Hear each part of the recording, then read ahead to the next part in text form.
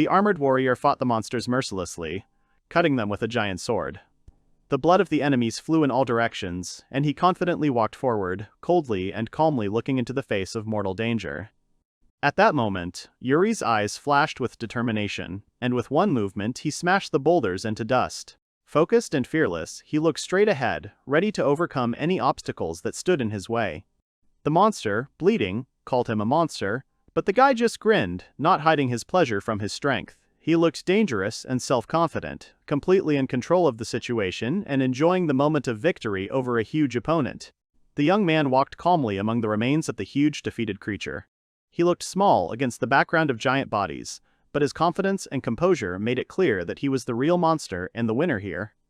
Suddenly, the wounded monster asked Yuri why he came and killed his loved ones, and the guy indifferently answered that he was not pursuing a special goal, demonstrating absolute indifference and coldness, standing in front of the crushed enemy. He calmly admitted that he had acted without any reason. His gaze remained cold and indifferent, as if killing monsters was just a routine matter for him, requiring no explanation or special justification. The enraged monster cursed the guy with all his might, unleashing a furious attack on him. Despite the hail of blows, the warrior stood calmly in the center of the battle, as if enjoying his own invulnerability and strength. The monster sadly admitted that he had hoped for understanding from the Dark Lord, thinking that he would share his pain and feelings. However, these hopes were in vain, shattered along with the last of his strength. The warrior coldly noted that it was the beast that rejected him first, calling him a monster. Resolutely raising his sword, Yuri promised his opponent a meeting in the afterlife, without hesitation ending the brutal battle with a final blow. And with one powerful, swift blow, he cut through the enemy's enormous body, leaving behind only glittering traces of sword and destruction. This final blow ended the brutal battle, confirming the warrior's absolute victory. The young man wondered if this battle might be his last, as the defeated monster screamed in agony. The warrior calmly landed, surveying the results of his brutal actions on the battlefield with cold determination. Yuri received the SSS-ranked reincarnation crystal that had been released from the body of a defeated enemy. Holding the artifact in his hands, he finally felt the relief he had been waiting for, realizing for the first time that he was now completely free of monsters. At that moment, the crystal began to shine brightly in the boy's hands, surrounding him with a mysterious and powerful glow. Magical energy spilled around, ready to send the warrior towards a new destiny and an unknown future that he had long awaited and deserved. And he closed his eyes, fully accepting the effects of the crystal of reincarnation. His body slowly disappeared in a stream of light that took him away from the battlefield, ending this cruel life cycle and opening the way to a new beginning. Yuri felt an incredible sense of freedom, realizing that he would finally be reborn. He floated calmly in the glow of the crystal, feeling relief and hope that in the distant future he would be able to start a completely new life, leaving behind the suffering of the past. Suddenly he realized that everything he had experienced was just a dream. He felt like he was waking up after a long sleep, forgetting about past battles and death, but something inside him told him that this was not the end. He lived a new life in the modern world, working as an ordinary office worker. His name was Aizawa Yuri, and he led a very ordinary life, not even suspecting his past fate and incredible adventures. Memories came flooding back unexpectedly.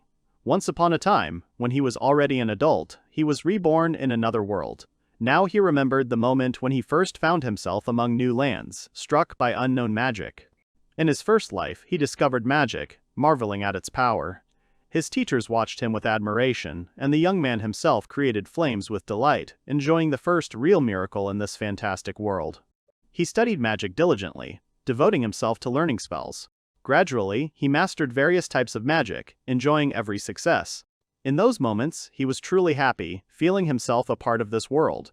Yuri realized that he had become the Emperor of Magic, having reached the pinnacle of power. When he finally realized what was happening, people were already worshipping him, considering him the greatest magician whose name would forever be etched in the history of the world. In his second life, he dreamed of becoming the strongest swordsman and defeating the terrible Dark Lord. With a sword in his hands, he strove for perfection, deciding that his destiny was to protect this world from evil. Gradually, he achieved his goal.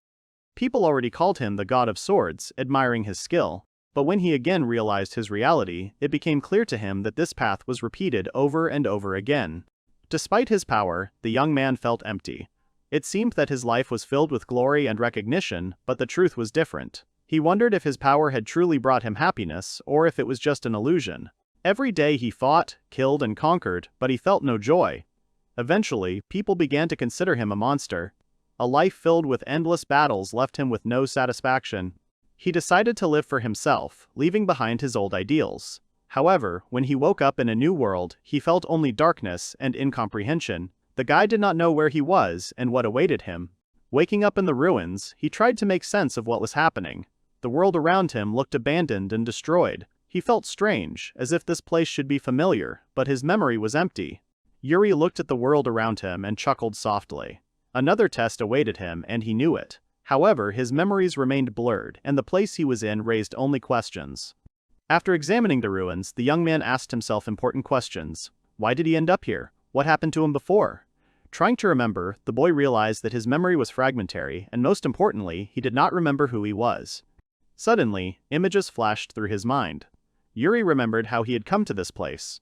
The epiphany had struck him, and now he finally had a clue to his new purpose. Tired of endless wars, a boy used a crystal of reincarnation to start a new life. He decided to leave the past behind and be reborn in a new world, hoping for a different path and freedom from endless battles. Waking up in an unfamiliar place, he was convinced that the reincarnation had been successful. The world around him looked deserted and abandoned, but the young man felt that now he had a chance to live his life differently, without the previous mistakes. While examining the ruins, he heard a voice demanding his name. Yuri realized that he was not alone in this place.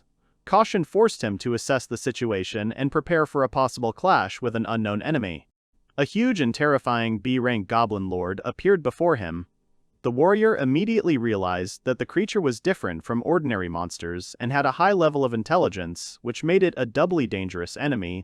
Next to the overlord were two goblin lords, ranks D and E. The young man began to suspect that these ruins were their territory, and his appearance in this place could lead to an inevitable battle. He realized that he was in a goblin lair, surrounded by their army. The goblin lord mockingly demanded an explanation, threatening him.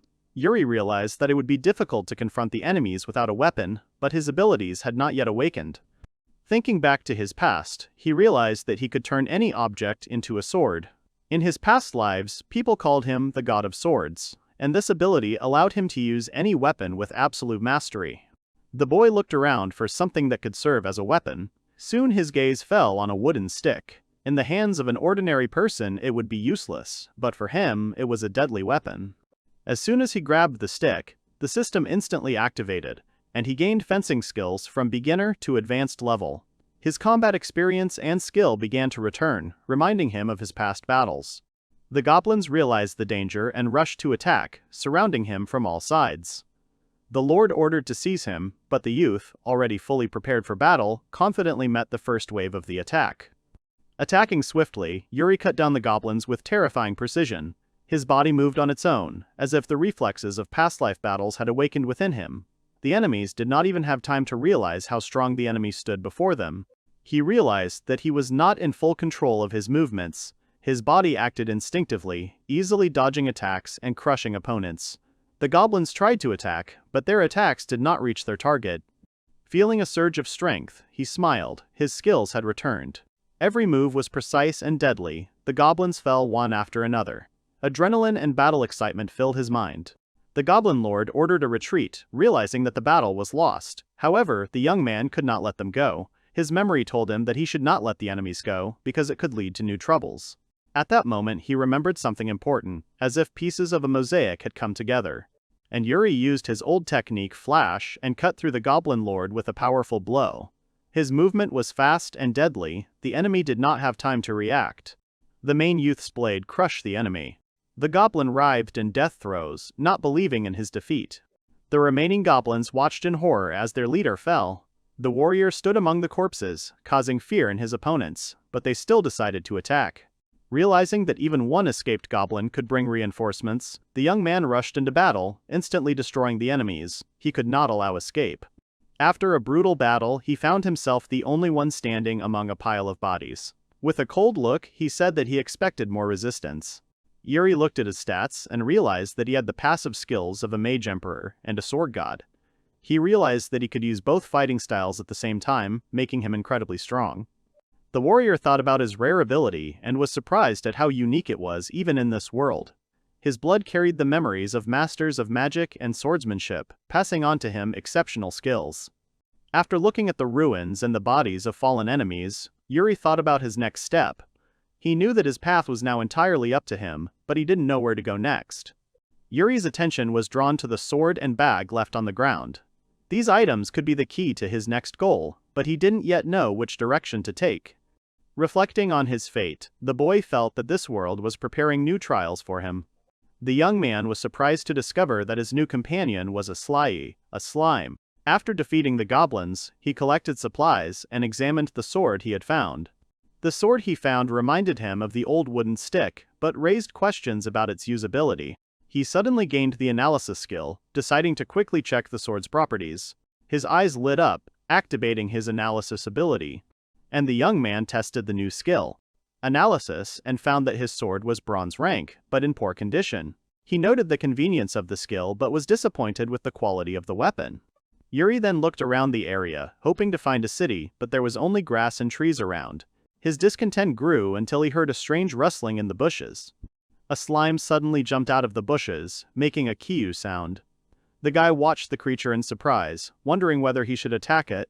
He decided not to attack, judging the slime to be non-aggressive. The creature made an uncertain movement in response, causing the young man to smile slightly. Yuri offered the creature food, holding out a piece of meat. The slime happily accepted the treat, confirming that it was not an enemy, but rather a possible ally. Suddenly, the warrior gained the taming skill, instantly mastering all its levels. He was surprised by the unexpected ability, realizing that he could now tame and communicate with various monsters. Looking at the stats screen, he wondered if it could be used as a shield. His attention was drawn to the new taming rank, which allowed him to interact better with monsters.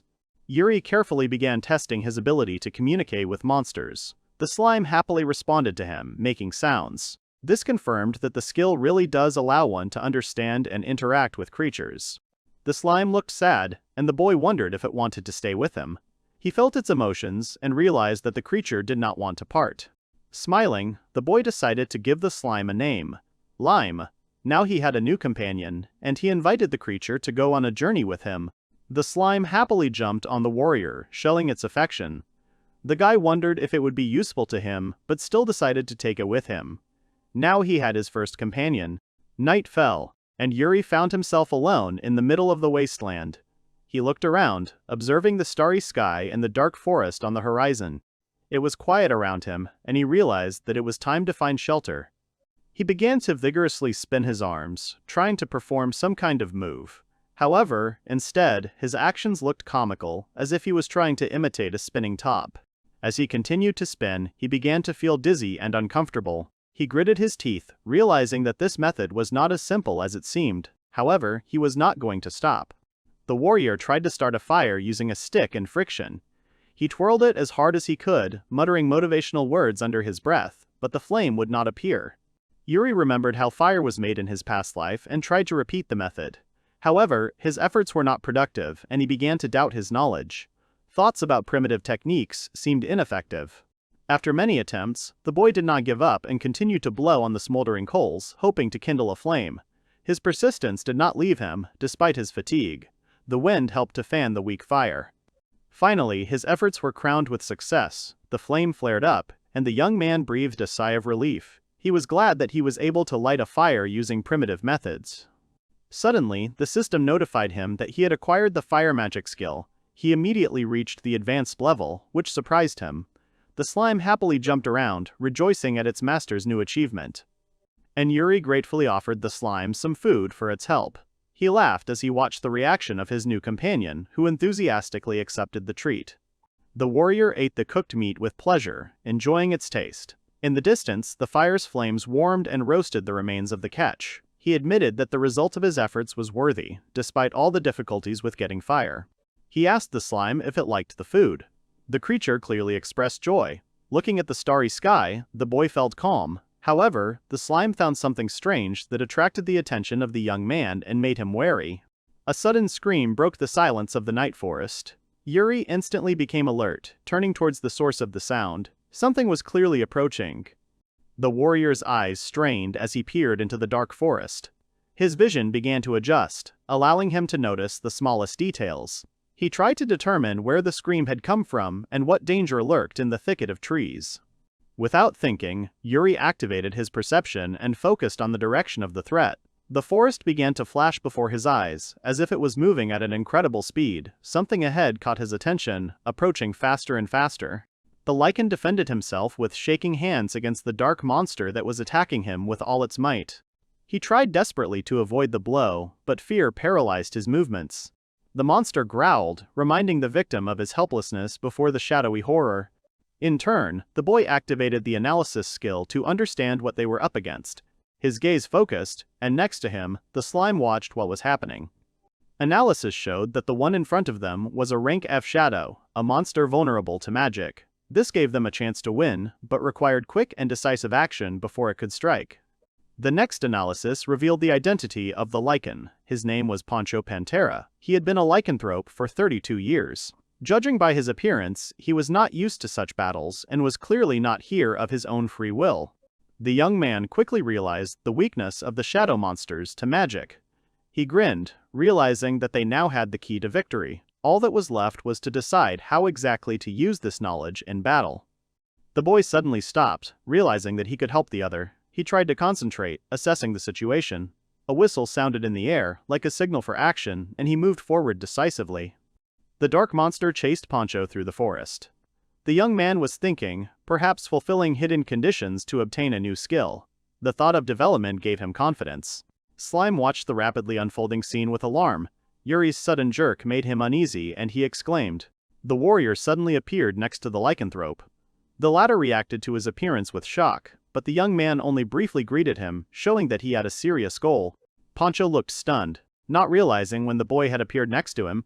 At that moment, a huge shadow creature was approaching them menacingly. Yuri apologized for the sudden interruption, but there was no time for conversation. He offered to help the lichen when he saw that he was losing to the enemy. The enemy turned out to be too dangerous, and Poncho himself asked for help, which forced the guy to quickly take action. The young man cast the fire bullet spell, firing several powerful fireballs at the monster. They flew through the air, heading straight for the target. The blast from the magic was too powerful, blowing away part of the forest. Lichen and Yuri jumped back, avoiding the debris. The warrior realized that he had used too much force. The young man, realizing the value of the information, tried to stop Poncho to ask him many questions. However, he was clearly not ready for this and looked surprised by the sudden appearance of an ally again. Not wanting to stay close, the lichen silently turned and ran away. The boy sighed, watching his potential source of information disappear into the trees. The half-beast desperately called for help when he thought he was being attacked by the monster again. Yuri apologized to him and stood calmly next to him. Surprise flashed in the werewolf's eyes, but his fear disappeared. The exhausted werewolf fell to the ground, breathing heavily. He admitted his guilt and begged the warrior to save his life. In turn, the young man, watching him, only remained calm. At night, Yuri and Poncho started talking by the fire. The guy found out that he was not just running away, but doing something important. However, the werewolf was in no hurry to reveal the truth, getting away with evasive answers. In an instant, the werewolf flared up, defending his escape. He exclaimed that he was escaping certain death, and the young man, with slight sarcasm, doubted it. Their conversation began to become tense, and the boy wondered if the werewolf's behavior was connected to the fulfillment of hidden conditions for obtaining a new skill. At that moment, a shocking laugh was heard, hinting at the difficult conditions of these places. Lichen was shaking with indignation, claiming that skills shouldn't be acquired so easily. Usually it took years of training. He couldn't believe that someone could learn new abilities so easily. And Yuri realized that his ability to learn skills so quickly was due to memories from his past life. He thought about how rare and valuable this skill was in this world, confirming his uniqueness. And Poncho was amazed. He admitted that in 10 years of adventures he had not met such a powerful person. The warrior thought about who he really was in this world. The young man realized that his magic was incredibly powerful. He had no idea about the standard level of magic in this world, but now he realized that he was at the pinnacle of magical power. In turn, the young man asked the lichen why he was in this place at such a late hour. The werewolf, still shocked, only groaned, showing that he did not expect such a question. The half-wolf angrily claimed that he had been set up and that he was not there of his own free will. Yuri listened attentively, analyzing the situation. It seemed strange to him that someone had deliberately lured his new acquaintance into a trap. Reminiscing about the past, Poncho said that he used to be a porter in a group of adventurers. Their leader, Zack, seemed like a reliable person. There was trust between them, but over time, something went wrong and it collapsed. The memories took him to the moment when the group encountered a giant enemy. A terrible creature stood before them, ready to tear everyone apart. Back then, trust in Zack was the most important thing, but at a critical moment, the situation changed. Because in the midst of the battle, Zack suddenly behaved strangely, his attitude changed, and instead of helping, he left the half-wolf in danger. Panic seized Poncho. He tried to get out, but the situation was getting worse. Zack betrayed him, leaving him on the brink of death. The werewolf cried out for help, but his former comrade's eyes showed only contempt. That moment changed him forever, making him doubt the sincerity of any human. Lycan explained that he had been used as bait to save himself. He was angry and hurt. Yuri listened carefully, realizing the gravity of the situation and the betrayal his interlocutor had faced. And the warrior asked Poncho about the powerful monster he had mentioned. The werewolf thought for a moment and then remembered his encounter with a creature comparable in strength to the legendary predators of this world. Suddenly, a huge creature appeared in the sky, a B-rank basilisk. Its wings cut through the air, and its terrifying gaze spoke of its danger. Lycan suddenly panicked, screaming loudly in fear, and Yuri, looking at him, tried to calm him down, but to no avail. He was irritated by his companion's excessive panic in a critical situation. The warrior watched the basilisk, which now clearly knew it had been spotted. He realized that any pretense was pointless, since the monster had definitely seen them and was probably going to attack. He immediately realized that the creature planned to attack them while they were asleep. The basilisk opened an eye, observing the situation. Yuri prepared himself for action, realizing that he had to take action before it was too late. Suddenly, the basilisk swooped down at great speed, its beak open. Its movement was swift, causing a powerful air current. The young man realized that his fire magic might not hit its target due to the enemy's high falling speed. He wondered how he could attack effectively to stop the rapidly approaching basilisk. Lycan was stunned to see the boy take out a piece of the sword. He did not understand what he was going to do. Poncho doubted the effectiveness of such a method against such a formidable opponent. The basilisk finally reached the ground, its jaws opening in a menacing scream. It was ready for battle, its beak glinting in the moonlight. And then Yuri dealt a powerful blow to the enemy using his blade. The huge beast roared in pain, its body shaking from the powerful attack. The youth's eyes burned with determination, and the sword pierced the creature's magical defense. The beast let out one last cry, and then fell straight to the ground. After the enemy disappeared, the young man stood in front of a huge crater left after the battle. The notification system appeared in front of the boy again, informing him that he had acquired new skills. He had mastered several levels of magical enhancement. The sound of the system signal confirmed the acquisition of skills, and the young man realized how much stronger he had become. Looking at his sword, he realized that he had misused it.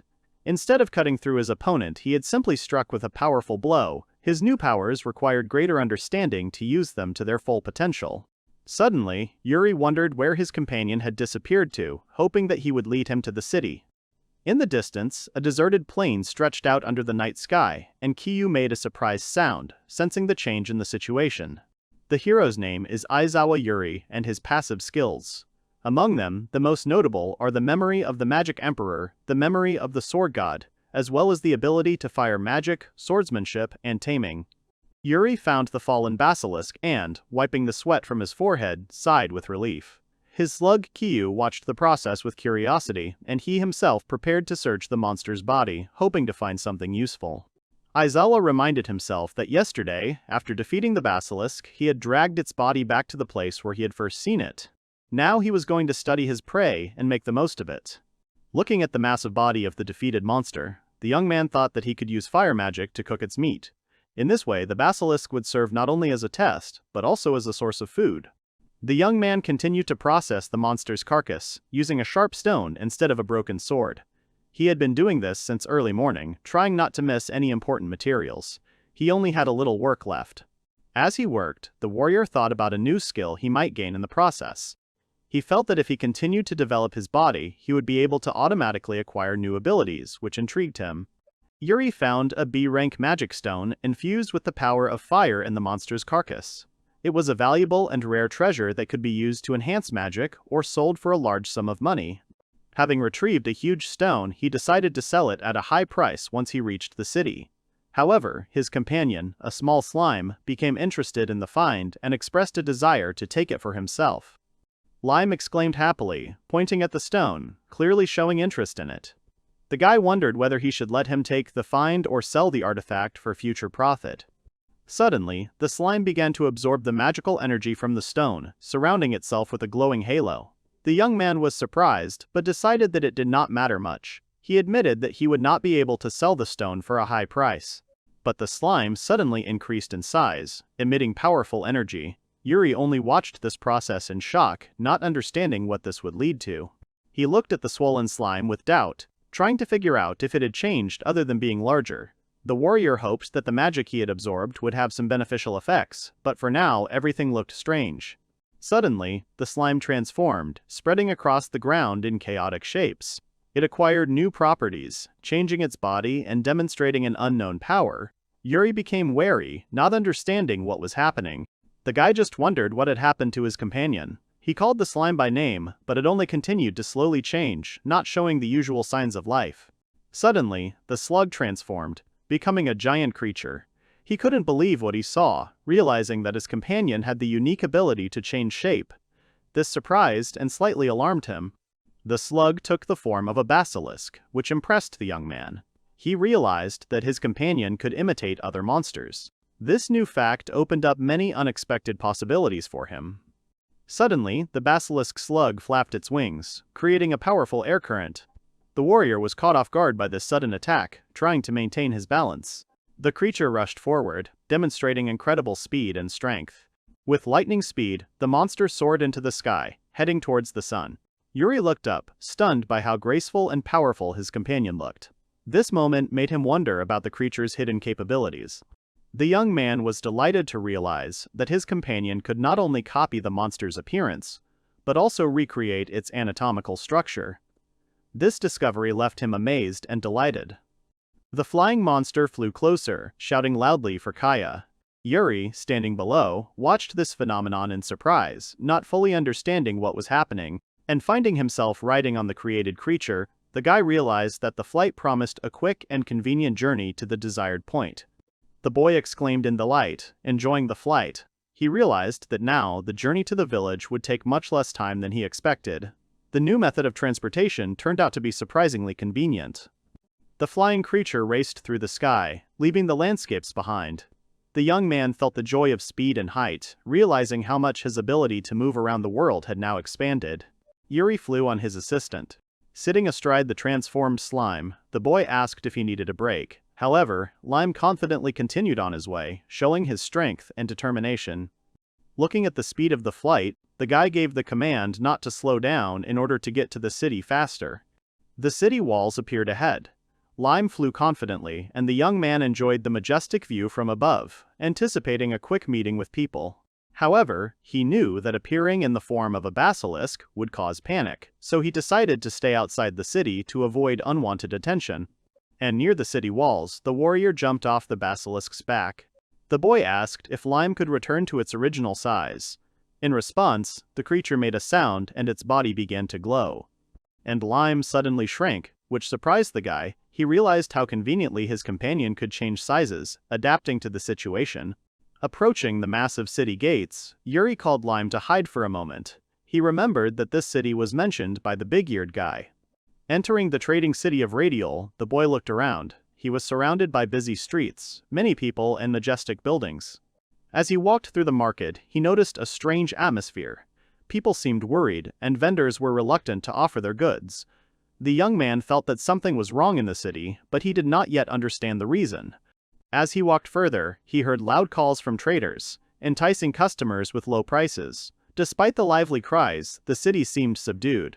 This increased his suspicions, causing him to look around warily. The saleswoman was energetically offering cold water at an inflated price. The young man, feeling very thirsty, decided to approach. He was surprised by the price, but admitted that he had not drunk anything since the previous day. The woman offered 3 sizes of glasses, waiting for him to choose. Yuri looked at the water carefully, appreciating its attractive appearance. He felt that he could not resist the temptation, despite the suspicious surroundings. Looking closely at the drinks, he felt his thirst becoming unbearable. The water looked incredibly attractive, its transparency beckoned. The guy could no longer think about money. And the guy offered to pay with coins stolen from the goblins, not knowing their value. The saleswoman looked at the money carefully, assessing its value. In response to the payment, the girl placed a small glass of water in front of the warrior, declaring that this was all his coins could buy. Suddenly, she drew his attention to a well nearby. The saleswoman guessed that he had come from far away and wondered how high the local price was for him. She also noted that the sun shone all day in the city, which led to a constant increase in water prices. The young man realized the situation. The saleswoman laughed, hinting that thanks to such conditions, she had a stable source of income.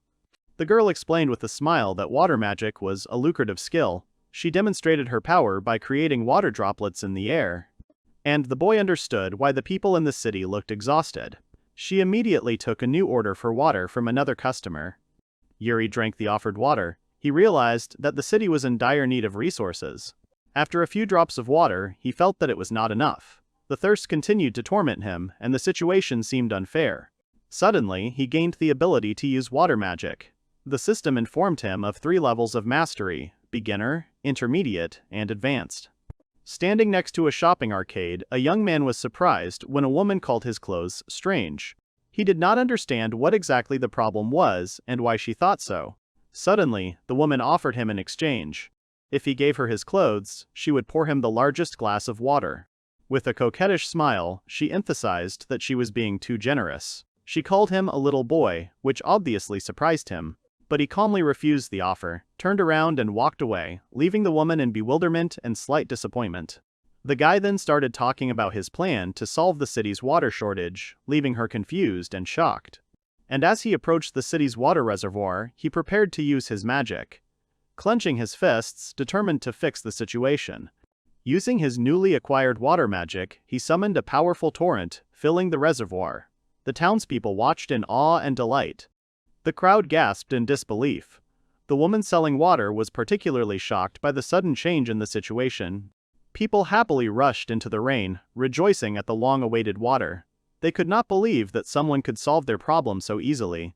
The saleswoman watched in shock as what was happening, and then quickly ordered buckets to be brought to collect free water. Suddenly, in the crowd, she noticed a young man casting a spell and called out to him in bewilderment. To which Yuri explained that he was simply using water magic. He assumed that the woman had the same. The woman selling water was horrified when she heard about water magic. Her gaze was filled with shock and fear. The young man was surprised. He expected that the woman would be happy. A guy standing in the market was thinking about his situation. He had no money and his stomach was empty. He thought about his next steps. Yuri looked sadly at the piece of food being prepared, realizing how long it had taken him to get to the city in search of a better life. Watching the merchants, he saw how they ate meat with gusto and realized that he could not afford food. Walking down the street, the guy realized that he had no money at all. He urgently needed a job. He met Alex Rodriguez, a strong man, and asked if he was still hiring workers. He was surprised. Alex wondered if he should hire Yuri. He wasn't sure about his skills. Alex eventually said he wasn't in the mood to hire anyone. He just pointed out the problem, drawing his attention to the location of the stones. The guy saw a destroyed area next to the house. A huge boulder was blocking the construction. The stones suddenly collapsed, ruining the plans and stopping the work of carpenters in the city. The man explained that they were planning to build a house, but a boulder suddenly fell, forcing them to stop work. Yuri offered to help remove the stone in exchange for work. However, the carpenter was hesitant and refused to promise anything. The surprised carpenter froze when he heard the words, "boy." He couldn't believe the offer and quickly asked again. To which the guy smiled confidently, considering the deal fair. He approached the huge stone that fenced off the construction site and prepared to act. He stretched his hands out to the surface of the stone and concentrated. He was about to use magic that would change its structure. Using a spell, he activated the magical enhancement. The stone began to lose strength, its structure weakened rapidly. The builder watched the scene with bewilderment. Yuri calmly explained that he was using some kind of magic spell. With a slight smile he continued his spell, intending to finish what he had started. The stone was in a critical state, ready to crumble. The man scratched his head thoughtfully, doubting the words about the spell. His wariness betrayed his distrust of what was happening. Meanwhile, the guy silently concentrated, raised his hand, and prepared to activate the spell, demonstrating confidence and calmness. Touching the stone, he began the process of destruction. Cracks quickly spread, signaling the successful use of magic. He warned those around him to stay away, as destruction was coming. People looked on with alarm, not understanding his intentions. And the man repeated his words incredulously, clearly not understanding why he suddenly needed to stay away from what was happening. The boy carefully ran his fingers over the surface of the stone, concentrating on the spell. He confidently began to use his power, ignoring the conversations. With a loud crack, the stone suddenly exploded, shattering into many pieces. The crowd watched the destruction in shock. People, including Alex, jumped back in disbelief. They couldn't understand how this had happened. In place of the giant stone, only a pile of small stones remained. The workers looked with admiration at the hero's incredible achievement. Alex exclaimed in amazement at how Yuri had dealt with the stone in a second. The others shared his amazement. The young man realized that the locals did not know about the magical enhancement, which surprised him. He began to think about it. Meanwhile, the man gratefully announced that construction could now continue. He was impressed by the boy's demonstrated strength. Alex laughed loudly and thanked him for his help. He was genuinely happy that the problem was solved. To which Yuri only smiled calmly, pleased with his achievement. He did not attach much importance to what had happened, but he was pleased. The man remembered that the young man was looking for a job and offered to test his strength. He was interested in the capabilities of his new acquaintance. He suggested that the young man become an adventurer, to which he was only surprised to hear this proposal. He remembered his past life and thought about the prospects. At the same time, he was also offered a carpentry job, which made him think. The boy imagined adventurers completing various tasks, from finding cats to hunting monsters, while earning money from the guild. The man also explained that an adventurer is free in his actions, unlike magicians and swordsmen, and does not obey commands. Yuri smiled, considering the adventurer's prospects. This solution seemed interesting and worthy of attention. Alex offered, if he didn't mind, to take the guy to the guild, to which the young man thanked him, expressing his sincere appreciation for the offer. He bowed slightly as a sign of respect. He asked to be treated well, but the man just looked at him silently, clearly not knowing what to say. In turn, Alex called out to the young man, addressing him informally. He raised his eyebrows in surprise and asked what was the matter. The man advised Yuri to stop speaking in a formal tone if he wanted to be an adventurer. He also made a remark about the appearance and manner of bowing before everyone, considering such behavior unacceptable in proportion to the strength that the young man possessed. Yuri agreed with the comments, and they shook hands good-naturedly in honor of the conclusion of a friendly agreement. They quickly reached the new location. In front of them stood a magnificent building, which was the Adventurers Guild. At this point, Alex said goodbye to Yuri, and everyone went their own way. As he climbed the steps, the young man realized that much had happened during this period, but he was still sure that the real adventures were still ahead. Yuri walked into the guild with confidence, remembering how Alex convinced him to become an adventurer. On the second day after reincarnation, he resolutely climbed the steps, becoming an adventurer. Life was in full swing inside the guild. Newcomers, experienced fighters, tasks and opportunities to earn money were waiting for him. The atmosphere of the guild reminded him of something familiar, although he couldn't explain the feeling. Admiring the building, he raised his head with pride, realizing a new stage in his life. Suddenly, the stranger called out to the young man, calling him a skinny guy, which attracted his attention. The two men in armor, noticing the newcomer, wondered about his status and experience. One of the men invited the boy to join them as a porter. They persistently convinced him that the offer would allow him to earn more money than working alone. One of the adventurers, putting his arm around the young man, persistently tried to persuade him to accept the offer. They shook hands with their new comrade, saying that this work should not be underestimated. Yuri looked at his interlocutor with distrust, firmly stating his refusal. Yuri stated that in this life he would live for himself by his own efforts, and will never serve anyone. The strangers were surprised by the strength of the young man. At this time, the guy approached the girl administrator. Her name was Tiffany Grays. The guy asked to register him as a new employee. In turn, the girl asked the young man to show what rank he had. explaining that rare skills can affect registration in a guild. Tiffany persistently asked to tell about some of the young man's achievements. Realizing the situation, he admitted that he had the skills, but could not prove them. The administrator, meanwhile, explained that they accept any rare skills, and the young man wondered whether his abilities of analysis and amplification of magic could be considered rare. He was sure that he did not have the necessary skills.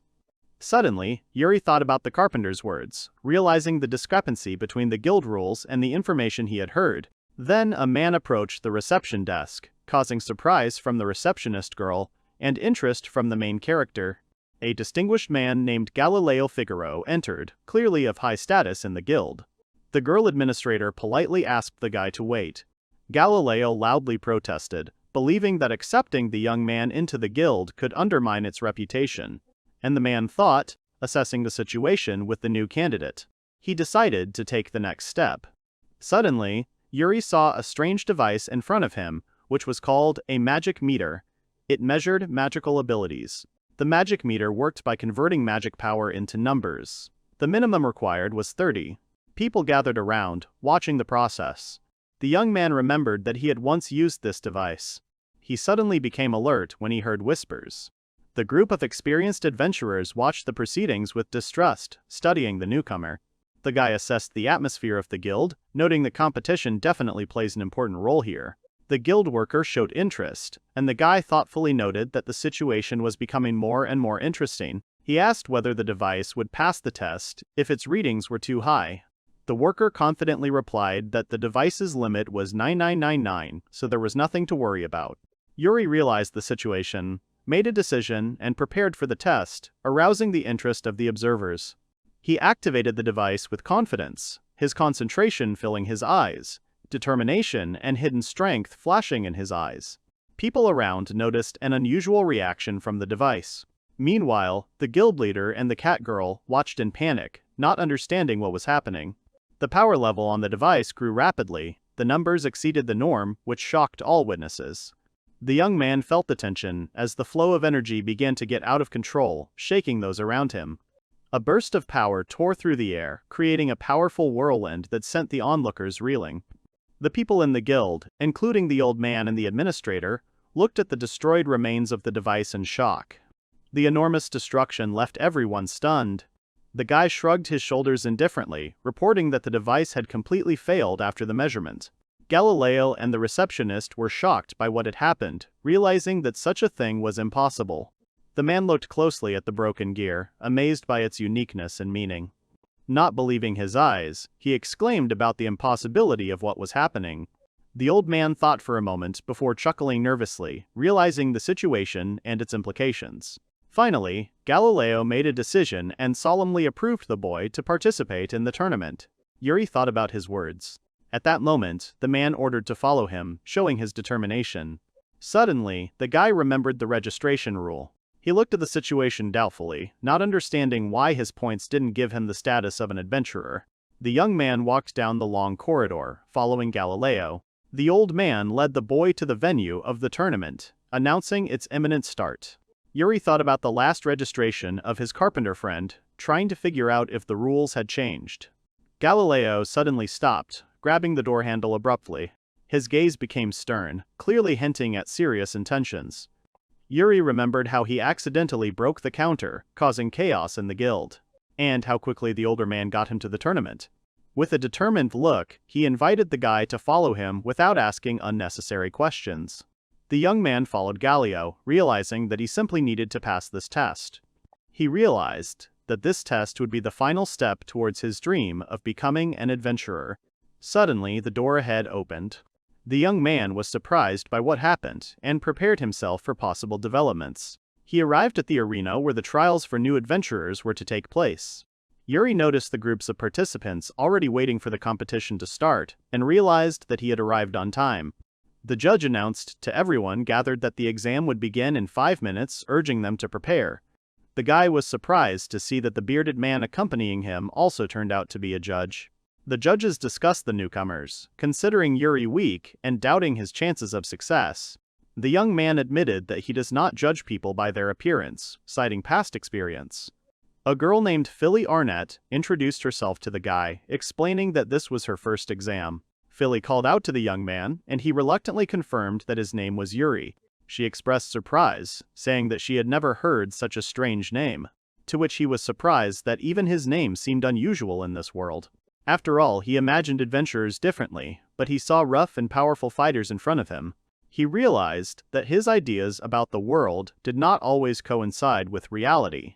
The guy decided to ask Philly if she had participated in such competitions before. The girl admitted that she had already participated 7 times, but only now realized the number. She laughed, stating that the reason for her repeated attempts was obvious and simple. And suddenly Philly went down in defeat, admitting that she had failed all 7 of her previous exams. Yuri, in turn, was stunned by this admission. The guy assessed the surrounding adventurers, comparing them with the expected images. He was clearly surprised by what he saw.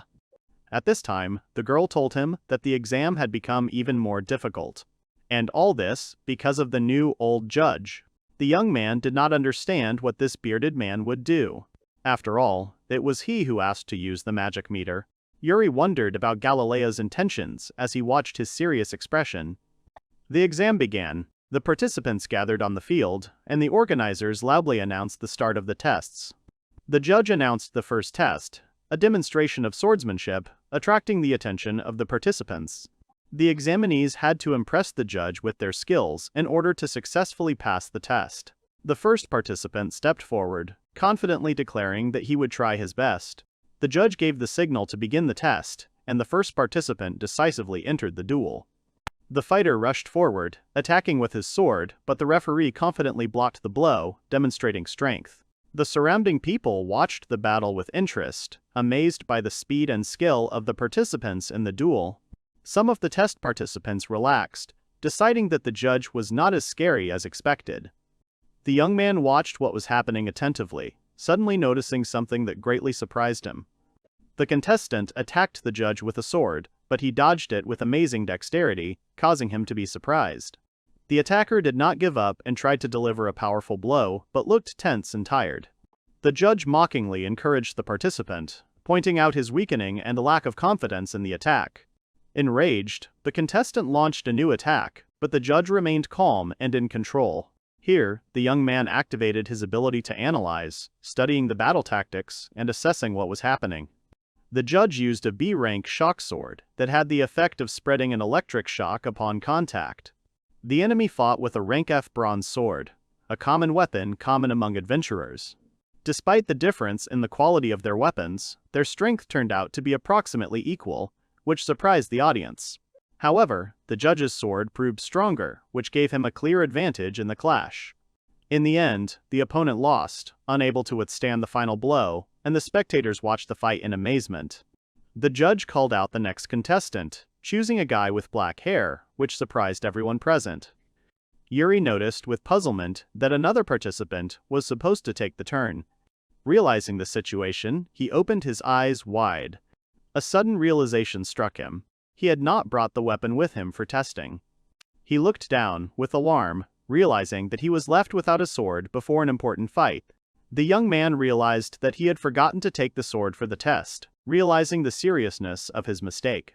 He turned to Philly, hoping for possible help in this unexpected situation. Yuri asked Philly what would happen if a participant forgot to take a weapon with him. Philly panicked as she realized the problem, reacting in shock to the boy's words. And the young man realized that he had another backup option. He quickly approached the defeated participant and asked for help. He was interested in the adventurer's sword. And the young man politely asked to borrow the sword for a few minutes. Having received permission, he thanked the owner, causing him to be puzzled. The guy left with the sword, and its former owner, in a panic, tried to stop him. The judge just laughed, watching what was happening with curiosity. Yuri picked up the broken sword, wondering if it could be used in battle. The old man warned the young man about possible accidents, hinting at the danger of the test. The young man silently closed his eyes, clearly not reacting to his mentor's warning. Galileo laughed, warning the boy not to regret his decision to fight. The enraged judge rushed towards him, shouting insults, preparing to attack. Yuri dodged easily, watching the examiner's attacks. The crowd watched the events with concern. Philly and the other participants screamed, alarmed by the examiner's sudden movement towards Yuri. The examiner jumped, attacking from above, confidently declaring his victory, but Yuri did not move. A look of surprise flashed across the examiner's eyes as he realized that his blow had been in vain. Yuri's face was distorted by a dark shadow, and something ominous and frightening could be read in his eyes. He used a paralyzing gaze, causing the enemy to freeze in fear, like a frightened animal. Here the judge realized the danger, but his body refused to obey, succumbing to the strange effect of the gaze. Suddenly, recovering from his stupor, the judge swung his sword with a shout, trying to attack Yuri. The guy instantly disappeared from sight, leaving the judge completely confused. Realizing his opponent was gone, the referee's eyes widened in shock, not understanding what had happened. And then the young man put the broken sword to the examiner's throat, offering to stop the fight, frightening him with a sudden threat. Fearing possible defeat, Galileo dropped his sword to the ground, showing his powerlessness.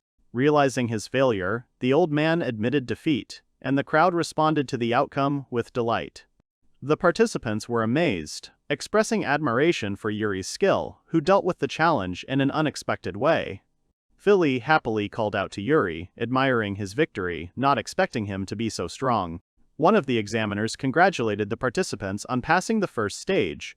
There were 10 minutes left until the second. Yuri thought about the past stage. Now he had to go through the second part to become an adventurer. And then the girl called out to the young man and ran towards him. He turned around in surprise, not expecting this. With a beaming smile, she waved her hand at him, expressing joy and admiration for his success. Philly happily announced that the next stage of the exam would be about magic, inviting everyone to continue. Soon she cried out in relief, imagining her achievement as a miracle, accompanied by imaginary angels. She was grateful to the guy, believing that her success depended entirely on Yuri's help. And the guy was surprised to hear the confession, not realizing that his actions had such an impact on the outcome of the test. In turn, the girl explained that the judge felt ill, which is why the exam was ended, letting everyone through, to which the young man doubted the correctness of such a situation. And Philly also warned the young man about the danger of the next stage. She said that the next stage would be dedicated to magic. Suddenly, a new judge appeared. Magni Figueros announced the start of the next competition. The participants realized that their chances of passing were getting lower and lower. They gathered in the guild's training area, waiting for the rules of the second stage of the trials to be explained. The instructor announced that the participants would have to use only magic to pass this competition. A mysterious magical object appeared in the center of the arena, activated by pressing a lever. The objective of the test was to destroy the object with magic before sunset. The participants were surprised by the conditions, and Yuri found the test easier than he expected. The young man was surprised to hear the address addressed to him. The second stage of the magician's test was beginning around him. The judge thanked him with a grin for helping his brother, but promised cruel revenge. Yuri realized that the judge and the previous examiner were brothers, which complicated the situation. The participants of the second stage were preparing for the start, planning to use magic against the obstacle.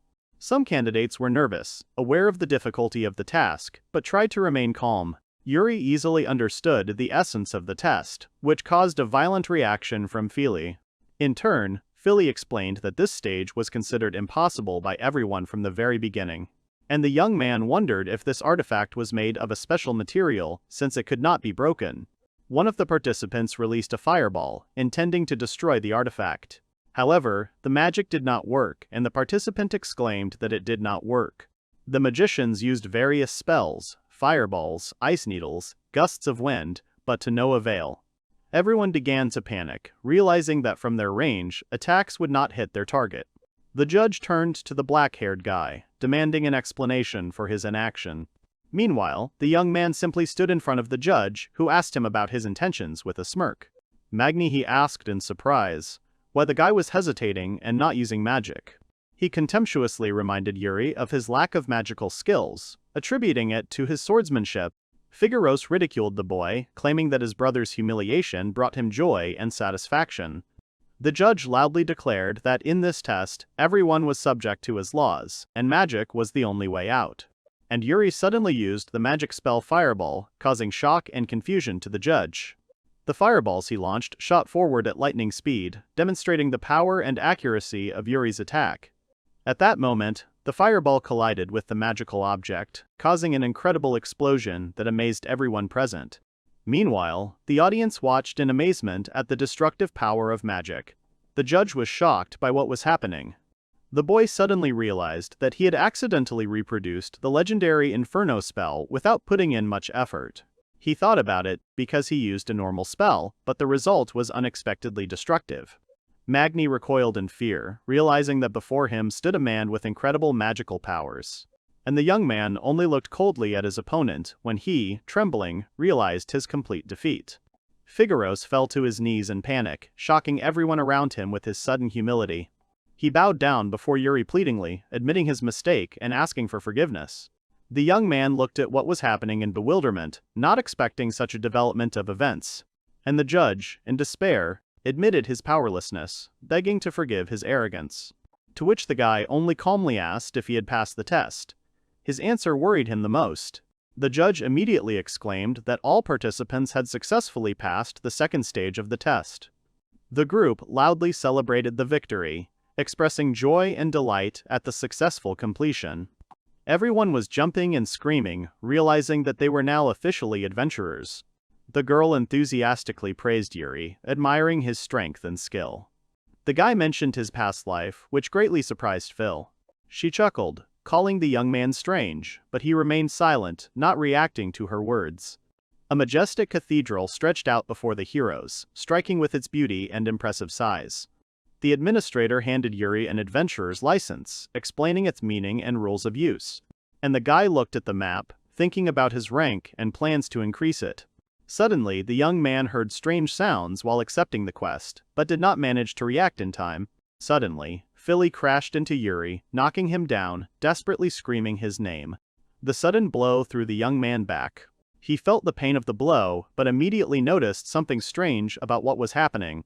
And the girl, all in tears, thanked the guy for his help, tightly clutching his clothes. And Yuri thought about the future, which seemed distant to him, but still enticing. After all, the judge changed the test, reducing the difficulty, thanks to which most of the participants were able to pass it. Philly happily hugged the guy, barely containing her emotions after successfully completing the test. He felt an unexpected touch, not understanding what happened at that moment. They both found themselves in an awkward position, wondering what had happened a second ago. The girl was surprised to hear the suggestion that Yuri was a girl, but he immediately denied it. He summoned the creature, calling it Lime, and Philly responded with excitement and intrigue. The young man explained that Lime had become his friend, hinting at the events that had happened earlier. The people around were surprised to hear Philly's exclamations that Yuri could tame monsters, and he tried to quickly explain the situation. Suddenly, the unknown man grinned, clearly reacting to what was happening, and Yuri, hearing the conversation of two people, suddenly became interested. One of them was irritated by his presence. The conversation continued. The calm man tried to calm Zack down, convincing him not to get angry. The young man was quite surprised to hear Zack's name. He obviously suspected something or was trying to remember. Zack Barbell introduced himself by claiming he wasn't angry, but his demeanor suggested otherwise. The young man remembered how the werewolf told him that he had been betrayed and left in a trap, reminding him of a guy he knew. He didn't pay much attention to this, and together with his companion, began to discuss financial issues, and the need to quickly earn money in the Adventurers Guild. The next morning, someone knocked urgently on the door, interrupting his peace. Philly ran into the room, happily greeting Yuri. The young man, not yet awake, sleepily looked at the woman who had entered, slowly recognizing her. Suddenly, the girl became frightened by what she saw. After all, the guy woke up on a huge slime. She was surprised why he was using it instead of a bed. In turn, he complained about the uncomfortable bed. The guy also said that last night he asked Lime to turn into a bed, and he agreed. Philly also admired Lime's softness, and, with shining eyes, asked permission to touch him. When she touched it, she experienced something unexpected that caused a strong reaction. The girl concentrated, pressing her lips together, and then rushed forward with incredible speed, heading towards the target. She moved forward rapidly, deftly dodging obstacles, leaving behind blurred silhouettes. Her movements quickened, her body assumed a fighting stance, she prepared for a powerful jump. They were caught up in the whirlwind of her skill. The guy reacted unexpectedly, pointing out the girl's failure to use her hidden abilities during the test. He asked why she came to him at all. The girl immediately told the guy about the guild and their thing called a superficial inspection. She also said that while they are in student status, their licenses can be revoked at any time. After all, at the moment they only had a temporary license. The young man was surprised and focused. And Philly suggested that Yuri go on a quest, but he asked for a little time before leaving. He walked over to the window and opened it. Suddenly, the boy turned around at a strange sound coming from the street, which attracted his attention. In the distance, he noticed something suspicious among the trees, which made him wary. Using magic, Yuri fired a fire bullet towards the hidden source of the noise. An observer's eye flashed through the foliage, clearly surprised by the attack that had come his way. The explosion of the fire bullet tore through the tree, causing the hidden enemies to panic and scream. One of the pursuers fell to the ground with a crash, crying out in pain and surprise. The remaining enemies realized the futility of the attack and decided to retreat, realizing the failure of the mission. The pursuers began to run, leaving the scene of the battle, saving their lives. Yuri's eyes lit up, activating a special ability that allowed him to track enemies. The spies fled in panic, realizing that their mission had failed and the enemy was too strong. The young man discovered a telescope used by the enemy for observation, and realized that he had been followed for a long time. He tried to hide the truth from the girl by claiming that he had only seen a few insects outside. But the guy wondered who could be behind the surveillance, and why his powers were of such interest to the enemies. His friend hurried him, but he was still wondering who in this world would want to spy on him. They watched through the forest. A rabbit watched their progress warily. Philly called Yuri forward, having found something interesting among the thick grass. And Lime, sitting on the young man's head, noticed something suspicious ahead. The same rabbit was hiding in a tall tree, watching carefully. And Lime tensed, gathering strength, preparing for sudden action. And the rabbit suddenly became frightened, feeling threatened, and tensed up, preparing to escape. Suddenly, Lime giggled, and the guy noticed his reaction and was surprised. Philly happily announced that their application to collect herbs was accepted immediately, as such missions were quite popular. It turns out that collecting herbs is a safe task, so it is always quickly accepted. Philly only doubted the direction, asking her companion if they were going the right way. Yuri suggested going to the eastern forest, which frightened the girl. She immediately pouted, and the guy was perplexed, not understanding her reaction. The girl warned him never to enter the eastern forest. And Philly explained that the monsters there were too strong for their rank. Suddenly, Yuri remembered that he woke up in the depths of the eastern forest, having escaped a dangerous battle. In turn, the girl explained that the forest was called the region of dark magic, filled with powerful monsters. She said that the basilisk is the most dangerous bird, and the guy remembered that very meeting. The girl also asked him again incredulously, not believing the statement she had heard about the basilisk. And the guy calmly confirmed that he killed the basilisk, causing her confusion. She immediately laughed, not believing his words, taking them for a joke. The group reached the herb collection site but found nothing. The girl looked for herbs in a panic, but the ground was empty. She was indignant that there was not a single piece of grass left here. Suddenly, that same mysterious man, Zach Barble, mockingly told them some disappointing news. The two adventurers admitted that they had already collected all the herbs. Smiling, the self-confident man declared that the winner is the one who works faster. Yuri recognized him and looked at him carefully, holding Lime on his head. The man also noted that Yuri and Philly have a temporary license. He then offered to share some of the herbs he had collected with them. His smile was ambiguous, but he thanked them for their trust. And Zach demonstratively threw the leaves on the ground, provoking irritation in the girl. A huge foot landed right in front of her, causing her to jump back in surprise. He sneered, declaring that he had no intention of giving anything back. The girl even widened her eyes when she heard him insult her. Meanwhile, he contemptuously refused to share herbs with newcomers, considering them unworthy. And in the same contemptuous manner, Philly explained that, in the world, the strongest survives, especially among adventurers. Zach chuckled again, claiming that the strong can do anything, even take away someone else's job. The man arrogantly told them to leave, calling them idiots and continuing to mock them. At that moment, the girl was barely holding back her tears, her head down, and the guy looked at her in surprise. And the guy looked coldly ahead, thinking about what had happened and possible actions. Suddenly, Lime realized the unfairness of the situation and began to rapidly grow, preparing for decisive action. The giant slime released a powerful explosion. At that moment, Yuri looked at Lime in surprise, realizing his strength and determination, and Feely was stunned by what was happening, not expecting such a reaction from Lime. Kyo was ready to confirm his readiness to support his friends at any moment. The girl was surprised, said the name Lime, and then looked up with disbelief. The boy and Phil watched as their assistant began to strangely split into several parts. The lime slugs flew around, jumping happily and spreading throughout the clearing. At this point, Yuri admitted that he couldn't tell the difference between herbs, asking Feely for help, and with a friendly smile he asked her to help, clearly planning something. The girl happily agreed, inspired by the task. A wide, picturesque landscape with hills stretched out before them. At this time, the small slimes were jumping energetically, exploring the territory. They were looking for something among the tall grass and trees. And Philly explained to the guy which particular piece of paper they needed to find. He listened to her attentively.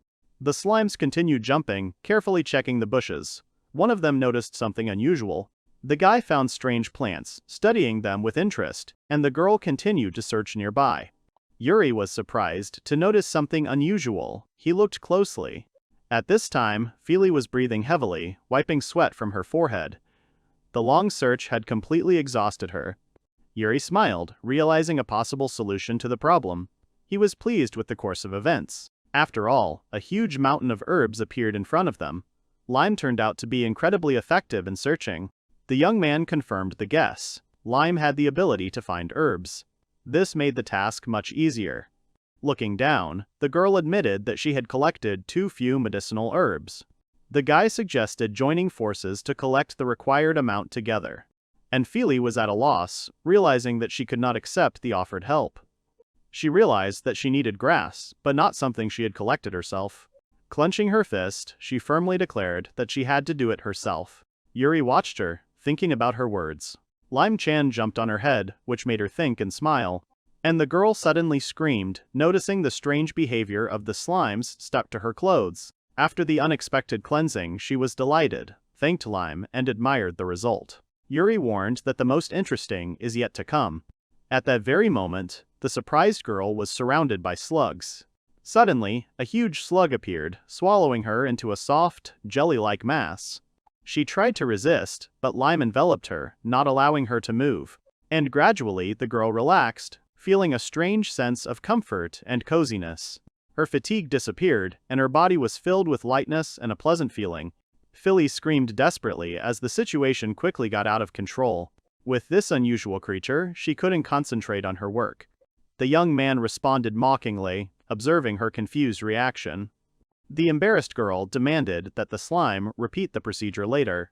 The young man concentrated on activating his power, preparing for a new action. The girl and Yuri continued to search for medicinal herbs in the forest, but could not find any. Suddenly, the boy saw a magical message that informed him about the acquisition of a new power without attributes. He remembered that he had only recently acquired this skill. It seemed to him that it did not require much effort. Suddenly, he heard strange sounds. The guy heard a mysterious voice and wondered about telepathy. The unknown creature growled, and Lima began to attract the attention of his owner. Suddenly, a huge monster rushed furiously at their little helper. A flash of light conveyed the visions like pictures, and Yuri realized his ability to communicate telepathically with Lime. At this time, an aggressive E-rank wolf appeared in the forest, attacking everyone. The young man and his companion were discussing the strange behavior of an animal in the distance. The girl was frightened when she saw the approaching threat. In the distance, a wolf appeared from behind the trees, approaching them. The wolf growled, and his companion decided to run away immediately, and the young man reminded her that rewards are given to determined warriors. The girl desperately fought off the monster, struggling with uncertainty.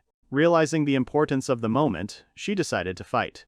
With a knife in her hand, she prepared to fight back, and the monster was preparing to attack again. Philly was scared and looked away, but the wolf became wary. But the mentor ordered her not to lose sight of the enemy. The girl squeezed the knife again, realizing the danger of a mistake. She met the predator's gaze, causing him to react. At that moment, the wolf growled and rushed to attack her. The girl looked at the enemy with determination, preparing for battle. She dodged the wolf's attack, quickly analyzing the situation. And making a sharp turn, she attacked the enemy with her weapon. The wolf dodged, but the girl planned to strike again. The observer confirmed his suspicions by closely watching the fight that the girl was stronger than all the other 6 people from the guild. At that moment, she prepared to deliver the decisive blow, swinging her knife. Philly attacked, but her opponent was faster and dodged. She suddenly stumbled and lost her balance. The girl flew straight towards the wolf. How suddenly I felt the help of my slimy friend. She flew back, aiming the weapon straight at the target. Philly fought the wolf, clutching the knife in her hands. She delivered the decisive blow. Exhausted, she breathed heavily, realizing her victory. With tears in her eyes, she happily told Yuri Wai-san about her personal victory. The young man abruptly stopped her joy, noticing danger nearby. After all, a new enemy began to arrive. New wolves emerged from the shadows around them, ready to attack. Their bestial grins inspired deadly fear. The wolves surrounded the boy and his companion, tightening the ring around them. The girl was nervous, but the young man remained calm, assessing the situation. He noted that low-ranking wolves do not act together. However, their coordination indicated a higher level of threat. Yuri wondered if this was part of an elaborate trap. Suddenly, a huge wolf appeared, attacking the girl while the boy was bored. The guy noticed the threat and abruptly switched to combat mode. An even more terrible monster with fangs jumped out of the darkness, and the girl screamed in fear, turning to her partner.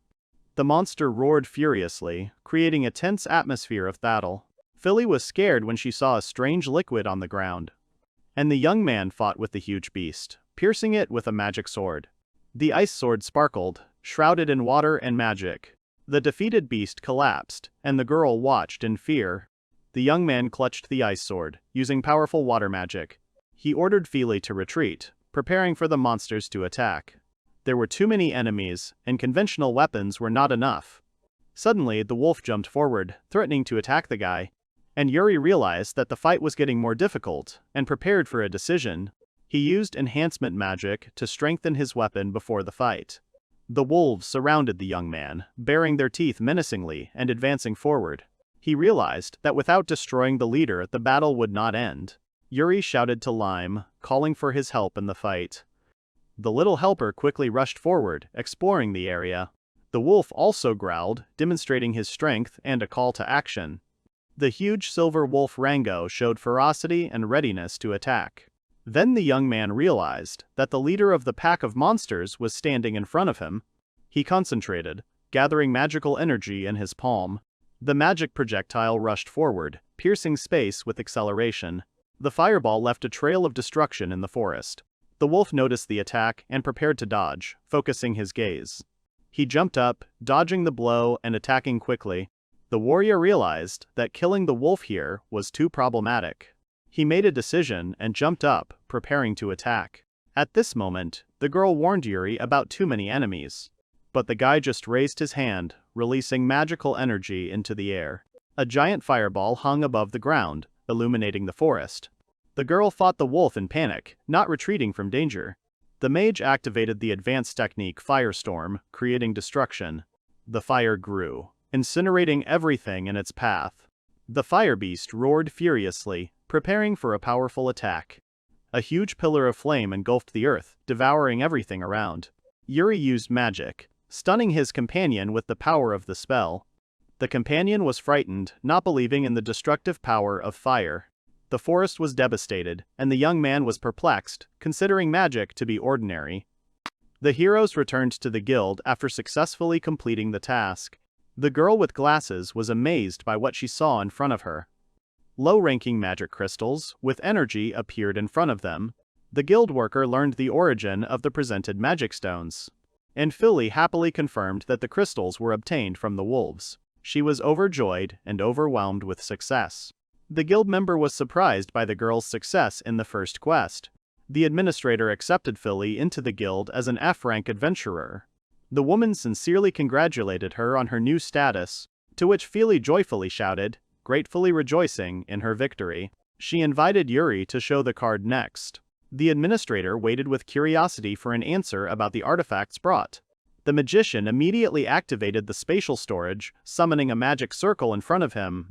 The space opened up, creating a vortex, causing the worker to be surprised. A huge mass gushed out of the storage room, shocking everyone present. A huge number of all kinds of herbs fell down, causing chaos all around. The people in the guild were surprised by the huge amount of herbs and stones. The alchemists began to discuss whether the apothecary would be able to buy such a volume. One of the employees noticed something important among the items found. Among the herbs was a rare, medium-sized, C-rank windstone. The guild workers realized that this was a valuable elemental artifact. The guy genuinely surprised everyone by appearing with a huge amount of herbs and stones. He learned that the silver wolf was a famous monster. The young man simply asked if this was enough to become an adventurer. One of the workers nervously asked him to wait a little. The chief appraiser gave orders to his subordinates in a panic. Meanwhile, the young man and woman sat by the column, silently thinking about the future. Yuri asked Philly about the possibility of registration, to which she gave her approval and praised his strength. The girl was surprised, having assumed his high promotion among the ranks. And she also joyfully thanked the young man for the opportunity to become a seeker. Suddenly, the servant came running, apologizing to the young man for the long wait. The guild staff confirmed Yuri's promotion to rank B. The girl was surprised, and the leader confirmed the truth of the words. The employee explained the promotion after defeating the silver wolf. He asked Yuri to come through to complete the registration. The young man refused, deciding to remain at rank F. The man with the monocle was surprised and asked what happened. Everyone was stunned by this statement. The guy had heard this before and wasn't surprised. He knew all the nuances and prohibitions of high rank. The man agreed with him, also explaining that high ranks receive glory and rewards. To which Yuri handed over the map and declared that he wanted freedom. F rank card, rejecting all restrictions. The helpful man begged him to stop in confusion. He wondered if it was okay to let Yuri go. His face expressed shock at what was happening. And the guy and his companion ran away cheerfully, full of determination for adventure. The girl questioned whether Yuri really felt well, to which he only confirmed his decision to remain an F-rank adventurer. The evening city was ablaze with lights, filling the streets with lively conversations. Yuri was happy about the successful sale of the things he had obtained, looking forward to rest. He stopped in front of the adventurer's bar, preparing to go inside. The guy walked into a spacious bar full of empty tables. He looked around and noted the pleasant atmosphere of the new establishment. The werewolf bartender pointed at him in horror, demanding an explanation. The werewolf stated that they had met in the eastern forest before. The bartender was surprised by the young man's outfit, asking questions about his appearance. The guy admitted that killing the Basilisk changed his worldview forever. Poncho announced that he had given up adventuring and started working in a bar, and he brought the bar's signature dish, black spaghetti with seafood. He said he used squid ink for flavor and color. The werewolf mentioned that rare fish could be caught in the city. The young man tried the dish, was surprised by its taste, and froze. After all, he really liked the taste of the dish. The man praised the food, and the werewolf laughed in response. Poncho also told how long he studied the art of cooking. They discussed the experience, and the chef admitted that he was self-taught. The werewolf bartender, in a conversation with Yuri, mentioned his recent registration as an adventurer, thereby surprising the young man. Poncho told about the rumors of how the young man broke the magic counter and almost killed the examiner. The bartender warned Yuri to be careful, leaving the boy confused about the hidden hint. The werewolf mentioned a dangerous man named Zack who could spot a cocky newcomer. And the guy remembered Zack with irritation, asking what exactly was wrong with him. Poncho revealed that Zack wanted to destroy the adventurers. He also explained that the reduction of adventurers will lead to an increase in rewards, since there are more monsters. And he mentioned the appearance of adventurers hunting for newcomers, calling for caution in the young man's further actions. Suddenly, the protagonist lunged forward, throwing his hand towards the bartender, causing him to tense up. Looking at the man, Yuri demanded an explanation with a serious expression as to why he had acted in such a way. Suddenly, a mysterious enemy attacked the tavern, attacking with a huge blade. The attacker moved easily around the hall, avoiding obstacles. Yuri watched his actions with caution. The young man noted that the enemy moved silently. He wondered about its origin and purpose. At this time, the enemy, shrouded in darkness, laughed ominously and promised to kill the guy. Suddenly, the bartender recognized the attacker. It was the man-chopper Joker, the infamous killer of adventurers.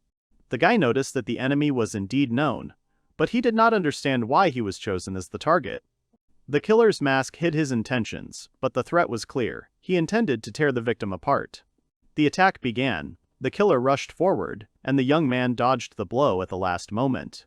The blade flew past, barely missing the girl, who screamed in fear. The hero did not waste time. He used it, instantly seizing the initiative in battle. The enemy moved chaotically, throwing his weapons. He enjoyed the fight, calling on the enemy to continue the battle and have fun. The young man stood up, smiled gratefully, but did not lose concentration. He decided to take the wine, preparing for the next step. And the disguised enemy continued to mock, inviting the young man to a deadly dance. The striker rushed forward with great speed, but Yuri reacted instantly, preparing for a counterattack. The youth activated the impact diffusion magic, concentrating the energy. He swung the bottle to strike. This decision was well considered, because the blow landed right on the enemy's axe. The guy understood that he was facing an enemy previously unknown to him, because his strength was different from the rest. The bottle fell out of Yuri's hands. Confident that his opponent would miss, the Joker flew straight at his opponent with all his might. He continued to attack with his huge axe, but the warrior instantly blocked the blow, parrying it with force. They locked eyes, assessing each other's strength, before continuing their intense battle. The guy activated magic, his hand glowed, and the enemy's weapon began to crumble into pieces. The enemy screamed in panic as he watched his axe disintegrate, losing all its power. Yuri explained that he used durability, reducing magic to easily break the enemy's weapon. He used magic to freeze his opponent's legs, who tried to break free but couldn't. The Joker saw a flying bottle. He realized that there was something dangerous inside, but he did not have time to dodge. The explosion tore the floor apart. The magical attack threw the enemy back. The Joker lost his balance and fell. The Joker's mask cracked. He tried to say something, but his strength was leaving him. Yuri watched the defeated enemy. His face remained calm, but interest flashed in his eyes. The young man stood in the middle of the ruined bar, looking around. The bartender peered out, struck by the sudden silence after the fight. The Joker's body lay on the floor among the rubble. The guy casually apologized for the mess he had made. The bartender came out breathing heavily. He couldn't believe that all this had actually happened. At this time, Zack was shocked by the news. He exclaimed, not believing that the Joker was killed. The conspirator confirmed the Joker's death. Their plans were ruined, their money was gone, and their hope was gone. Zack kicked the barrel angrily, cursing at his useless subordinates, annoyed at the failure of their plan. Suddenly, a sinister laugh was heard from the dark alley, causing Zack to turn around in alarm. A mysterious stranger in black emerged from the shadows, radiating a dangerous aura. His gaze was full of menace. The stranger called Zack by name, hinting at his suddenly desperate situation. The man quickly drew his weapon in response to the threat. His opponent looked on in surprise. The hooded stranger froze, noticing the sudden movement. He had not expected such a quick reaction. Zack raised his sword tensely, looking warily at the mysterious opponent. He did not understand who was in front of him. Suddenly, the unknown person disappeared, leaving Zack with only a sense of danger. Both men stood there, confused, trying to comprehend what had happened. The disappearance of their opponent seemed inexplicable and frightening. The mysterious man slowly approached his interlocutor, asking him to put away his weapon and begin negotiations. Suddenly, he appeared nearby, declaring his intention to make an exchange, which caused confusion. Their gazes met. The hooded man looked calmly, and Zack tensed in surprise. The stranger grinned, showing the mysterious artifact he held in his hand, arousing interest. Zack-san looked at the object in surprise, his eyes widening in shock and curiosity. After all, the mysterious stranger demonstrated a spear in which Yuri was reflected, causing tension in the man. He listened attentively to the mysterious stranger, while his companion watched the conversation with suspicion. His friend tried to intervene, but his attention was drawn to something unexpected in the behavior of the uninvited guest. The mysterious man whispered something in his opponent's ear. After hearing this, Zack felt a strange effect. His body trembled and his gaze darted around in confusion. The friend looked worried. Zack was distraught. His comrade tried to bring him to his senses, while the stranger grinned. and the mysterious man began to disappear, having promised a test to Aizawa Yuri. Meanwhile, Yuri arrived in the bustling city, enjoying the calm atmosphere and the local market. He arrived at the gun shop. The building looked impressive and reliable. And entering inside, he looked at the walls filled with weapons and armor. The guy assessed the store's assortment, noting its quality and variety. At this point, the store visitor was shouting at someone, clearly irritated by the situation. Yuri was puzzled by this, not understanding what happened in the store. Riko Gleness swung her sword, demanding an explanation for the weapon she had purchased. Her anger was directed at Hugo Mantola, the dwarf who sold her the sword. Hugo defended himself by claiming that he had put a lot of work into creating the weapon, to which the girl did not calm down, accusing the gnome of selling faulty goods. She demanded a refund, insisting that she had been cheated in the store. The young man heard the blacksmith's confidence, insisting that his work was always impeccable. He examined the steel rapier carefully, noticing the poor quality of its materials. The weapons were indeed made of poor materials, but their manufacture was distinguished by the skillful technique of the blacksmith. And then he wondered whether it was worth going to another store for equipment. His voice suddenly rang out, causing the girl to turn around. And turning to Hugo, the guy assured that there were no flaws in the quality of the weapon, but the material used for the weapon was clearly poor. This caused surprise on both sides. The seller assured the visitor that there was nothing he could do about it. He also noted that there is a problem with materials throughout the city. Yuri and Riko were surprised to learn of the strange weapons problem in the city. The blacksmith remained tensely silent, as if he was considering whether to tell the truth. He said that the story began 2 months ago on the northern mountain. He explained that the mining had stopped due to the golems taking over, and the guild had ignored requests for help, and the situation was only getting worse. Due to purchases from a neighboring city, the weapons became more expensive, but the blacksmith agreed to return part of the money. After all, the dwarf doubted that the sword could break so easily. Riko tried to explain the situation by discussing the possible cause of the breakdown. Suddenly, the guy realized that destroying the golems could solve the ore problem. The dwarf entrusted him with this task, to which the girl reacted with surprise. By calling out to the young man, Riko was trying to stop him before leaving. She introduced herself as an adventurer, and, smiling, said that she wanted to help. The girl asked to see the license after learning about the hero's intention to destroy the golems. She reacted in shock when she saw that the hero was an F rank. In a panic, Riko screamed that he would die if he did something stupid. But the guy just calmly asked if he couldn't do what he wanted. She explained with indignation that the F rank performs farming tasks, calling themselves potato ranks. And the young man learned that F rank adventurers do hard and dirty work. He asked in surprise why Riko reacted so strongly to this. In turn, the girl said that she did not want anyone to die because of her. The heroes arrived at the foot of the majestic mountain. Riko happily informed Yuridono that they were there. The road led to the northern mines. They reached the northern mines, their destination for the day. Ahead of them stood a rocky mountain with steep cliffs. The girl appeared in all her glory, dressed in an elegant but combative outfit. In one hand she held a massive hammer, in the other a sword. She looked magnificent, inspiring both admiration and fear. She looked at her companion and made a remark, as if there was something unusual about him. He looked at her puzzled, not understanding what she was talking about. Perhaps it was about his recent decisions. And then the girl reminded him that he had bought this old blade without hesitation. Perhaps this choice was not accidental, but intuitively correct.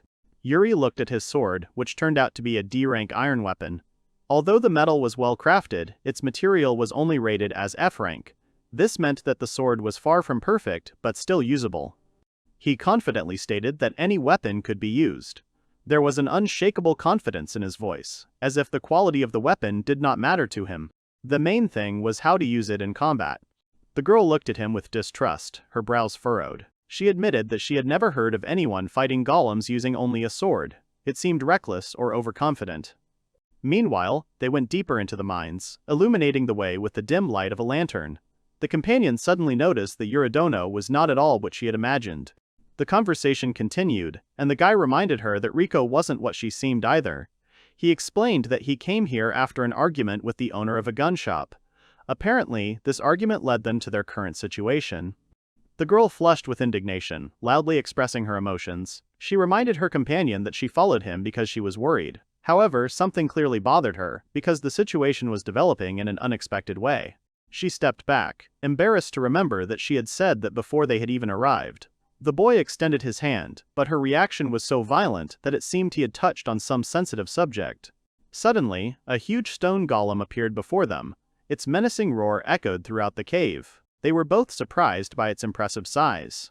Rico stared at the golem with a tense expression and admitted that it was much larger than he had expected. He would have to find a way to deal with this creature, despite his lack of powerful weapons. Meanwhile, the warrior did not hesitate. She quickly rushed into the attack, declaring that she would show how she fought. She ordered her ally to watch her movements closely, intending to demonstrate her skill in combat. The girl attacked quickly, promising to show how she fought. She wanted her companion to watch her movements carefully. Her confidence and speed inspired respect, because the enemy was far from simple. And then her eyes flashed with determination as she swung the massive hammer. The beast braced itself for the blow, raising its enormous fist. Two mighty warriors clashed in midair, one living and one made of stone. The golem suddenly changed tactics and rushed forward, forcing Rico to retreat. Her hammer struck the stone body, but the attack did not have the expected effect. The enemy was stronger than she thought. The girl did not give up. She delivered a powerful blow from above, breaking part of the golem's armor. Its roar shook the walls of the cave as rocks flew in all directions. This was the first serious damage. But the enraged golem rushed to attack, moving with surprising speed. The warrior dodged in time, watching his movements. The golem growled in pain as the powerful blow dealt significant damage to its body. Yuri watched from the side, assessing the strength of the attack. Despite the damage, the enemy was not defeated yet and was preparing for a counterattack. And then the boy's eyes flashed with determination. He carefully analyzed the situation, calculating his next move, perhaps looking for the golem's weak point or waiting for the right moment to attack himself. Rico was also waiting for the right moment to attack the golem's back with her hammer. She knew that its frontal defense was too strong, so she was looking for a weak spot that would allow her to deliver a decisive blow. After successfully striking the monster, she turned to her ally, asking him with a slight challenge how he liked her fighting style. She proudly reminded him that this was how she fought, demonstrating her strength and skill. Suddenly, the golem roared, its massive body moving again. The girl suggested sneaking behind it and attacking, leaving the boy as a defender. She hoped that her plan would allow the fight to end faster. But the golem suddenly flew into the air, scattering stone fragments.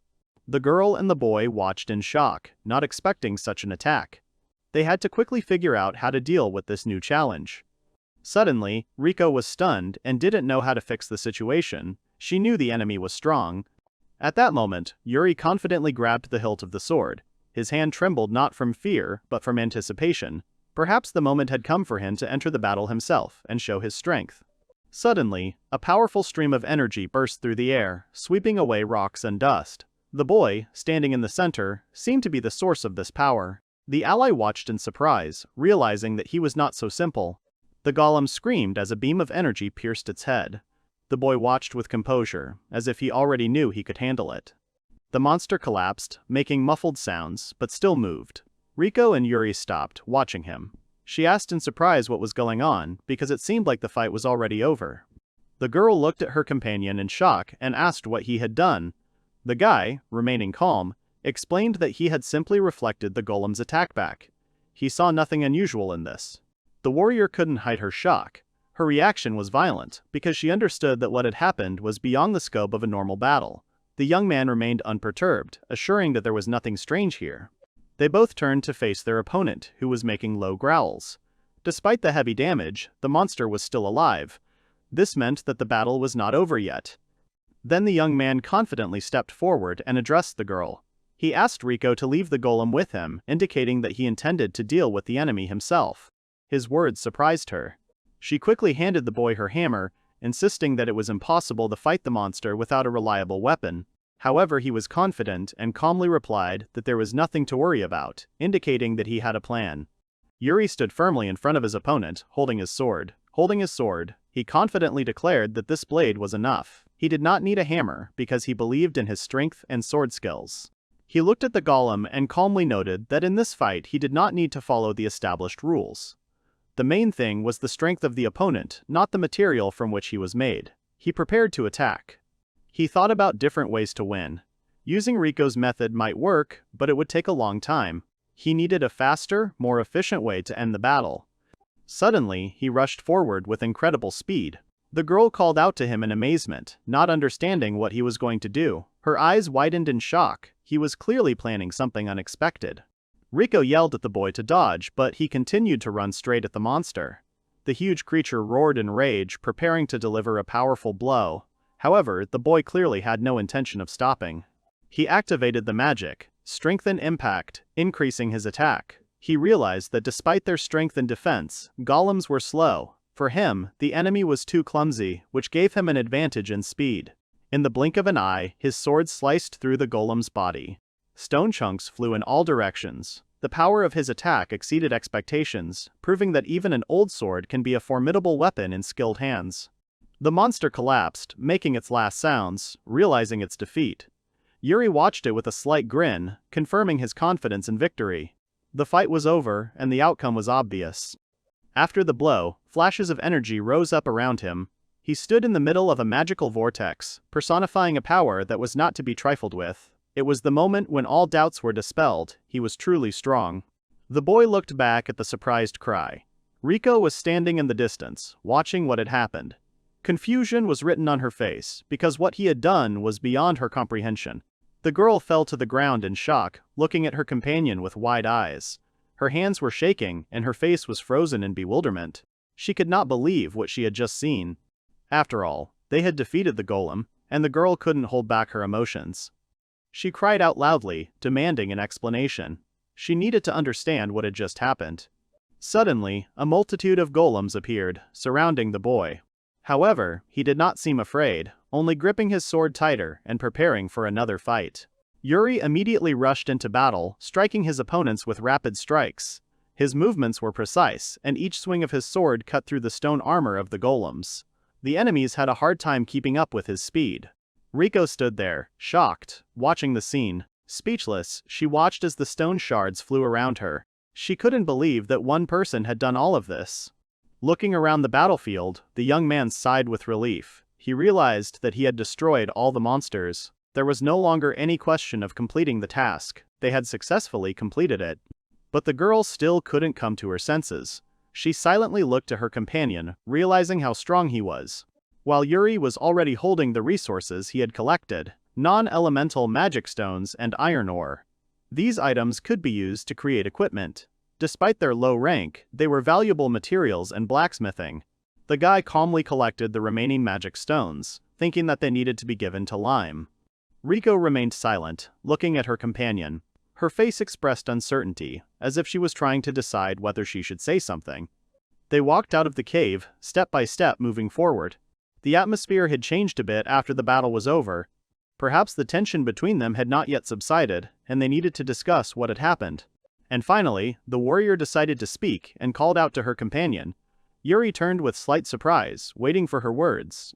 She looked at her ally, wondering about his true identity. Her wariness had increased since the battle, and she clearly wasn't going to let that question go unanswered. Rico also reminded him of his incredible strength, mentioning that he destroyed a golem with a single blow. She was also alarmed that he used a sword that she had never seen before. The young man seemed to not attach much importance to her words, and with a slight smile called himself an ordinary low-ranking adventurer. However, the girl did not believe his words and sharply objected. She raised her voice, showing how much this matter bothered her. Seriousness was visible in her eyes. She now demanded the truth, not accepting any more excuses. At this point, Yuri scratched his head a little confused, saying that he wasn't joking at all. His behavior seemed carefree, as if he really didn't understand why his strength was causing such surprise. Suddenly, the young man's eyes widened in surprise. He noticed something important. The boy and Rico found themselves in front of a pile of huge stones. The girl asked in surprise if these stones had been here before, hinting at possible changes in the dungeon that they had not noticed before.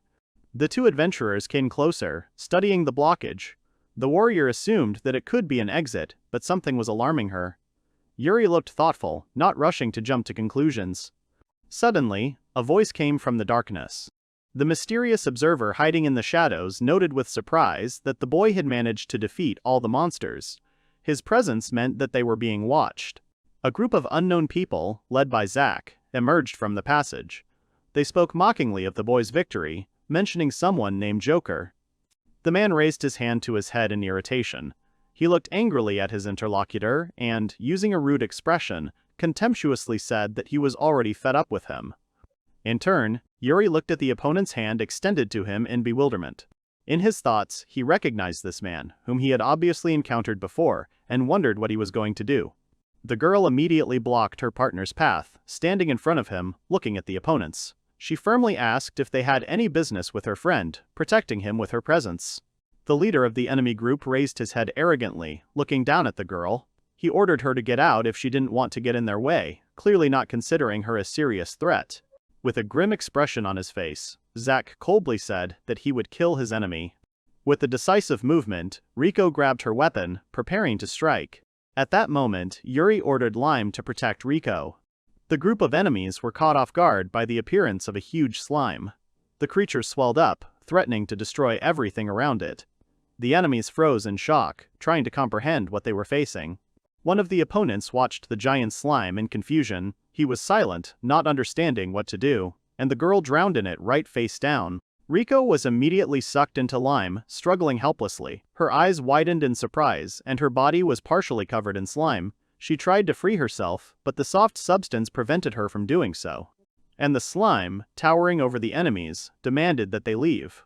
One of the knights watched in amazement as the strange creature suddenly rushed forward. He exclaimed, shocked by the unexpected turn of events, not understanding what exactly was happening before his eyes. At that moment, Yuri, standing at a distance, politely asked him to ask a question. He asked him why he decided to stand in the way of people like him. The man smiled skeptically in response. Suddenly, Zack lost his temper and screamed furiously. He claimed that everyone around him was annoying him and accused the boy of being a nuisance and an eyesore. He said that the members of the opposing team recalled how hard they had strived to become true adventurers. But the path had not been as easy as they had hoped, and the dream was still far away. They also told how they had tried to join the guild in the past, but were brutally beaten by higher-ranking adventurers. This defeat left them with a strong sense of resentment and hatred. After all, high-level adventurers used them as bait. They felt like they were just tools and expendable material in dangerous missions, which made them angry and resentful. One of the enemies remembered the guild where new adventurers appeared every year. He watched from above, with envy and bitterness, as others were given opportunities that were not available to them. And clutching the adventurer's map in his hand, he declared that in this world only the strongest survive.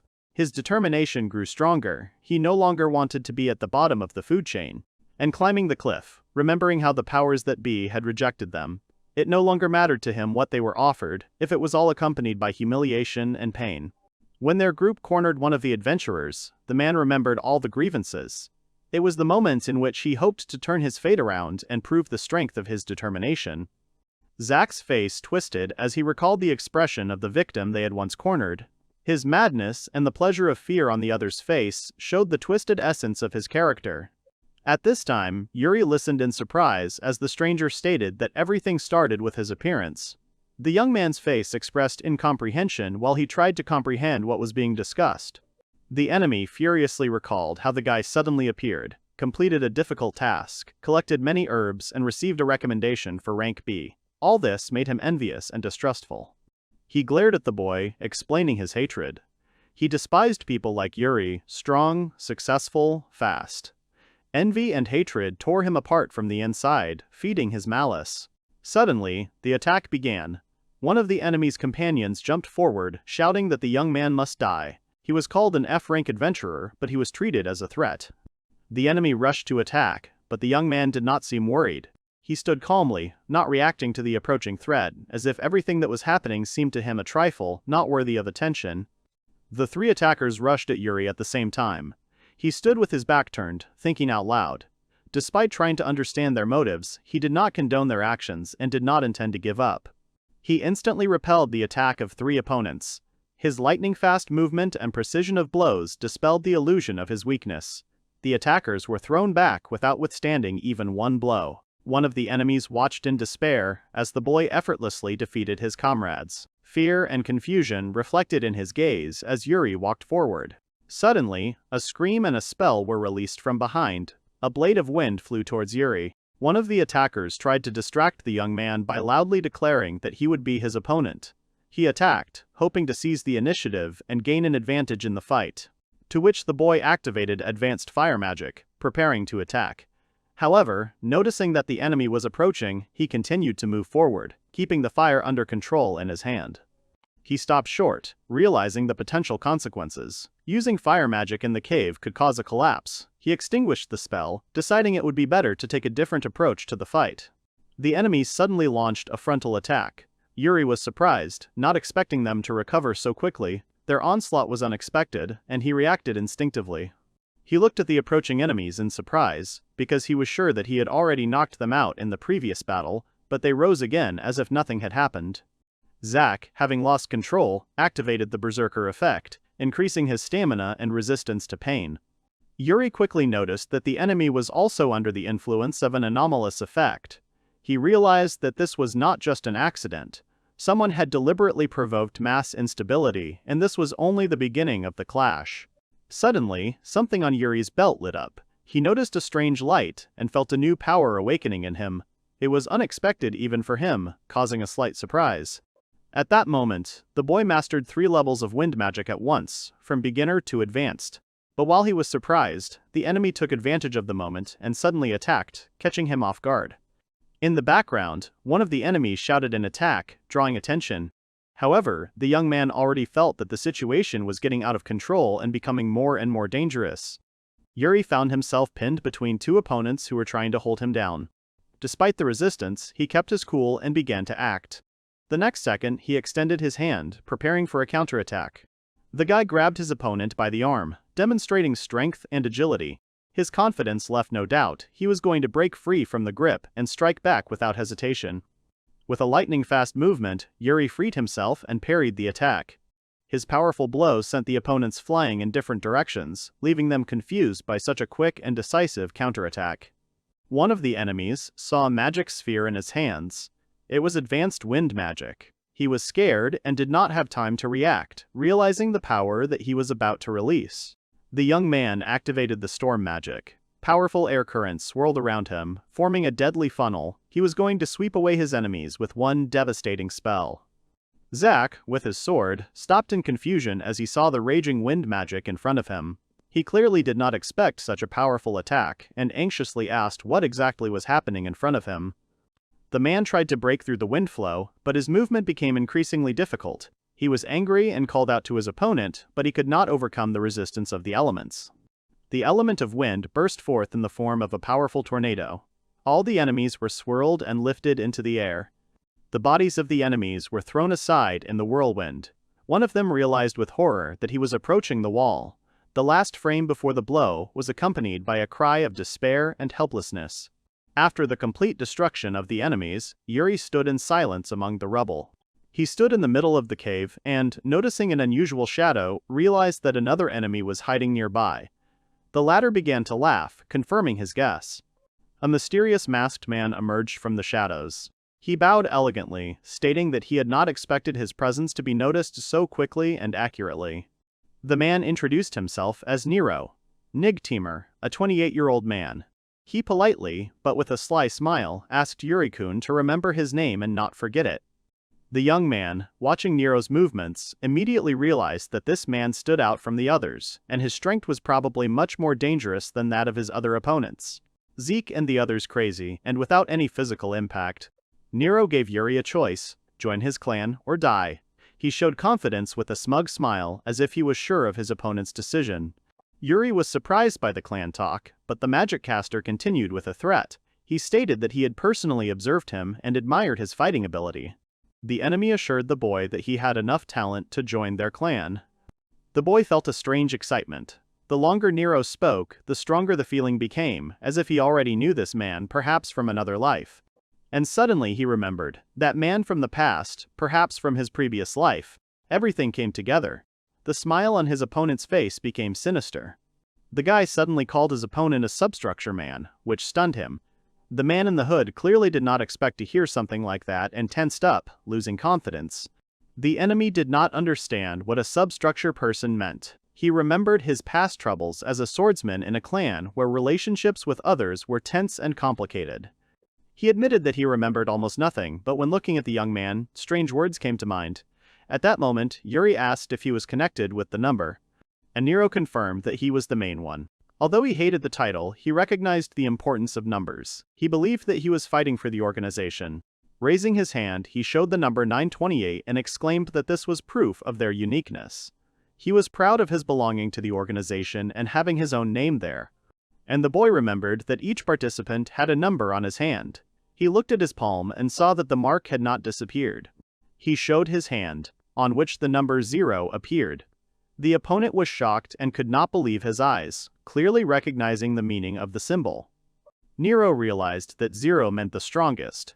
He was shocked because this number should have disappeared 500 years ago. The hero understood the essence of what was happening. The enemy guessed that the young man was going to stop their organization. Looking serious, he acknowledged the situation and began to prepare for a fight with him. With cold determination and fury in his eyes, the magic caster declared that he would kill the young man, and the guy found himself in the center of the enemy's destructive power. Yuri noticed his new enemy approaching at lightning speed. Remembering the previous fight, he realized how much faster and more dangerous this opponent was than the previous ones, which he easily defeated. Suddenly, Nero attacked, swinging his blade. But the boy reacted in time and dodged the blow, which greatly surprised the attacker, who was counting on surprise. The young man retreated with lightning agility, avoiding the second blow. The enemy, stunned, could not believe that his attack had missed. This shattered his confidence. The mage decided to use basic fire magic, launching a fireball. However, before the spell could reach its target, the boy suddenly disappeared, leaving the enemy confused. Nero then flew into the air at great speed and came crashing down with a powerful blow, causing an explosion and a wave of dust throughout the cave. The opponent noticed the young man in the sky, but it was too late. An attack with the Windblade spell began, causing shock and alarm. Streams of magic flew through the cave, forcing the enemies to fight back. Yuri used the wind to destroy the enemy's defenses and break through the defenses. He breathed a sigh of relief as he watched the results of his attack. Here the boy realized that the berserk effect had passed. He calmly watched his defeated opponents, wondering if they had overestimated their strength in the fight against him. At this point, Zack, breathing heavily, with a wound on his body, tried to get up in panic. His face expressed fear and despair at the further development of events. The boy clenched his fist. And Zack looked on in horror, realizing that he was capable of more. Yuri used a mid-tier water magic called Ice Tomb. The ice broke through the cave ceiling and collapsed, catching the enemy off guard and restricting his movements. At that moment, Nero screamed in shock. His legs were encased in ice. He was shocked that the young man wielded 3 elements at once and did not expect such power. The young man activated magic. He summoned powerful wind and water magic. At that very moment, an ice storm hit the enemy. Nero screamed in horror and begged for mercy.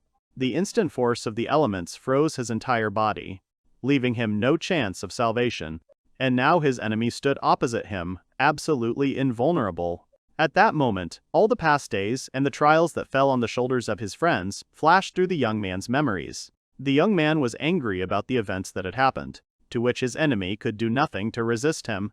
Yuri, speaking of his desire for a quiet life, was preparing to deal the decisive blow to the enemy. After all, the last thing he wanted was for anyone to stand in the way of his cherished dream. At this time, Riko stood at the foot of the mountain, wondering how they managed to get out. She was worried about Yuridono. Suddenly, the girl noticed the guy and ran towards him with alarm. Memories flashed through the imagination of the young man and woman, where they bravely fought wolves and monsters. In the tavern, the Beastman, the Bearded Man, and other characters were discussing something important. Images of enemies and allies emerged. Knights, wizards, strange creatures. A girl with a hammer in her hands attacked furiously. At this time, Hugo Mantola was forging a sword in his workshop, completely focused. He struck the blade with powerful blows, shaping it. Sparks flew. The metal sparkled under each precise movement of his hand. The master's forehead was covered in sweat. His eyes were hidden behind glasses. Hugo worked hard, putting his soul into every move and blow. Having finished forging, he took the sword to where Yuri was waiting. With a smile, he apologized for the delay and handed over the weapon. Proud of his work, he showed off the finished sword. The sword turned out to be a rare artifact with a high rank. It was made of expensive materials with complex technology, in perfect condition, almost new. The boy politely thanked the blacksmith and wanted to pay, but the master refused, saying that it would disgrace his forge. The young man was surprised by Hugo's generosity. He exclaimed with enthusiasm, refused payment, and simply handed over the sword with sincere pride. The blacksmith laughed, enjoying the work he hadn't done for a long time. The boy noted that the master had simply left the expensive weapon without thinking. Despite the high value of the sword, the blacksmith looked happy and satisfied. For him, the passion for the craft was more important. The young man silently examined the sword, holding it in his hands. He, doubtfully, asked Hugo if he was really sure of his decision. He stood with a serious look and crossed arms, listening to his doubts. Yuri also noted that the sword was created not only from his materials, but also from local ones already available in the forge. Hugo, unable to bear the arguments, flared up and demanded that they shut up. He was clearly tired of the young man's unnecessary talk and doubts. The enraged blacksmith shouted at the boy to just take the sword. His patience snapped. He spoke with complete confidence. And with a serious expression on his face, the boy finally agreed to accept the sword. He carefully put it back into the sheath. The dwarf stopped him, calling out to his brother. The blacksmith raised his thumb and gave a parting word with a broad smile, wishing him success in his future journey. And the young man responded with a confident smile, agreeing with him. He left the building, ready for new achievements. As he emerged into the light with his new sword, he was filled with determination. Yuri was happy with his new weapon in the beautiful weather. He felt a surge of strength and energy, preparing for new achievements. As he walked, he enjoyed the silence. Suddenly the guy stopped, exhaled, and felt something unusual begin to happen to his body. His eyes suddenly flew open, and he realized with surprise what had just happened. After all, he had suddenly gained master-level swordsmanship. Inspired, he looked at the city and considered his next steps. He thought, wondering if it was because of his intense sword training that he had suddenly gained such a powerful combat skill. Suddenly, two familiar voices called out to him. The girls were hurrying towards him, clearly wanting to share their news and gratitude. Rico and Philly happily thanked Yuri for his help, telling him that they were now stronger, had new weapons, and could fight alone. When the girls noticed each other nearby, their reaction revealed confusion. They could not understand who was standing in front of them. Yuri also looked puzzled, and one of the girls admitted to being shocked. After all, the unexpected meeting had destroyed her calm. Philly yelled at the girl, accusing her of liking girls with big curves. She was stunned by the accusation. Embarrassed, Rico abruptly stated that there was no relationship between her and Yuridono. Her face turned red from embarrassment. Against the backdrop of the peaceful city, the girls continued to argue, one accusing the other of being suspicious and paternalistic towards Yuri. While the young man stood confidently in front, he said that he wanted to protect the calm, free, and everyday life of his friends. A month has passed since the rebirth. Yuri has settled in, found friends, explored the new world, and took part in battles. His companions became stronger. They trained, fought, gained experience, and now confidently held weapons in their hands. The young man set out on his new mission with enthusiasm. He began to get used to the city. Everything here became familiar, and life became calm and measured. The Adventurers Guild building was impressive, and Yuri headed there again, ready for new missions and challenges. Tiffany greeted the young man happily, holding a stack of papers in her hands. The guy came to the guild looking for work and immediately expressed a desire to fight with many monsters. He chose a repeatable quest to slay goblins, with a reward of 20,000 gil for every 10 enemies defeated. After analyzing the income, Yuri calculated that defeating 2 goblins would already provide him with payment for his overnight stay. Tiffany, a little concerned, asked the boy if he had any experience hunting goblins before. And he thought about his past battles with the goblins, remembering his first fight in this world. At this point, a guild member advised him to form a team before taking on the quest. The girl explained that a group approach is safer, especially for beginners, to avoid tragic consequences. And he agreed with her advice and went to the notice board, preparing to choose a quest. Yuri was surprised by the huge number of tasks posted on the board and exclaimed in surprise. Suddenly, he noticed an advert looking for a partner for a quest involving exterminating goblins with a sword. and he went to the central square of the city where the fountain indicated in the quest was located. After looking around, Yuri began to search for the supposed group he was supposed to meet. And then he heard a female voice calling someone's name, and he headed in that direction. Near the fountain he found 3 people, a cat girl, a boy and a girl, waiting for a new member of the group. At this time, the 3 participants confidently discussed their strengths, believing that the goblins posed no threat to them. And Yuri approached the bench, politely introduced himself, and said that he had come in response to the ad.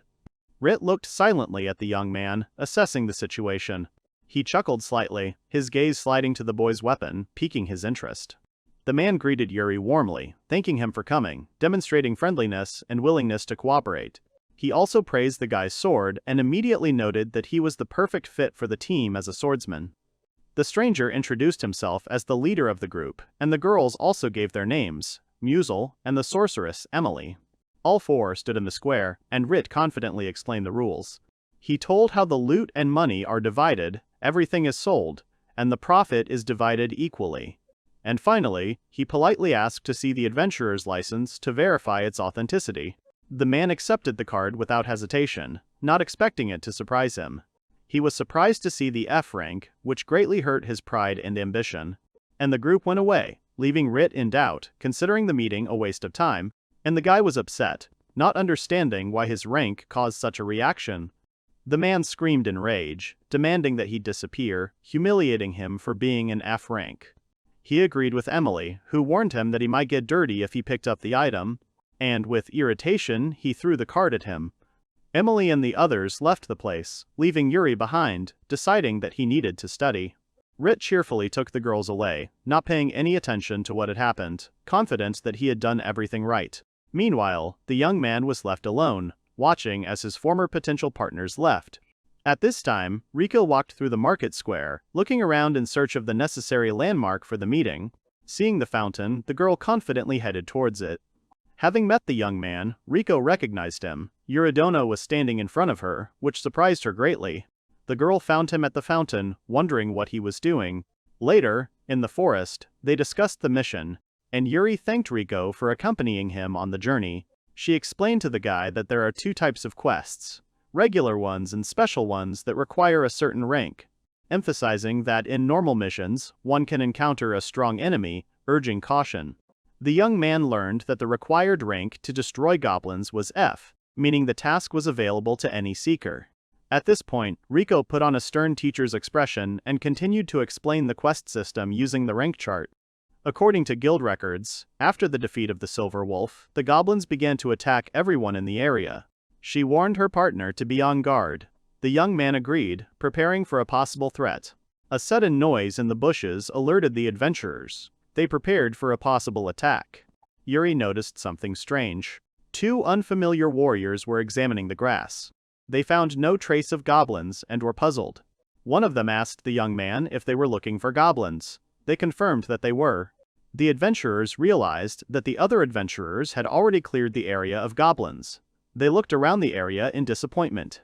One of the adventurers advised the group to leave. Yuri and his partner decided to leave the place, and they began to look for a new target. Riko showed a map that showed a suitable place 2 hours away. To which Slime reacted decisively to the news of the trip. The group prepared to head to the next monster hunting spot, and having turned into a huge bird, the assistant was ready to fly. Riko recoiled in panic, covered in beads of sweat, crying out in surprise. And the guy, sitting on the huge creature, looked around at his companion in surprise. At that moment, the mysterious creature grabbed the girl and abruptly lifted her into the air, to which the girl screamed piercingly, soaring into the sky in a chaotic flight. And landing next to the guy, she cried out in fear, and he told her to hold on tighter. Lime rushed forward, causing her to look shocked and question what was happening. Yuri flew forward rapidly, creating a powerful airflow around himself. Riko fearfully asked him to slow down, but Yuri explained that they were already flying slowly, asking Lime to hold the deuce. Suddenly, sticky tentacles wrapped around the girl's wrists, and they continued their flight. After some time, the travelers landed on the western plain, taking a rest before new trials. Yuri thanked the assistant, while the girl fell down, breathing heavily, clearly tired from the fast ride. Riko was trying to catch her breath, Yuri suggested taking a break, noticing her fatigue. The young man noted that his companion did not tolerate high speeds well, but for him, it was fun. They stopped by the water. The girl drank greedily, restoring her strength after the tiring journey. She was suddenly surprised to notice something unusual that caught her attention. Riko admired the view, comparing it to the stories. At this time, the young man noticed more enemies than he expected, which caused him hidden anxiety. He watched the hidden creatures, amazed at their agility, even though they were not very strong, while the girl enthusiastically called her companion, showing him the beauty of these places. The guy advised Riko to draw his sword, sensing the approaching danger. His expression was serious. To which she turned around in surprise, not immediately understanding the meaning of the warning. Her companion did not notice anything suspicious. Suddenly, something rushed across the ground at great speed, leaving a trail of destruction in its wake. The girl instinctively grabbed her weapon, realizing the seriousness of the situation. She was caught off guard. Her hand gripped the hilt of her sword tightly, but disappointment flashed through her thoughts. The young man noticed the enemies. They hid in the shadows. He quickly warned his ally of the danger of an ambush. A goblin archer lurked in the bushes, grinning maliciously as he prepared to fire an arrow at the adventurers. And then Yuri realized that this place had become a goblin lair, which surprised his companion. The goblins surrounded the travelers, drawing their weapons, preparing to attack, not allowing them to escape. A barrage of arrows began. The goblins attacked from all sides, trying to destroy the uninvited guests. And the warrior repelled the spear attack, deftly parrying the blow with his sword at the last second. He used a lightning-fast technique, creating multiple strikes at once, stunning the opponent. The girl watched the swordsman's speed with admiration, amazed by his incredible fighting technique. He offered to support her with magic from the rear, asking her to go forward first. Accepting the offer, she rushed into battle, demonstrating her determination and speed. Her determination was evident in her intense gaze. Yuri activated the spell, concentrating the energy in his palm. Glowing circles of magic surrounded his hand. The magic accelerated Riko's movement, and she felt light. The enemy did not expect such a turn of events. The girl was surprised by the new sensation. Her body became weightless, allowing her to move faster than usual. The goblins were frightened by what was happening. One tried to dodge, and the other screamed in panic. The brave warrior cut a path through the enemies with lightning speed, tearing them apart with her blade. The shocked goblins realized the threat, but did not have time to react. Death overtook them instantly. Riko took down another opponent, striking with her power. One of the goblins was shocked by what was happening. The warrior calmly prepared for the final blow, clutching her weapon, while her enemies trembled with fear. But the hidden archer took up position, drawing his bow, intending to deliver the decisive blow to the heroine. The adventurer used advanced water magic, summoning an ice blade that shone in his hand. And the ice needle spell pierced the goblin, killing him instantly, leaving bloody traces. At that moment, the girl dodged the attack, and the arrow hit the ground without hitting her. She attacked the goblin with a scream, cutting through his body with a magical blow. Yuri summoned magic circles, preparing a new spell against the opponents. At that moment, Riko stood among the bodies of the enemies, breathing heavily. Behind her, the boy was surveying the battlefield, casually holding his sword in his hands. She rushed towards him in panic, screaming. Her face was red with embarrassment and indignation. She did not understand what the young man had done to her body. The guy calmly explained that he only used his magic to strengthen her in battle. The girl was sweating with excitement, trying to convince herself that everything was okay. And since they had finished everything so quickly, it was time for them to move on to new adventures. Riko was breathing heavily, her face flushed, her thoughts in her head a jumble of emotions. Yuri asked worriedly if everything was okay with her, to which she assured him not to worry. Weakened, the girl apologized, saying that she needed to rest a little before losing her balance. With the last of her strength, Riko continued to hold on. At that moment, the young man scanned her. And he noticed that his companion was poisoned with a weak poison. The guy was surprised to realize that he had not noticed the moment of infection with the poison. He approached the girl and asked if the goblins had hurt her. She admitted it was just a scratch on her ankle from the attack. Riko said she had been shot by an arrow and allowed the wound to be examined. But the guy noticed that the wound had a strange color, most likely the arrows were poisoned. The girl was surprised to learn that the arrow could have contained poison. And then the young man explained that the poison was rare and the goblins were unusual. He also suggested that these goblins had high intelligence. Yuri regretted that he did not have an antidote on the way. Riko was already sitting with difficulty by the tree, lamenting that she was only getting in the way of the young man. The guy, with a soft smile, assured his ally that everything was fine. At that moment she looked at him in surprise, not understanding what he was talking about. And then Yuri suggested that Lime try to pull the poison out of her body. The slime readily agreed, absorbed the poison, and took on a darkened, altered form. At that very moment, Riko felt better and happily informed the young man of her recovery. And then the guy thanked the assistant for helping him cleanse the poison. Immediately, a notification about receiving the holy magic skill appeared on the screen.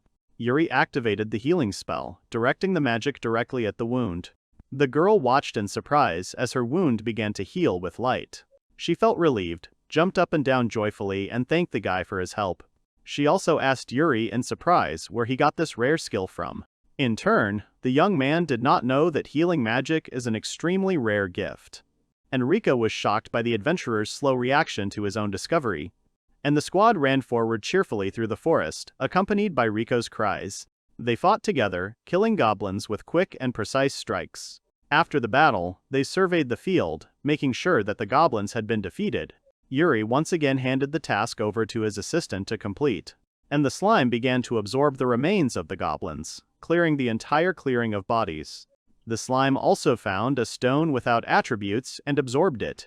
The owner thanked Lime. Suddenly, Riko noticed something strange and picked up the axe, worried about what she found among the bodies. She immediately handed the axe to Yuri and asked him to take a closer look at it.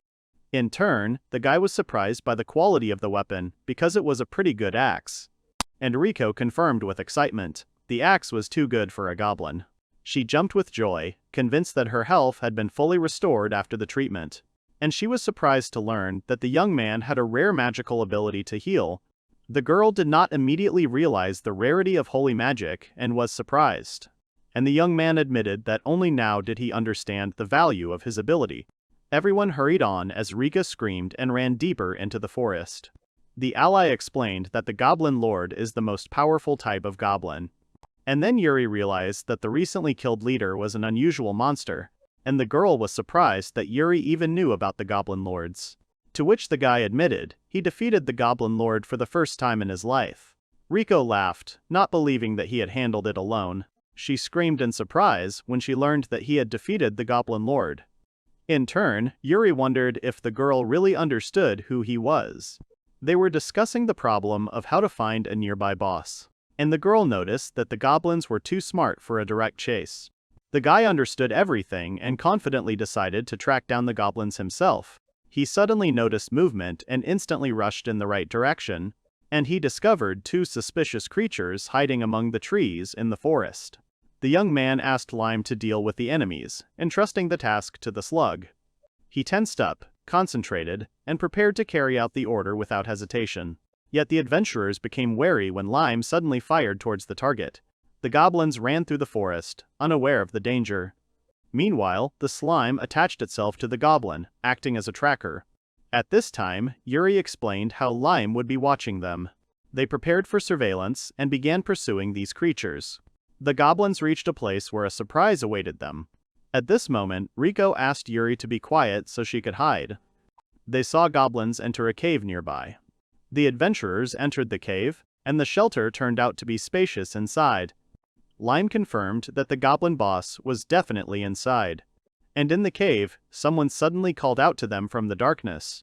Yuri noticed Rit's group and was surprised by their sudden appearance. One of them mockingly asked a question about the potato field. And Riko quietly asked the young man if this was the man he was talking about. Rit asked if they were going to enter the nest. And having heard a positive answer, he reacted to their answer with surprise. He tried to dissuade the boys, saying that it was reckless. Emily was surprised by the words and reacted with interest.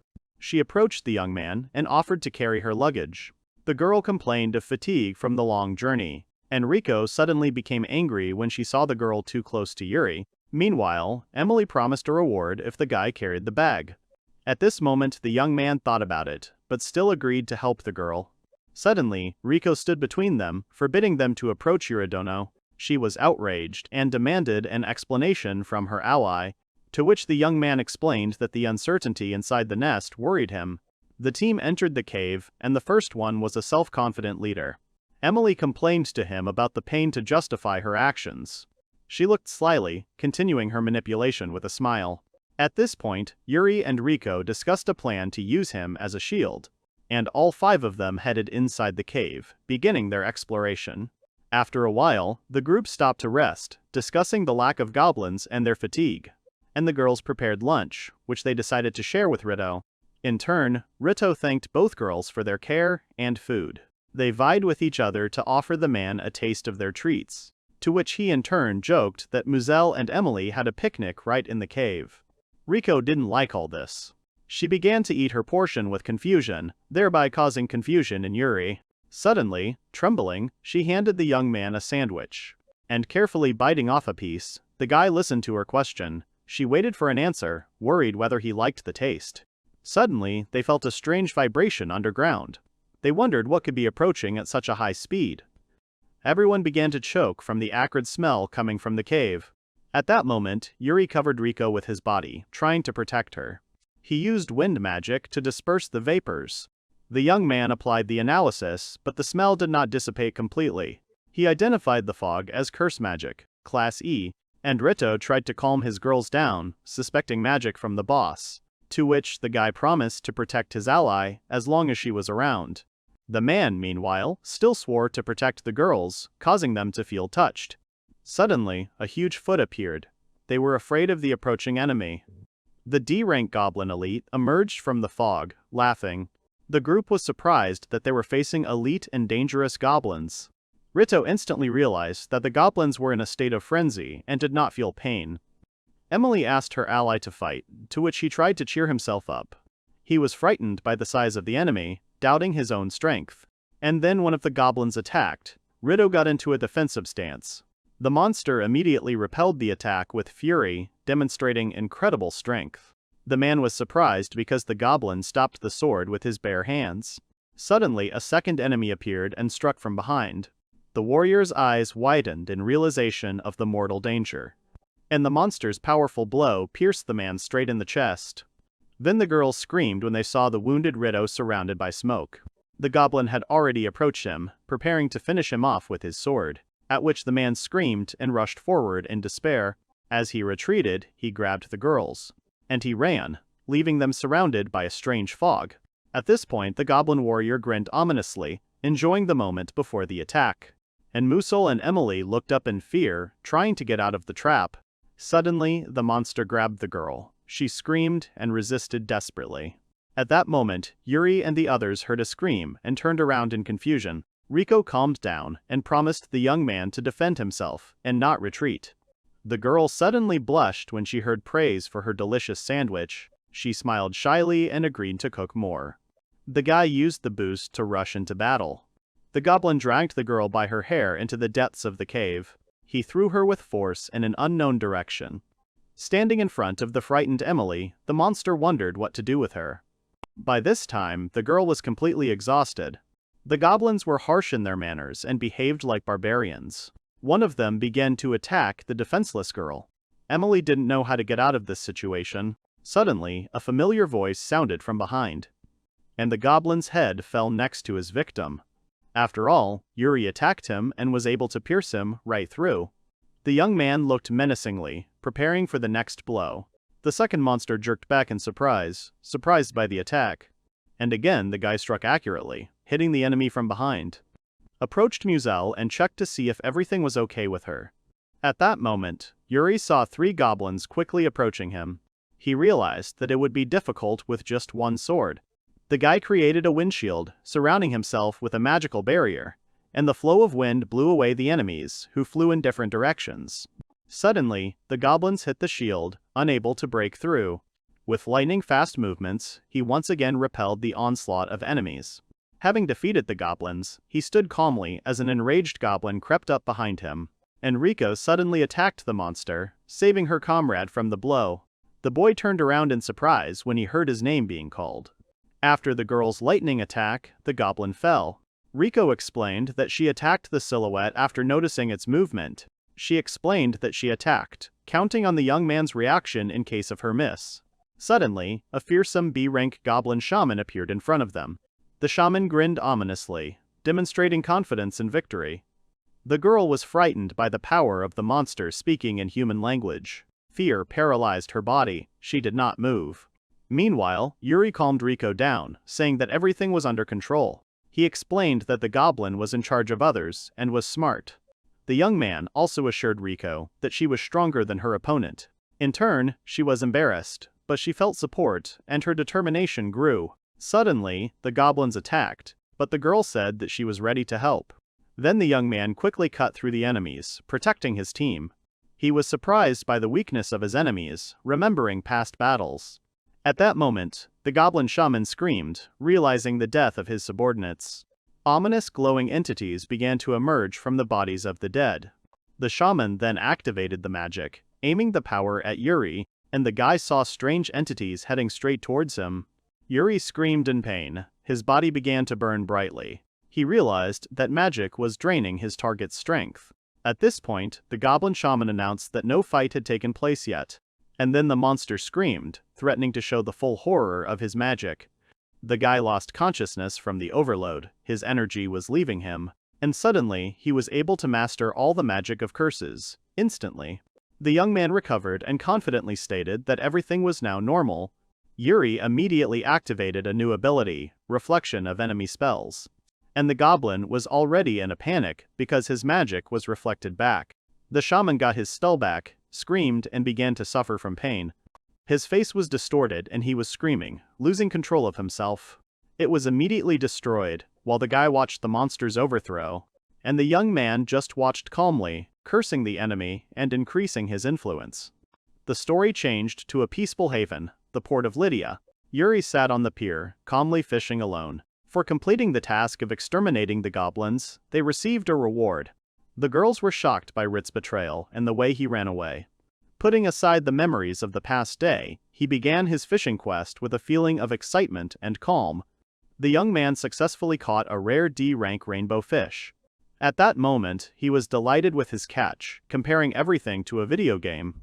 Suddenly, a friend approached him and greeted him. A cat fisherman named Baptiste praised his luck.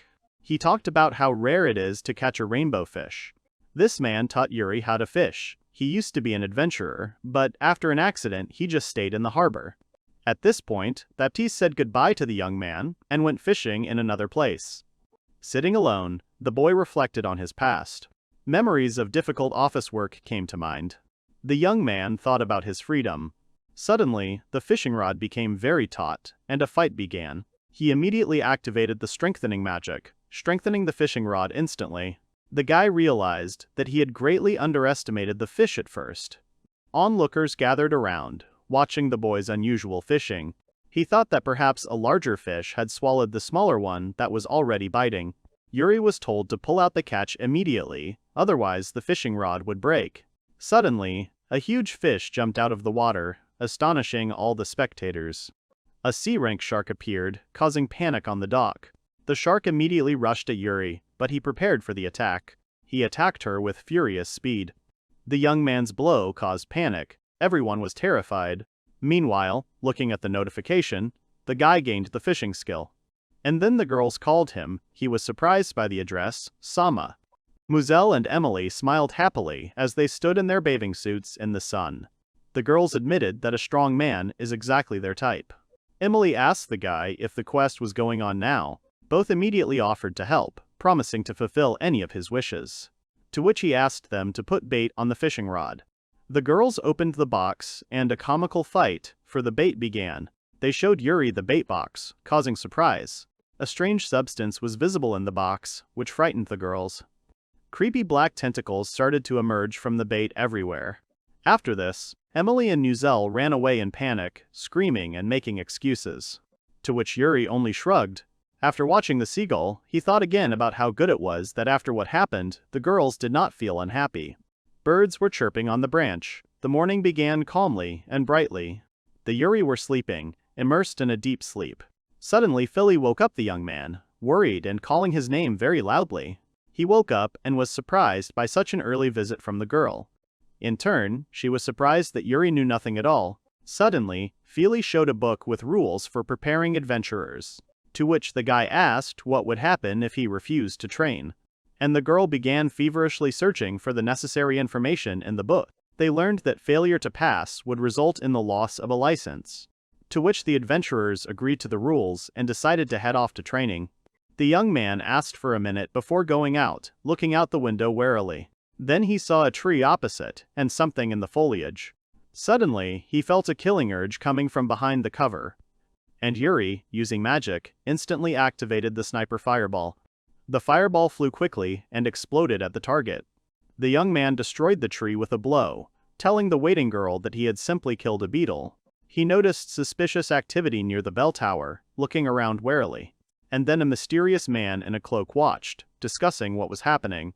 He suggested that another hunter deal with target number 230. The bulky warrior sitting next to him mocked him, declaring that he could easily defeat the man. At this time, Yuri had already approached the majestic building of the academy where they were waiting for him. Someone shouted at the guy to hurry up. At that moment, a girl passing by demanded that he get out of her way. The young man turned to the mysterious warrior in an unusual outfit, and the warriors in the distance recognized the girl, frightened by her presence. They whispered to her, Aisha Turnavaya, amazed by her appearance. Meanwhile, Yuri was surprised, not knowing about the fame of the adventurer girl. He was told that Aisha Thorn is one of the strongest. After all, she ranked 10th among all B-rank adventurers. In turn, the girl announced that she had come to teach weak F ranks. She demonstrated how to properly train for combat. The girl wanted to transform Group F into better soldiers. At this moment, the man in armor began to shout at Aisha, outraged by her words. He called her the weakest adventurer and a simple child. The girl lifted it with one hand, and soon he was sent into the air by a powerful blow. The man's mockery and smirks did not evoke any emotions in her. He landed right behind her. The girl hated it when people spoke to her in a condescending and rude manner. She ordered the attackers to come closer, showing determination and anger. The soldiers immediately rushed to the attack, armed with spears and swords. Their battle cry echoed across the field. Aisha's strikes were precise and striking, and they encountered surprisingly powerful military equipment. All attackers were defeated. Having finished the fight and seeing Yuri and Feely, the warrior called out to them, which caused the guy's companion to stutter. The girl expressed her gratitude to the adventurers for not attacking her. The guy admitted that he didn't want to fight, which surprised the girl. Aisha praised them, expressing sympathy and interest. She offered to teach them swordsmanship, much to their confusion. However, they said they were not interested. In turn, Aisha Shea understood their fear, but assured them that she accepted them both, and the warrior called them to follow her to training. The group was walking through the forest when Philly began to doubt her presence at the training. She admitted that she did not think her efforts were sufficient, but nevertheless received assurance that everything was fine. Aisha explained that many beginners misunderstand training and grow up with false pride. She added that her task was to destroy their illusions, since weak adventurers were doomed. After all, in her opinion, if newcomers do not realize their weaknesses, they will die sooner or later. The group arrived in a dense forest and looked around at the tall trees around them in surprise. They headed towards the huge tree, following the leader who urged them to go forward. Yuri handed the swords to his companions, offering them the opportunity to use these weapons, to which Feely was at a loss, not knowing what to do. Then Aisha made them focus. The girl showed the sword that she had previously given to the young man, promising to show an example of skill. She turned sharply and rushed towards the tree, swinging her sword with incredible speed. With stunning precision, she rose into the air, preparing to deliver a powerful blow. Her blade swept across the huge tree, cutting through it instantly. And the huge tree began to fall, and the watching adventurers were dumbfounded with surprise. The girl cut down a huge tree with one blow, demonstrating the power of a B-rank adventurer. Aisha suggested that the new girl try, but she got scared and refused. Philly panicked and declared that she couldn't handle it, showing her fear of the test. But the mentor explained that constant training will help to master the intermediate level of fencing. Having realized the essence of the method, the girl gathered her courage and made up her mind. Philly attacked furiously, making a series of powerful sword strikes on the tree with battle cries. After the grueling attacks, only slight scratches remained on the tree, leaving her disappointed. And gathering her strength, she delivered another powerful blow, putting in all her rage and energy. The boy watched her efforts, seeing how she continued to hit the tree despite her fatigue. Feely ran out of breath and turned to Yuri, reminding him that it was now his turn to show his abilities. The young man enthusiastically prepared to test the new technique, holding 2 swords in his hands. He wondered if the weapon would withstand the force of the blow, since it was borrowed. Afraid of breaking the blade, he concentrated, gripping the hilt of the sword tightly. Swinging his sword, he released incredible energy, cutting the forest in half. After the impact, a huge rift split the earth, shocking everyone with the scale of the destruction.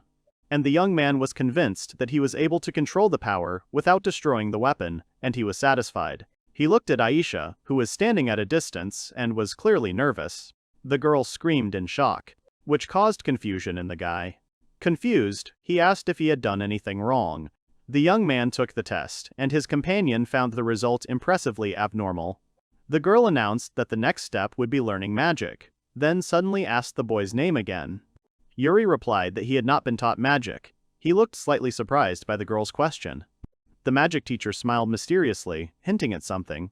A sly light flashed in her eyes. Aisha enthusiastically confirmed his inexperience, moving strangely. The young man thought about her strange behavior.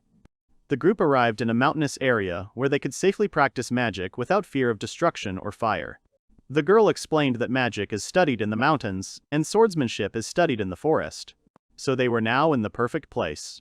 She stressed the importance of a place to study, and Feely rushed to write down the information. Smiling, she ordered him to stay put, showing her confidence in the upcoming lesson.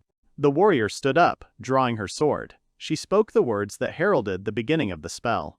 Suddenly, the blade burst into flames, taking the form of a fiery spear. Magic filled the air.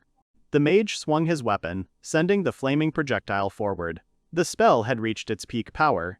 At this time, the disciples looked at the advancing force in confusion. The flames grew stronger and stronger. The fiery spear broke through the barriers, setting everything in its path on fire. The spell was approaching its climax. Philly watched in surprise as the rock suddenly exploded. Aisha, a little modestly, admitted that it was about the case. The others were amazed by her strength. The girl noted that for a B-rank adventurer, this was a minor demonstration of strength and skill. He thought that compared to other adventurers, the girl was truly a special and memorable person, and Aisha explained that imagination is the basis of magic, and progress is achieved through constant practice, with no shortcuts. The boy immediately remembered his meditations, surrounded by magical energy. He remembered a similar state from his past life and concentrated deeper. At this time, the warrior with a smile passed the line to the young man, encouragingly assuring him not to worry if nothing worked out. And his friend encouraged Yuri, asking him to give it his all. He confidently agreed, preparing for his performance. He walked forward confidently, holding his sword. The others watched him, waiting to see what surprise he would come up with this time. Aisha was surprised to see the boy draw his sword. She had not expected such a decisive step from him. At that moment, Yuri concentrated and activated his magic, causing the blade to fire. He wondered if he had done this before. He cast the fire funeral spell, releasing a powerful stream of flame that took the form of a blazing firebird. And then the fire engulfed everything around, exploding with incredible force.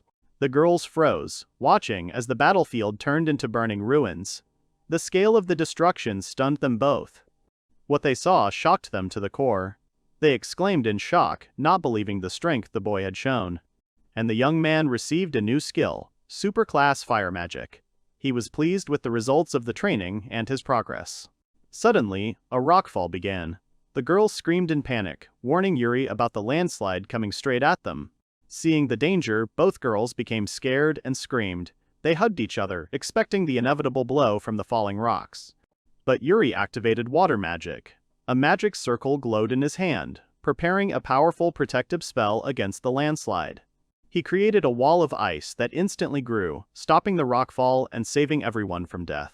He watched in amazement as the ice wall began to crack under the pressure of the rock flow crashing down from above.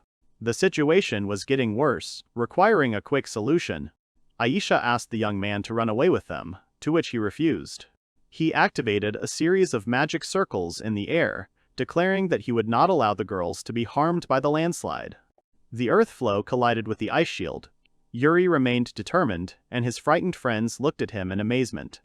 The landslide finally came down from the mountain, leaving behind a thick cloud of dust.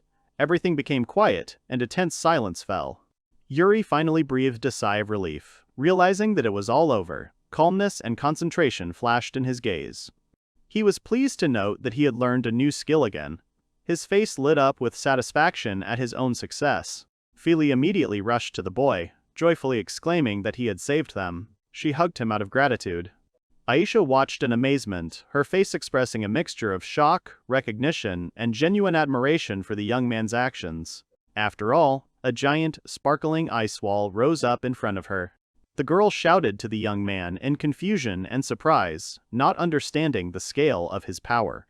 In response, Yuri only smiled mysteriously, not rushing to explain who he really was. The action moved to the city. The local establishment was lively, welcoming visitors. The atmosphere was calm and relaxed. Yuri walked inside, and the werewolf Poncho immediately recognized him and greeted him in a friendly manner.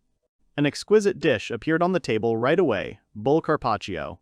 The chef proudly called it his signature and best treat. The young man recognized the dish as the fish he had caught the last time. He was excited to try it for the first time. The bartender said that fish used to be expensive, but had recently become cheaper, all thanks to the appearance of a talented fisherman in the area. They continued their conversation, discussing Aisha.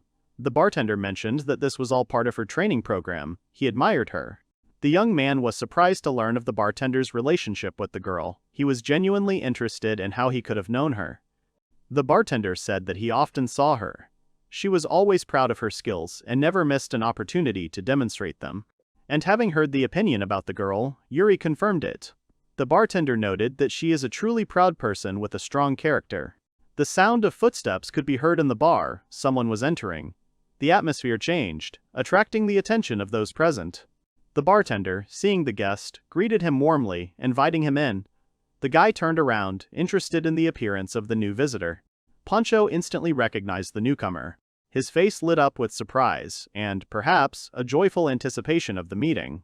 He was a strong man in armor and with a serious look. He radiated the confidence and strength of a true warrior. His name was Rose Biscotti. He was a man, 38 years old, of a manly appearance, with an expression of calm determination on his face. The man greeted Poncho and remarked on how the establishment was thriving. The boy watched their conversation while continuing to enjoy his meal. The patrons of the establishment immediately recognized Rose. One of them exclaimed that this was Rose from the iron ingot, causing a stir. The man in turn politely asked if he could sit down next to him. Yuri, a little surprised, allowed him to join without hesitation. Rose ordered a whole feast. Shashlik, salami, dried fish. He admitted that he had not eaten for a long time since the expedition. He asked with interest if there was a guy named Yuri there, not suspecting that he was already sitting next to him. The young man, a little surprised, asked if they had met before. The question clearly caught Rose off guard during the meal. The man froze with surprise on his face. Yuri's words seemed to have touched him and awakened memories in him. He frowned. Perhaps he was beginning to realize who exactly he was talking to. Rose spoke to the guy with interest, mentioning that he had heard about him from Aisha and guessed that he was the new guy. The bartender exclaimed in amazement when he learned that Rose knew Aisha. The guy was shocked by such an unexpected turn of events. Poncho reacted to what was happening in panic, ordered the young man to put down his fork and asked if he knew who was in front of him. He explained that Rose was not just a warrior, but the very same Rose of the iron ingot, famous for his reputation and strength. To which the man calmly confirmed, he is the strongest, A-rank adventurer in the city. His confidence was felt in every word. He modestly commented that his fame was exaggerated. The atmosphere in the bar remained calm despite the presence of such a famous person.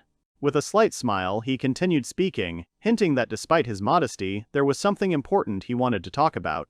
Poncho confirmed Aisha's words, saying that Yuri was indeed a good man. The young man looked at him in surprise, not expecting such a confession. The man openly explained why he was looking for him. He offered to join the team to carry out an important mission. Hearing the word mission, Yuri became wary. He repeated the word out loud. Curiosity and slight anxiety appeared in his gaze. Rose offered Yuri to take part in the mission to destroy the dragon. Poncho was surprised and did not believe it, doubting the reality of the offer. Pancho cried out in surprise, not believing what he had heard. The young man looked calm, and the air was filled with tension from the news of the mission. The werewolf countered, pointing out that the boy was only an F rank. The man, however, stood his ground, asserting his confidence. Rose confidently stated that Yuri was not inferior to A rankers. He had only just met him, but he was already confident in his strength.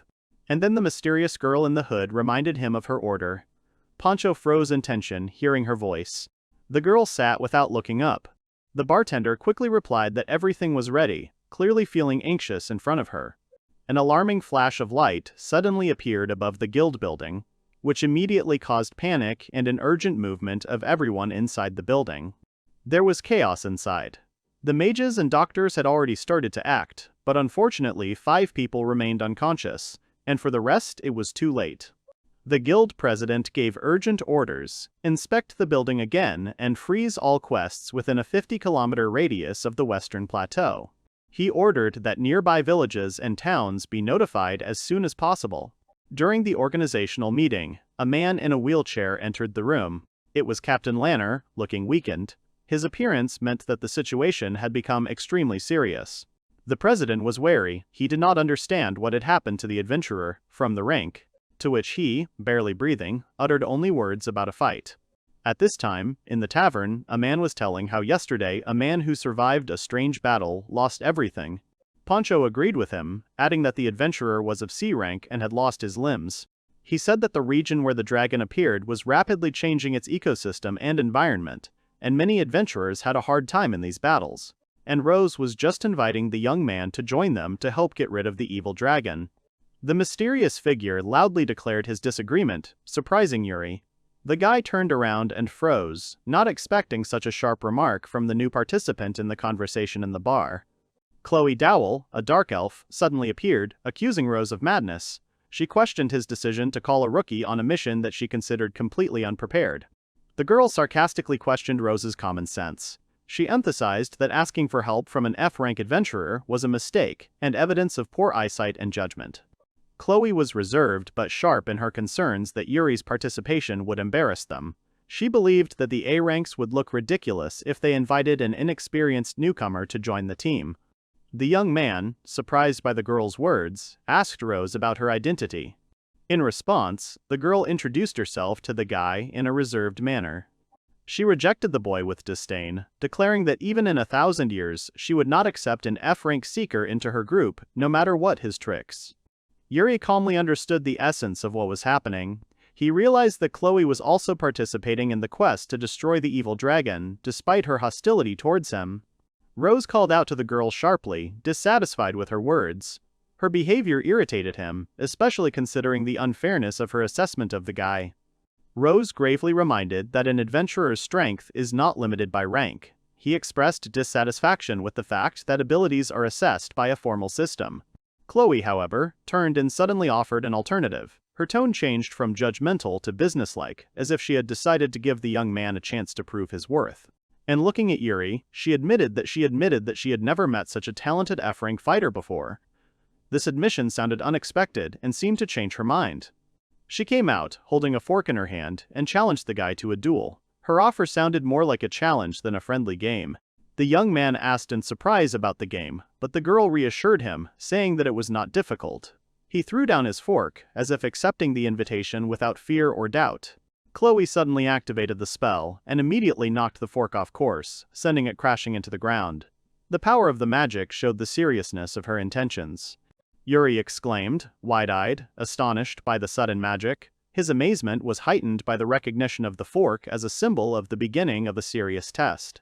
Holding a fork surrounded by magical energy, the girl said that she would use 30% of her power. If Yuri repels the blow, she will acknowledge his worth. At this time, Rose watched the events unfold, slightly tense. His attention was focused on the situation, waiting to see how Yuri would handle the upcoming test from Chloe.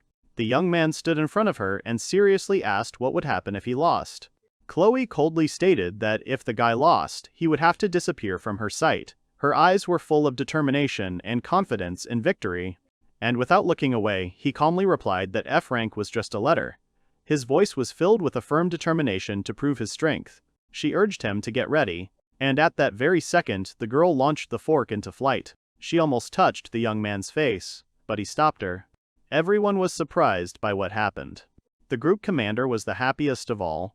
The girl was surprised at first, and then smiled softly, noticing Yuri's reaction. Her expression spoke of an inner recognition of his strength, although she still did not show it openly. Yuri stood silently, calm and collected. His posture and gaze reflected confidence before the test began. With incredible speed, the fork filled with magic hung near the young man. Magic energy flickered around it, creating a strong pressure. But he did not even blink, carefully watching the projectile. Chloe then exclaimed in complete shock when she saw that he was able to stop the fork. She didn't expect that someone of F rank could neutralize her attack, even if it was only 30% of its power. He raised his hand demonstratively, gathering magical energy. Now the young man wanted to see how the girl handled magic. It was her time to prove that she was worthy of his respect. The fork, filled with magical energy, flew forward rapidly. Its trajectory was twisted and powerful, as if it had been released with great force. She froze in shock as the fork flew past her face, flashing. The girl did not expect such a reaction in speed. Her eyes widened in surprise and confusion. At that moment, the fork whistled past, crashed into the wall, and left a crack. Chloe watched as the object pierced the stone. She realized that she had underestimated the strength of her opponent. The girl was shocked. Her expression spoke of complete bewilderment and confusion. The fork went deep into the wall, leaving cracks in its wake. The magic on it was still flickering. Everyone present now knew for sure the attack was not simple, but incredibly strong. Yuri, with a serious look, parried the attack with a fork, causing everyone to be surprised. He proved that even with an F rank, he was capable of the impossible, showing hidden strength and agility. And then Rose happily announced that the last member of the team had been decided. His face glowed with confidence, because now they had another ally for the dangerous quest, Yuri. The man turned to Chloe, confidently asking for her consent. She, although reluctantly, expressed silent recognition, angry but acknowledging the boy's success in the past test. Then he turned to Yuri with the decisive question, offering to officially join the group. It depended on him whether he would become a full participant in the upcoming campaign against the evil dragon. And the young man agreed to join the team. He understood that refusal would only complicate his life. The team said goodbye until tomorrow, deciding to fight together against a common enemy, the dragon. Yuri promised Poncho to pay for the damaged wall of the tavern left by his fork. Poncho was shocked by what happened, lamenting the destruction of the establishment. The city of Lydia was a bustling trade center. Caravans and travelers passed through the western gate. A group of adventurers arrived there to begin their mission to destroy the evil dragon. Yuri approached the gate, trying to get his bearings. One of the passers-by happily recognized him. He realized that someone was already waiting for him to appear at the team's gathering place. 3 people appeared before the young man: Rose, Chloe, and a new girl with bunny ears. They all radiated confidence, preparing for the upcoming dangerous mission. Aisha greeted the young man joyfully, saying that they had not seen each other for a long time. Yuri looked at them and thought that the team was really strong, 1 A rank, 2 B rank. He realized how serious their upcoming task would be. Rose was surprised to see the boy carrying around the slime. He didn't understand its significance and looked at it curiously, waiting for an explanation, to which the young man calmly explained that the slime named Lime was his friend. The others were skeptical of this explanation, wondering why he needed it at all. Chloe learned from the young man about his rare skill, Taming. This gift surprised everyone, especially considering that it belonged to an adventurer of only F rank. Rose found a small wagon for the team. He apologized for the modest transport, but he had no other option. Smiling, the man warned that there was little room in the cart. He asked everyone to be patient as they headed to the quest location. Yuri felt like they were looking at him and became wary. He tensed up inside, sensing that something difficult was waiting for him ahead, perhaps a conflict on the road. The carriage was too cramped. Chloe was irritated and indignant. Aisha was demanding more space, and the young man was suffering silently, squeezed between 2 strong-willed partners. At this time, the girl looked angrily at Chloe, mentally accusing her of taking up too much space. Tension grew between the girls, caused by the cramped quarters and personal antipathies. The girl felt a strong pressure from Aisha and Yuri. Despite her outward calm, she was clearly tense, sensing something more than just irritation in these two. During the ride in the carriage, a verbal altercation began. The girl accused the elf of her chests, taking up all the space, provoking a new wave of irritation. The cart with the group suddenly overturned. The horses panicked, one wheel flew off, and everything around was plunged into chaos. Dust and debris flew into the air. Yuri and Chloe jumped out of the carriage just in time. They quickly stood up to assess the situation. Both looked wary and ready to fight. Rose and the other team member also reacted instantly. They jumped out with their weapons at the ready, sliding along the ground and preparing to repel a possible threat. The commander looked anxiously into the distance, watching the rising cloud of dust. He was alerted by the roar and tried to understand what was approaching. Wyverns suddenly appeared in the sky. The largest of them was tamed and had a C rank. Everyone realized that the situation had become very complicated. Chloe and Ayesha used elementary magic, water, and fire. Yuri was surprised. He realized that the wyverns were controlled by someone and did not act independently. Fireballs and ice arrows shot towards the enemies at the same time. The group's magical attack was powerful, creating an explosion and scattering the wyverns in the air. The group's attack had succeeded, causing a huge explosion. The wyverns flew up in panic. The mages and the young man stood on the ground watching the result. New monsters appeared in the sky. One of the enemies noted that the B-rank adventurers were stronger than he expected, but that was not the entire threat. The team leader quickly gave instructions. Chloe and Yuri were to take care of the enemies on the left. The team began to assign roles for the fight against the remaining wyverns. The knight declared that he and Ayesha would take care of the enemies on the right. He looked confident and determined, ready for battle. The girl was already standing behind him, ready. Elf and Yuri ran forward to fulfill their task. The girl responded energetically, ready to accept the fight. The guy hurried after her. The young man asked how to defeat the enemies. Chloe told him not to interfere, reacting sharply to his address by name, and made it clear that she did not trust him. During the run, the girl emphasized that she had not yet recognized Yuri. Despite Rose's opinion, she did not believe in his strength or reliability. She used water magic, using the spell, Ice Arrow. Her determination was shown in the precision and power of the spell aimed at the enemies. The wyverns suddenly swooped down from the sky, causing Yuri to be surprised. He raised his hand, noticing the strange behavior that did not match the expectations of wild creatures. The boy snapped his fingers, and immediately the wyverns deftly dodged the ice arrows. The attack seemed to miss its target. Chloe cast intermediate water magic, and a multitude of glittering drops formed over the battlefield. The wyverns froze, feeling the increasing pressure of the magic. The elf smiled and spread her arms, shouting a spell. A freezing rain began to fall, a deadly continuation of her previous magical effect on her enemies. Ice spears rained down from the sky, striking the wyverns, who fell screeching, pierced through, before they could even dodge the attack. She was about to celebrate her victory, but the young man noticed that the enemy was still not defeated. New dangerous monsters were appearing in the sky. Wyvern appeared before them, a fearsome, tamed beast that surpassed the others. It was a new, much stronger opponent. Chloe quickly attacked, releasing ice magic towards the fire wyvern. She was sure that it was the main boss. The monster watched coldly as they tried to strike her. No fear, no pain, only an empty, sinister gaze responded to the attack.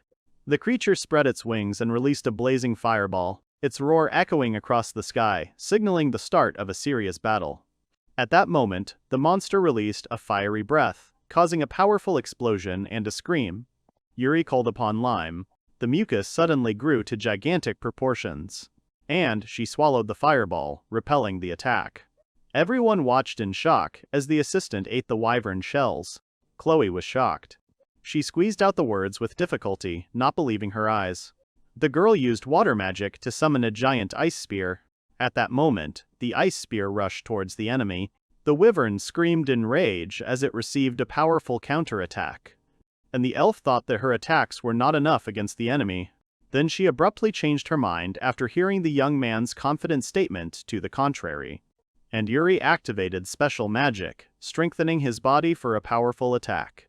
He approached the dragon, attacking him with great speed. He dealt a powerful blow to the dragon, cutting it in half in mid-flight.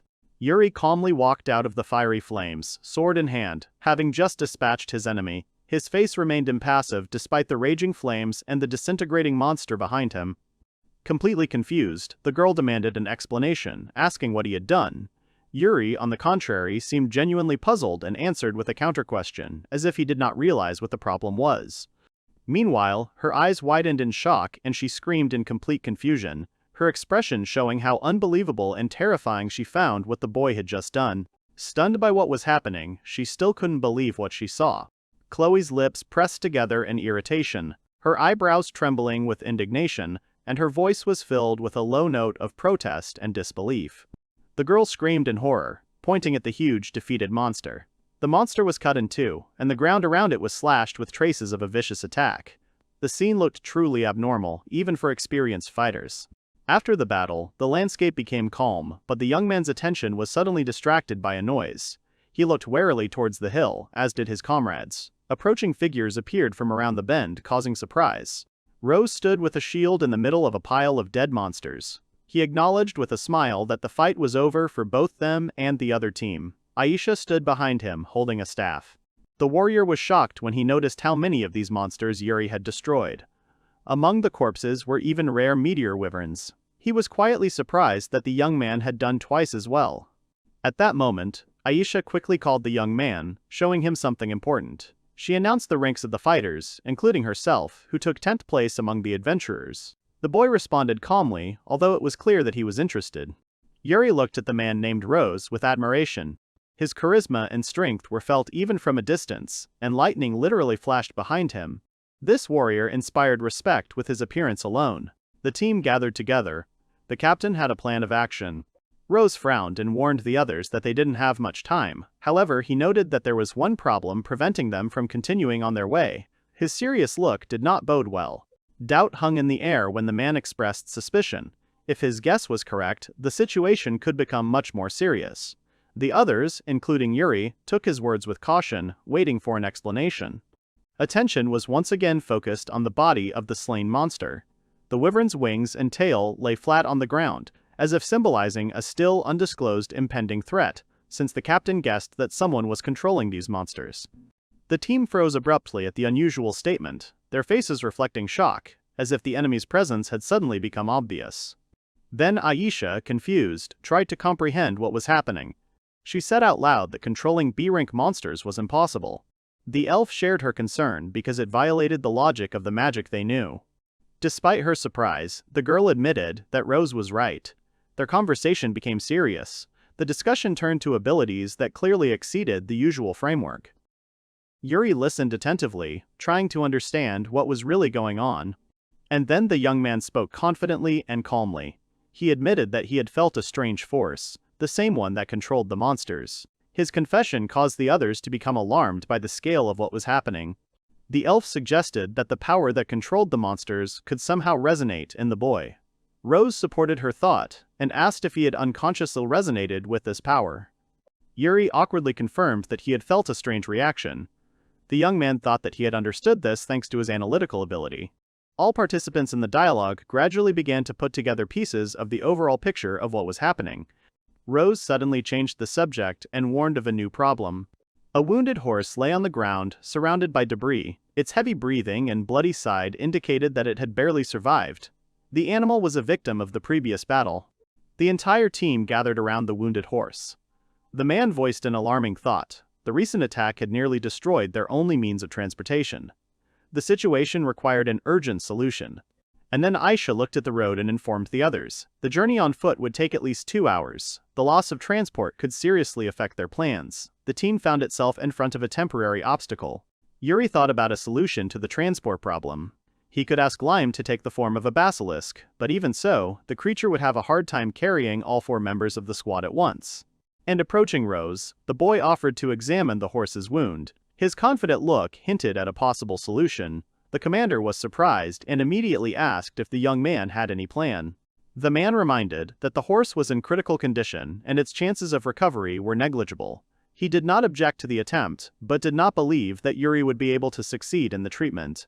Chloe calmly and briefly supported the young man, saying his name. Rose, after a short pause, agreed with her and gave permission. Let him try, because the chance, although small, is there. Yuri sat down next to the horse and looked at it with sympathy. The boy activated intermediate-level sacred magic to heal the injured horse. Waves of light surrounded the animal, and everyone watched in surprise, not believing that he was capable of such a spell. Under the influence of magic, the wounds on the horse's body began to heal rapidly. Glowing particles enveloped the damaged areas, and the muscles were restored right before their eyes. The healing was faster than anyone could have expected. Aisha and Chloe were shocked. Holy magic was considered a legend. Their faces expressed amazement, because such spells, according to rumors, had long disappeared and were considered inaccessible to ordinary adventurers. Rose couldn't hide his shock. His eyes widened and he whispered quietly that it was impossible. Doubt mixed with respect, he was beginning to understand that the guy was clearly not simple. And then the horse jumped to its feet, completely healed. The girl cried out in joy, and the animal neighed cheerfully. The team was shocked, not only because of the result, but also because of Yuri's true strength.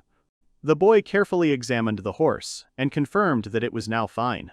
The healing had been successful, and the animal looked cheerful. He felt satisfied that he had helped save a life.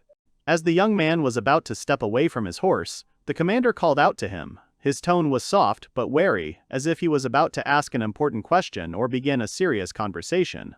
And Rose admitted with surprise that he had not known about Yuri's ability to use holy magic.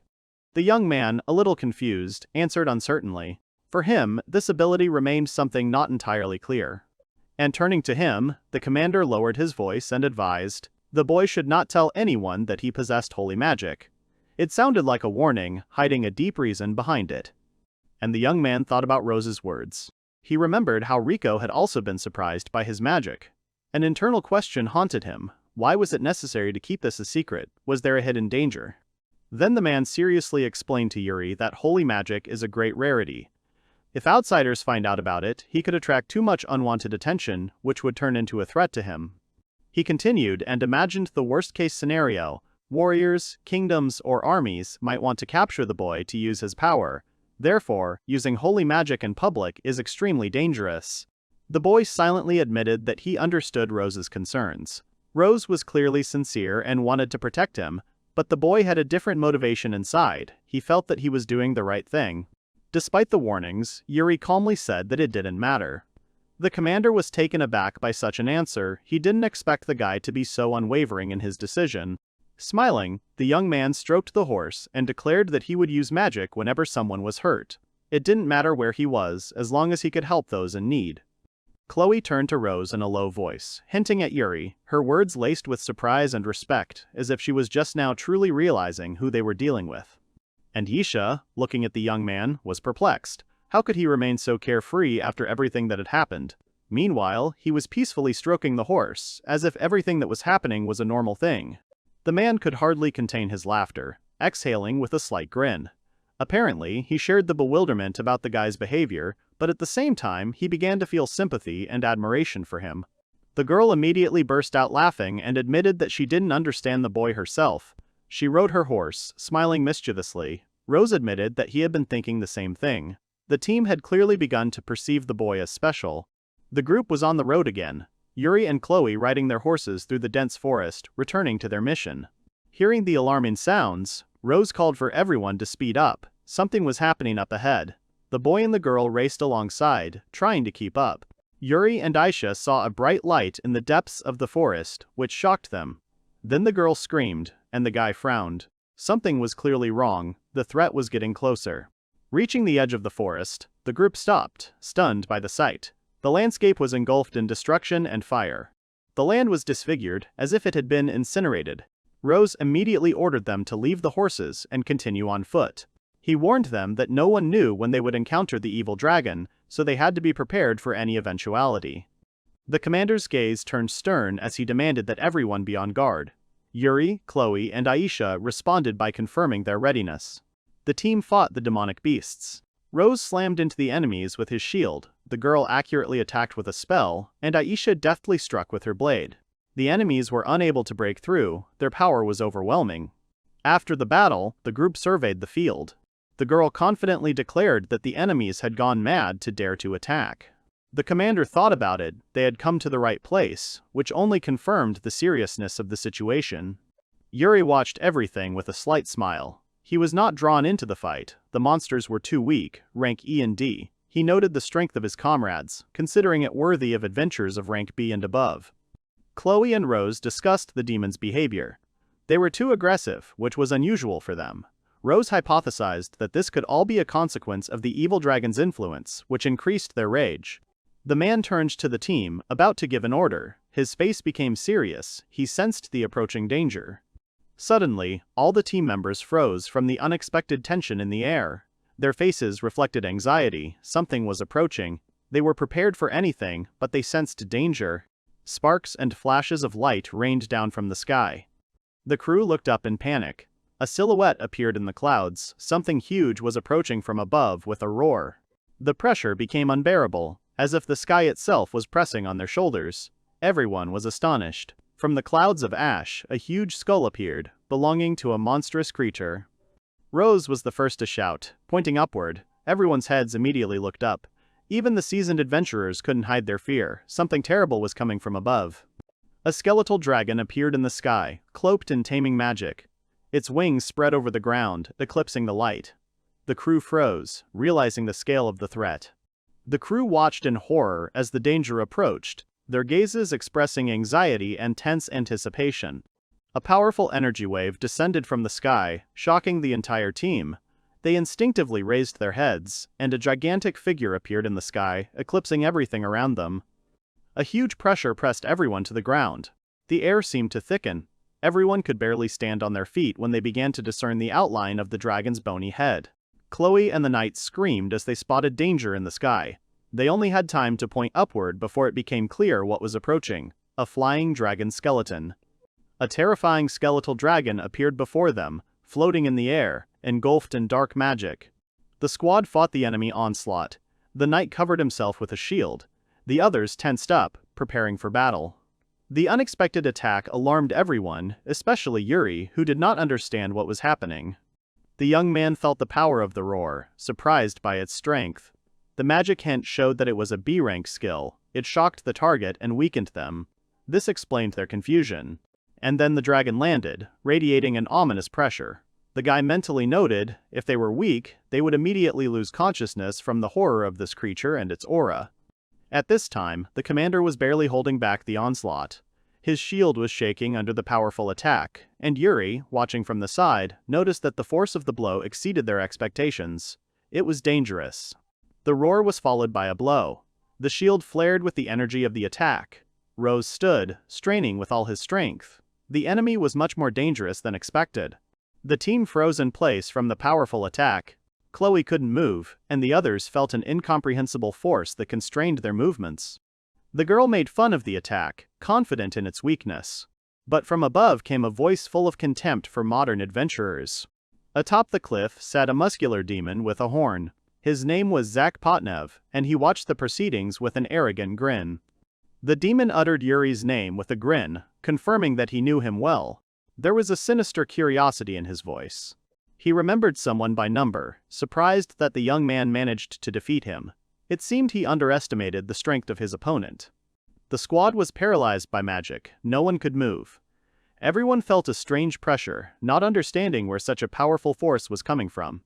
The creature watched from above and mocked, calling the adventurers pathetic. Yuri and the others tried to remain calm despite the provocations. Zakpotnev, the demon with the number, revealed his identity. He did not expect to see the young man and was clearly intrigued by his appearance. The demon loudly called the guy by name and recalled some enemy from the organization, hinting at the hero's past battles. Yuri learned that the demon also had a number. This confirmed his connection with the organization, from where the young man himself may have come. At that moment, the dragon launched a furious attack. An explosion rolled across the ground. The light blinded everyone, and the earth shook from its power and roar. The man in the cloak opened his eyes tensely. His calmness turned to anxiety as if he realized that the situation was getting out of control. And then the young man rushed into battle, using his shield as a springboard. An explosion shook the ground, and his companions screamed his name in fear, hoping that he was okay. Yuri activated the enhancement magic. Energy surrounded his body. He rushed forward with his sword, focusing all his strength into the upcoming strike. He flashed past the dragon, his sword slashed through the air. The enemy didn't expect such speed and precision from an F-rank adventurer. and with a powerful thrust of his sword he put all his strength and concentration. His attack was aimed precisely at the enemy's vulnerable spot. The dragon's skeleton roared in agony. Its body began to crumble, and it writhed in pain, unable to withstand the blow. Yuri, without wasting any time, stood up from the ground. Despite his fatigue, he was determined to continue the battle to the end. He performed a series of lightning strikes, filling the space in front of him with magical blades, creating a deadly web of attacks. The remains of the defeated dragon lay before Zack. He was surprised to recognize Yuri's strength. He did not expect that he would be able to defeat his pet. Zack Potnev confidently announced the start of the second round. The young man, not expecting a continuation, looked in the direction of the demon in surprise. A new monster flew out of the darkness in front of Yuri. He reacted, but did not have time to fully understand what was happening. He instantly jumped back, dodging the attack, and assessed the situation. The boy recognized the threat and prepared to strike back. The creature suddenly exploded into a multitude of limbs.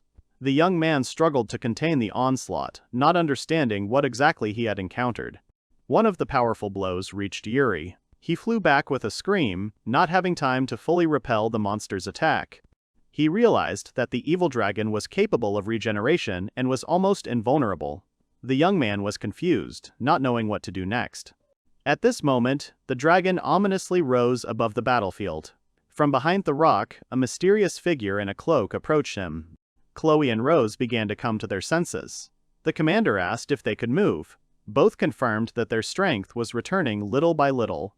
The knight assessed the situation and decided to retreat. He warned the crew that it was too dangerous to stay here. And then the dragon gathered magical energy and released a powerful attack. All members of the squad looked at the impending explosion in panic. The group was thrown back by a powerful blow. Everyone screamed in pain, unable to hold back their screams, lying on the ground, wounded. Yuri realized that the situation was critical. He activated the initial sacred magic to save his comrades and give himself a chance. Light enveloped the wounded. The healing magic began to work. Their wounds began to heal, giving them strength and hope. The dragon, suddenly feeling threatened, opened his eyes in surprise. He did not expect such powerful magic from the enemy. The young man jumped straight towards the dragon, plunging his sword. There was determination in his eyes. He knew he had to win at any cost. He was surprised to see that the dragon was scared. The boy realized that sacred magic was working. And then Yuri remembered his past life. He had encountered similar fears. The undead and demons were also afraid of sacred objects and magic. The young man took out his weapon, mentally comparing the past and the present. Then, as now, the skeletons trembled before the power of the holy light. And activated advanced holy magic. Light engulfed the dragon, causing a deafening roar. His body began to glow and sparkle with pain. The dragon screamed hysterically, writhing in agony. The sacred flame penetrated deep into his bones, destroying his magical essence from within. After the holy magic, Yuri realized with relief that it worked. The dragon disappeared, leaving only crumbling fragments and a sigh of relief. Zack Potnev laughed and acknowledged the boy's strength. He exclaimed his name in surprise, realizing the power of holy magic. Without losing his resolve, Yuri announced the start of the third round. His gaze became serious. The fight was not over yet.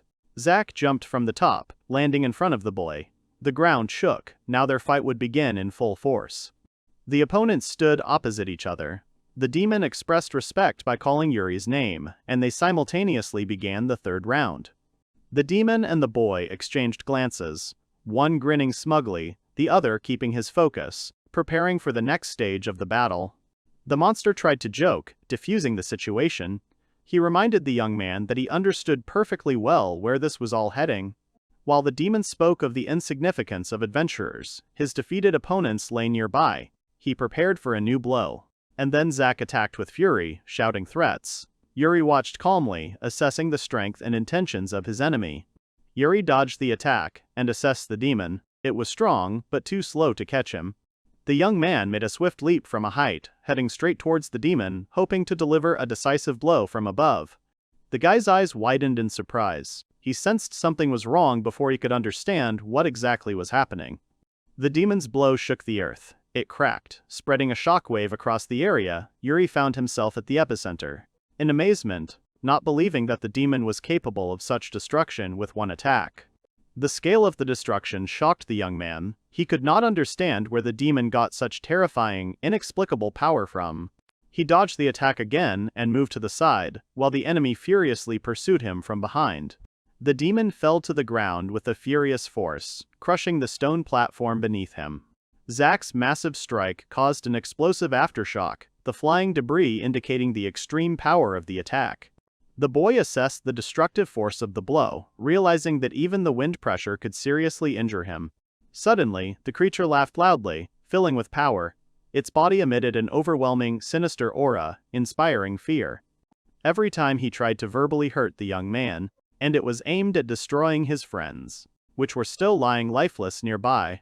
The young man activated durability-enhancing magic, and then they both rushed into the attack. He attacked with fury, but the boy dodged. The force of the collision caused a blinding flash and shook the ground around him. The explosion created a giant cloud of dust. The demon watched the destruction smugly, laughing at his own destructive blow. The two survivors stood in the smoke.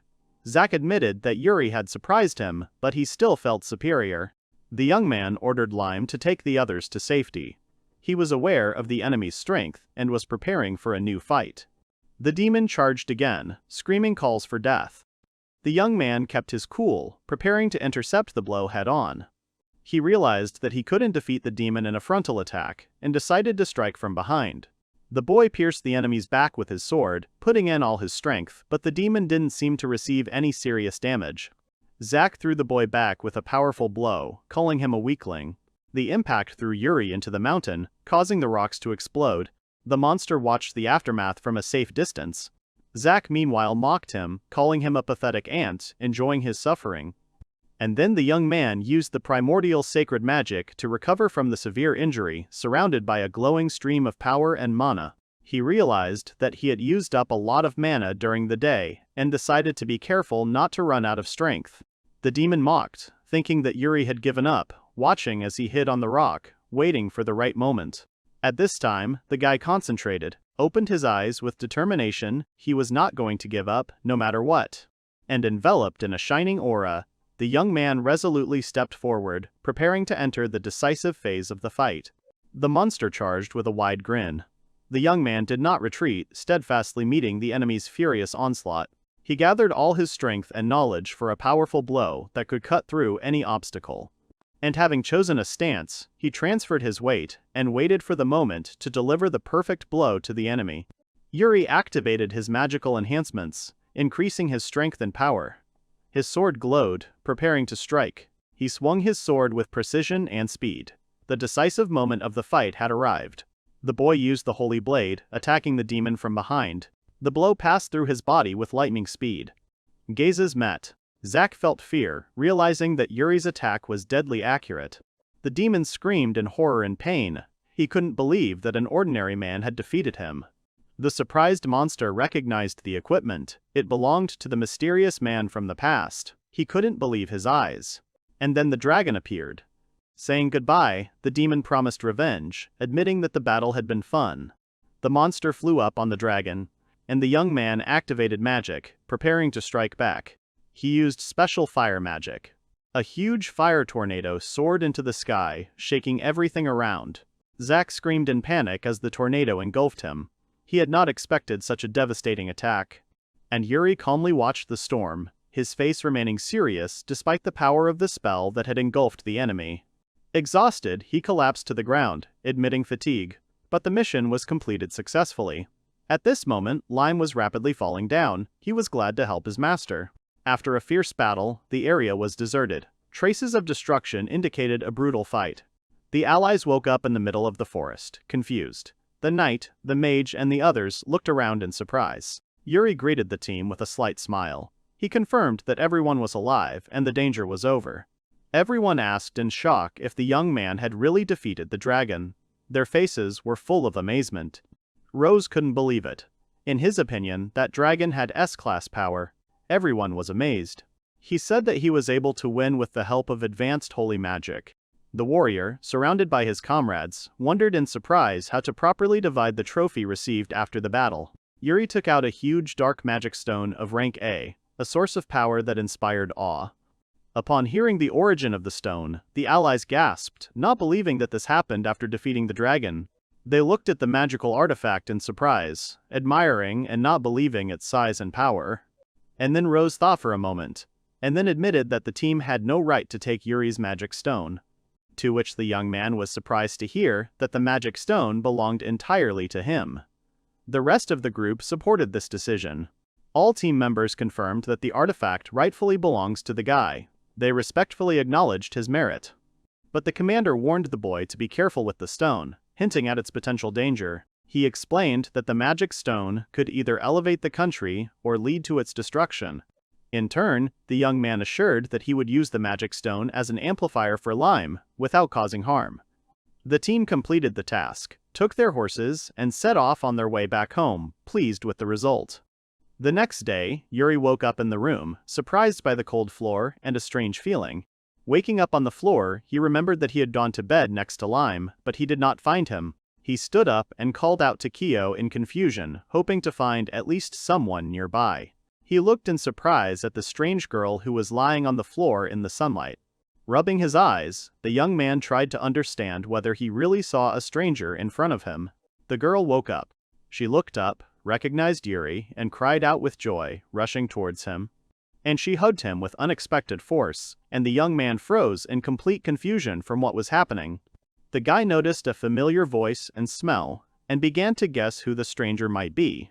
The girl happily rushed to Yuri, calling herself Lime and hugging him with delight. The surprised young man noticed that the bed looked suspicious, and that something was wrong.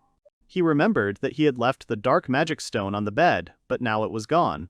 And then the guy realized that Lime had most likely swallowed the magic stone, and he asked her about it directly. And Lime, having eaten the dark magic stone, acquired a human form, and now studied his new body with interest. Surprised, she suddenly spoke, saying Yuri's name, shocking him with her speech and realization. She tried to get up, but her body was unstable and she had difficulty moving. Yuri thought about it. He didn't know if this change was good, even though it brought Lime closer to people. He gently stroked his assistant's head, assuring him that he did not need to imitate people. The guy praised her for her efforts, gently encouraging her and stroking her head. Smiling, Yuri enthusiastically suggested that his assistant get to work. Lime happily agreed. The bustling city greeted us with its usual bustle.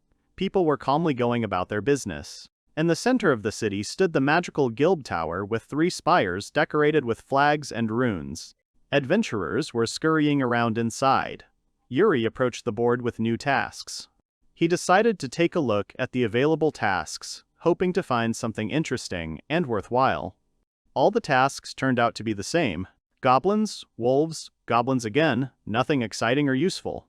Suddenly, his attention was drawn to a loud voice from the balcony. Someone was calling for the black-haired brother.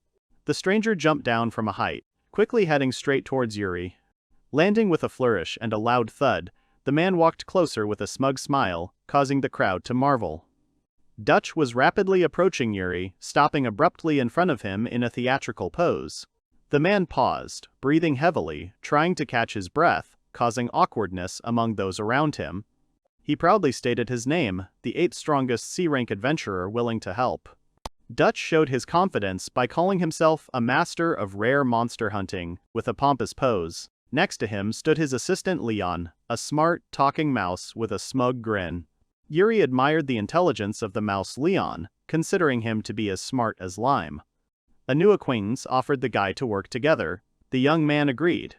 Dutch clarified that the quest was not on the list, but was intended for a newbie like the guy.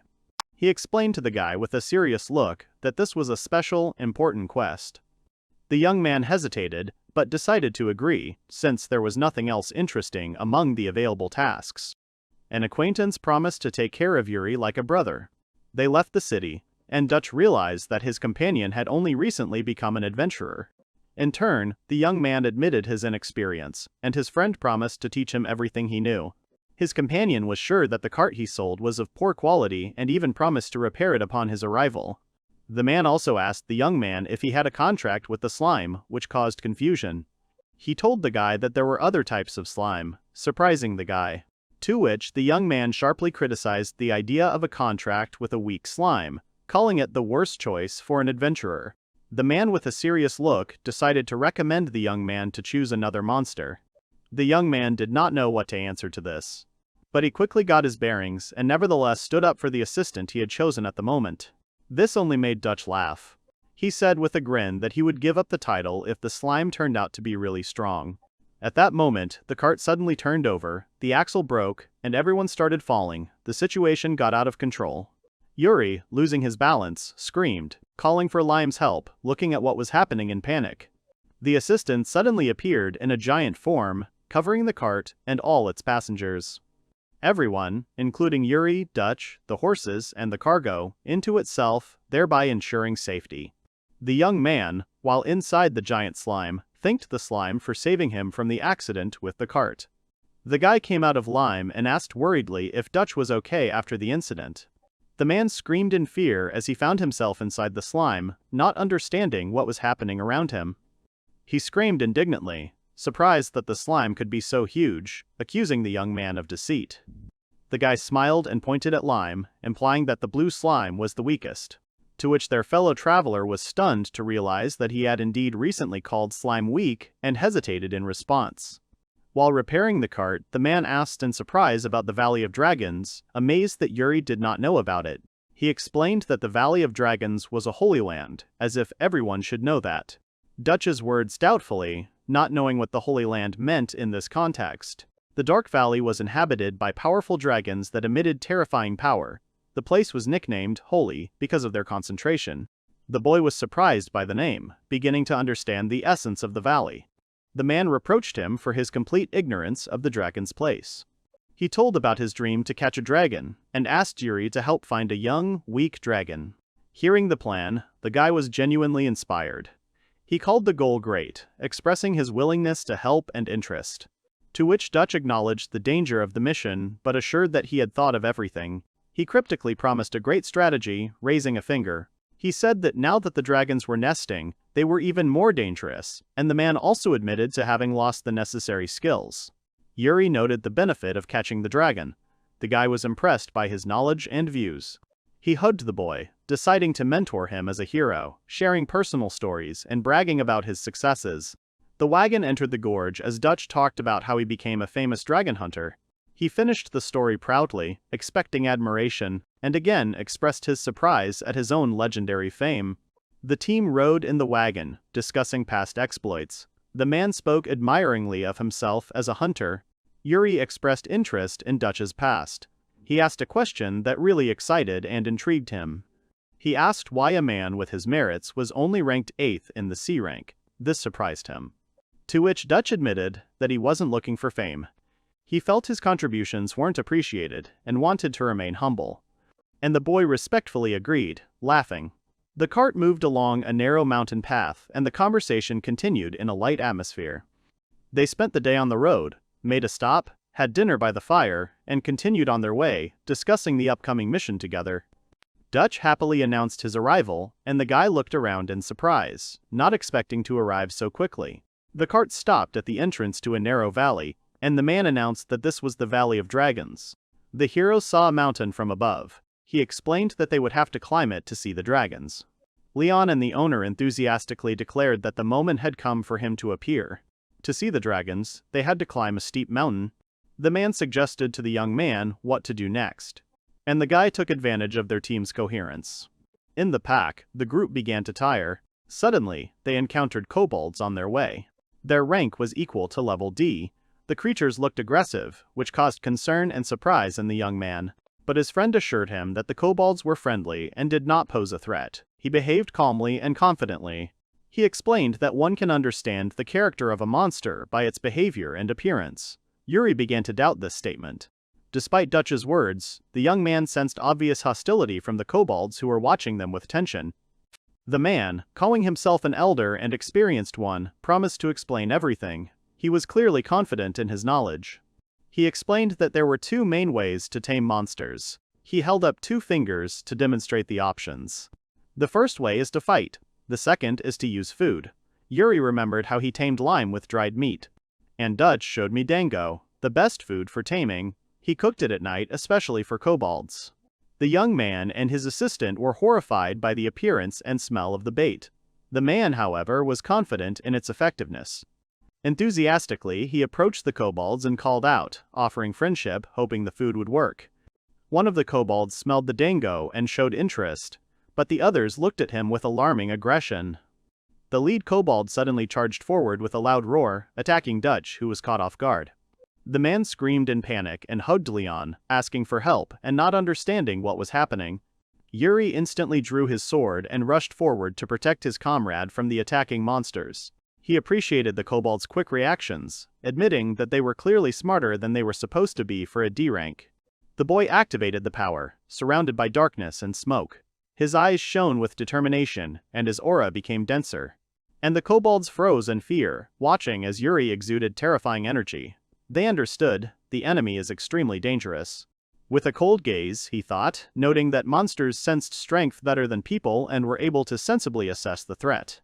Yuri shouted to Lime, ordering the attack. A huge slime fell from above, instantly trapping the kobolds in its mass. The monsters tried to break free from the slime, but were completely immobilized. The lime enveloped them all and suppressed their resistance.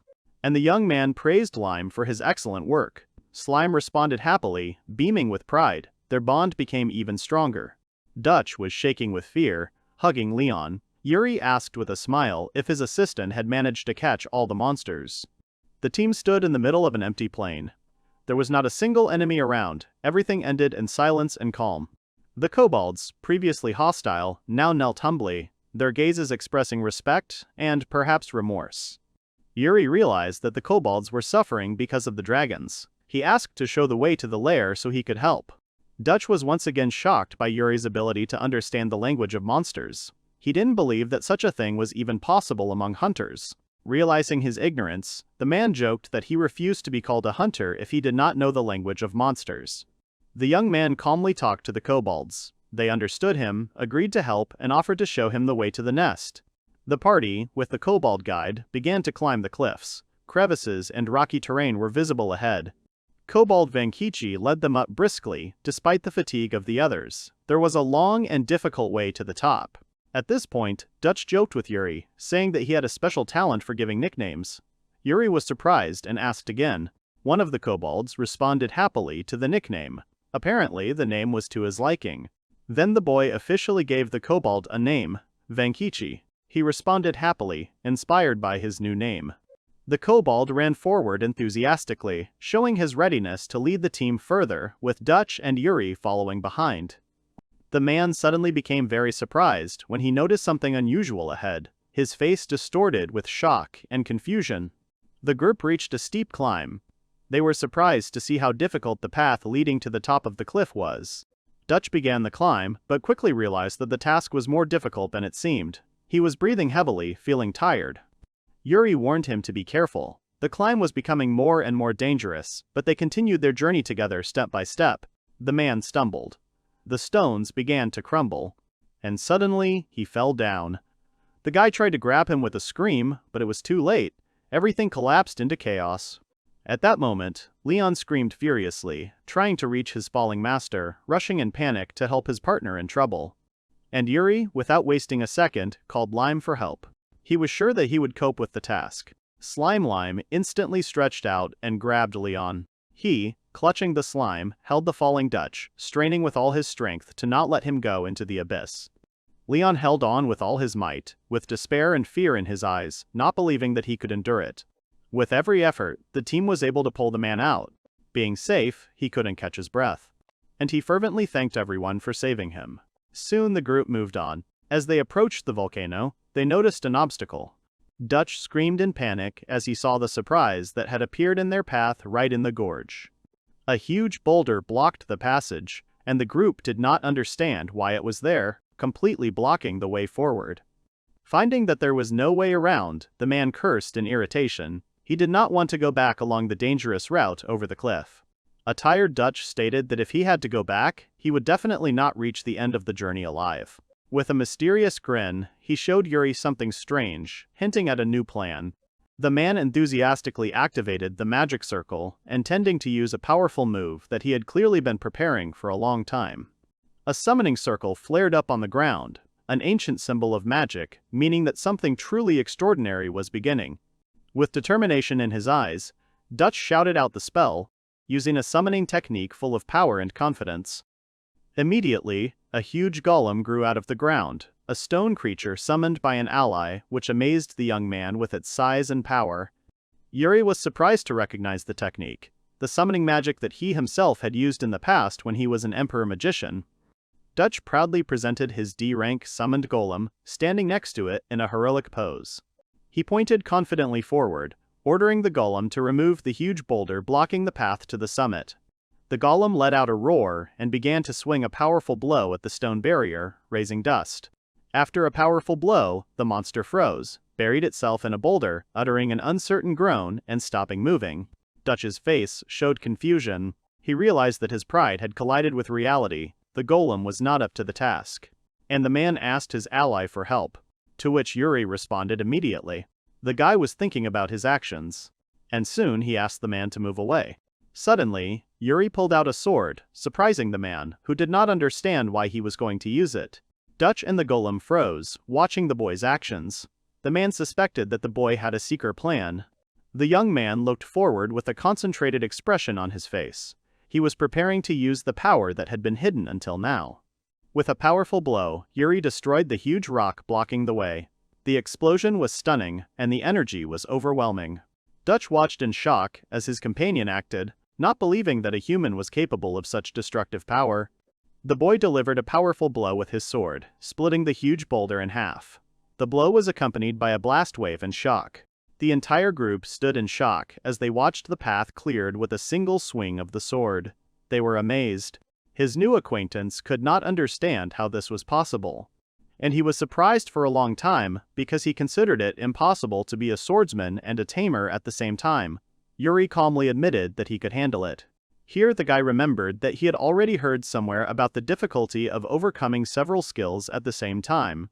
This made him plunge into his thoughts. The group moved on further, passing through hard-to-reach places and paths.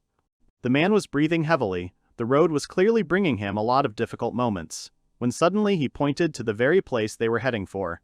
The entrance to the cave was right in front of them. Dutch, seizing the moment, wanted to make a short stop, while the young man became alert, hearing a strange noise. He clearly heard the sound of approaching footsteps while his partner was carelessly counting the supplies.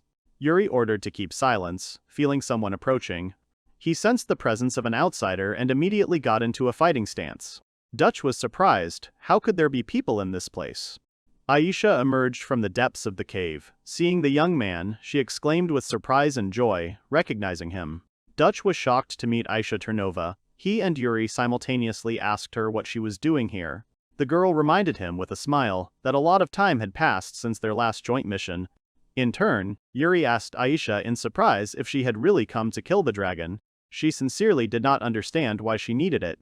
The young man reasoned that a B-rank girl had appeared in the Dragon Mountains, and it was logical to assume that she was hunting. Here, Aisha categorically rejected Yuri's guesses. She turned sharply and said that everything was the opposite, causing him to freeze.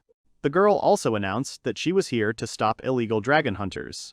Her goal was to protect, not kill. Yuri said that everything from bones to skin is used in dragons, to which Dutch responded with indignation. After all, materials from dragons, weapons, armor, jewelry, dragon parts were used in the creation of everything possible. Aisha immediately reported that the guild was restricting quests related to dragons. She personally observed this area, and looking suspiciously at Dutch, she loudly asked if he was a wandering dragon hunter. Dutch was outraged, calling her remark disrespectful and declaring that he was not a hunter at all, but an adventurer. She, in turn, became thoughtful, and she actually remembered that the man was a C-rank adventurer.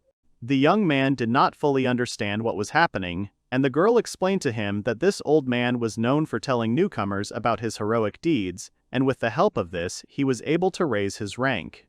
To which the man merely hissed in response. A logical puzzle formed in the young man's head. Yuri said with a serious expression that the situation with Dutch looked bad. He stood silently, looking down.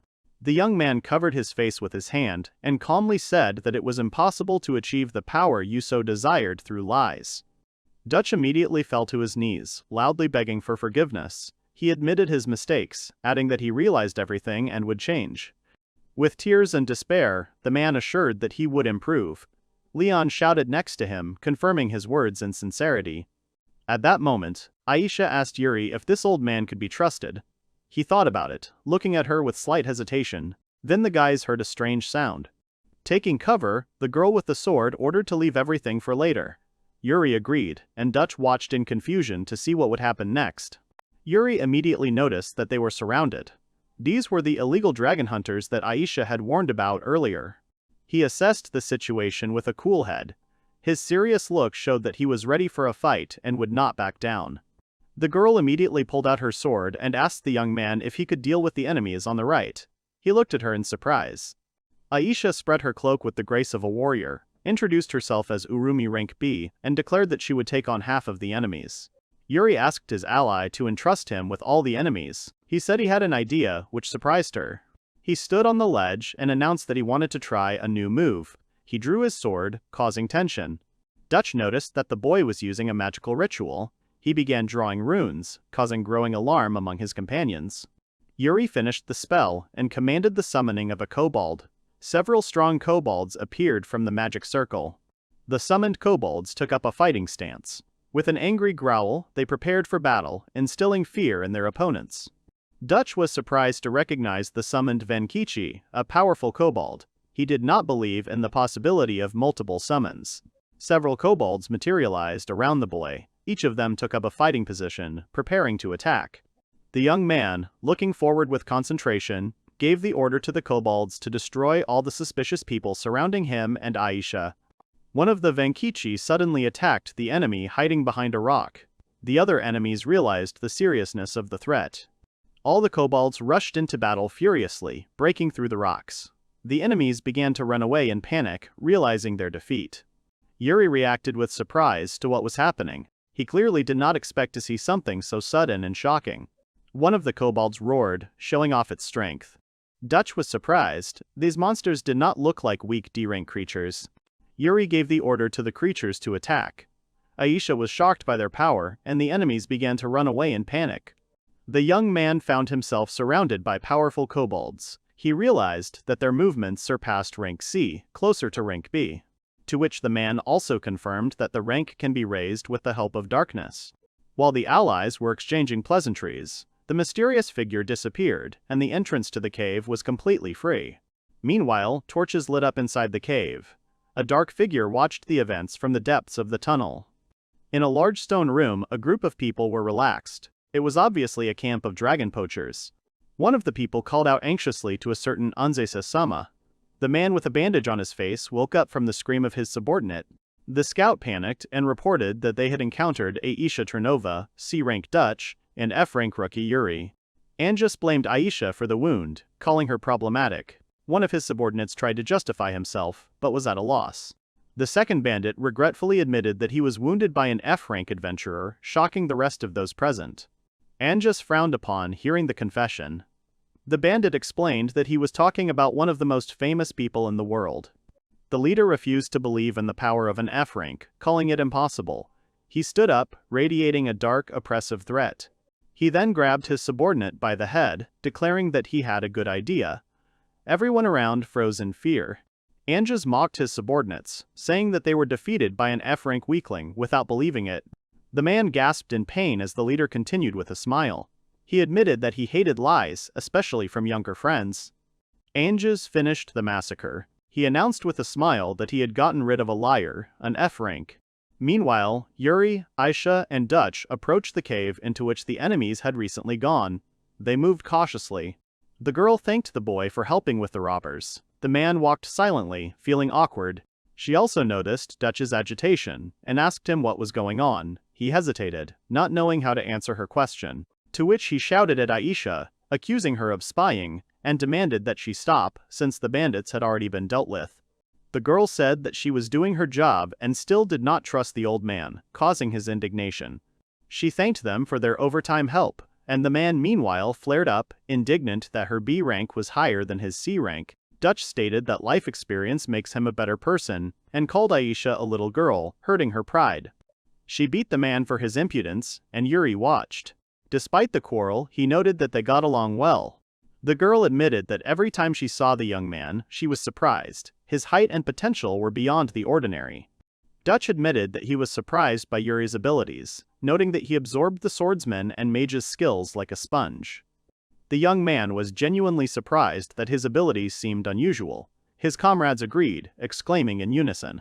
He chuckled as he watched them. He realized that despite their arguments, Aisha and Dutch had become good friends. And then the man caught a strange smell and became wary, turning around sharply. He began to suspect something and sniff, looking tensely ahead. Yuri noticed that Dutch smelled like fish and was surprised. Venkichi looked worried and weak. Aisha said that the source of the smell was almost next to the dragon's house. The old man was shocked and confirmed her words with surprise. Realizing where they were, the entire group ran away in panic. A majestic scene appeared before them. A huge number of dragons were resting near the waterfalls, in a place full of magical power. The group looked with admiration at the peacefully resting dragons. Their grace, power, and nobility caused sincere amazement in everyone. One of the dragons was identified as a B-rank heavenly dragon. Its presence emphasized the danger of the current location. They discovered a clutch of eggs belonging to dragons. The number of eggs shocked the heroes. It was a whole treasure trove. As the others watched, the man began to move suspiciously. He quietly separated from the group, heading toward the eggs alone. Approaching the clutch, he grinned slyly and muttered an apology. It seemed he was planning to steal the dragon's egg. The old man stared at what was happening in amazement. Something unexpected made him freeze. His heart began to beat wildly with fear. Suddenly, Aisha and Yuri felt threatened at the same time. Their expressions became serious, as if they sensed someone's powerful aura nearby. One of the dragons slowly raised its head, its gaze heavy, and the atmosphere around it suddenly thickened. Darkness and fury emanated from the depths of the dragon. A terrifying lust for murder emanated from it, frightening everyone around it. Yuri immediately sensed mortal danger. For the first time in his life, he encountered such a strong will to destroy. He was on guard. He hesitated. They had come too far, but he couldn't steal the eggs. Dutch urged him to run for his life. Seeing the mother dragon and her baby, the boy realized that dragons also feel. Stealing the eggs would be breaking the natural order. Aisha also agreed with Yuri. She acknowledged that his decision to refuse the award was reasonable and worthy of respect. But Dutch, on the contrary, was scared. Dragons are smart and vengeful. Even if you escape, they will take revenge for the stolen eggs in the future. The group realized that even weakened dragons were too strong. Yuri supported the man, urging him not to give up and to be careful. The mysterious figure approached, its footsteps echoing in the cave, attracting the attention of the entire group.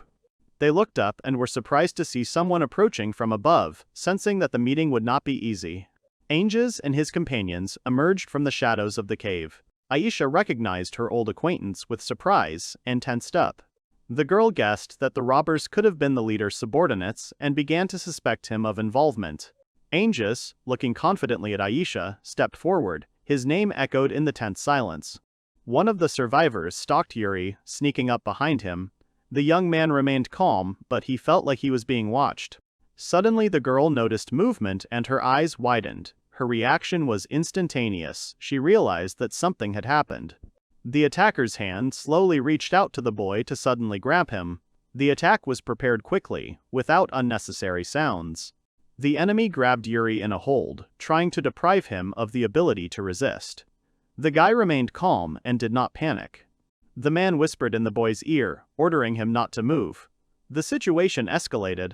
At this time, the leader tried to intimidate the girl. He ridiculed her relationship with the young man and his rank. She only sighed in response to all his attacks, stating that she sincerely felt sorry for the leader, to which Angus could not understand what was going on here and why his opponents were behaving so calmly in such a situation. In turn, the girl smiled. And with a serious look, she stated that Angus had chosen the wrong opponent, underestimating Yuri's true strength. At that moment, the young man easily dodged the blow and then delivered a precise and swift counterpunch to the enemy with his fist. The enemy didn't have time to come to his senses before the guy deftly turned around, delivering a powerful blow to the enemy's stomach. The enemy flew back from Yuri's powerful blow, exclaiming in surprise, not understanding how everything happened so quickly. Then the bandits in panic tried to stop the young man, shouting to kill him immediately. He confidently approached without fear. Yuri just silently stood in a fighting stance, his gaze determined and cold in the face of the impending threat. And with one powerful blow, he knocked out the enemy. The surprised opponent did not even have time to react to the attack. The second bandit attacked Yuri with fury, shouting threats, but he calmly dodged and prepared to strike back. The guy punched the attacker in the face, shocking him. The enemies did not expect such strength from him. He delivered a powerful kick to the enemy's stomach, knocking him off his feet. And he calmly exhaled, closing the buckle, while the others watched his strength with amazement. Something unexpected caught Yuri's attention, which made him instantly become alert and focus on what was happening.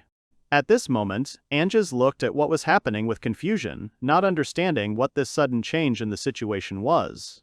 The leader, enraged, rushed at the guy with a raised sword, screaming and preparing to attack. And he prepared to attack, his face tensed, reflecting the determination to deal a crushing blow to Yuri. The young man coldly watched every move of his opponent, concentrating before the decisive exchange of sword blows. He quickly dodged the blow, seized the initiative, and quickly launched a counterattack. Anjas couldn't believe what was happening, his face was distorted with shock and fear. And Yuri ended the fight, leaving the leader wounded, shocked, and standing in a daze. The young man nevertheless noticed Anjas' strength and admitted that he was not weak at all. Aisha hastened to warn the boy, urging him not to underestimate the enemy in battle. The mysterious warrior stated that he knew very well the enemy standing before them. He said that his name was Anjas. Rukori is a former genius adventurer. Anjas, clutching his sword, recalled his past strength and B-rank genius. He chuckled, realizing the irony of the defeat that had just occurred. And he declared that the sword was useless, and threw it away. He approached the enemy, planning his next treacherous attack. Taking out the Nahi herb extract, he prepared to use the poisonous effect. Then Anjas opened the bottle with a grin, declaring that it was a special extract against dragons. The dragon received the extract right in the face and screamed in pain, reacting furiously. The leader boasted that his clothes were permeated with a smell that repelled dragons. The dragon's eyes immediately boiled with rage, the pupil narrowed, and the transformation began. The dragon roared and spread its wings, preparing to go on the offensive. Anjas screamed in panic, declaring the end to Yuri and insulting him again. At this moment, Aisha and Dutch watched the leader's actions in shock. Suddenly, the young man realized that the dragon had been used as a weapon, and the enraged dragon soared into the air with a loud roar. A huge dragon paw fell upon the heroes from above. Suddenly, the dragon swooped down, causing a sense of anticipation of victory to rise from the standing Anjas. The leader laughed madly again, anticipating the death of all his opponents. And then the dragon's paw sank into the ground with force, raising dust. The dragon's eye changed dramatically, full of fury and awareness. And Anjas realized with horror that something had gone wrong. With a quick movement, Yuri blocked the blow with his hand, demonstrating a sudden surge of incredible strength. He caught the dragon's paw in mid-air, causing amazement among the onlookers. The leader watched what was happening in horror, not believing his eyes. And his friends were shocked that Yuri stopped the monstrous attack. The dragon looked at the young man in surprise, sensing something unusual. The guy suddenly focused. His gaze became full of determination and inner strength. He spoke softly to the dragon, trying to calm the frightened creature. Suddenly, the dragon's fear increased due to the effects of the extract used by Anjas. The dragon's eyes changed, first fear, then a return to awareness.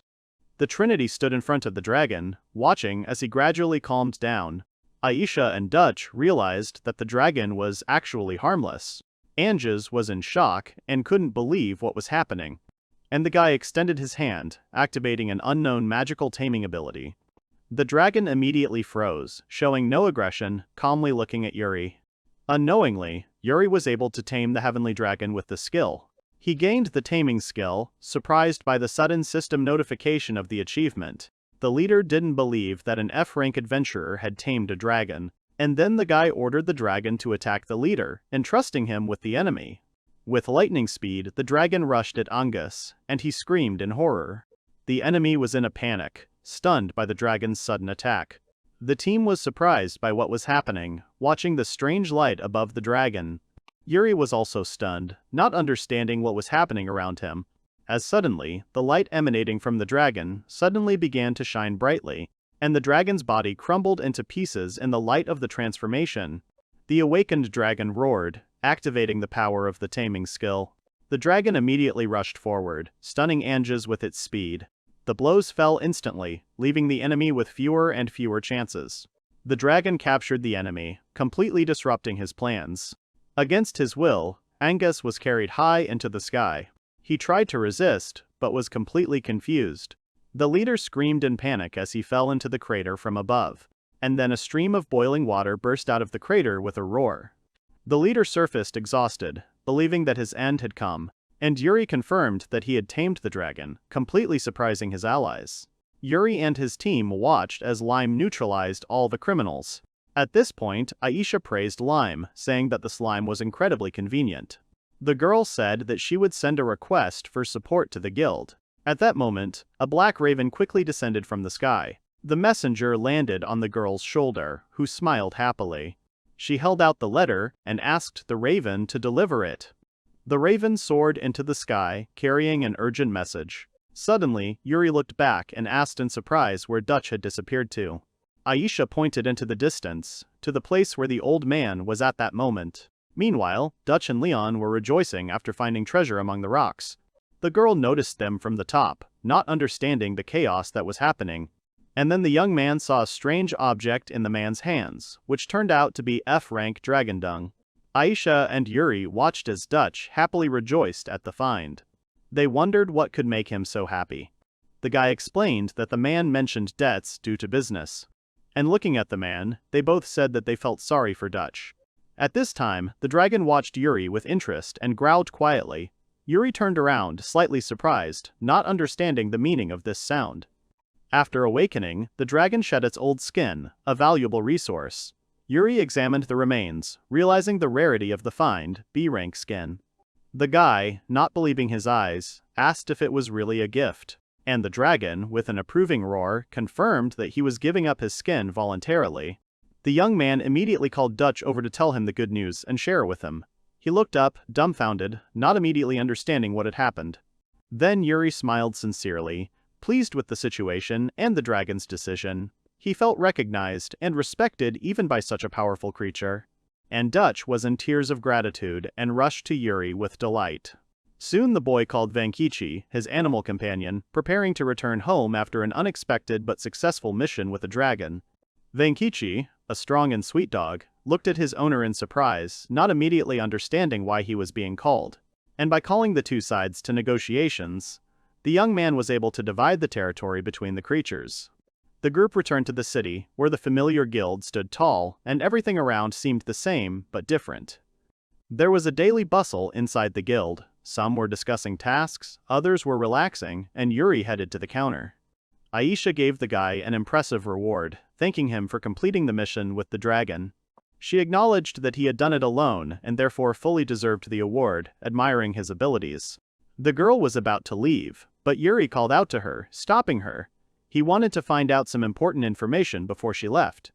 He came closer and asked her the last question. Aisha turned around, looked at him in surprise, and prepared to listen.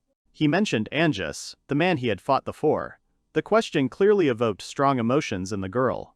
He was sure she knew something. The girl looked down and thought for a moment, lost in memories. After a short pause, she took a deep breath, showing that she was ready to speak despite the gravity of the topic. And Aisha began the story, mentioning that it was an old story. Memories took her to the distant past, to the forest. In her memories, she fought a dangerous monster. She bravely attacked the beast, never taking her eyes off her target. A huge monster jumped on her from behind, threatening a surprise attack. She did not have time to react to the danger in time. Her eye widened in shock and fear. The attack was so swift that it seemed she had no way to escape. At the last second, someone suddenly intervened, blocking the attack. The girl turned around in surprise, trying to understand what had happened. The savior turned out to be Anji, who appeared in time with a sword. He smiled, ironically greeting Aisha, checking if she was alive. In response to his impudent address, she struck him hard. Aisha indignantly screamed that she was not a little girl. The two men watched from the sidelines, assessing the duo's abilities. They acknowledged that these two were truly the best in their field. Aisha and Anji worked together despite their differences. Their persistence allowed them both to reach C rank after overcoming many difficulties. She was then promoted to B rank. She proudly accepted the card, officially becoming the strongest representative of her guild. Everyone in the guild was amazed by Aisha's achievement. Her rapid promotion was a cause for universal respect and admiration.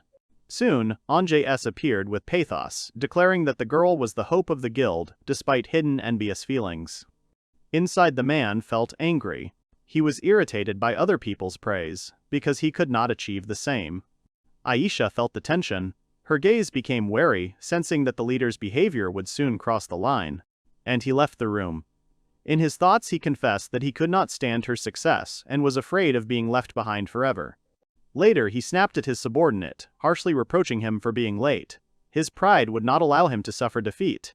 The girl and her partner caught him abusing the younger one. She screamed his name to stop the violence. Aisha accused Anjas of extortion. She presented evidence from the guild of abuse of power. Another adventurer confirmed the girl's words. He said that the report was true and the leader's actions were unacceptable.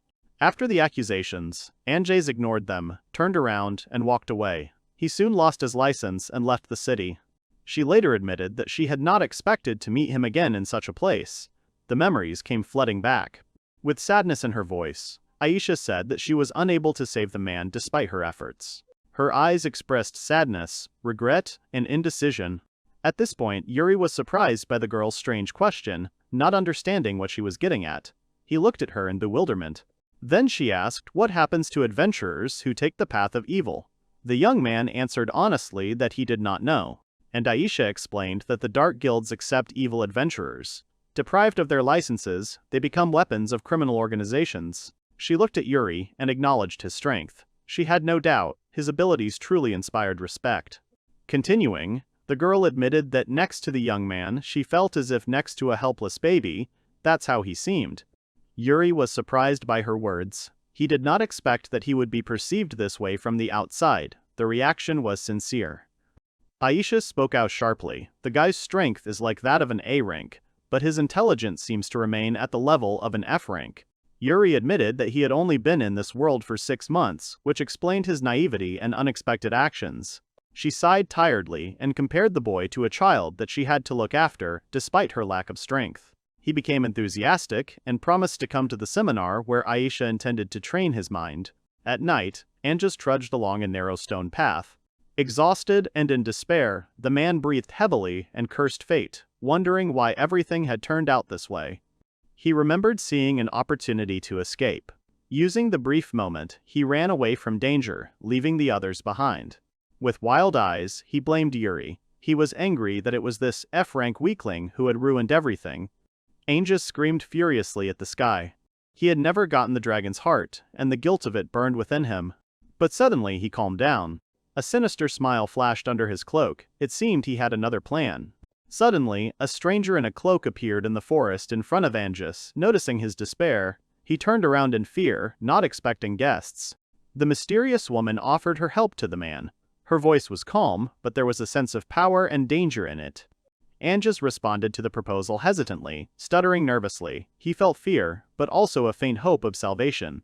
Hearing her name, Killy, he froze in place.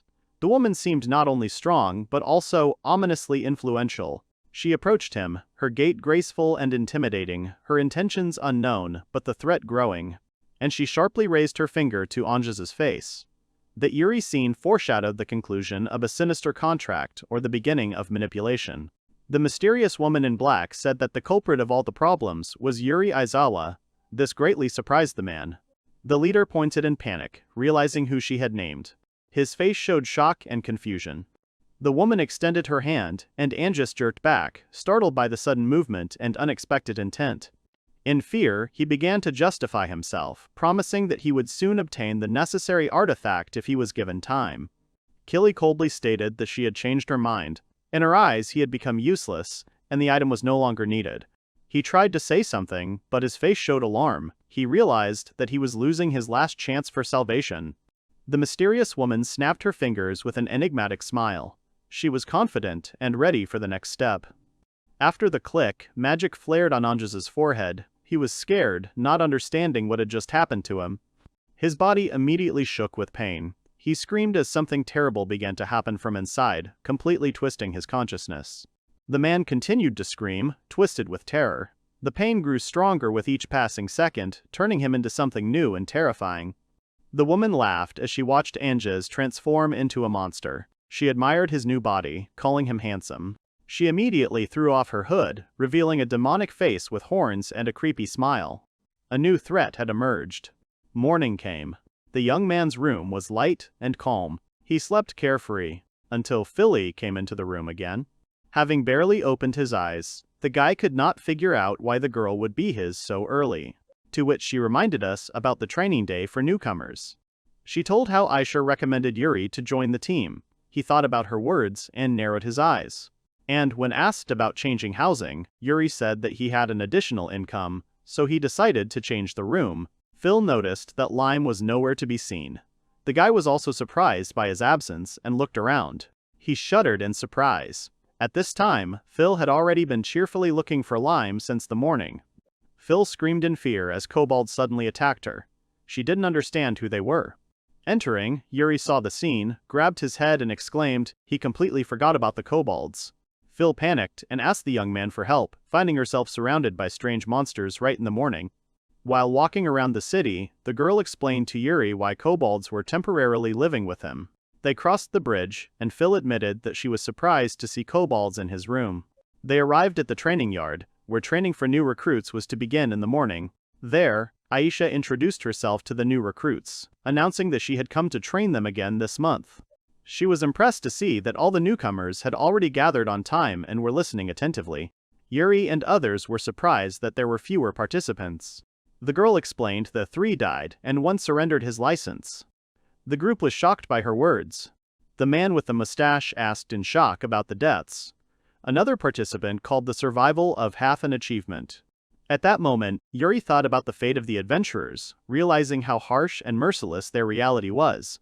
And Aisha explained that the work of an adventurer is not a game, but a dangerous and cruel reality. One of the mentors warned that only constant training would give a chance to survive on this path. The man gave in and agreed to follow Aisha's instructions in order to remain among the surviving students. She approved of his attitude, smiled and acknowledged that he was now thinking correctly. The girl announced that there would be an unusual training session today, which surprised the entire group. Aisha pulled out the package and proudly showed it off, getting everyone ready for the mission. And then the participants froze in bewilderment, not understanding what the strange demonstration of the scarf was leading to. The girl loudly declared that today's training was cleaning up trash, causing shock among everyone. Aisha announced that today's training was garbage collection. Everyone had to clear the area completely. The men were outraged, not understanding how cleaning was related to survival. They were insulted and angry, and the girl watched their reaction carefully, without saying a word. She continued to look at them silently. Her gaze became heavier and heavier, forcing everyone to fall silent. The men began to get nervous and grumble. One of them muttered that they were already tired of her. Aisha shouted loudly so that everyone could hear. She ordered them not to stop until the bags were full. Everyone reluctantly collected trash as ordered. The task seemed pointless, causing irritation and discontent. And then Yuri heard Phil's voice pointing out where there was still trash. He became wary and turned around. Phil picked up every piece of trash with incredible energy, infecting everyone with her frantic activity. The young man was surprised by the girl's speed. She proudly said that she had been accustomed to hard work since childhood. Well, Phil was beaming with joy. For her, collecting trash was an easy, almost fun task.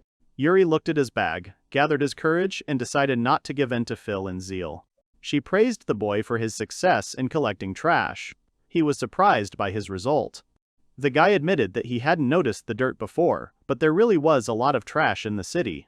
At that moment, Aisha approached them and informed them that they were the first to fulfill their garbage collection quota.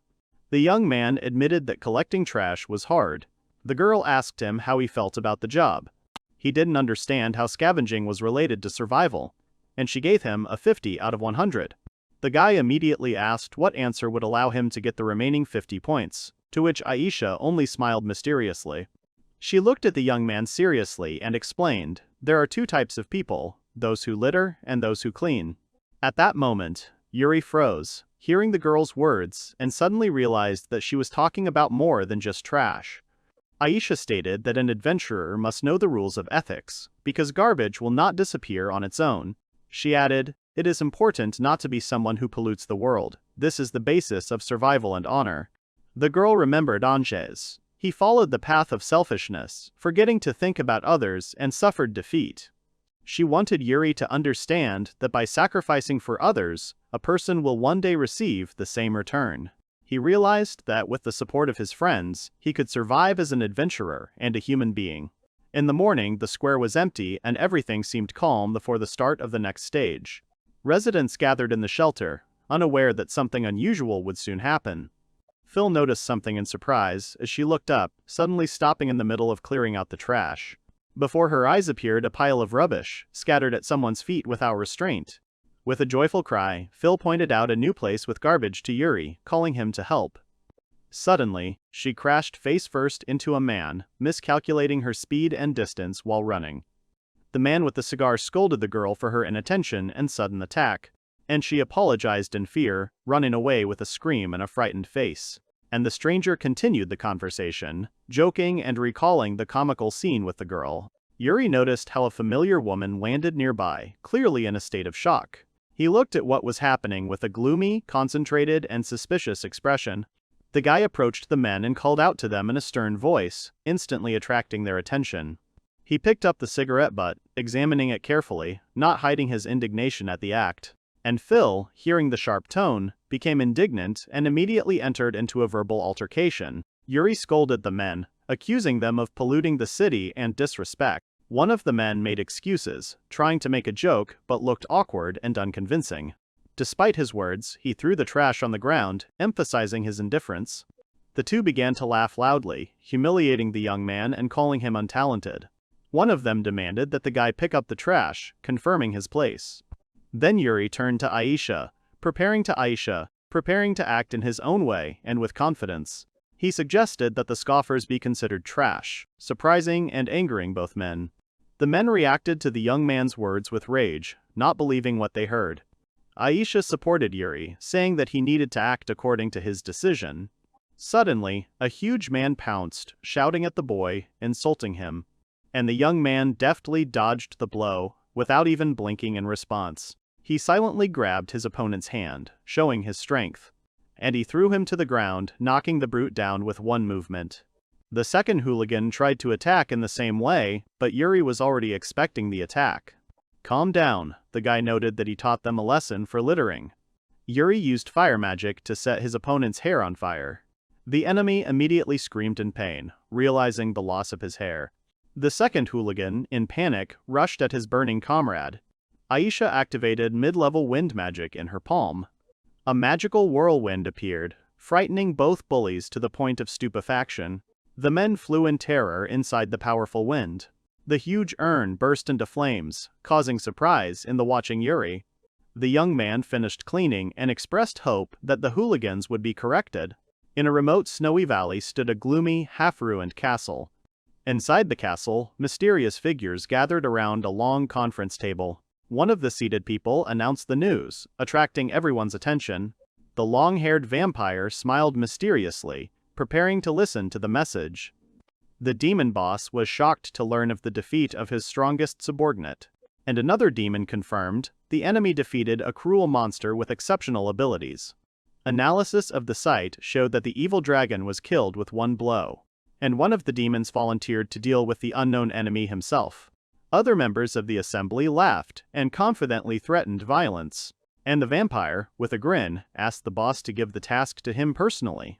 And then Killy returned to the assembly hall and apologized for being late. The other demons were surprised by her appearance and remained silent in tension. She calmly said that the task would be quite simple for her.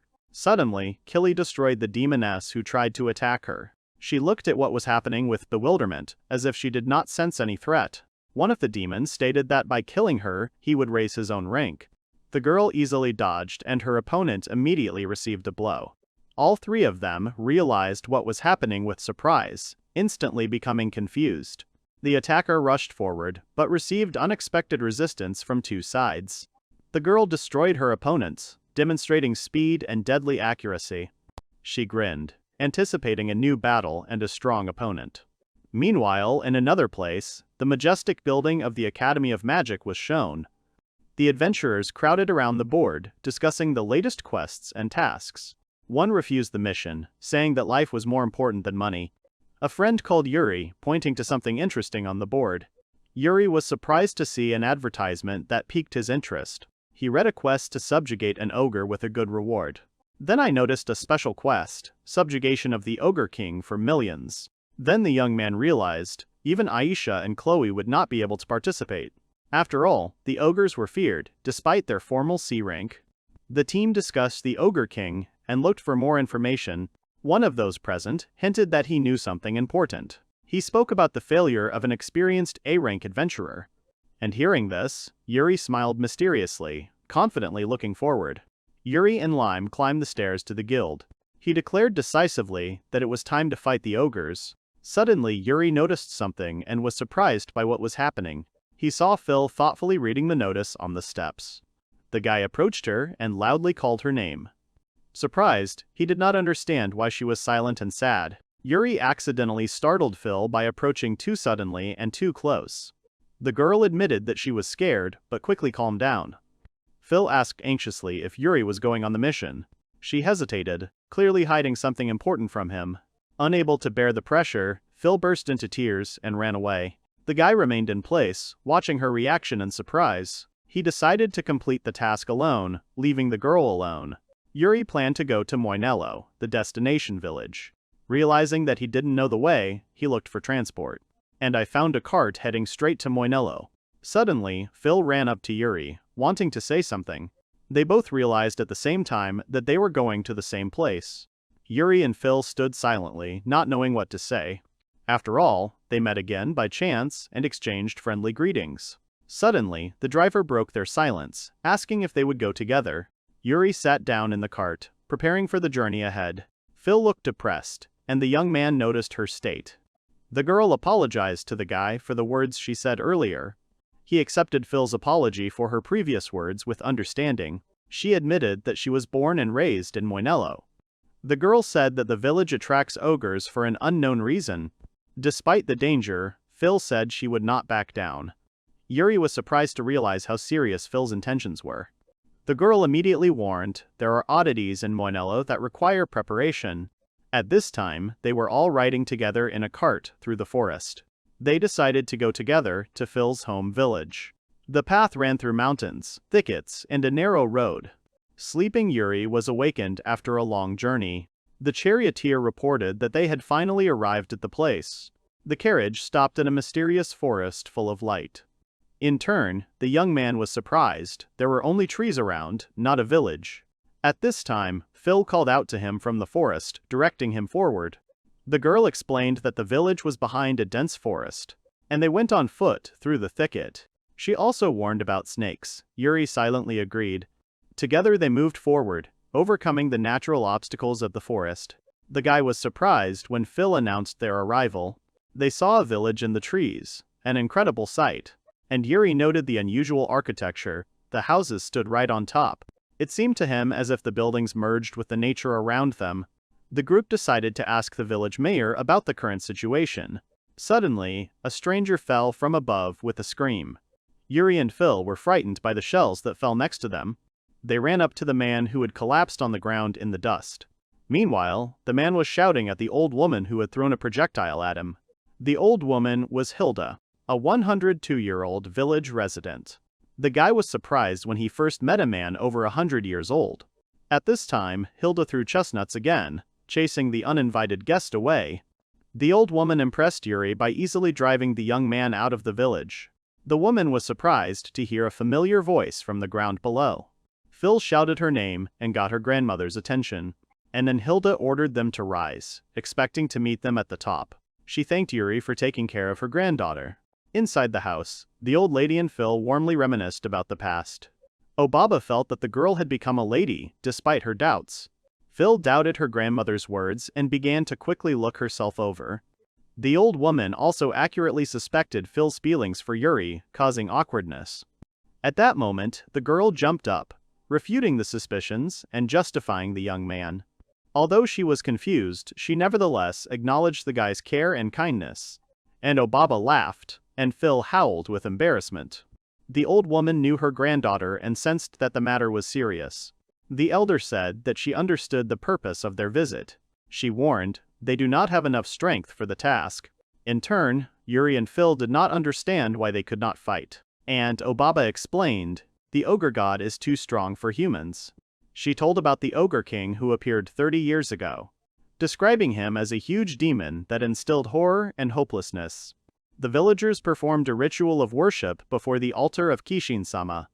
The elder warned again that fighting him was pointless and dangerous. At that moment, the young man realized she was protecting the village, driving away the weak. Suddenly, the old woman shouted to her granddaughter, expressing concern for Yuri's life, and the girl immediately became frightened when she heard the threat to the life of a loved one. Hilda sipped her drink silently, thinking about what had been said earlier. To which Phil smiled quietly, preparing to share her thoughts with the others. The girl confidently stated that Yuri was stronger than all the other warriors, to which Hilda only silently looked at them, hiding her inner doubts. And then Yuri looked at the old woman in surprise. Hilda actually admitted that the guy was really different from other men. At this, Phil suddenly became embarrassed, hearing her grandmother's words, and instantly blushed, which surprised the young man. And with Terashina, she laughed mysteriously, preparing to announce an important test to Yuri. Hilda promised a test if the young man proves his strength. She will conduct it personally. Phil and Yuri walked together high up on the wide branches of large trees. Phil jumped deftly and very quickly on the strong branches of the trees and led Yuri behind her, saying that the habitat of the little ogres was right nearby. Before this, when Hilda was seeing them off, she told Phil that if she thought so highly of Yuri, she would give him a test, and if he could pass it, she would take him to the demon god's shrine. Hilda tells Yuri that his test will be to bring her 10 horns from the small ogres he has defeated. She also adds that he must do this before dawn, and if he does it with Phil, she will deem him worthy. Yuri remembers that Phil told him that the small ogres looked like goblins. While he was distracted by his thoughts, Phil called out to him, leading him along. She nimbly jumped along the branches, moving forward quickly. Yuri looked at her with admiration. He remembers noticing her physical abilities from time to time, but he is still surprised, as her movements have become more refined since the time they performed with her. However, Yuri was curious about something else, and he turned to Phil. He asked her if she knew the guy who was following them. He looked at the unknown guy who was following them, keeping his distance, but not losing sight of them. This guy turned out to be Sam Arnett, who was a lycan and was only 12 years old. Sam looked at Yuri with a very displeased face. Phil explained to her friend that this guy was just her younger brother. Yuri assesses the guy's appearance and tells Phil that he doesn't see any resemblance between them. She awkwardly looks away and says that he's right. Phil also adds that their village is special in some way. Phil explains to Yuri that children from all over the city who have no relatives at all are usually picked up in their village. Yuri doesn't quite understand what she means. Phil tells him that she and Sam were actually both abandoned in the woods when they were little, and that's when Hilda found them and decided to take them in and raise them. Phil says that Hilda raised them the same way she raised other children, although she was quite strict. Phil says that is probably why everything she does makes Hilda uneasy. Phil tells Yuri that he understands that something similar happened to him. Suddenly, very aggressively, he calls one of them, calling him a sleepyhead. Yuri turns to him and asks Sam in confusion if he is really addressing him like that. Sam says rudely that he is addressing Yuri because he always looks sleepy, so the name suits him very well. Yuri wonders if his face really looks that sleepy. Sam tells Yuri that he is going to tell him something. He gets even angrier and yells at Yuri that he has no idea how he managed to charm Phil, but he will never, ever acknowledge him. He also proudly says that today Obaba has instructed him to personally verify Yuri's abilities. Phil gets angry and yells at his younger brother, asking him to immediately stop insulting her friend. She turns to Yuri and apologizes for her younger brother's behavior. She also tells him to ignore Sam's words. Yuri doesn't seem offended. Sam gets even angrier. He grits his teeth and says angrily that he can't believe it. He points at Yuri and tells Phil that he just doesn't understand what's good about someone like him, that she's protecting him. Phil decides to get away from Sam. She shyly takes Yuri's hand and suggests that he continue walking towards their goal. Yuri agrees to leave. Sam becomes furious when he sees this. Sam gets very angry at both of them and starts yelling at Phil not to touch Yuri, and Sam orders him to immediately leave Phil alone. As Phil was leading Yuri away, she suddenly noticed something. She wanted to say something to Yuri, but he had already noticed that they were surrounded. He looked up and saw several small E-rank ogres sitting on the branches. Sam relaxes and sits down comfortably on one of the branches. He says with a smug face that he is interested to see how the city guy stands up to the little ogres. Suddenly, a small boulder flies quickly from somewhere in the foliage towards Sam. He doesn't have time to react to turn away, but just before the stone hits Sam in the face, he stops abruptly. Yuri stopped the stone with the blade of his sword, while Sam looked at him with surprise and dislike. The small ogres around him began to quickly approach and surround the three of them more tightly. Yuri tells Phil that they will fight back to back, and she agrees. Afterwards, they work together to take down each ogre that jumps out at them. They alternate sides, not saying a word during the battle. Sam stares at them, his mouth hanging open in surprise. He watches as Phil and Yuri lay down their weapons, having dealt with the ogres, and says that they must be making fun of him. Yuri turns to Sam and asks him what he thinks. Sam doesn't understand what he means. Yuri asks him if his opinion of him has changed after what he saw. However, Sam just snorts and confidently says that there is nothing surprising in the fact that they were able to deal with ordinary small ogres.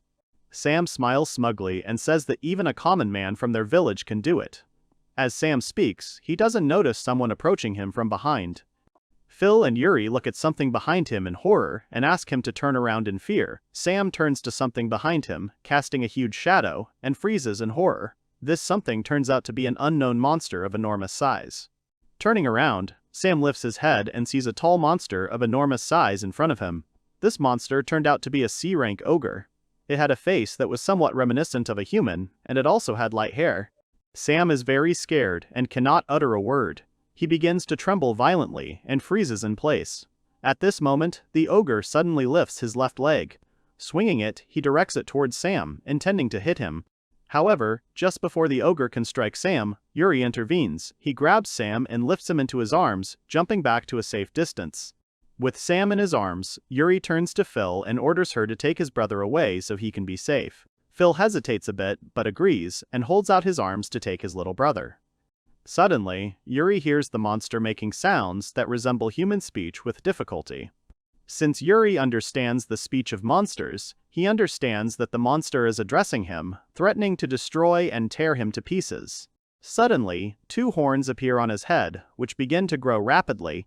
Yuri looks at the ogre and realizes that his voice reminds him of something.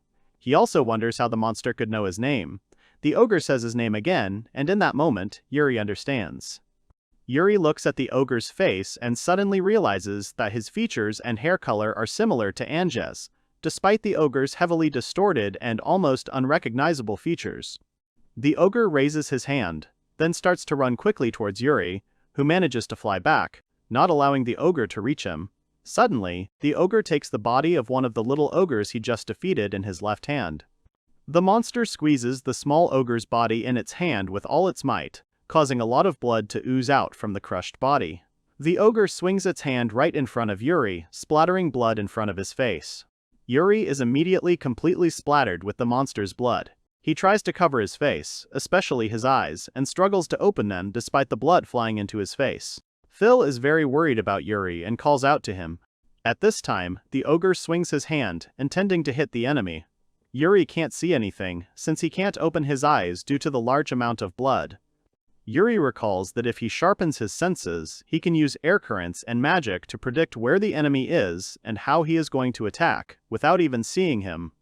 Yuri thus manages to dodge the ogre's attack at the very last moment. He then places his hands on the hilt of his sword, quickly pulling it out, deftly jumping into the air, and dodging another attack from the ogre. After this, he sharply swings the blade of the sword. After this swing, a huge deep wound goes through the ogre's entire body, which immediately begins to bleed heavily. A moment later, the monster begins to scream furiously from incredible pain. Yuri lowers his gaze. His body and face are again covered in the monster's blood. A few seconds later, the ogre's lifeless body falls to the ground with a thud. Yuri puts the dagger back, and Phil runs up to him, happily praising him for a job well done. Yuri finally relaxes and sighs, carefully wiping a small amount of blood from his face. Sam, who was still in shock from what was happening, only let out a quiet yelp. Yuri wants to reach out to him, saying that it was dangerous, but now they are okay. However, Sam jumps away from him, hides behind Phil, and hisses angrily.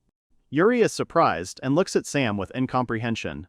Sam looks very nervous and fearfully asks Yuri why he is sleeping on the go, and are these adventurers in the capital really as lazy as he is.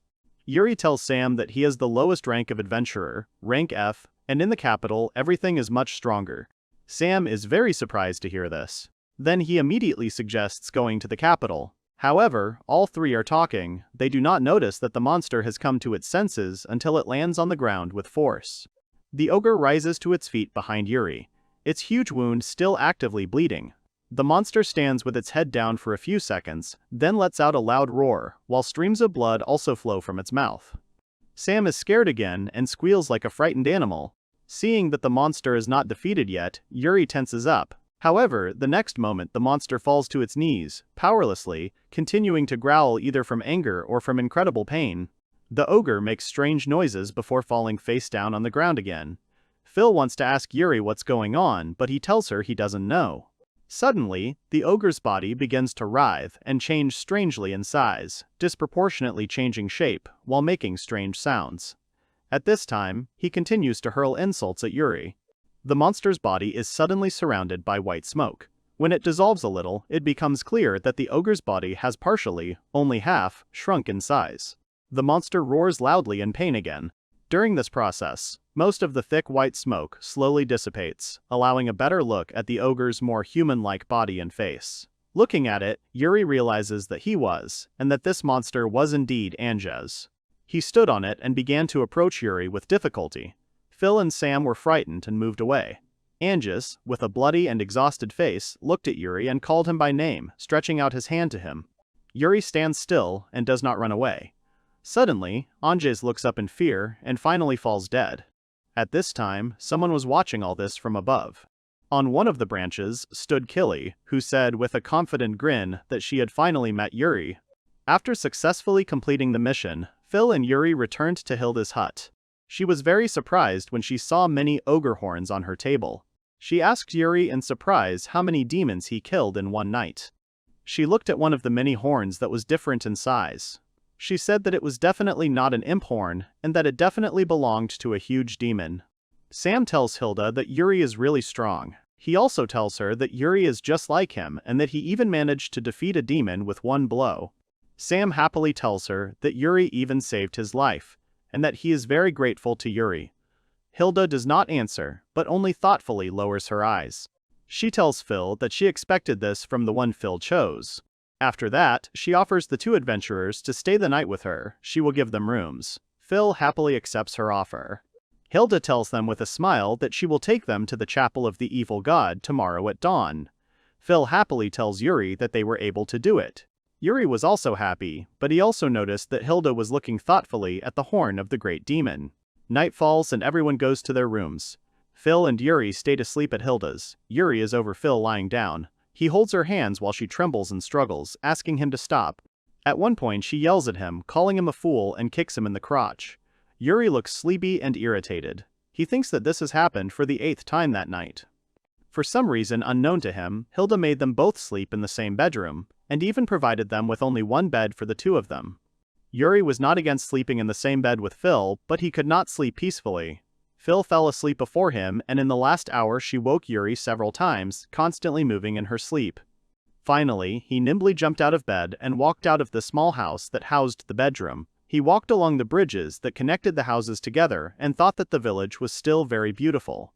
Yuri looked at the many small houses illuminated by the moonlight.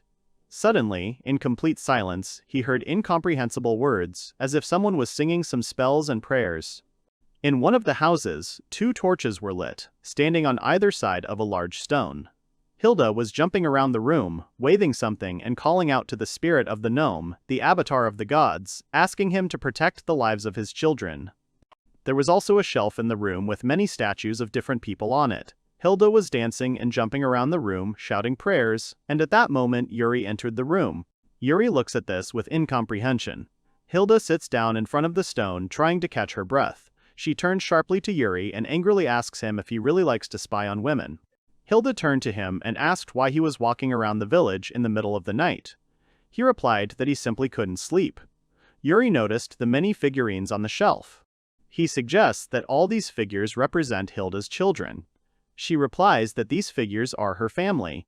She also says that some of them were so stupid that they died before her. Hilda carefully picks up one of the statues and says that it is her own son. She tells Yuri that her son was called a hero adventurer in the village and was ranked A in the city guild. Yuri says that it is unbelievable and asks Hilda where her son is now. She says with a saddened face that her son has long been dead. He was killed by evil demons who have lived in this village since ancient times. Hilda told him that her son once went off to conquer demons but never returned. That was 50 years ago. Yuri realizes that she took in and raised Phil and Sam to cope with the loneliness of losing her son. Hilda explains to Yuri that it is because of the loss of her son that when her family goes to war, she prays to the gods for their lives. She tells him that to them, young people, it probably seems strange. However, Yuri says that this is not true. Suddenly, Yuri notices a small S-rank gnome in the room. He asks Hilda to look in that direction, saying that there is a monster that looks like a gnome. However, after his words, the gnome immediately flies away, hiding behind one of the statues. Yuri looks at him with incomprehension, and Hilda asks him in surprise if he can really see the gnomes. Yuri then asks her if only a few people can see them. Hilda replies that it is. She also says that she heard that only adventurers who have undergone the most severe training are able to see dwarves, but she herself has not seen them. She tells Yuri that he really can defeat the evil gods. After that, she asks him what the demons said to them when they arrived. Yuri, a little confused, says that he seems to understand her. Morning comes and Hilda sees Yuri and Phil off on their way. She points to one of the bridges and says that if they follow this road, they will find themselves at the temple. She also says that she has prepared offerings and sake for them. She has carefully placed everything she needs, including bottles of sake, in a large bag. Afterwards, Phil comes up to them and says she's ready. She's wearing more traditional clothes, a long floor-length skirt with layers of fabric on top and some hair accessories. She asks Yuri if he likes the way she looks. Hilda tells Yuri and Phil that ogres are very fond of young girls, so the many decorations on Phil's clothes can be used as an offering. Yuri tells Phil that the clothes suit her, which makes her happy. Yuri then takes the bag of offerings and tells Phil that it's time for them to go. Yuri and Phil come to the temple together. The temple itself and all the buildings around it look a little dilapidated and old. 2 fires are lit on both sides of the temple. Yuri puts down his bag filled with offerings and says that this seems to be the place. Phil then immediately gets to work. She takes out all the offerings and sake and lays them out on the offering table. After that, she stands with a smile and proudly looks at the work done. Yuri is worried about his friend, so he asks her if she is sure that everything will be fine. Isn't she in danger? However, Phil replies that everything is fine. She smiles and tells Yuri that even if the monster suddenly sees her, she can quickly run to safety. Yuri, apparently, does not really believe her. Phil tries to assure him that he has nothing to worry about, especially since in the village this monster is considered a god. Yuri only thinks that she clearly has plenty of courage. The lights near the temple continue to burn for a long time. Phil sat down on a small cushion in front of the offering table. Yuri stood behind her, looking at the entrance to the temple. All he could think about was that an hour had already passed and the ogre was clearly in no hurry to come to them. Yuri looked at Phil with a smile and wondered if she hadn't gotten enough sleep yesterday. Phil sat with her head bowed and snored peacefully. Suddenly, Yuri senses something and the smile immediately disappears from his face. Yuri looks at the entrance to the temple and sees an ogre of enormous size slowly approaching them from the darkness of the dense forest. Yuri looks at the monster, his eyes wide in shock. The ogre walks up to the entrance of the temple and stands, looking down at the offerings. The ogre had several pieces of armor on his body, and 2 huge horns on his head. He held a massive club in his hands. The ogre looks down at the temple and the 2 people standing near the offerings. The next moment, he tightens his grip on his huge club and swings it with all his might. Yuri's eyes widen, fear filling them for a second. The next moment, the ogre brings the massive weight of the club down with all his might, straight onto the temple. The blow is so strong that the entire temple area literally rises into the air. The entrance to the temple and the temple building itself were too fragile, so they completely broke from such a blow. All the offerings on the table also flew up and scattered randomly to the sides. The impact raised a huge cloud of smoke into the air. which could be seen from almost any part of the forest. Yuri and Phil, who had managed to wake up, managed to dodge the blow. In doing so, they jumped back a fairly large distance, jumping onto a high branch of one of the trees. Phil panics and fearfully tells Yuri that the monster is already here. Unlike her, Yuri remains calm and focused. The monster is an A-rank ogre lord who lets out a monstrous roar.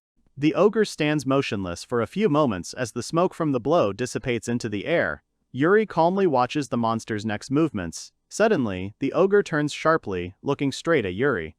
The next moment he was already flying towards them, swinging his club again. Yuri manages to release Lime in a matter of moments and order him to head towards Phil. The ogre strikes the branch Yuri and Phil were standing on with all his might. But it turns out to be too weak and breaks in two, so the blow lands on the ground. Yuri was able to hold his huge club with his thin sword. Phil remained in the tree, sitting on Lime, who was clinging to the tree trunk. She asked Yuri in fear if he was okay. Yuri looked at Lime and mentally ordered him to immediately take Phil away from here, to a safe place. Lime follows orders and immediately starts climbing up the tree trunks, bouncing off 2 tables. Phil squeals loudly from the high speed and surprise. She reaches out to Yuri in fear, wanting to get back to him and help. He doesn't look at her and just points his finger up, as if to say that he will be fine. Yuri stands in front of a monster of monstrous size, looking up at him. Yuri frowns, realizing that he is finally left alone with the ogre, and now, looking at him up close, he finally understands how strong the ogre lord is. However, Yuri also understands that he has nothing left to surprise him with, and he is not afraid of this monster. Yuri feels that right now, on the contrary, he is full of strength. He squeezes the handle of his sword with force. The ogre lord leans down and lets out a terrible roar with incredible force. Yuri looks at the angry and furious goblin with a cold and focused gaze. The ogre swings again and tries to strike the adventurer. However, Yuri manages to deflect the blows of the club with the thin blade of his sword. Yuri decides to use the opportune moment, and with one deft jump moved behind his enemy, pushing off from the ogre's leg. However, the confidence and concentration on Yuri's face was replaced by surprise when he turned around and saw an ogre's club flying towards him at incredible speed in front of his face. Yuri didn't have time to dodge, so he just covered his head with his hand to soften the blow, which sent his body flying backwards, even breaking the wide trunk of one of the trees along the way. Despite this, a moment later Yuri finds himself in front of the ogre again. He swings his sword, and after that the ogre's left arm is completely torn from his body, falling to the ground. Yuri jumped down to the ground. However, when he looked at the ogre, he noticed something unusual. A huge amount of blood was flowing from the ogre's wound, but the next moment the place where the wound was inflicted began to glow. The ogre began to regenerate, so a new arm began to appear in place of the wound very quickly.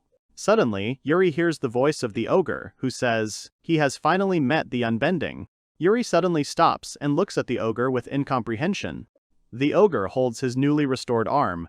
He looks at Yuri and suddenly asks the boy to get rid of him.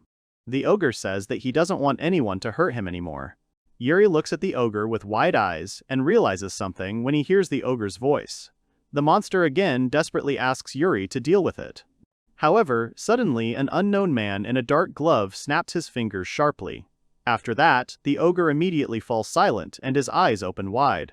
He suddenly grabs his head and screams loudly, as if in pain. Yuri does not understand what is happening and what could have caused such a reaction in the ogre. However, upon closer inspection, he realizes that he recognizes this magic. He remembers someone saying that he liked this look and wanted to have some more fun. Yuri suddenly realizes that this reminds him of the magic of the guy who controlled the dragon skeleton. After this, Yuri immediately decides to use the analysis to learn more about the state of the ogre lord. Looking at the monster screaming in pain, he sees that it is in a state of mind control. Yuri understands that the monster is being controlled. While Yuri analyzes him, the ogre continues to hold his head with one hand, and he begins to wave his right hand in front of himself, as if trying to wave something away. His eyes fill with rage, and he again, even more painfully and desperately, calling Yuri unbending, asks him for help. The ogre begins to aggressively attack Yuri again, while he continues to deftly dodge each blow. The ogre says that he has already killed many people, not only warriors and adventurers. He tells Yuri how he destroyed cities, villages, killed little girls, tore them apart. He says that he doesn't want to kill anyone anymore, and begs the unyielding one to destroy him. As the monster speaks of this, tears begin to flow from his eyes, full of pain and bitterness. Yuri's face darkens at these words. Suddenly, he stops running from the ogre's oncoming attacks. Instead, he deftly leaps into the air, drawing his sword in the process. With one swing, he decapitates the beast in a second. Immediately after this, Yuri hears an unfamiliar voice thanking him for his help. However, he understands perfectly well who this voice belongs to. The ogre's headless body falls to the ground, blood oozing from the fresh wound, soaking the ground beneath it. Yuri looks a little sad. He doesn't even know what to say, but he understands that this feeling is not the best, even though he fulfilled the ogre's request. Suddenly, he hears an unfamiliar female voice, quietly giggling in the distance. The stranger was standing in a tree, high above Yuri, and said that she did not expect anything else from him. The stranger turns out to be Kilipotnev, a demoness who was 261 years old. She stood on the fragile branches of a tree, without even breaking them. Yuri looked at the girl, not understanding who it was.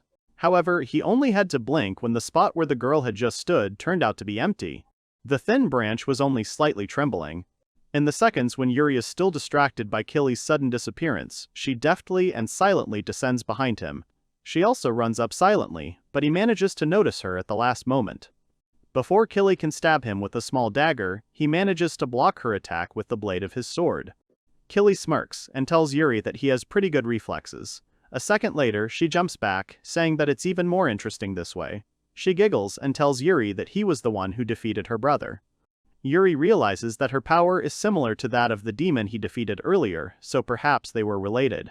Killy throws up her hands and says that Yuri is still an ordinary person, so she does not understand where he gets so much power from. After that, she says that here they will find out.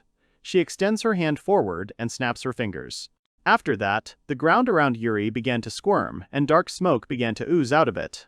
A moment later, human hands began to appear from under the ground.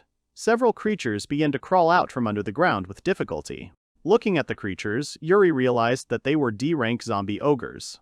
Killy finally introduces herself to Yuri, stating her name and saying that she uses her ability to create others like herself. Yuri frowns and takes up his sword again.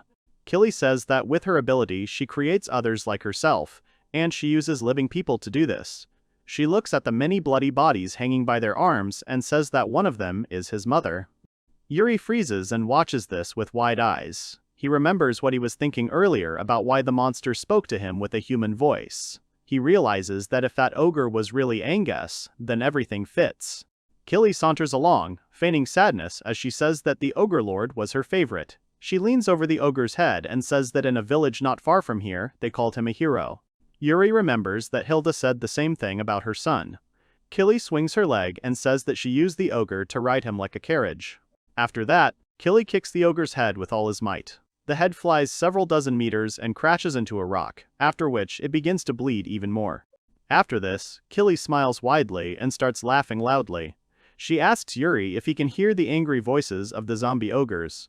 She tells him enthusiastically that they are very angry.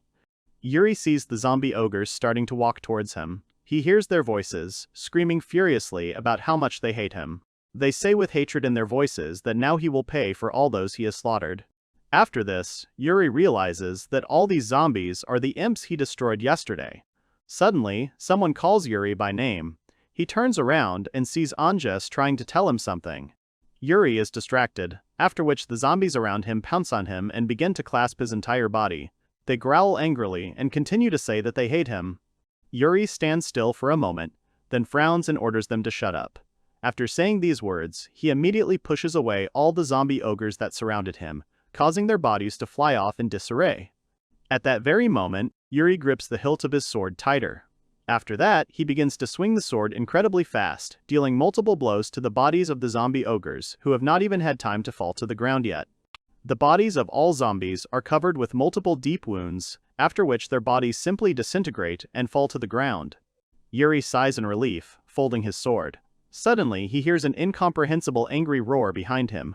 Killy looked at him with hatred and furiously said that he was the only one who killed these people. Killy calls the boy a murderer with genuine hatred in her voice, while Yuri looks at her with incomprehension. Killy raises her hand in the air and tells Yuri that he must answer for his crime. She says that she will be his judge. After that, a long dark spear suddenly appears above her. It was the S-rank Spear of Justice. The power of this weapon changes depending on the target's guilt. Killy grabs the spear and immediately throws it towards Yuri. She screams that he is finished, as all her power is contained in this spear, and Yuri will undoubtedly die from it. The spear flies towards Yuri, actively spinning in the air. Yuri, looking at the spear flying at him, understands that it is very fast, but he still manages to dodge it. He turns out to be right and does indeed manage to dodge the spear flying straight at him. However, he did not expect that at that very second, the spear behind his back would change trajectory and fly straight at him again. Yuri manages to notice the spear flying towards him and stretches his arms out in front of him to grab the tip of the spear before it reaches him. He tries to stay on his feet, but the force of the spear causes his body to collide with the trunk of a tree. The spear continued to spin at a monstrous speed, causing Yuri's hands to bleed profusely. Killy laughs at him with a maniacal smile and tells him that he shouldn't even try to dodge her magic, and defending himself is also useless. She happily asks Yuri if it hurts and says that this is just the beginning. Yuri at this time decides to activate additional spells to increase the power. His legs become stronger and he stands up with more confidence, causing the ground beneath his feet to break and crack. He then grabs the spear with all his strength, despite the incredible pain, and the spear stops spinning. Killy can't believe what she's seeing. After that, Yuri tightens his grip on the spear and crosses his arms, causing the spear to break like glass, shattering into many pieces. Killy is even more surprised and starts to get nervous. Yuri hears a sound that indicates he has acquired a new skill. He gains the skill, Acquired Curse Magic, highest level.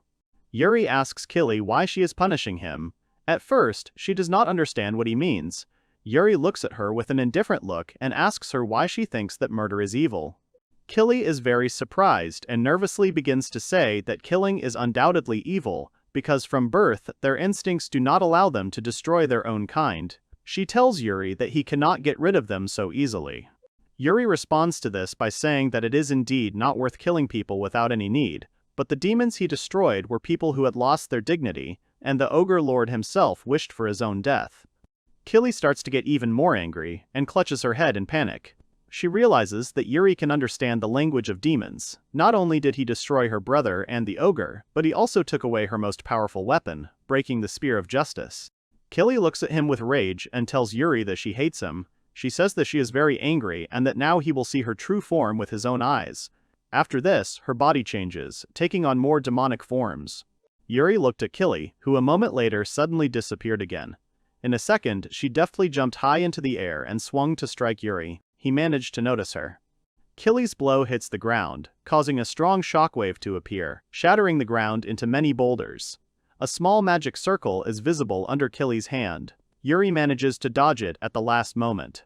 After that, the magic circle starts glowing and Killy uses mid-level curse magic. She uses Darkness Shore, and the area around her is suddenly filled with waves of dark water. Yuri lowers himself to the ground and immediately cautiously pulls one leg out of the water. He looks at the dark, not at all transparent water with bewilderment, not understanding what kind of black water it is and whether it is dangerous. After that, he turns his attention back to Killy and sees that she is running towards him as fast as she can. Yuri realizes that she is very fast. As Killy gets closer to Yuri, she swings her arm to hit him again. Although Killy is fast, Yuri realizes that she is not so fast that he cannot dodge her. Yuri tries to jump away, but immediately realizes that he cannot, since his foot is not stuck in the dark water. Killy punches him with all her might, causing waves to form in the water.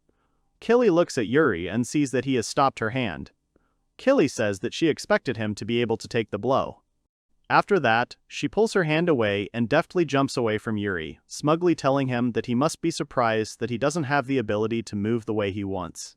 Killy smirks slyly and says that her dark shore presents no obstacle to the victim if he tries to walk or run. However, she also says that he will not be able to jump or fly as a restriction spell is used. She tells him that his swordsmanship and magical abilities are different from other people. His endurance, his strength, his defense, and speed are beyond all bounds, but that is only part of his capabilities and does not change the fact that he is human. Killy tells him that the moment she restricted his movements, he lost his balance. She then points to the hand with the magic circle and asks him what will happen now if she restricts his movements even more. After saying this, Killy uses Darkness Fog, a mid-level curse magic. After that, a huge area around is immediately covered in a heavy dark fog that came out of nowhere. Yuri looks around and realizes that it is the same curse spell that the Goblin shaman used earlier. However, he also notices that the density and volume of the fog is incomparable. Yuri tries to shield his face from the smoke. He realizes that he is in a bad situation because he can hardly see anything. Suddenly, he hears sharp splashes of water approaching him. Yuri immediately grabs the hilt of his sword, sensing the Vlag getting closer. Despite this, Killy appears behind him with incredible speed. She calls him weak before striking him. Yuri fails to dodge, causing his body to be thrown to the side. Getting back to his feet, he realizes that earlier in the battle with the ogre, even when he was fighting without the ability to see what was happening around him, the ogre's attacks were predictable. Yuri stands in complete darkness, as Killy's voice can be heard in the darkness, laughing at him. She laughs and asks him how he feels when he can't reach her. Killy mockingly says that he will die in this dark world. Yuri stands for a few moments, lost in thought. Then he suddenly spreads his arms, using the reflection, after which a bright light begins to emanate from him. The dark water around him begins to roll away from him in waves in different directions. Yuri looks around and realizes that Killy is missing again. He looks up and sees her pointing a magic circle at him. She tells him to try to dodge it. She uses high-level curse magic. Killy uses Hellfire, causing a powerful stream of flames to pour out of the magic circle, aimed at Yuri. She screams at him to burn in the Hellfire. However, the next moment, she notices that Yuri put his hand in front of him, on which a magic circle appeared, which became larger and larger with each passing second, using high-level fire magic. After this, a powerful stream of flame is also directed from the magic circle, opposing the hellish flame. Killy laughs evilly and says that this is probably the flame that took her brother's life. She already wants to say that, in this case, with her dark flame, his flame will be defeated. But suddenly, Yuri's flame begins to become stronger and begins to absorb the streams of hellish flame more and more furiously. Killy immediately becomes furious, not believing what is happening. A second later, Yuri's flame rises upward, completely consuming the hellish flames and turning into a real firestorm. The flames also burn Killy. Screaming in pain, she falls to the ground, exhausted. Her body is covered in bruises and severe burns. She tries to catch her breath and says with difficulty that this can't be happening. She doesn't understand how this happened. After that, she sees Yuri starting to approach her. Raising her eyes to him, she sees his cold and emotionless gaze. Killy immediately gets scared and jumps back, trying to crawl away from him. Yuri looks down at her and tells her that she is human. Yuri remembers Hilda's words about her son being killed by a demon ogre who was doing evil in those parts. He also remembers the ogre's desperate pleas to destroy him. Yuri uses the highest level curse magic, and then the Spear of Justice appears in his hand. Killy looks at this and says in fear that this can't be. She thinks, isn't this a higher level version of her Spear of Justice? Killy immediately gets to her feet and tries to run away. She fearfully asks Yuri not to do this and says that she does not want to die. Despite her words, the next moment Yuri throws a spear in her direction. After this, the spear pierces Killy's body. At the place where the spear hit her, her body begins to dissolve. Killy continues to say that this can't be happening, because she is listed at double-digit level. She continues to try to speak as her body quickly disintegrates, leaving only a pile of dark dust in her place. After successfully completing the mission, Phil and Yuri returned to the village. In front of them stood the villagers, as well as Sam and Hilda. She smiles and tells Phil that she brought a real man with her. Hilda tells Phil that she is surprised at how well she did, and that she never thought the Kishin would actually be defeated. Phil is very surprised by these words. In response to this, Phil just smiles awkwardly and agrees with Hilda. She decides not to tell her about how she simply slept while she waited for the ogre, and then waited in a safe place for Yuri to deal with everything. After this, Hilda turns to Yuri. She bows her head to him and sincerely asks him to take care of Phil for many years to come. The villagers are very surprised by this, as is Phil, who also blushes very much. Yuri doesn't quite understand what she means, so he just says he'll do it. Hilda is pleased with his words, but Phil and Sam are surprised. A blushing Phil starts waving her arms nervously and tells Yuri to stop.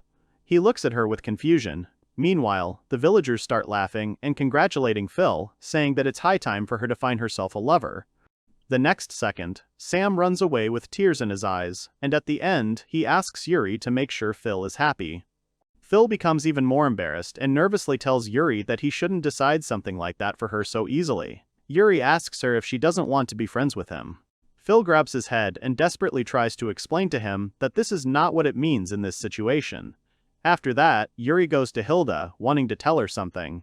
While the others are distracted, Yuri reminds Hilda that back then, that night, she told him that when the time came, she wanted him to say her last words to the Kishin-sama. Phil overhears their conversation and turns towards them. Yuri is silent for a few seconds, then tells Hilda that he wanted to say, "Thank you." Hilda's mouth drops open in surprise. She asks Yuri, surprised, if this is true. He says it is, and that he can understand what the monsters are saying. After a few seconds of silence, Hilda says she understands.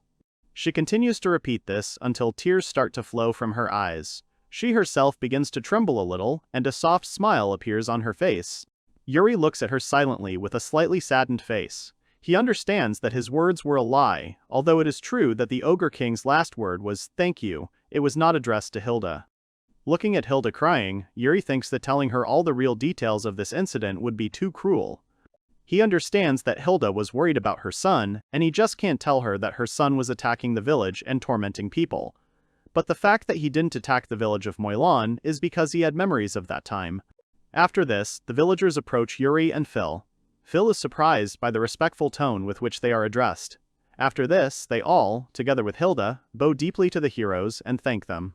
Yuri and Phil smiled as they looked at this. As they were leaving, Phil continued to wave goodbye to all the villagers. On the way, Phil suddenly turns to Yuri. She tells him with a smile that he lied when he told Hilda that the ogre thanked her. Yuri looks at her and realizes that she obviously sees right through him.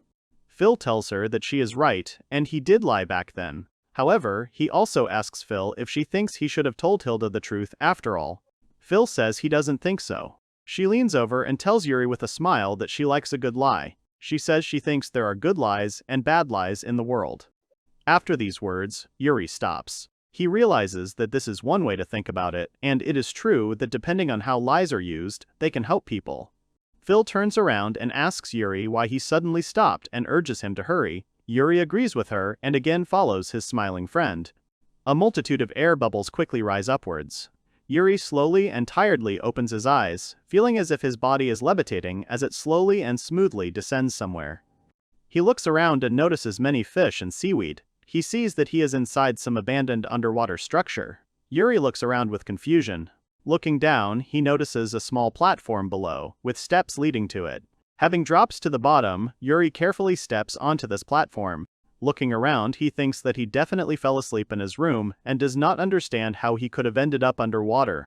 Suddenly, Yuri hears an unfamiliar voice behind him calling his name. Turning around, he notices a girl standing not far from him. She thanks the gods that he has woken up. Yuri's eyes widen as he looks at the girl. She looked like an angel, her hair and clothes rising in the calm ocean water. Yuri looks at the stranger who smiles softly at him. He wonders if he has met this girl before, as he feels a strange feeling. However, no matter how hard he tries, he can't remember anything. The girl clasps her hands as if praying, and desperately tells him that she used the last of her power to be able to speak directly to his heart. She asks Yuri to go to the water capital of Luminaria immediately. At this time, her body begins to slowly disintegrate into clots of bright light. Before she finally disappears, she says that if he doesn't do this, their world will cease to exist. After that, her body completely dissolves, and only air bubbles remain in her place. Yuri thinks about what she said, and does not understand what she meant when she said that the world would cease to exist. However, the next moment he suddenly feels that he is starting to suffocate. He closes his mouth, trying to save the last of his air, and bends over. Yuri feels like he can't breathe at all. There is no air left, and he opens his mouth, releasing the last of his air and letting air into his lungs. Everything around him slowly darkens, and he realizes that he is losing consciousness. As soon as he opens his eyes, he sees Lime in front of him, sitting right on the sleeping Yuri's face. The next second he sits up, throwing Lime off his face, and begins to actively swallow air. Finally catching his breath, Yuri looks around and realizes that he is in his room, and everything that happened was just a dream. Yuri sits on the edge of the bed and thinks that it was a pretty vivid dream. He looks at Lime and grabs him by the top. Yuri asks him sternly if he is responsible for this. Lime doesn't seem to understand what he means. Yuri hears the familiar sound of a new skill being acquired. He sees that he has just acquired an advanced level of non-elemental magic. Seeing this, Yuri realized that he could indeed automatically learn non-elemental magic even just by interacting with Lime. After that, he suggests Lime go on an adventure today, which Lime is very happy about. Once they are fully prepared, they head to the Adventurers Guild building. Approaching the large notice board, Yuri heard several adventurers discussing one of the tasks. One of them suggested that the other try to accept the task, but he waved it off, saying that it would be better for him to refuse to work with the knights, since a vagabond like him could never do it. Yuri sees an announcement about a top-secret quest expedition to the capital of Luminaria. The condition for completion was to go to the water capital and complete a top-secret task. The reward was 3,000 gil, and it was impossible to repeat. Seeing the mention of Luminaria, Yuri suddenly realizes that he has heard the word somewhere before. He remembers that the woman in his dream asked him to go to the capital of Luminaria. Suddenly, a familiar voice calls Yuri. He turns around to see Riko Gleness, a pretty 16-year-old girl waving at him with a smile. She happily tells him that they haven't seen each other for quite some time. He agrees, and so does Lime. Riko also looks at the quest board and sees a quest in Luminaria. She asks Yuri if he wants to take this quest. He replies that he does want to take this quest because he thought he should be more active. Riko tells Yuri that he will then undergo a nightly test. She thinks about it and says that she has a bad feeling about this. Yuri does not understand what she means. After these words, Riko looks at Yuri with a smile and asks if he minds if she joins him on this quest. Yuri smiles softly in response and says that, of course she can come with them, and that they are very happy to have her. As he leaves the Adventurers Guild building, Yuri thinks that if Riko goes with him, it will calm him down a lot, since Riko is well versed in various fields, so she will make up for the knowledge that he lacks.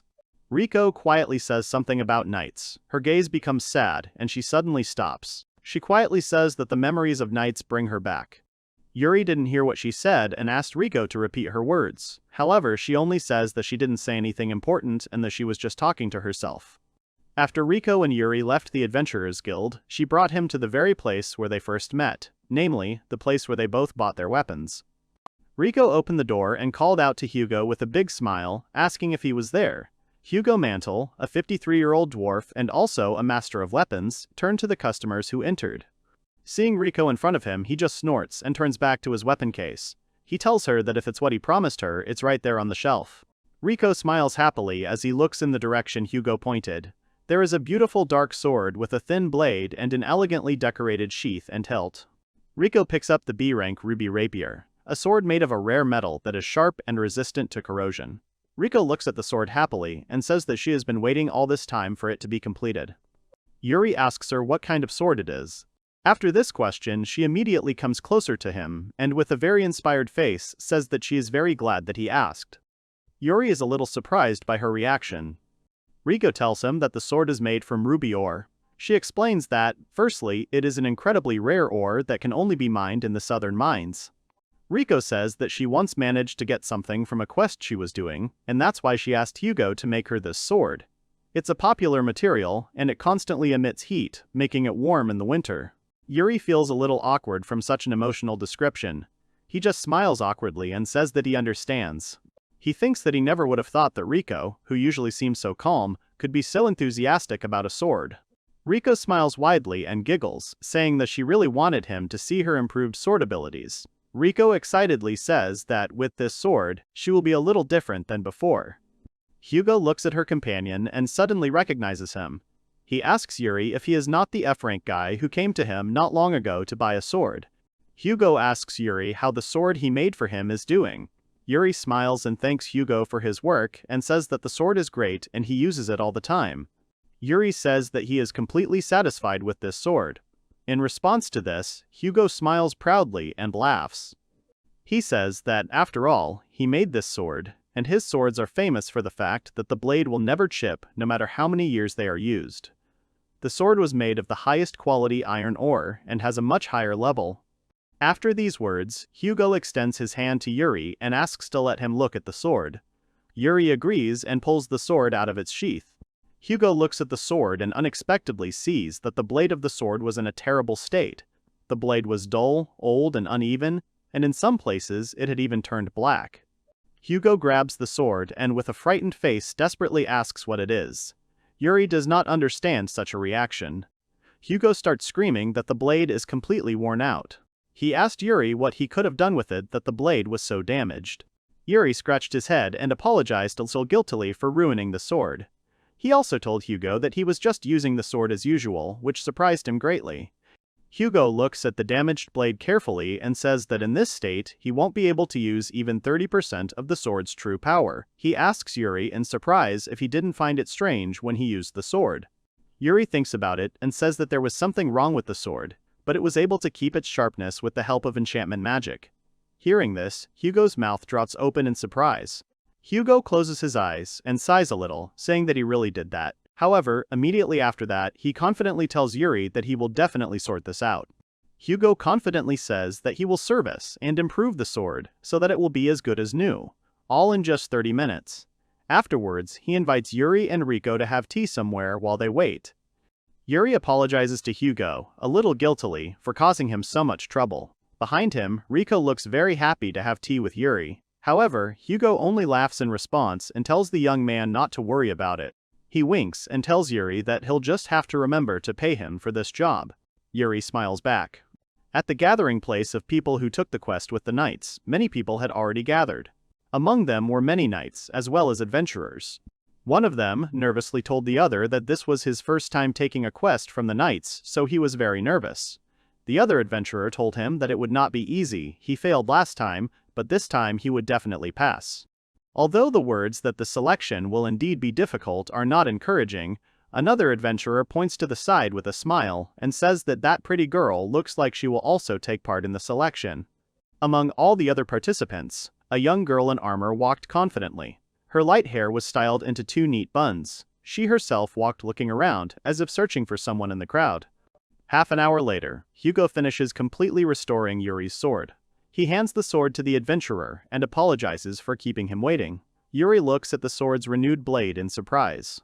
Hugo tells him that with this, the sword's strength and sharpness should be much better. Yuri looks at the blade and is surprised that it is now polished like a mirror. He happily thanks Hugo for the work he has done. Hugo smiles and tells Yuri to bring his sword to him regularly from now on, as taking care of one's weapon is the basis of being an adventurer. Yuri agrees and promises to come again. With their new weapons in hand, Riko and Yuri come together to the gathering of people who responded to the top-secret quest the knights had set out. Yuri looks around the crowd and says that there are more people there than he expected. Riko looks at the other adventurers and tells Yuri that the work may be difficult, but the reward is high. She also says that there are probably adventurers from neighboring cities who have heard rumors. Yuri then realizes that it is not surprising that there were so many unfamiliar faces around. Suddenly, he notices someone. He notices knights standing nearby. He notices that they were wearing full plate armor. One of them was a blonde youth who seemed to be giving orders to the other knights. The girl in the crowd of adventurers was actively looking around, obviously looking for someone in the crowd of strangers. Suddenly, she notices someone. She starts waving happily towards Riko, calling her Wani-sama. Riko looks towards her and notices a familiar girl. It was Clarissa Apricot, a young 15-year-old girl dressed in knight armor. She smiled sweetly as she greeted Riko. She happily runs towards Riko and then, unable to contain her joy, suddenly jumps right at her. Because of this, both Clarissa and Riko fall to the ground. Clarissa hugs her tightly and says that she has been looking for her all this time. Riko, surprised, asks Clarissa what she is doing. She replies that she knew she would see Riko if she went there. Riko begins to angrily demand that the girl stop immediately, saying that she is too clingy. Clarissa looks at Riko, mesmerized, and says that she has become even more beautiful in the short time they have not seen each other. Suddenly, Clarissa looks up and notices Yuri. As soon as she notices the young man, she immediately frowns, looking at him menacingly. Yuri does not understand such a reaction from a girl he does not know. Clarissa points at him and indignantly asks Riko who this man is.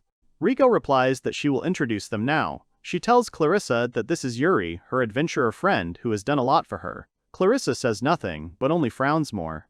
She stands up and offers her hand to Riko to help her up. Riko tells Yuri that this is Clarissa, her old friend.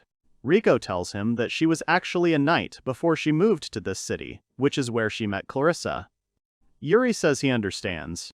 He thinks that the fact that Rika used to be a knight makes a lot of sense, since he already thought that she had a slightly different aura than the other adventurers. Suddenly, Clarissa leans down in front of Yuri and sternly says that it turns out he came to take the test with Rico. Clarissa tells the young man that this quest can only be completed by licensed adventurers. She tells Yuri that she does not want to doubt him, but still wants to see his license. Yuri doesn't mind, so he takes out the license and shows it to Clarissa. He asks her if she needs anything else from him. The girl is very surprised when she looks at his license. Clarissa snatches the license from Yuri's hand and looks closer to make sure her eyes aren't deceiving her. She's shaking with anger, as she can't believe he's an F rank.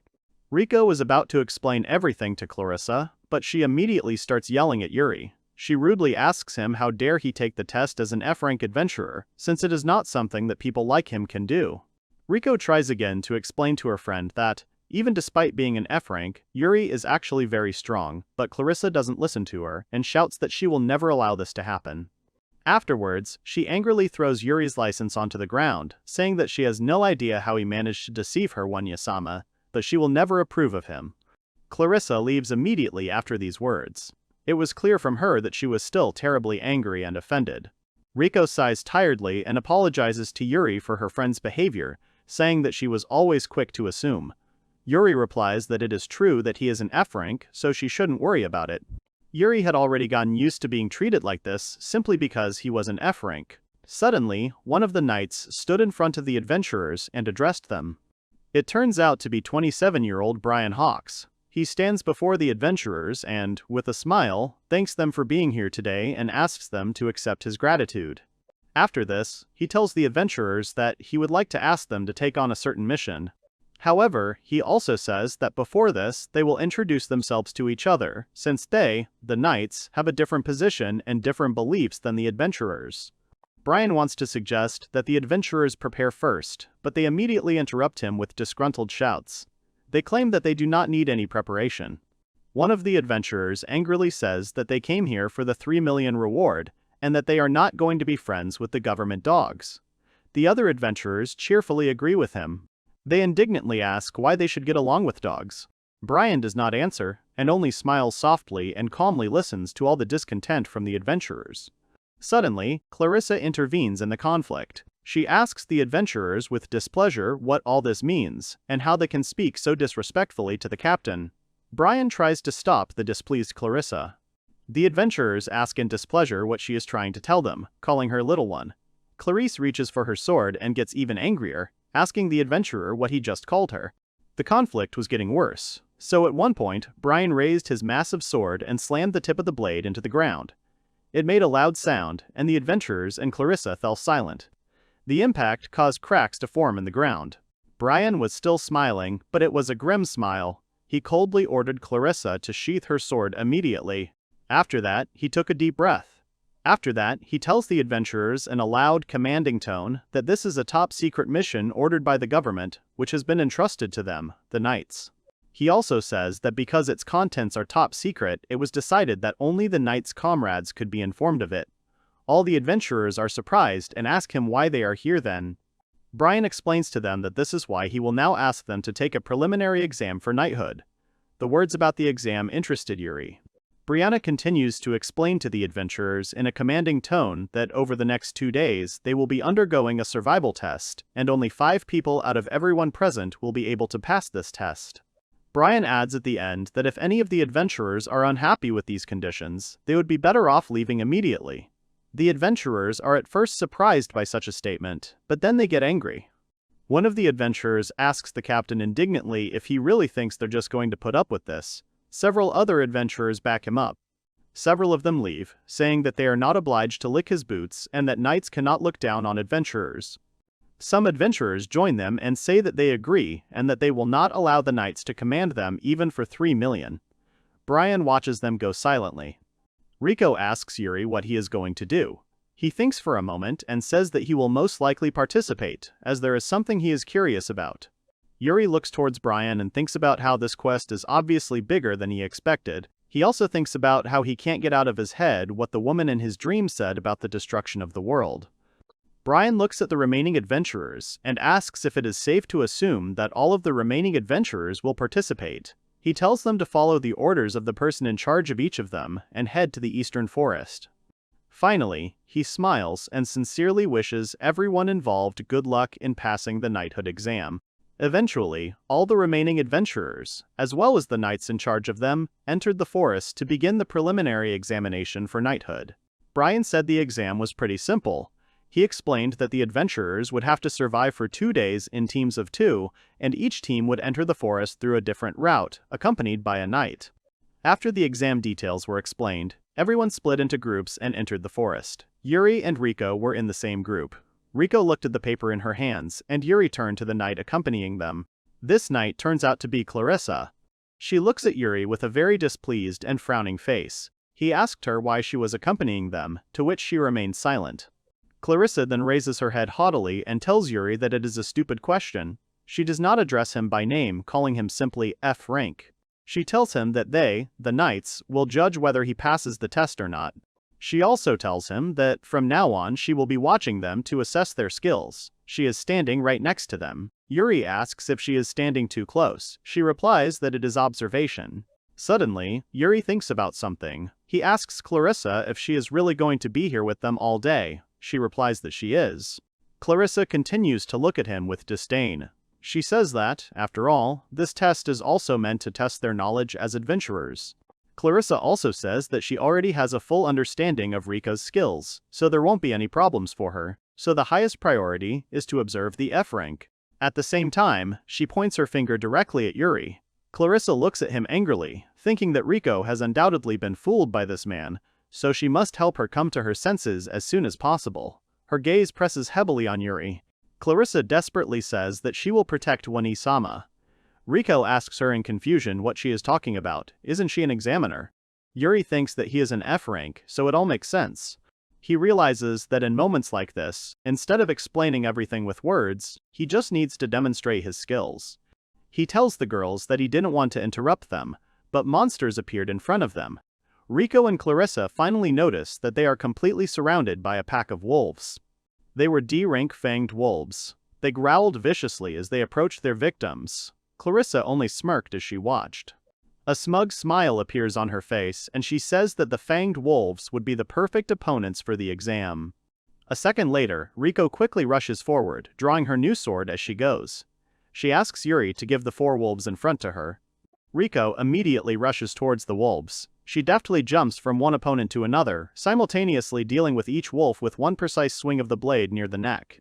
Riko deftly and gracefully dispatches 4 wolves in a matter of seconds, giving her opponents no chance to resist her precise, focused movements. Riko stands on the body of one of the wolves, driving the long blade of her sword straight into the monster's throat. After that, she hears the joyful voice of Clarissa, who says that this is exactly what she expected from Riko. At this moment, 2 fanged wolves behind her are about to attack her with their mouths open. She does not notice them, as her gaze is directed at Riko. Riko fearfully calls Clarissa away so that she can come to her senses and notice the approaching danger. However, before she can do anything, all 3 wolves are defeated in a matter of seconds. Clarissa looks up in surprise to see Yuri above her, swinging his sword several times. Clarissa frowns and widens her eyes in surprise. She watches as Yuri lands on the ground in front of the wolves' bodies, putting his sword back in its sheath as he does so. She can't believe he defeated 3 wolves at once. Clarissa looks at him and thinks only about what kind of person he is. Riko looks at him with a smile and says that this is exactly what she expected from him. She also tells Yuri that his strength is incredible. Clarissa watches this in silence, but her expression shows that she is very unhappy. However, a second later, she smiles smugly again and says that Yuri definitely has the power, if not more. However, she also says that his swordsmanship is too crude, so he is no match for Rika. Such words make Rika very angry. She frowns and tries to prove to her friend that she is completely wrong. She tries to say that Yuri is actually very capable, but Clarissa only turns away like an offended child. Clarissa looks askance at her friend and asks her irritably if she's being too soft on this F rank. Riko starts to get really angry and demands that Clarissa stop saying such things immediately. She angrily asks her friend how many times she has to tell her that Yuri's skills can't be measured by ranks. Yuri tries to calm Riko down, telling her that everything is fine. However, she still remains very unhappy and continues to try to prove something. Yuri tells her that, after all, the exam has only just begun and everything will be fine as long as he can slowly force Clarissa to acknowledge him. In response to this, Clarissa frowns and, calling him by name, says that she doesn't know how he managed to get on Wani-sama's good side, but she will definitely reveal his true nature. After the wolf attack was repelled, the group of 2 adventurers and a disgruntled knight moved deeper into the forest. They eventually found a suitable campsite where Yuri was busy setting up a tent. After some time, he managed to set up a large tent that could accommodate all 3 members of the group. Yuri wiped the sweat from his forehead and, looking at his work, said that everything seemed ready. Clarissa, standing behind him and also watching him work, only snorted in displeasure. With a displeased grimace, she haughtily tells Yuri that this unsightly camp is indeed suitable for an F rank like him. Yuri says nothing in response. He scratches his head and looks away awkwardly, thinking that she is being too harsh on him and that he regrets not having much experience in camping. As he thinks about this, he remembers that he seems to have done this once when he first came to this world. While he is thinking, Clarissa starts to criticize his work. She sternly asks what this clumsy knot is and says that with your work she won't even give him 50 points. As Clarissa scolds Yuri, he thinks about what this is causing him to realize that he is only good at swordsmanship and magic. He remembers that this is the first time he has been scolded so much since he came to this world. Clarissa indignantly asks Yuri if he would really allow Rico to sleep in such a terrible tent. She says that's why F ranks are no good. She starts giving orders. Clarissa shows him how to tie a rope properly. Yuri finally understands how to do it, and she sternly tells him that she won't teach him a second time. Sometime later, Rico returns to the camp holding a pile of branches. She tells Yuri that she has finished collecting firewood. Looking at the tent, Rico happily says that the tent looks very nice. Clarissa kindly tells her that she was waiting for her since that F rank is useless, so she set it up properly for her. Yuri remains silent.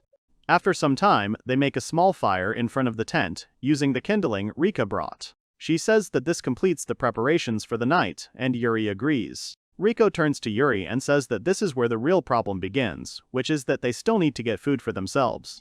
Eventually, the group comes to a small river nearby. Yuri looks closely at the clear water, thinking that there must be fish somewhere around here. At some point, a fish suddenly jumps out of the water. Clarissa points 2 fingers towards the fish. She uses a beginner ice magic, namely, an ice arrow. As soon as the ice arrow materializes in her hand, she immediately shoots out and hits the fish straight away. Looking at this, Yuri realizes that Clarissa is indeed very good, not only in the area of magical power, but also in the area of skills. Looking at the way Clarissa aimed at her prey, Yuri realized that she had formed magical power into the shape of an arrow, in order to more accurately hit her prey, and that kind of skill was not something that could be acquired overnight. Clarissa smiles smugly, forming small ice shards in her hand, and tells Yuri that the next topic will be magic, and that this is a good opportunity. Clarissa points to Yuri and tells him to listen carefully. She says that from now on he must use his magic to kill his prey, and if he can catch more fish than she does, she will acknowledge his abilities. Understanding her terms, Yuri smirks contentedly. Yuri stands next to Clarissa, both of them ready for this little competition. He tells her that it turns out he just needs to catch more fish than her. Clarissa says, that's right. Yuri is well aware that he is a newbie when it comes to everyday life, but he is completely confident when it comes to swordplay and magic. Suddenly, Rico tells him that it will actually be a bit difficult. Yuri asks her what she means. Rico tells him that Clarice is one of the best among the knights in terms of magic. Especially when it comes to precise control of magic, no one can compare to her. A number of ice arrows like the one she used earlier suddenly appear around Clarissa. She tells Yuri that just like Oni-sama said, precise control of magic is her specialty, and there's no way she'll lose to an F rank. Clarissa uses the ice arrow again, this time using ice magic in between. After that, each of the many ice arrows fly in different directions. Each of them accurately hits a fish swimming in the river. More and more ice arrows continue to appear around Clarissa. She points out the direction of their flight, while confidently looking at Yuri. She asks if he can match her speed. Looking at how the arrows hit the fish, Yuri notes that the strikes are indeed very accurate, and that Clarissa's abilities are very good. Yuri realizes that her skill in handling budding magic is much better than his current one. Then he wonders what he should do. Looking at Clarissa, he thinks that if he used the same method as her, he would most likely lose. He realizes that he will most likely not be able to hit all the fish accurately, as she does. Suddenly, an idea comes to him. He asks Clarissa to make sure that he is not obliged to catch fish one after another. She looks at him and asks, confused, what he's talking about. Yuri explains that he means that he feels it would be more effective to catch them all at once, rather than one at a time. These words make Clarissa very angry. She indignantly asks him how far he is willing to go just to make her look like a fool. She says that if he thinks he can do it, then let him show her. She demands that he show her everything he can do. He tells her that he will. After these words, a magical aura begins to surround his body. Yuri decides to use advanced zero magic, after which he stretches out his hands, and a black hole forms in the center of the river, which begins to actively suck in all the water. The small black dot in the water quickly grows, sucking in all the water from the river. Clarissa panics and asks in fear what kind of magic this is. Riko says that the river water is being sucked in. After waiting a bit, Yuri realizes that this should be enough. He then suddenly clenches both hands into fists. After that, he raises his hand and uses advanced zero magic to create a white hole. As soon as the white hole is formed, many fish that manage to fall into the black hole immediately begin to fall out of it. Yuri remembers that this magic is used to release what was absorbed by the black hole. The special feature of this magic is the function of choice. Yuri understands that this choice will be useful in the future. After all the fish fall out of the white hole, Yuri closes it. He looks at the huge handful of fish he caught and proudly says that he caught quite a lot. Riko and Clarissa stand with their mouths open, frozen in shock. Clarissa stutters a few times, unsure of what to say. Then she suddenly screams, asking what is wrong with this man. Clarissa's voice echoes throughout the forest that evening. Riko was sitting on a tree trunk. She was squeezing a stick with a fish skewered and fried on a fire in one hand, and with the other hand she was covering her reddened face. Then she said that the food was really very tasty. There was a tent behind him. Yuri sat opposite Lime, who was making strange sounds. Yuri held a stick with both hands, on which fried fish was strung. After chewing the fish, he said that river fish, in fact, was not so bad. Yuri brought the stick with the fish to his mouth and began to bite it. Then he looked to the side and noticed Clarisse standing behind the tree. She stood behind the tree. In her hands was a stick with a fish. Clarisse angrily turned to Yuri and growled. Clarisse looked out from behind the tree. Her face was full of anger. She squeezed the hand in which she held the stick with fried fish with all her anger. The stick broke. Clarisse said that she would definitely reveal Yuri's true nature. Yuri held the fish in his hands and continued to eat it. He watched as Clarisse stood behind him. She stood behind a tree and looked angrily at Yuri. Yuri thought that because Clarisse was watching him, he felt uneasy. Above the lush crowns of the trees, the night sky stretched out, on which a bright crescent moon appeared. It was surrounded by twinkling stars. Above the fire there was a branch on which a teapot hung. Riko drank from a mug, then she was very surprised when Yuri asked her why she joined the knights. Riko took a sip and moved her hand to the side. Then she said that her ancestors were knights and she decided to follow in their footsteps. Yuri stretched out his hand in front of him. In it he held a mug with a hot drink. Then he said that, why then Riko left the knights. Riko's face twisted strongly, as she was surprised by the question asked. Beads of sweat appeared on Riko's face. She closed her eyes and lowered her head. Then she thought for a moment and opened her eyes. Clarisse came up to the guys. She folded her hands together. Then she closed her eyes and said that the guys should stop chatting in vain. Yuri looked at her in surprise, and Riko said Clarisse's name. Clarisse stood in front of the fire. She began to say that the hardest part of this exam was surviving the night. Now was not the time for conversations. Riko sat on a log. She held a mug in her hands and looked at Clarisse. Yuri did not understand what she was talking about. Clarisse frowned and said that when night falls, monsters become more active, especially since they have poor night vision. The light from the fire illuminated the area. Clarisse said that night camping is very dangerous. Yuri remembered the scary monsters and thought that the quests he had previously completed were intended for him. Perhaps for this reason, the organizers chose the eastern forest for the exam. Clarisse raised her hands up. The guys were sitting on the logs. They were discussing that they would be on duty in turns. They had to pass this exam. Yuri put his hand to his face and thought. Yuri looked at Clarisse and said that if his monster friends could go as lookouts. Clarisse held her hands together and looked at Yuri in surprise. Clarisse frowned and said that Yuri could use everything at his disposal. Slime, lime, sitting on the ground, made a strange sound. Yuri began to get up from the log. Riko looked at Yuri in surprise and said his name. Yuri stepped away from the girls. Clarisse said that if Yuri decided to patrol the area, she wished him luck. Yuri put his finger to his lips, then he crouched down and put his hand on the ground. He activated his magic, and magic circles appeared on the ground. Yuri sat down, his hand was on the ground. Wolves that looked like wolves began to appear from the magic circles around Yuri. The girls stood by the fire and were scared. Beads of sweat appeared on the girls' faces and they began to scream in fear. Yuri stood surrounded by monsters and began to say that the monsters needed to be on duty in the forest. Then Yuri showed the monsters the fish they would receive as a reward. Clarisse looked at Yuri, who was surrounded by monsters, with fear. She frowned and began to say that she was surprised by Yuri's magical abilities. Yuri said that many people don't have that many monsters in their arsenal. Clarisse started screaming that the tamers don't have more than 4 tamed monsters. Yuri's monsters were pretty heavy on the fish. Yuri imagined a man and several monsters and thought that Dutch's tamer only had 2 monsters. The girls began to discuss how they were confused by Yuri's abilities. Yuri was about to go to the tent. He stopped at the entrance and said that he had sent the monsters, kobolds, on duty so they could sleep peacefully. Clarisse clenched her fists and growled angrily. Clarisse's angry scream was heard throughout the area. Behind the tent was a forest. In the tent itself, the sounds of snoring were heard. Yuri was lying on the pillows covered with a blanket. Next to him was sleeping Riko.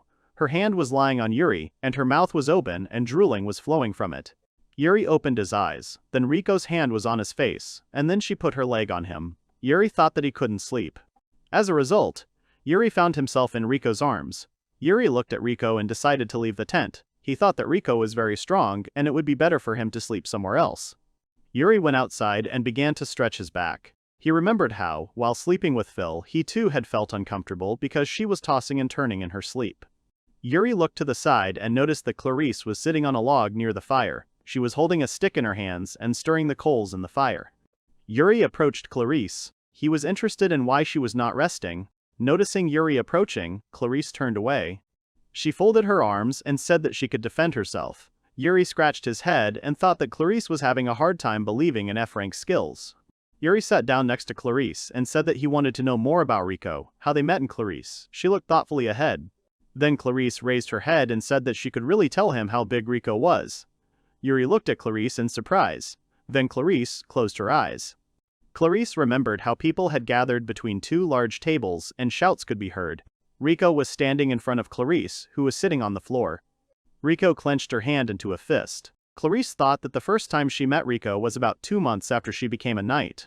Clarissa began to tell that when she was little, her family was attacked by bears. That's when she lost her parents. Little Clarissa was reaching out to her father, and an enraged bear was rushing towards her. Then there was the sound of an attack. Little Clarisse opens her eyes and sees riders on horses in front of her. They overpowered the bear that was running towards her.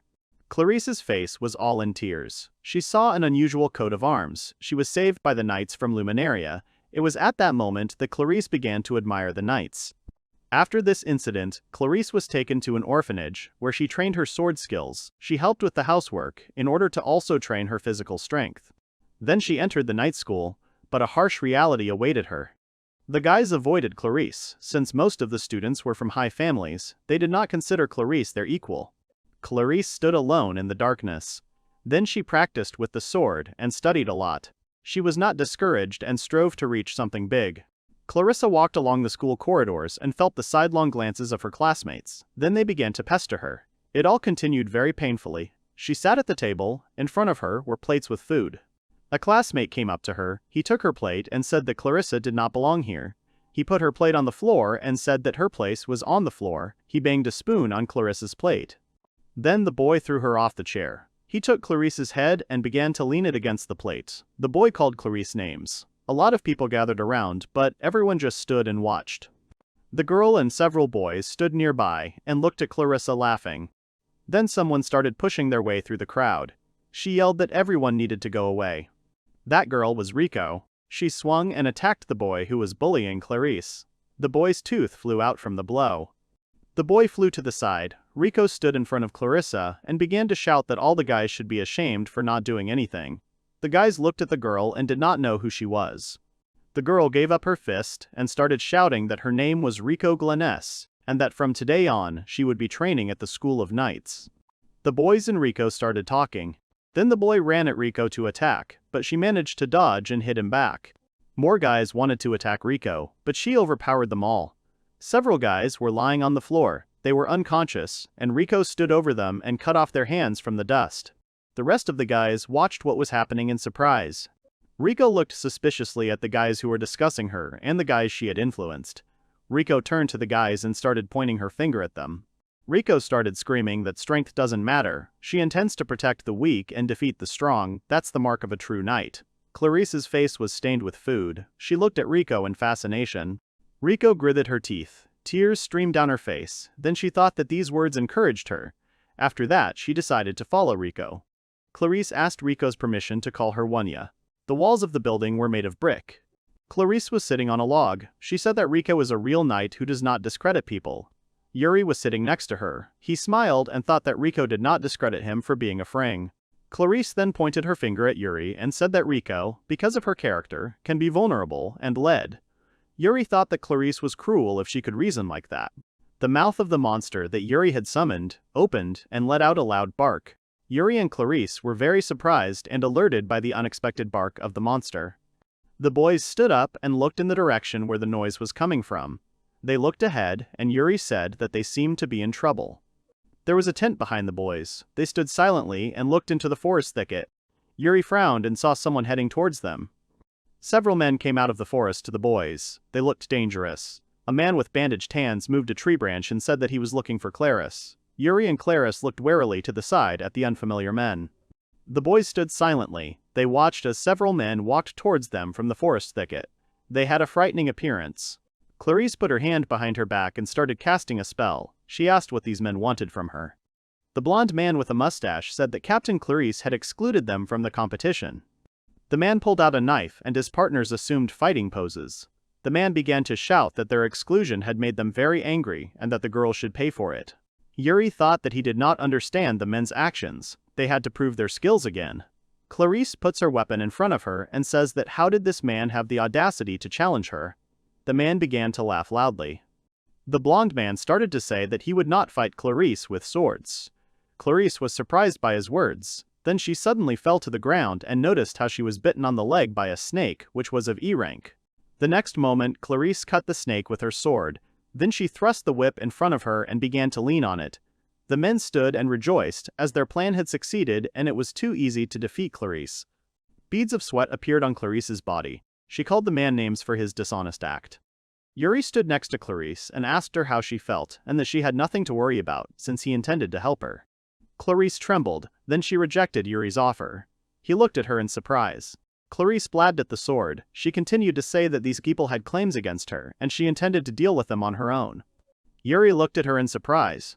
Then a fair-haired man came up to him, put his hand on his shoulder, and said that Yuri should not interfere in their argument and it was not too late for him to back down. The blonde man looked at Yuri suspiciously and said that Yuri could also join them when they had fun with Clarice. The other men came very close to Clarice. Another man grabbed Clarice's face and asked if she was prepared to surrender without a fight. Tears appeared in Clarice's eyes and she began to threaten the men. The blonde man began to smile and said that the first thing they would do was remove her teeth. Clarice looked furiously at the blonde man, her face still held by someone's hand. Juris pushed away the man's hand that was on his shoulder. Then he said that he intended to refuse the men's offer, and their actions were wrong. The blonde man opened his mouth and then scratched his head and began to laugh. The man stood in front of Yuri. He put his hand aside and said that whether Yuri was sure of his words, Clarice deserved it, since she laughed at them. Yuri looked ahead and began to say that the men started it. Clarice had nothing to do with the disqualification of the men, they had ganged up on the wrong person. The muscular man continued to hold Clarice's face.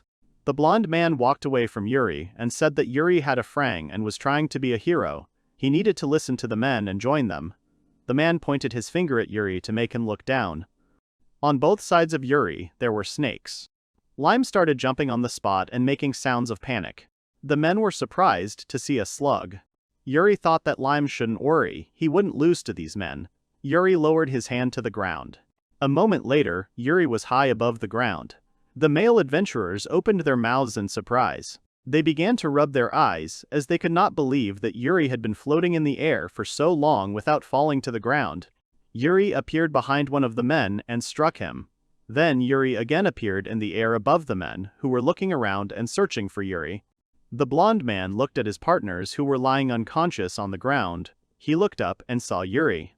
A moment later, Yuri kicks the fair-haired man. He lets out a heart-rending scream. Yuri lands calmly on the ground after the blow. Yuri found himself on the ground, with the blonde man in front of him. The remaining man held a knife to Clarice's face and said he would kill her if Yuri did not calm down. The man made an angry face and pulled the knife aside. Then he began to laugh loudly and call upon his monster, the Cyclops. Yuri looked in the direction from which he heard the noise. And a moment later one of Yuri's monsters came out of the bushes. He raised his paw up and barked. The man stood up. He was holding a knife in his hands and looking to the side. In surprise, Yuri was squatting and looking in the same direction. In front of the guys there was a defeated Cyclops, which was brought after visiting Yuri. Yuri was squatting and said that the Cyclops is not a legendary monster. The man got very angry and jumped towards Yuri with a knife in his hands. Yuri jumped back. During the jump, Yuri hit the man in the face and a tooth fell out. After finishing the blow, Yuri said that power has nothing to do with the floor. Clarice was surprised by Yuri's words. The blonde man fell to the ground. Yuri stood and looked at him. Then he turned to Clarice and asked if she was okay. She offered her hand in response and said that everything was fine. One of the adventurers hid behind the tent and spied on the boys. Then he looked into the tent and was very surprised. The hooded man saw Riko sleeping with her arms spread out to the sides. The man entered the tent and began to walk towards the sleeping girl. Then a scream from the tent was heard throughout the area. Yuri was afraid for Riko and ran to the tent to save her. Yuri looked into the tent. In the tent, Riko continued to sleep, but in her sleep she attacked the hooded man and held him in a power move. The man screamed that he was giving in. Agnya continued to sleep and smile in her sleep. Opposite Yuri and his monsters stood the bound adventurers. Several more monsters stood behind the bound men. Yuri looked at his monster and said that he was grateful to him for his help. The monster began to bark in response. Then Yuri looked at the mountains and thought that all that remained was to wait until the morning. Then Yuri looked down.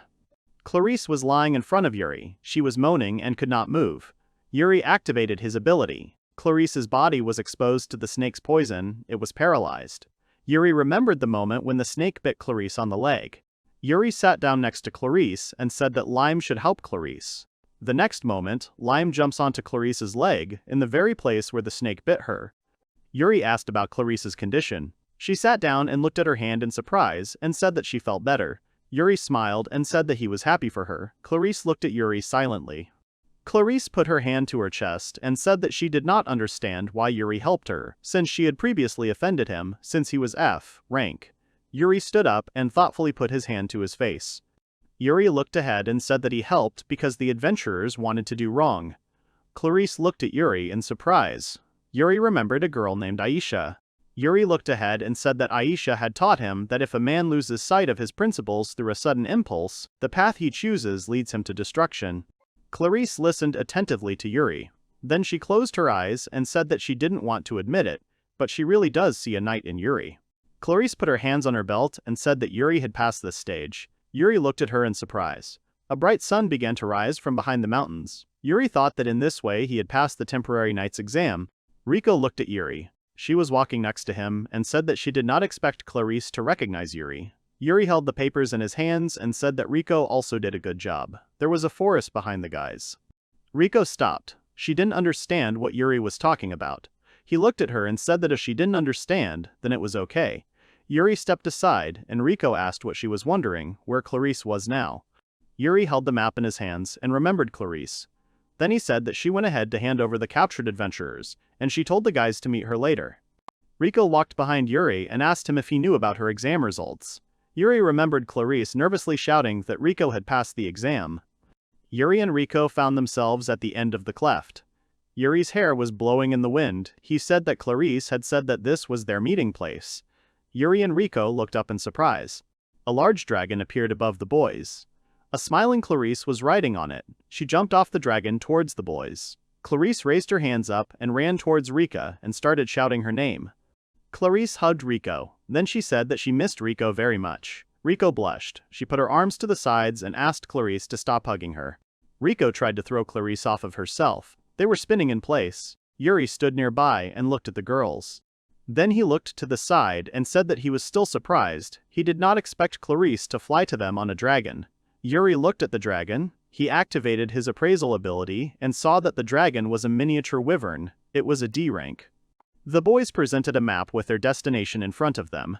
Their goal was a city, Luminaria, on the eastern shore. Clarice looked at Yuri and stuck her tongue out at him. Yuri looked at her thoughtfully. Clouds floated across the sky. The boys found themselves riding a dragon. They were floating in the air among the clouds. Riko looked down, her face was red, and her hair was fluttering in the wind. The boys were flying over the water, which was shimmering in the sun. Yuri looked ahead at the dragon's face. Yuri asked Clarice if the dragon could fly faster. She answered discontentedly that the dragon was already only capable of carrying 2, and there were already 3 of them. The dragon was flying over the sky. The sun began to be blocked by a large cloud. Yuri said that the dragon really looked tired. Then the guys saw an island and decided to rest on it. Yuri was scared as they began to descend sharply. He looked up and noticed another dark dragon above them heading towards them. The dragon was dark in color and had a frightening appearance. It was flying head-on towards the boys. The boys looked at the dragon and were frightened. Fire began to appear in the dark dragon's mouth. Then it opened its mouth wide, from which a cloud of flame burst out. The ball of fire almost caught up with the tail of the dragon on which the boys were flying. The boys looked at the column of fire in panic. Yuri shouted that lime should help them. Lime flew up and began to spin in the air. The lime expanded and absorbed the fire. The dark dragon flew near the boys. Then he again released a column of fire at the boys. They began to scream and think that they need to decide what to do next. Lime landed on Yuri's shoulder. He thought that Lime wouldn't be able to absorb another fire attack, but Yuri had another hidden weapon. Yuri jumped into the air and bit his finger. Yuri summoned the heavenly dragon. Yuri found himself riding on his dragon and ordered it to attack the dark dragon. Yuri's hair was fluttering in the wind. He looked ahead and ordered his dragon to attack the enemy dragon. Yuri was riding on the dragon, which rushed to attack. The girls looked at Yuri with their mouths open. They were surprised that Yuri was able to summon a dragon. Yuri looked away and thought that tamers can rarely summon a dragon. Yuri was riding a dragon. They were chasing the enemy dragon. The enemy dragon flew up. Then it threw its head back and began to collect fire in its mouth. Yuri was seriously determined that his dragon would be able to cope with the attack. The enemy dragon fired several fireballs at Yuri. Yuri's dragon spread its wings wide and prepared to attack. Yuri's dragon began to glow and fly towards the enemy dragon, shortening itself from the fireballs along the way. The enemy dragon let out a surprised roar. Yuri's dragon clenched its paw into a fist. Yuri's dragon struck the enemy dragon. Yuri found himself in the air. He rushed towards the enemy dragon with a naked sword. The enemy dragon looked at Yuri attentively. Yuri's sword began to glow. Yuri himself cast a spell.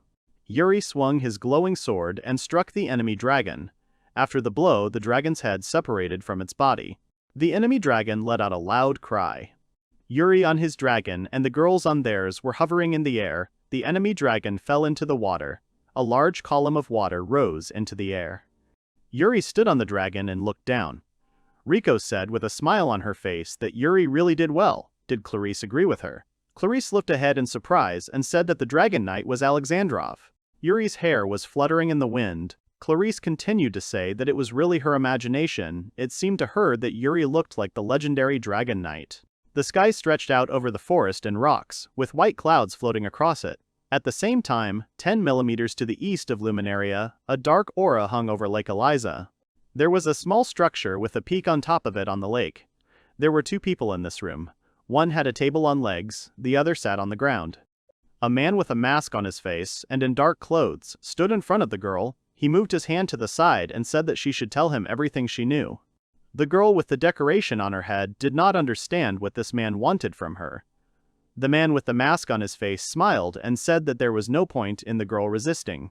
The man looked at the girl and continued to say that he knew that the girl used her magic to communicate with someone. The girl silently looked ahead. The roof of a small building hung over the man with a mask on his face. He said that he didn't care who the girl was trying to contact. He showed his minions to eliminate anyone who tried to approach the city.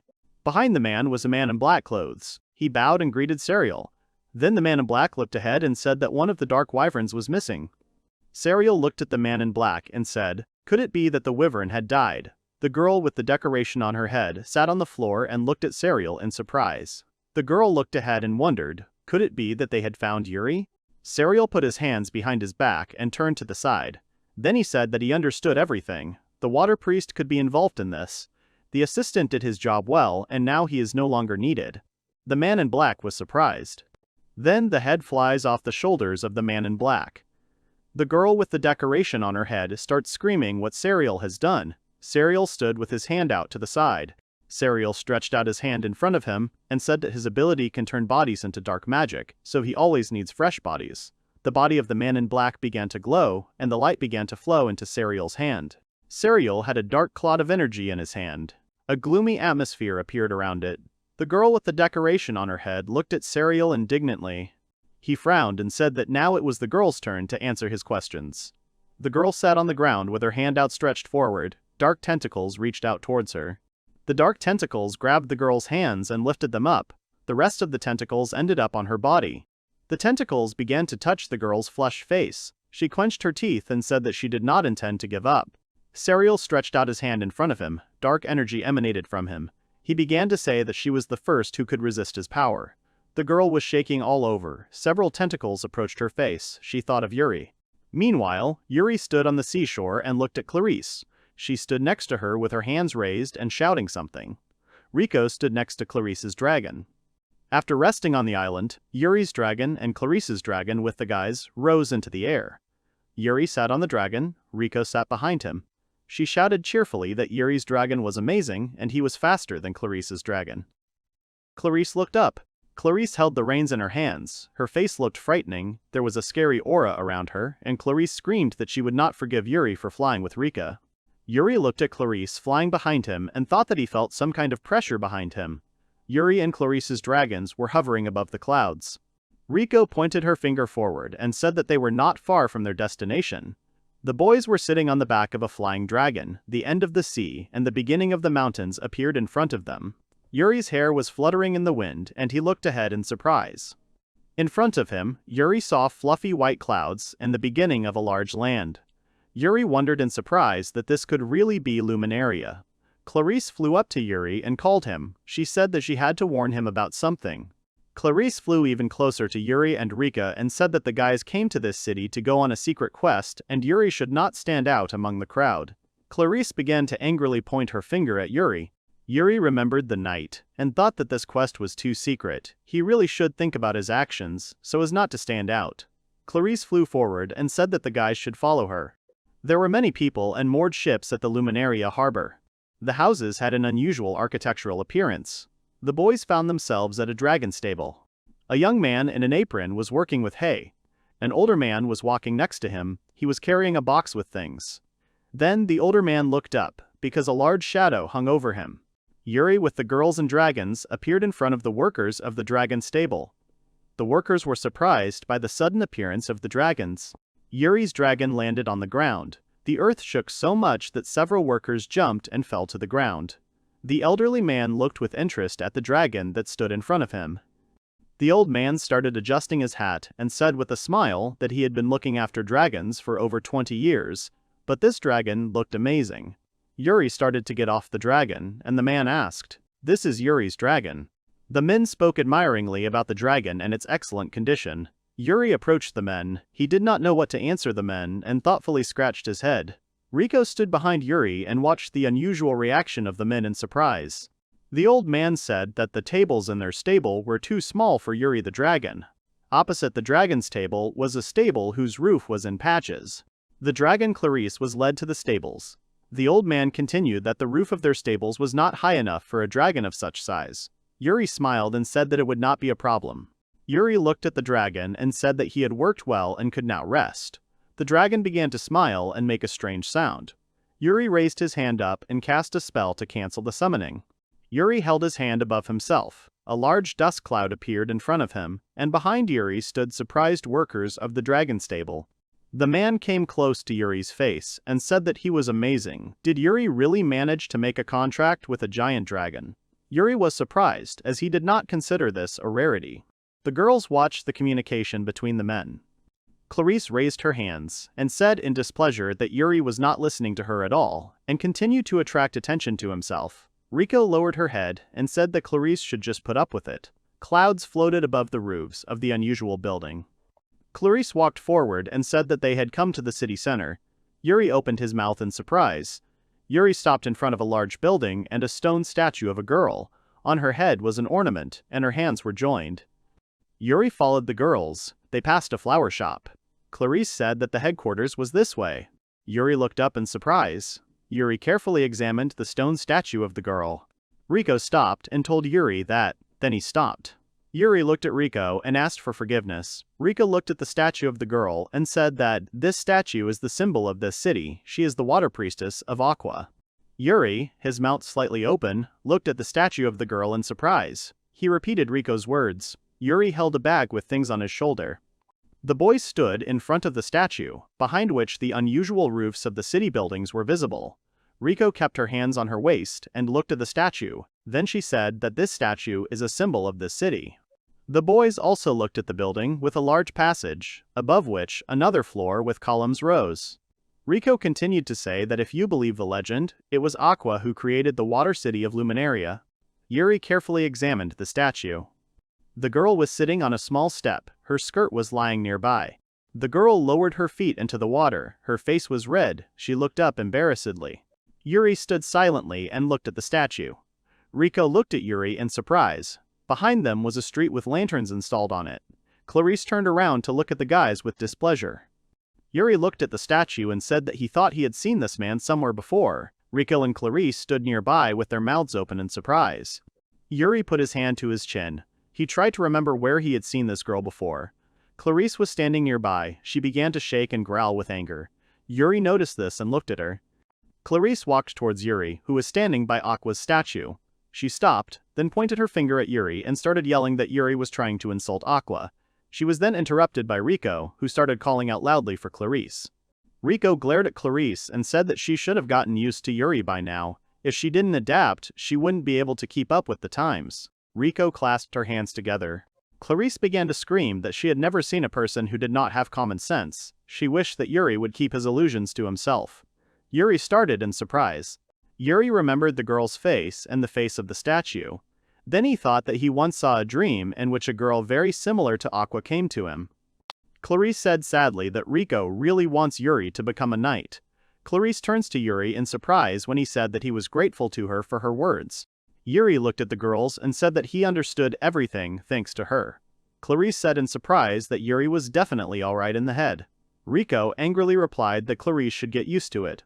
Yuri found himself in front of a building with a large passage, the walls of which were painted with drawings. Yuri stood and thought that the atmosphere in this city was completely different, which is what he expected from a continental city. Clarice went ahead and called the guys to follow her. They walked along the street paved with bricks. Yuri looked up in surprise. In front of him was a huge building. It was the headquarters of the Knights of Luminaria. Many people were walking around the square. The Knight's coat of arms appeared in front of the boys. The boys found themselves inside the building. Yuri followed the girls. There were people in armor in the room. Clarice explained to the boys what the signs on the Knight's coat of arms meant. Yuri held his bag on his shoulder and opened his mouth in surprise. The boys found themselves in a huge room consisting of several floors. On the sides of the room stood two huge statues of knights. In the room besides the boys, there were many people. Yuri walked around the building and saw the knight's coat of arms everywhere. He thought that he understood. There really were a lot of shields here. The boys stopped in front of a large staircase. Clarice turned to Yuri and pointed her finger at him. Then he said that Yuri should stop doing strange things. Yuri obediently agreed with her. Someone from the upper floor said that Clarice had finally returned. The girls opened their mouths in surprise and looked up to where they heard the voice. The next moment, the girls bent their knees and lowered their heads down. Yuri stood in surprise and looked at the girls. There was an older man standing on the stairs. He was holding a stick and was wearing a long suit. The man smiled and said that girls didn't need to be so formal. The man's name was Marius Ubach. The girls listened to the man without raising their heads. He said that he had not seen the girls for a long time and was glad to greet them. The girls agreed with every word of Ubach. Ubach looked ahead and looked at Yuri in surprise. Yuri held a bag on his shoulder and also looked at the man. Ubach looked at Yuri from head to toe. He thought that Yuri possessed pure and elegant magic. He was a gifted person. A man, and he felt that he was not standing in front of Yuri, but in front of an outstanding wizard or magician. Ubach touched his beard and thought. Yuri looked at the stairs where Ubach was standing and thought that the man was looking at him too intently. Ubach, holding a stick in his hands, started to go down the stairs. Then he said that he was glad to welcome Yuri to this city. Yuri looked at Yubak and pointed at him, then he said that Yubak was not so bad. This made the girls angry. The girls hung over Yuri angrily. They began to scold him for his uncultured address to Yubak. Yuri asked the girls what their words about the court magician meant. The girls opened their doors in great surprise. The girls' eyes filled with anger. Clarice said that she was holding on with all her might. Enrico said that Clarice should try to get used to it. The girls looked at each other in amazement when they heard Yubak's words that Yuri was a funny adventurer. The girls again knelt down and lowered their heads. They asked for forgiveness for Yuri's behavior. Yubak replied that they had nothing to worry about since Yuri could be the one they needed. Clarice tried to object to Yubak. Yubak said through laughter that Clarice always worried too much. The girls looked up at Yubak. Yuri stood behind the girls. Yuri looked at Yubak's face. Then he imagined the faces of the monsters and the other guys. Yuri thought that Yubak was clearly the strongest of all those he had ever met on his way. The girls and Yuri looked at Yubak in surprise when he said that they had no time left, so he would say directly that Luminaria was currently going through an existential crisis.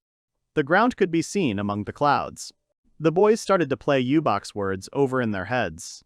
When he spoke about the country, he was frowning and serious. The girls were shocked. They looked at Yubak in surprise. Yuri looked ahead with a serious expression on his face. A girl in a checkered cloak was floating in the air. In one hand she held a flaming sword, in the other she held a whip. One of her legs was tucked under her. Rico looked at Yubak and said indignantly that he meant something specific. Clarice stood next to him with her mouth slightly open in surprise. Yubak closed his eyes to think for a bit. Then Yubak looked down and said that a singularity had occurred. It was confirmed that it had appeared in this country. The girls were very surprised and shocked by what they heard from Yubak. Yuri asked what singularity meant. Yubak began to touch his Bora thoughtfully. Then he smiled and said that he would like to know Yuri's name first. Yuri introduced himself. The girls' faces turned red. They stood nearby, dissatisfied. The guys imagined how a glowing black spot appeared over the planet. Yubak said that the singularity refers to lands that were infected with powerful dark magic. Then Yubak began to tell that 10 kilometers from Luminaria, there is a lake that was infected with a singularity. This lake is surrounded by a dark magical force. The girls were shocked. They shouted indignantly that this could not have happened. Yubak replied that the knights tried to fix it, but they did not succeed. The girls were kneeling in front of Yubak. Yuri was standing behind. Yubak continued to say that more than 100 knights were sent to this lake, but most of them never returned. The girls looked at Yubak in fear. Behind Yubak, above the stairs, I saw a shield. Yubak said that the knightly order is the pillar of this country, and if any more knights disappear, it could cause panic. Yuri remembered the girl with the decoration on her head. In his dream, she asked for help. Yuri thought that the end of the world, which the girl in the dream mentioned, could be true. Yubak was surprised when Yuri said that he understood everything. Now he needed to decide what to do next. Yubak replied that the adventurers who had passed the tests would go to Lake Eliza with the knights tomorrow. Yuri agreed to go to the lake. The girls continued to sit on the floor. They were very surprised when Yubak said that he also intended to join the adventurers and knights. The girls sat on his knee. They said indignantly that Yubak really intended to participate in this mission. Yubak closed his eyes. Then he narrowed his eyes and said that he was still able to help. Then he started shouting that tomorrow all the selected people, including the boys, would gather and go to the singularity. The girls agreed to carry out the order so loudly that it could be heard on the street, next to the building. The windows in the room were open. The sun was slowly setting behind the horizon. Yuri was lying on the bed. His hands were under his head. On the bed with Yuri were various objects and his sword. Yuri closed his eyes. Then he remembered how Riko raised her finger and said that she would go talk to her family, and Yuri should sit quietly and not attract attention to himself. Lime climbed on top of Yuri and started to squeak. Yuri got up from the bed and said that maybe Lime wanted to eat. Lime was sitting on Yuri's stomach and squeaking. Yuri looked to the side and thought that of course Lime was hungry. After all, they hadn't eaten anything since morning. Yuri found himself on a city street. There were many people around him. Yuri looked at the city and thought that the sun was already setting and they needed to start somewhere. The lanterns that were installed along the street began to turn on. Yuri walked through the city, watched the street performances, how boats floated along the river canals. Then he thought that this city was very big, sometimes it could be inconvenient. Then Yuri closed his eyes and looked away. Yuri was walking by the cemetery fence and saw Riko sitting between the gravestones. Yuri called her. She turned around in surprise. Then she approached Yuri and asked through the fence what Yuri was doing here. Yuri smiled and replied that he had not had dinner yet and decided to take a walk around the city, and he was also interested in what Riko was doing here. She climbed the fence and looked down at Yuri. The boys looked at the carved cross. Riko said that she decided to visit her father's grave, that's why she was here now.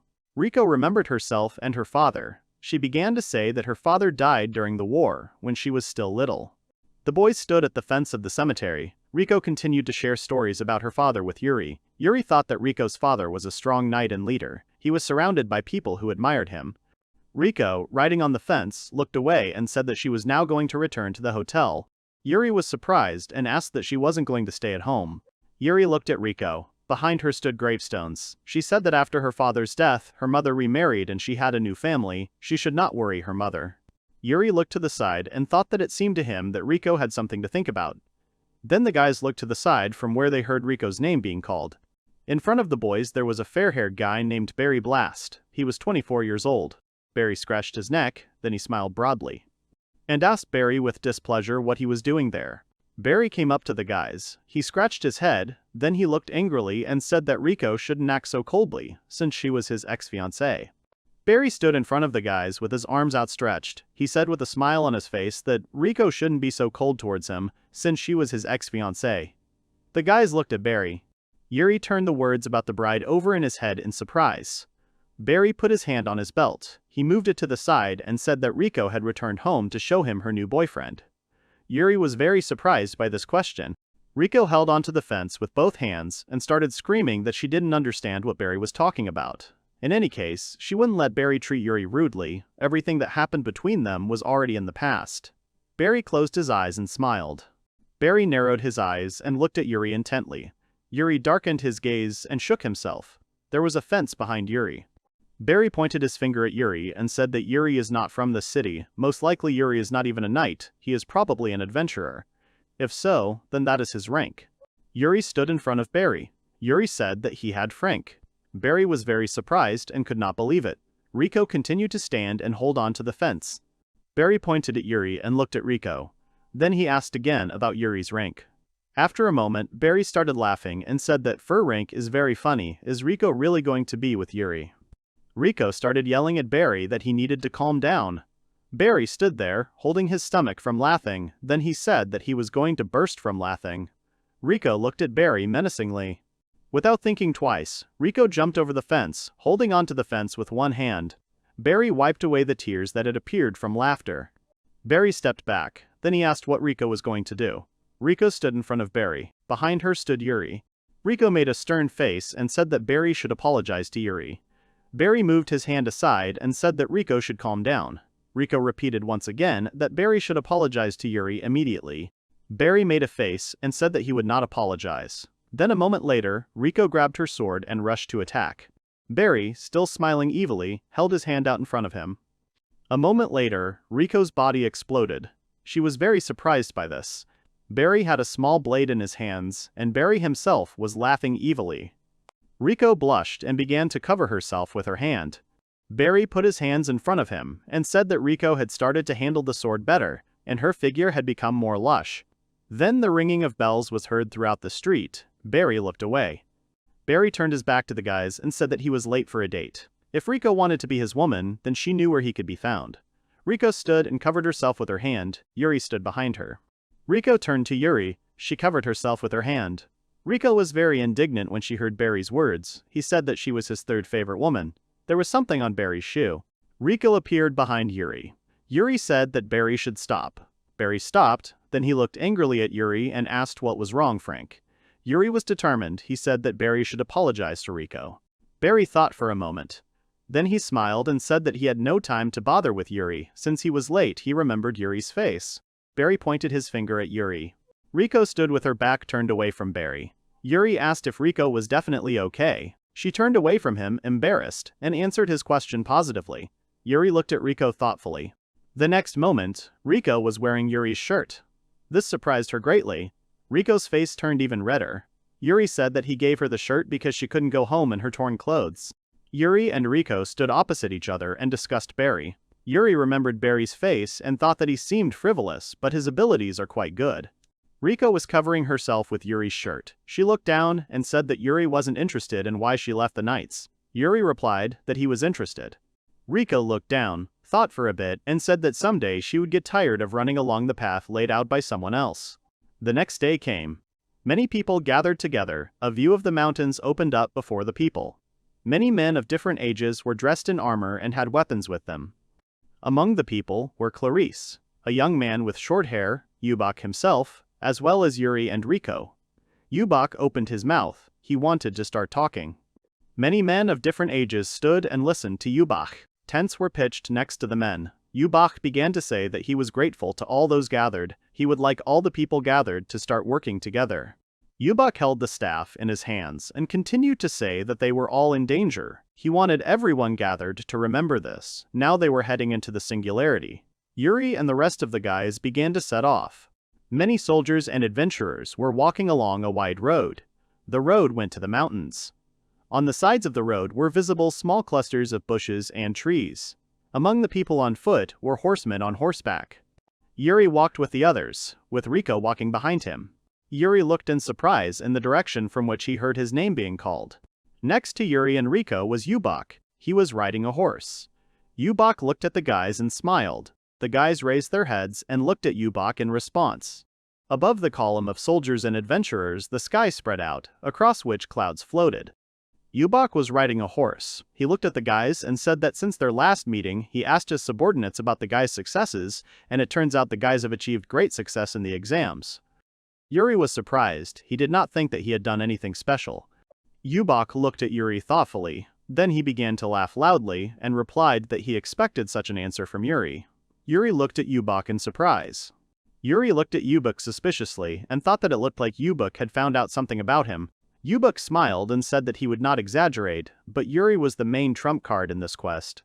Yubak walked forward. He waved his hand and said that he would look forward to Yuri's new achievements. Riko stopped behind Yuri. She turned around when she heard someone call her name. Next to Yuri and Riko was Barry. He was riding a horse. Barry held the reins and looked at Riko with an evil smile. Barry went ahead of the guys. Then he said with a smile on his face that he was surprised by Yubak's words, who called Yuri the main trump card. He wondered why Yubak had such an opinion about Yuri. Then Barry looked angrily at Yuri. Yuri was surprised by this. Barry pulled his sword out of its sheath and pointed it at Yuri's throat, sharper than a sword.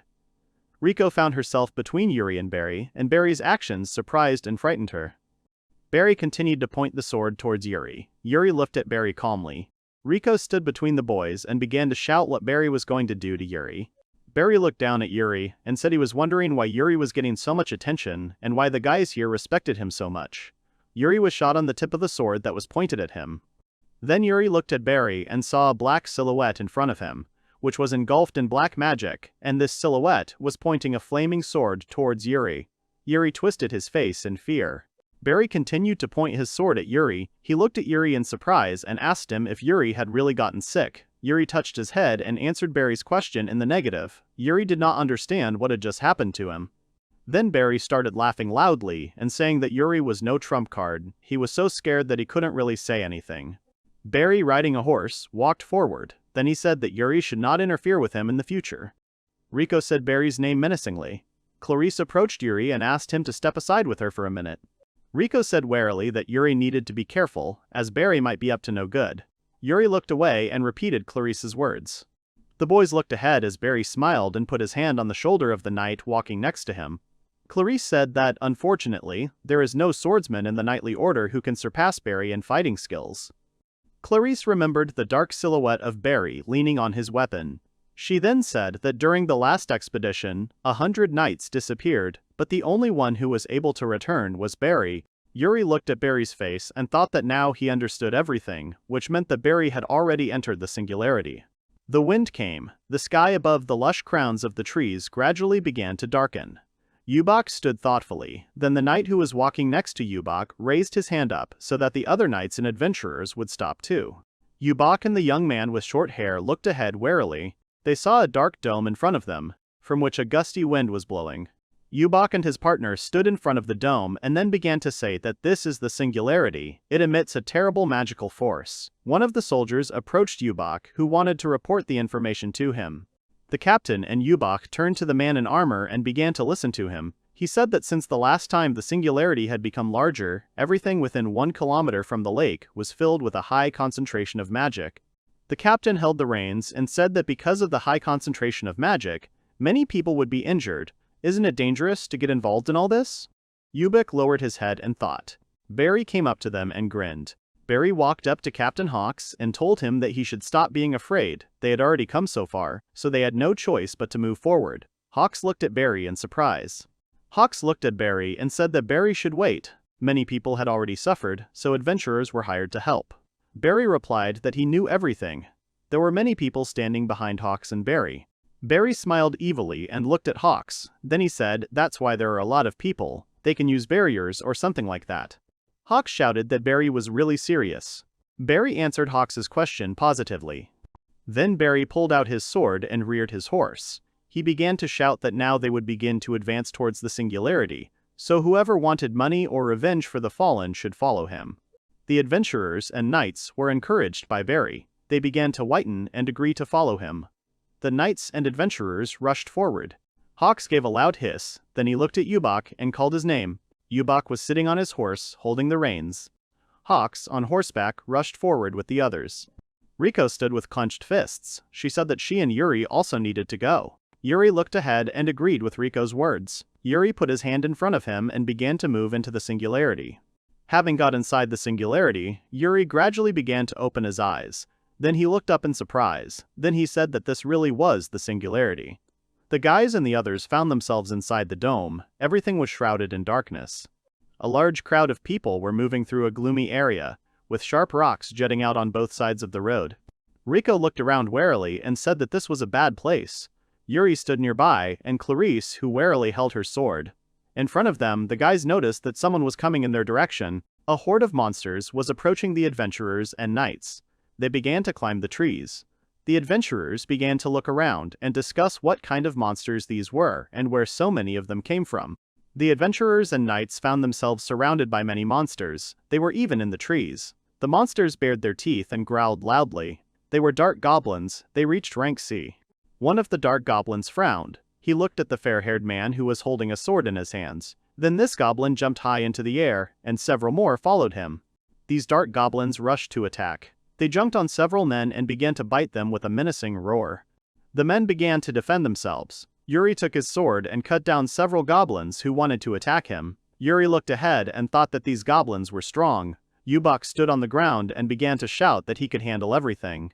Yubak took his staff in his hands and placed it in front of him. He began to cast a spell. A gusty wind and fire rose into the air. A fiery whirlwind rose in front of the goblins. The goblins began to run away, and the fiery whirlwind followed them. Many goblins began to climb up the whirlwind, their bodies black. In the middle of the whirlwind stood Yubak and the rest of the people who were accompanying them. The soldiers and adventurers stood in the center of the whirlwind. They looked up as the black bodies of the goblins rose up through the whirlwind. They were very surprised at what Yubak was capable of. Yubak looked to the side and began to shout that the adventurers and knights must immediately rush into battle and defeat the remaining goblins. Everyone armed themselves and rushed forward. The goblins began to scream in fear. The armed soldiers rushed into battle. They began to attack the goblins. Riko and Clarice ran ahead of Yuri. Riko turned to Yuri that she and Clarice would also go forward. Yuri agreed with the girl's plan. Yuri looked towards where Barry was standing. He looked straight ahead and said that Yubak was always bothering him. Yuri looked at Barry in surprise. A man with a beard and long hair swung his arm and shouted. He attacked one of the goblins. There were many soldiers behind the man. The man's face was all sweaty. White spots appeared next to him. The man put his hand on his belt. In the other hand he held a weapon. Then he said, "Did they really manage?" Behind him stood several soldiers. Under their feet lay the bodies of goblins. One of the knights was sitting on his knees. One of the men began to shout that the enemies were advancing. Everyone looked in surprise in the direction from which something was approaching them. The men saw that not far from them, on the rocks, sat dark rabbits and wolves. The rabbits had a D rank, and the wolves had a C rank. Large dark rabbits and wolves began to advance towards the soldiers. The men began to talk among themselves, saying that they were already exhausted from the battle with the goblins. Hawks raised his hand and started shouting that there was no time to rest. They would definitely repel the attack of these monsters. Riko turned to Yuri and asked if everything was okay with him. He answered her question positively. Yuri looked away thoughtfully. One knight was kneeling and leaning on his sword. Around him, on the ground, lay the bodies of goblins. Someone was approaching the knight from behind. It was a dark wolf. He jumped up and rushed at the frightened knight, who began to cover himself with his hands. The next moment, Barry cuts this wolf into several pieces. Barry helped the knight up and said that he needs to be stronger. The knight looked at Barry and started shouting that he was scared and wanted to go back. Barry grabbed the knight's armor and started shouting angrily at him that he had no intention of giving up everything and coming back defeated. Barry lifted the man by his armor, and a commotion began around them. Barry shouted that if the man ran, the others could follow him. As punishment, he would go forward. Barry then lifted the man above himself and threw him forward. The man falls to the ground, smoke billowing out from underneath him. The man tried to get up. He leaned on the ground with one hand, then he looked towards where his partners were standing and shouted Barry's name loudly. The next moment, a hole appeared next to the man. He began to slide down. The man tried to climb up. In the middle of the hole, some strange sound was heard. The next moment, a huge monster with claws crawled out from the center of the pit. It was a sand emperor. It was a B rank. The monster hung over the surface of the ground and made a loud sound. A man with a helmet on his head began to roll towards a monster that had emerged from the ground. The man was screaming loudly, and the monster was making frightening sounds. Yubak held his staff out in front of him, his hair disheveled. He began to cast a spell and released a gravity ball forward. The ball headed down towards the B-rank monster. The man rolled down and finally reached the ground. Clouds of smoke rose into the air. The gravity ball stopped next to the man in the helmet. The man in the helmet with the gravity ball rose into the air. The B-rank monster closed its claws over the man hovering in the air. The rest of the soldiers stood. They were surprised that the man was hovering in the air. Yubak raised his hand with the staff up. The surrounding soldiers began to shout that, as they expected, Yubak saved the man. He can continue to help them in the battle. Not far from Yubak, the sounds of footsteps were heard. The man in the helmet fell next to Yubak. He got up on all fours and thanked Yubak for saving him. Yubak sensed danger and turned around. Barry ran up to Yubak and hit him. Yubak flew to the side from the blow, shouting Barry's name during the flight. Yubak was surprised by Barry's unexpected action. Barry held his hand in front of him and smiled evilly. Yubak headed towards the open mouth of the B-rank monster. Barry said that he was saying goodbye to the old man. The girls and Hawks opened their mouths in extreme surprise. Yuri stood behind Hawks. Barry's face darkened. His eyes and evil smile sparkled brightly. He laughed and said that as soon as Yubak was gone, everything would go according to his plan. Yubak fell into the mouth of a B-rank monster. Barry said goodbye. The boys were horrified when they realized what was going on. The B-rank monster rose high above the ground and closed its claws. Barry stood and watched everything that was happening, smiling evilly. Yuri stood and held onto the rope of his bag of things. He was dressed in armor, and with the help of his weapon, with his eyes closed, he was casting spells. Barry puffed out his cheeks, then leaned forward and began to say through laughter that a court magician, without his staff, was simply a weak man. Barry stood at the empty curator, two sharp chips protruding from the ground in front of him. Behind Barry was Riko. She stopped and started screaming what Barry was up to. Zari smiled evilly and looked towards where Riko was standing. Riko made a surprised face and listened with horror to Barry's words that Riko didn't understand what was happening. In fact, it was all her fault. Hawks rushed to the side where Barry was standing. Barry looked ahead in surprise. Hawks held his sword with both hands. He gritted his teeth in anger and tried to attack Barry from the air. He said that Barry did not have long to live. Barry bared his teeth and grinned. The next moment, there was a big explosion. Someone was fighting with the monster hairs, and someone looked in surprise towards the explosion. Hawks was covered in dust. He was also very surprised and shocked. A barrier appeared in front of Barry. Hawks's sword was stuck into something. This object was finished off by Hawks and Barry. Hawks burped in surprise to a safe distance and looked ahead in shock as he tried to catch his breath. Barry stood in front of Hawks. A strong aura emanated from him. Large black wings grew from Barry's back. Barry himself bent down and raised his hands. Then he said that he felt himself overflowing with power. The rabbit monster held the soldier's sword and looked towards where Barry was standing. The monster suddenly let go of the soldier's weapon and ran away with a squeal.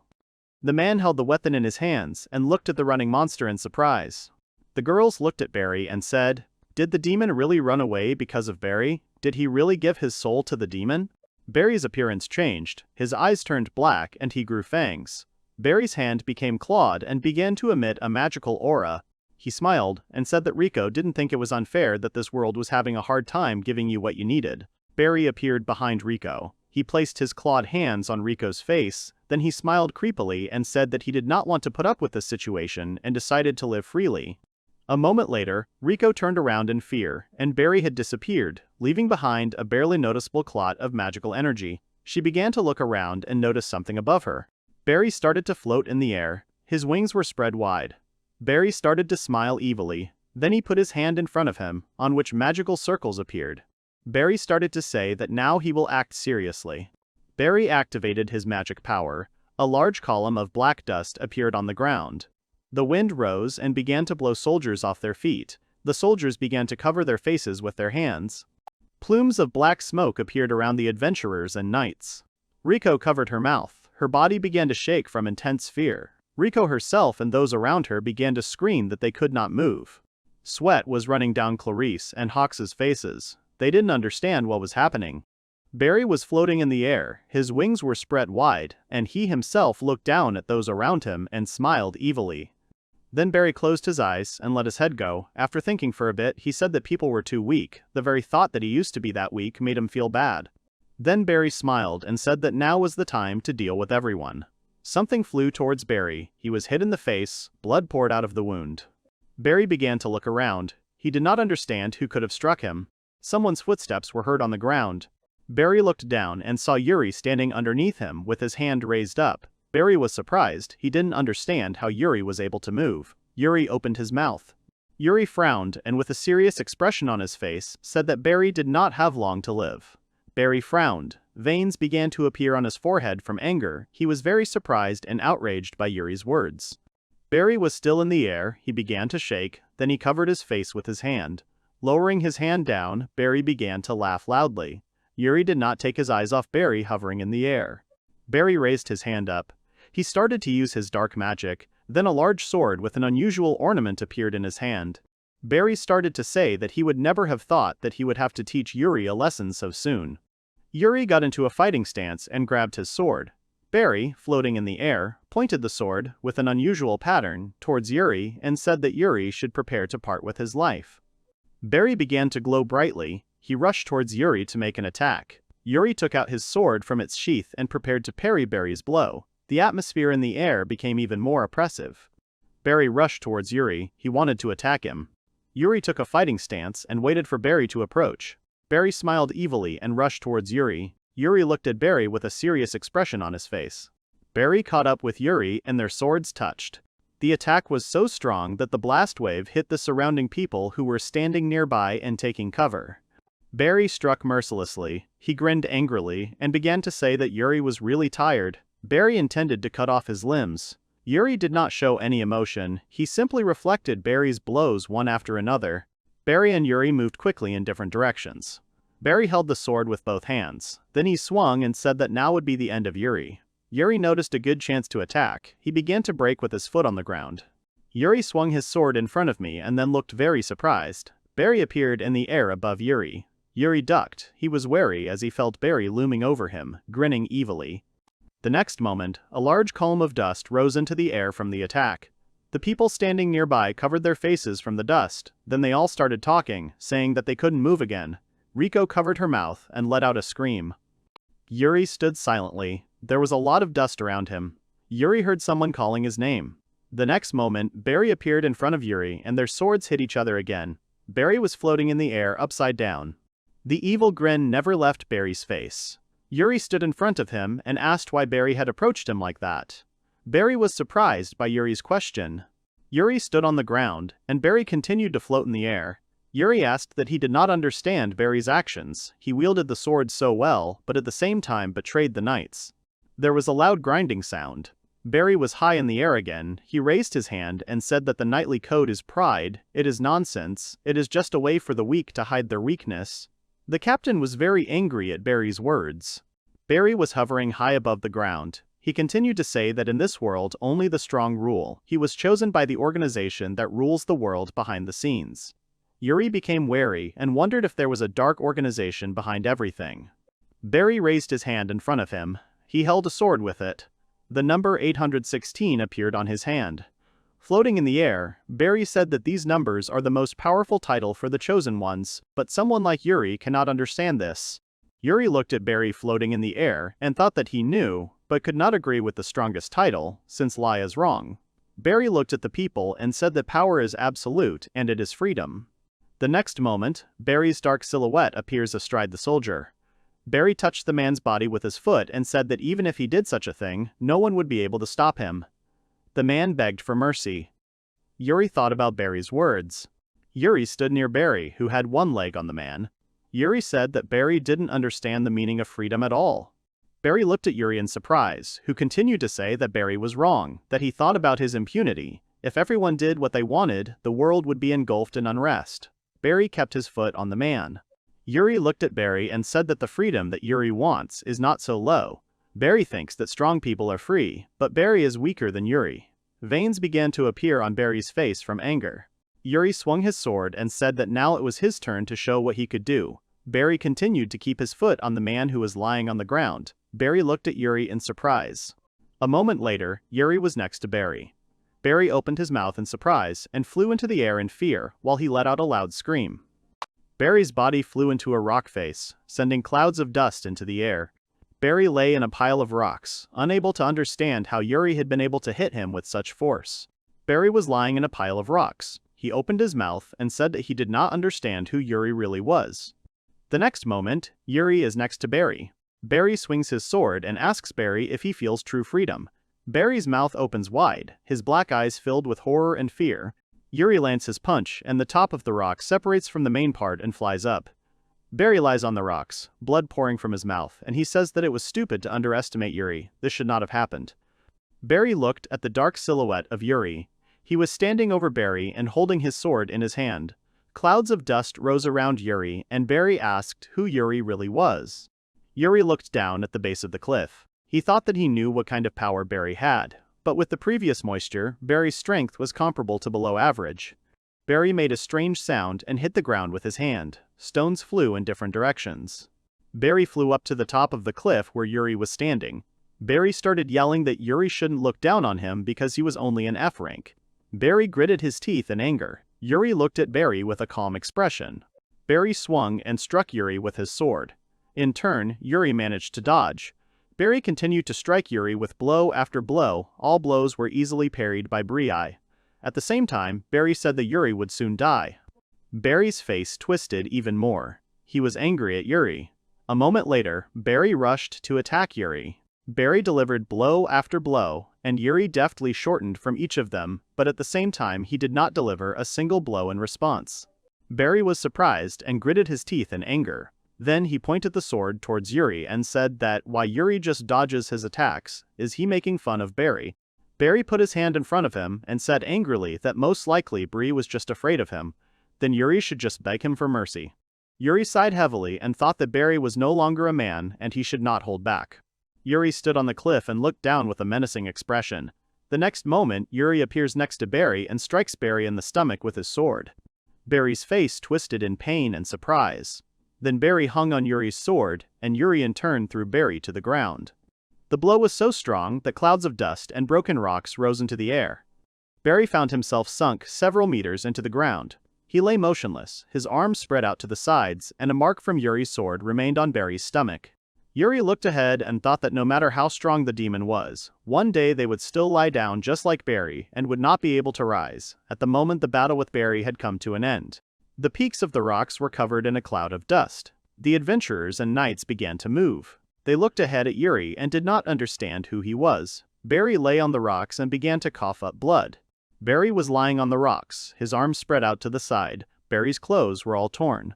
Yuri was standing on the rocks above Barry. Then he looked up and thought that the purpose of the quest was to find the cause of the singularity. Defeating Barry would mean everything would disappear. Yuri looked up at the vast darkness and thought that the reason was not Barry, and the singularity continues to grow. Barry's eyes began to sparkle brightly. He began to convulse and scream loudly. Yuri noticed this and turned around in surprise. Barry was holding his head and screaming that they needed to give him another chance, since he had not yet learned his full strength. The blond man with the mask on his head whispered that Barry should finally shut up. The next moment, Barry's stomach swelled to incredible proportions. Veins started to appear in Barry's eyes. Barry started screaming, "Why did they do this to him?" Barry's stomach started to swell more and more. He started screaming hysterically. Barry looked at his growing belly and tried to say something unintelligible and not viscous. A crack appeared on his belly and then Barry's belly completely burst.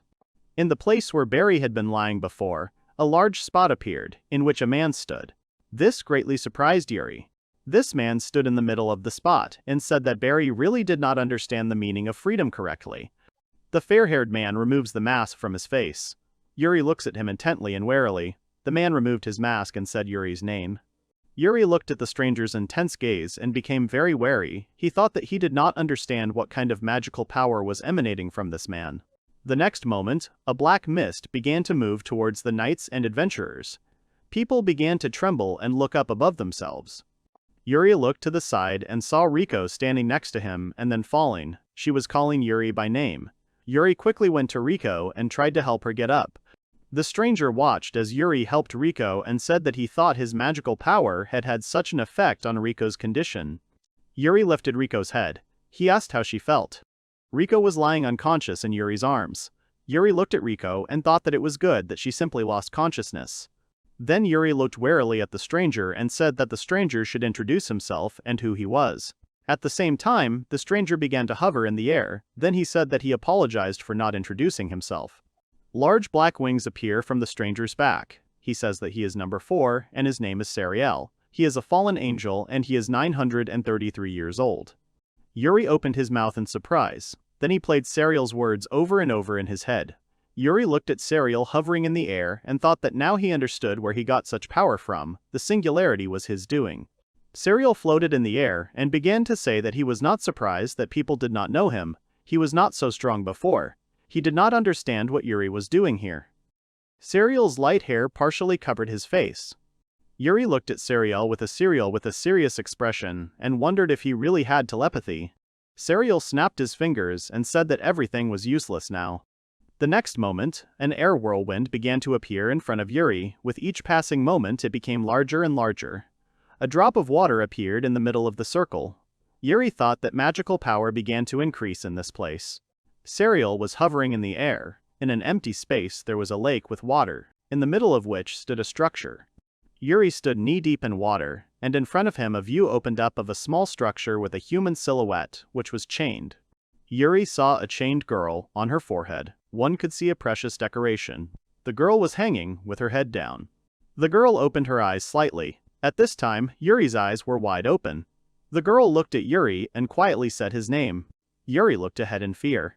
Sariel began to smile maliciously. A gloomy aura appeared around him. The hero stands in the middle of a battlefield, which is one big lake. It is a gloomy place, surrounded by mountains on the perimeter.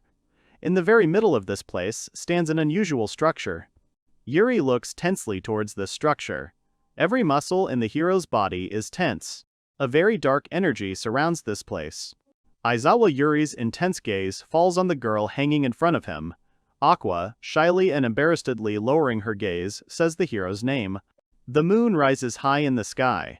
It shines and refreshes the hero's memory. He recalls his joint travels with his comrades, led by the great sorceress Aqua. Her gorgeous smile could light the way to new adventures and luck. This girl was a bright ray of light in Yuri's life. The hero looks at Aqua in surprise and the situation she found herself in. The young man's face shows obvious shock at what is happening. He looks at the exhausted and embarrassed girl and says that he realized that she was the cause of the singularity. The girl bashfully lowers her eyes to the floor. Yuri, standing in the middle of the lake, continues to stubbornly look at the strange structure at a distance from him. Clouds slowly float across the dark night sky. Suddenly, the fallen angel begins to clap his hands loudly. The moonlight reflects on his black nails. Sariel, hovering high in the sky, mocks Aqua's situation and the hero's helplessness in not being able to help his dear friend and comrade. Yuri looks up at him with a question. The fallen angel, smiling demonically, asks the confused hero if the touching reunion of old friends has taken place. All this time, the angel does not stop hovering in the sky, shaking the night air. He then says that this reunion has come a little late, as Aqua will soon fall into their hands. During his speech, the angel kept looking at the hero with disdain and a sense of superiority. Serial, holding out his hand with black nails, says that Barry has gathered people in the singularity, and they are limiting these people to dark magic. The fallen angel looks around with a huge sense of his own superiority. Then he clenches his fist as a sign of his invincibility and says that in this way they are going to corrupt the goddess. The girl's eyes fill with tears from what she hears. She finally understands what awaits her. Then a lightning bolt of enormous power strikes the girl. The girl's hands, chained, like her entire body, begin to convulse from such a powerful electric shock. Aqua then went limp but remained alive, her head falling to her chest as the frail girl lost consciousness. The fallen angel, hovering over the lake and cutting through the night air, asks the shocked hero what it is like to watch his friends suffer. The hero becomes furious. He thinks to himself that he will not allow anyone to bully or cause any other harm to his friends and comrades. Yuri slowly begins to walk towards the exhausted Aqua. The fallen angel looks at him with disdain and even some disgust. For this higher being, all human feelings are alien. Suddenly, the hero casts a speed-up spell, and, cutting through the water, flies to the place where Aqua was suspended by chains by her hands in an unconscious state. The hero, full of rage and indignation, runs up to Aqua as close as possible and takes out his sword, intending to break the chains with which the girl's hands were bound, and she herself was suspended. Yuri jumps up to a height above the level of Aqua's chained hands, intending to deliver a crushing blow to the chains that bind her. The hero, flying through the air after a powerful jump, flies towards the chains and is already approaching them. The tip of his blade is almost reaching the ill-fated chains that are causing his precious friend and comrade so much pain. But Serial notices this with his cunning and evil eyes. The fallen angel says that it looks quite interesting. The hero continued his way in the direction of Aqua.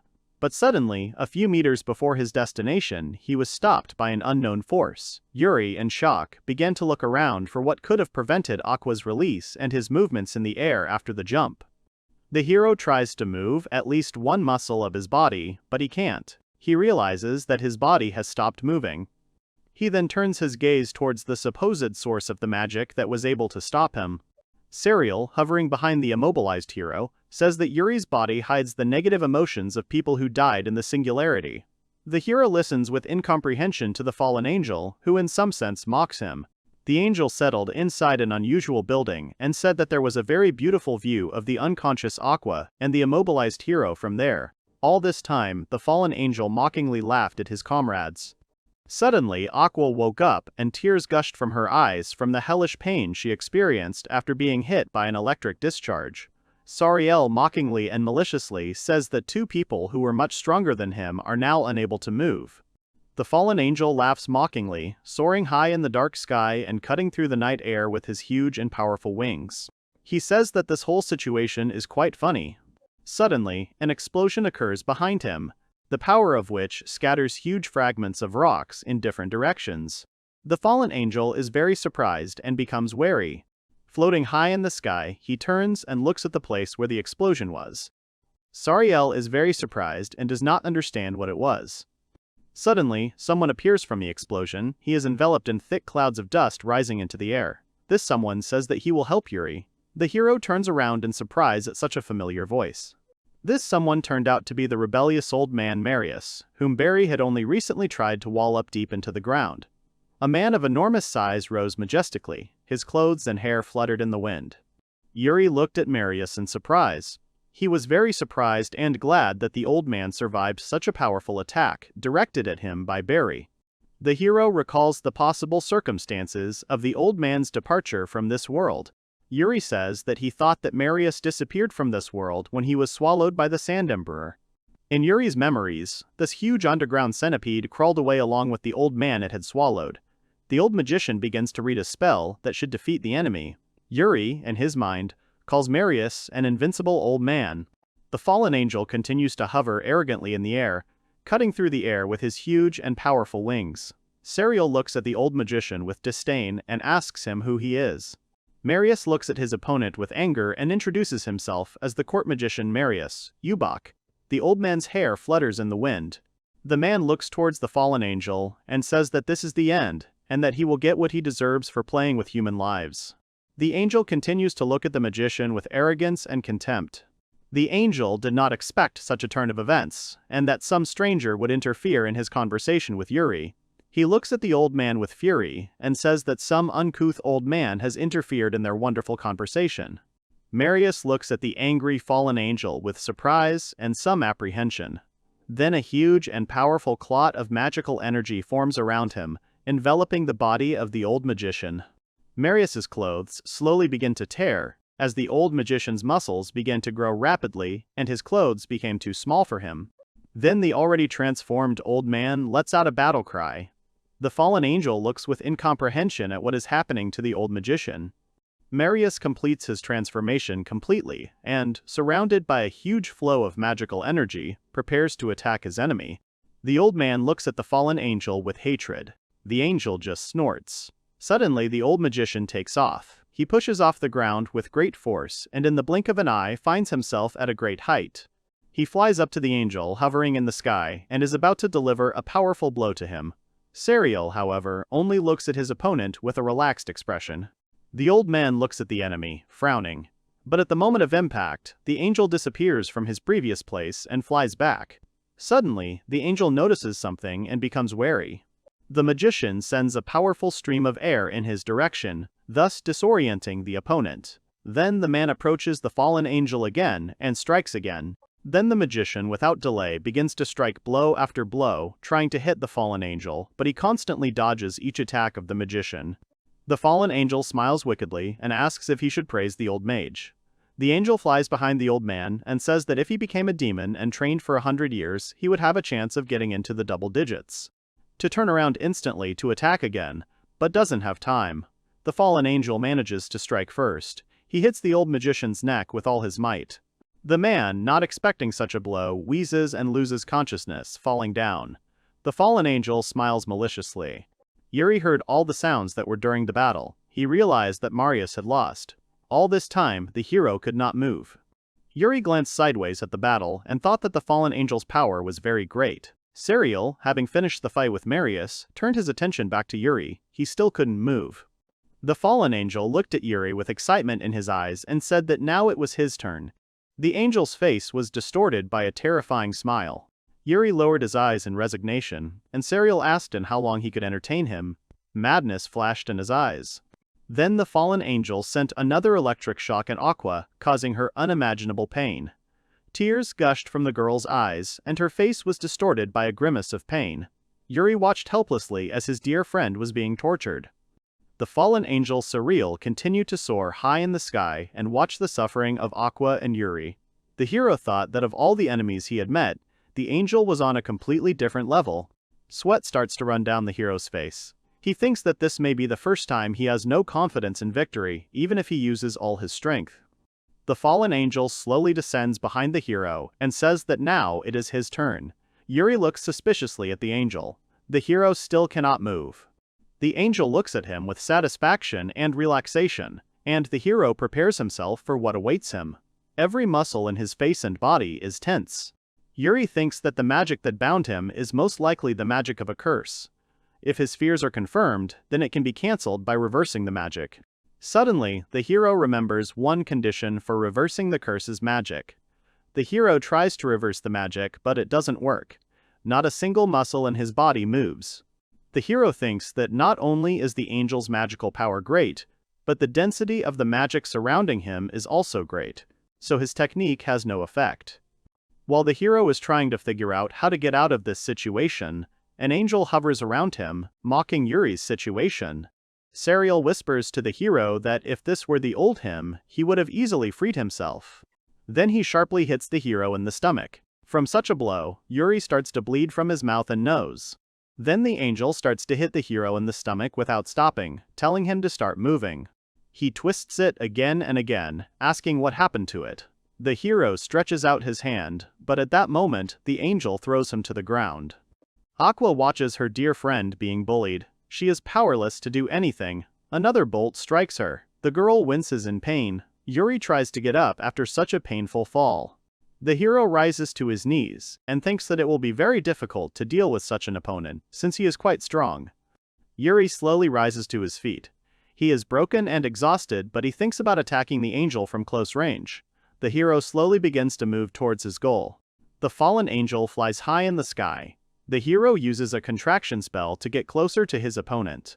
The hero finds himself next to the fallen angel Suriel in the blink of an eye. He, not expecting this from the weakened Yuri, is shocked. At this time, Yuri casts a new spell at the angel, fire magic of the highest rank. A huge fiery hurricane rises from the hero's hand towards the fallen angel. The hero tries to destroy the angel with this spell, but suddenly he hears the devilish laughter of the fallen angel. He breaks through the fiery hurricane and asks Yuri what kind of stupid magic this is. The hero looks at the fallen angel with a lack of understanding as to how his magic could not work. Suriel gets out of the fiery whirlwind and heads towards the hero. Suriel hits Yuri in the face with great force. From such a blow, the hero flies back to the floor. Then Yuri rises with difficulty and looks at the fallen angel again. He smoothly descends in front of Yuri. Suriel, spreading his huge and powerful wings, asks the hero to take him seriously. Then the fallen angel throws Yuri back to the wall with a powerful blow.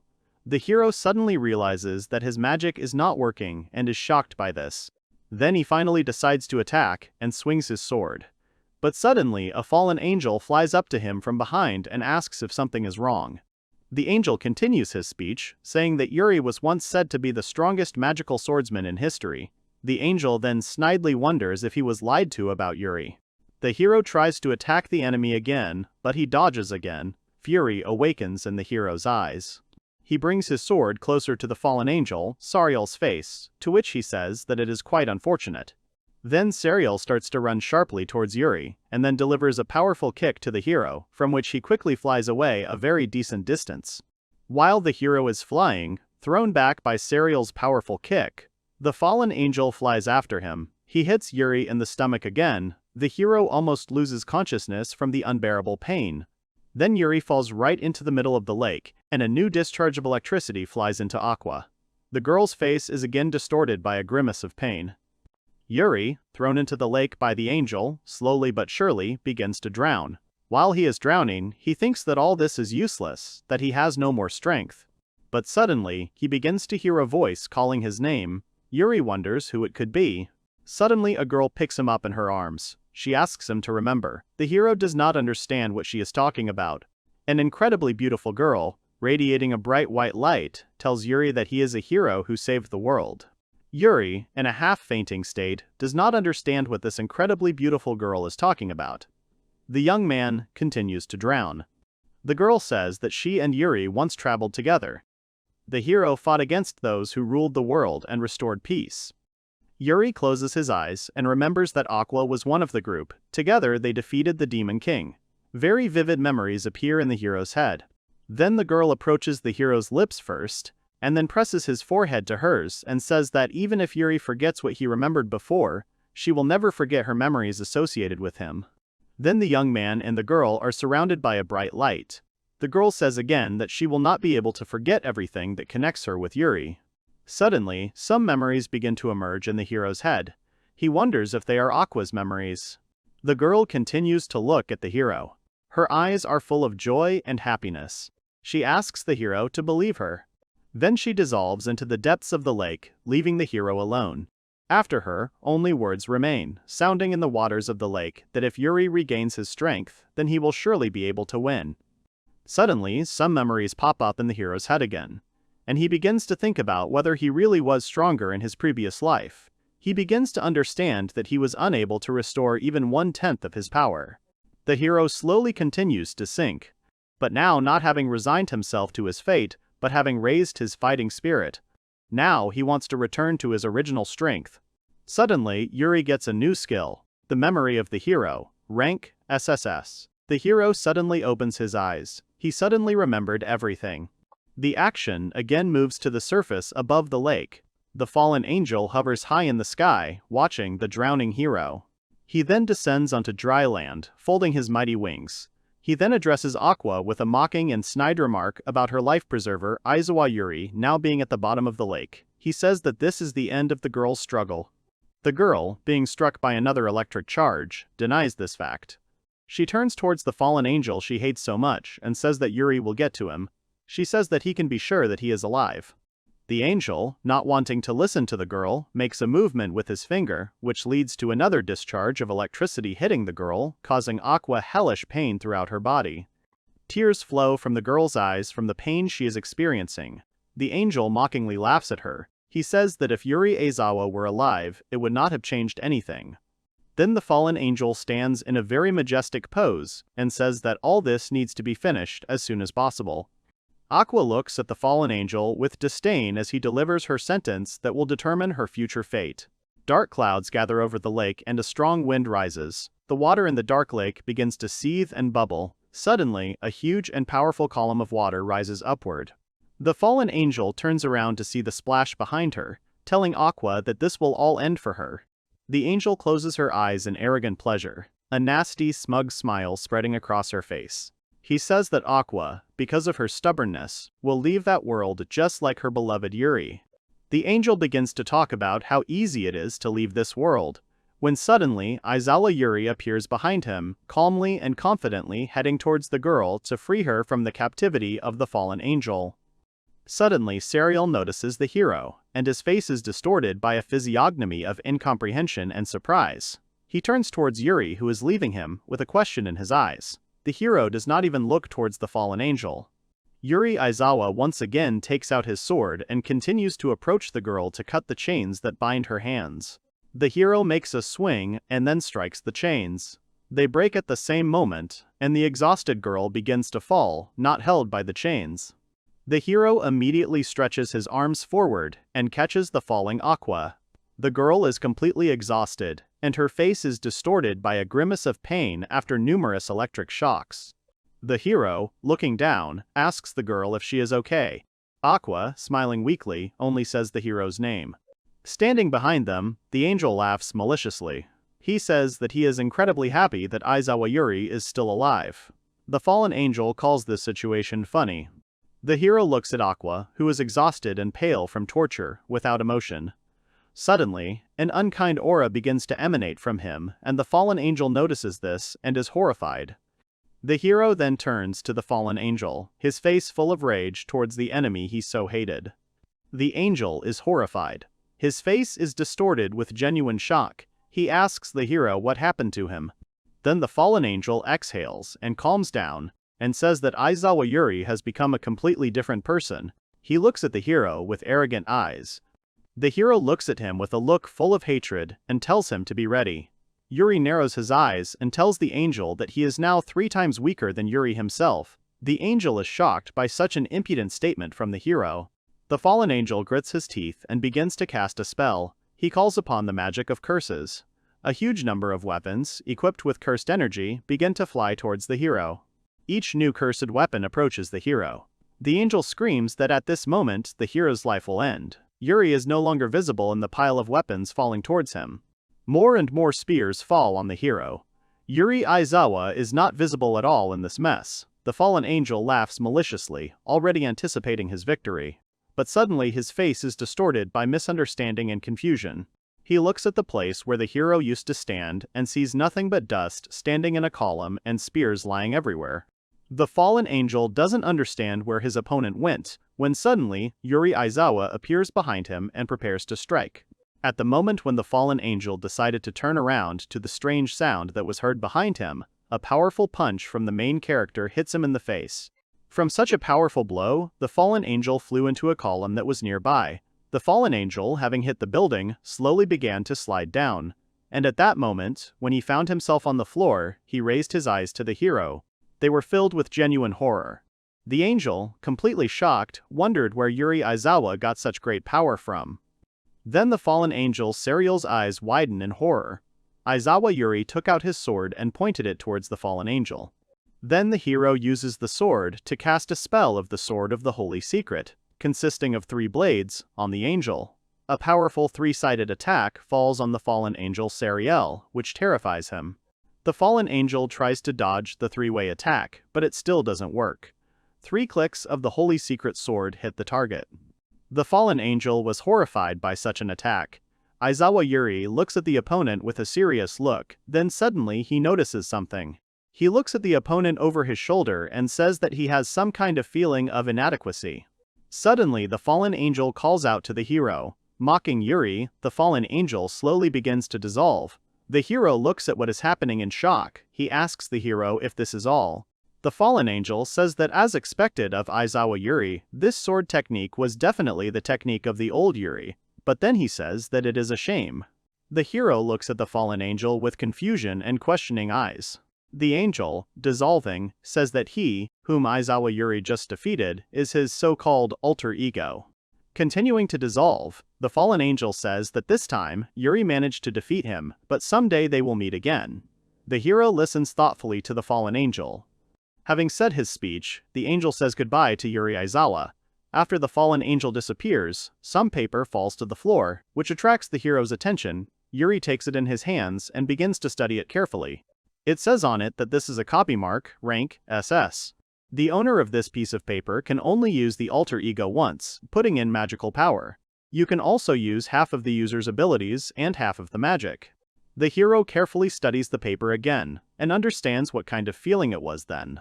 Yuri remembers his feelings during the last battle with the fallen angel, and understands that it was not Serial's real body then. Then he crumples the paper with force and thinks that he must become stronger. The hero thinks that the next time he meets Serial, he must not lose. The hero releases the pieces of paper to the wind. Then Aizawa Yuri looks at the dark, ominous sky with caution and attention. He thinks that even though he defeated the alter ego of the fallen angel, the singularity has not disappeared and is only becoming denser.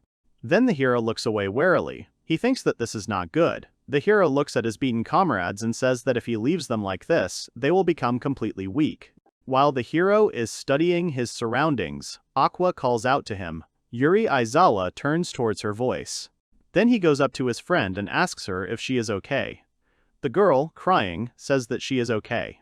Then she grabs the hero's hand and says that she knew that Yuri would help her. Yuri Aizawa looks at the girl attentively and without emotion. The hero thinks to himself that he cannot come to terms with this situation. He remembered that once he and Aqua were companions, and Aqua herself was an ordinary person. Suddenly, Yuri Aizawa starts scanning his friend. He sees that her race is now a spirit, not a human, her gender is female, and her age is unknown. The hero looks at his friend in surprise, and asks her if she is really a spirit now.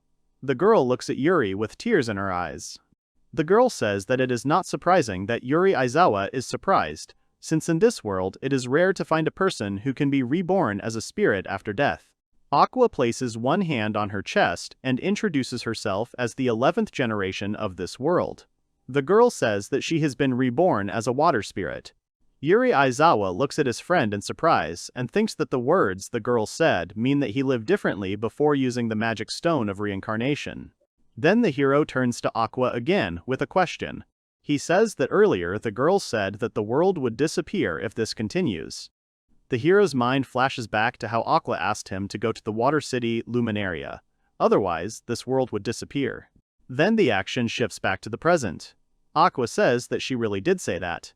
But she then says that the numbers decided to use the power of the spirits.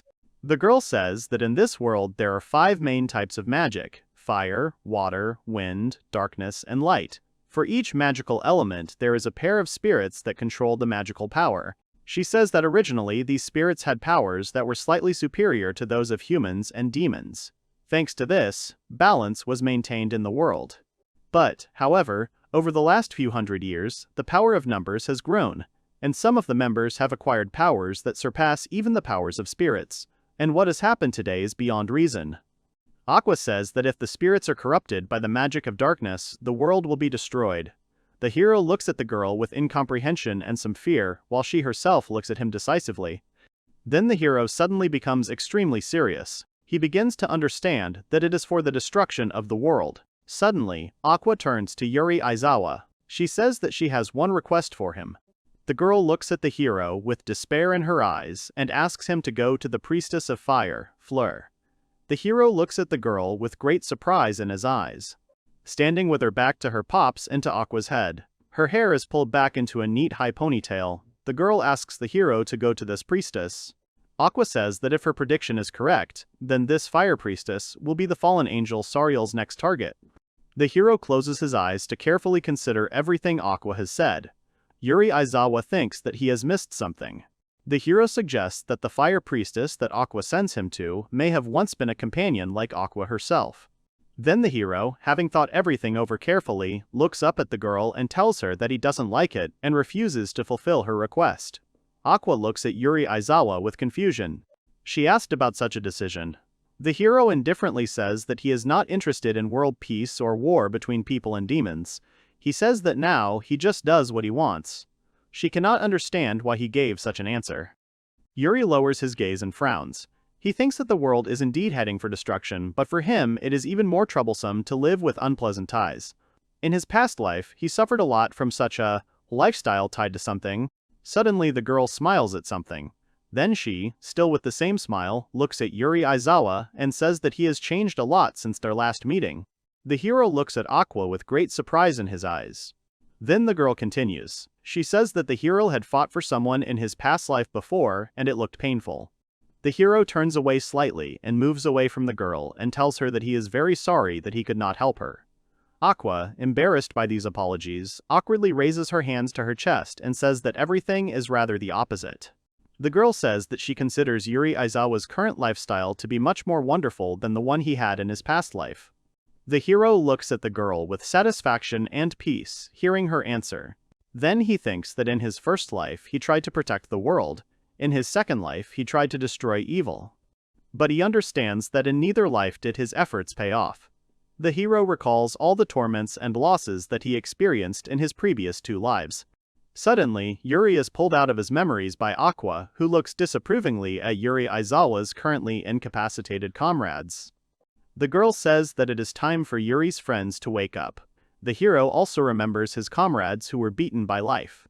Then the girl smiles radiantly and suggests that the hero return the place that served as the battlefield to order before his comrades wake up.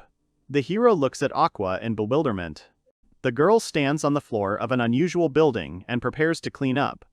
Aqua begins to cast a spell. The girl creates a magic ball the size of a small soccer ball.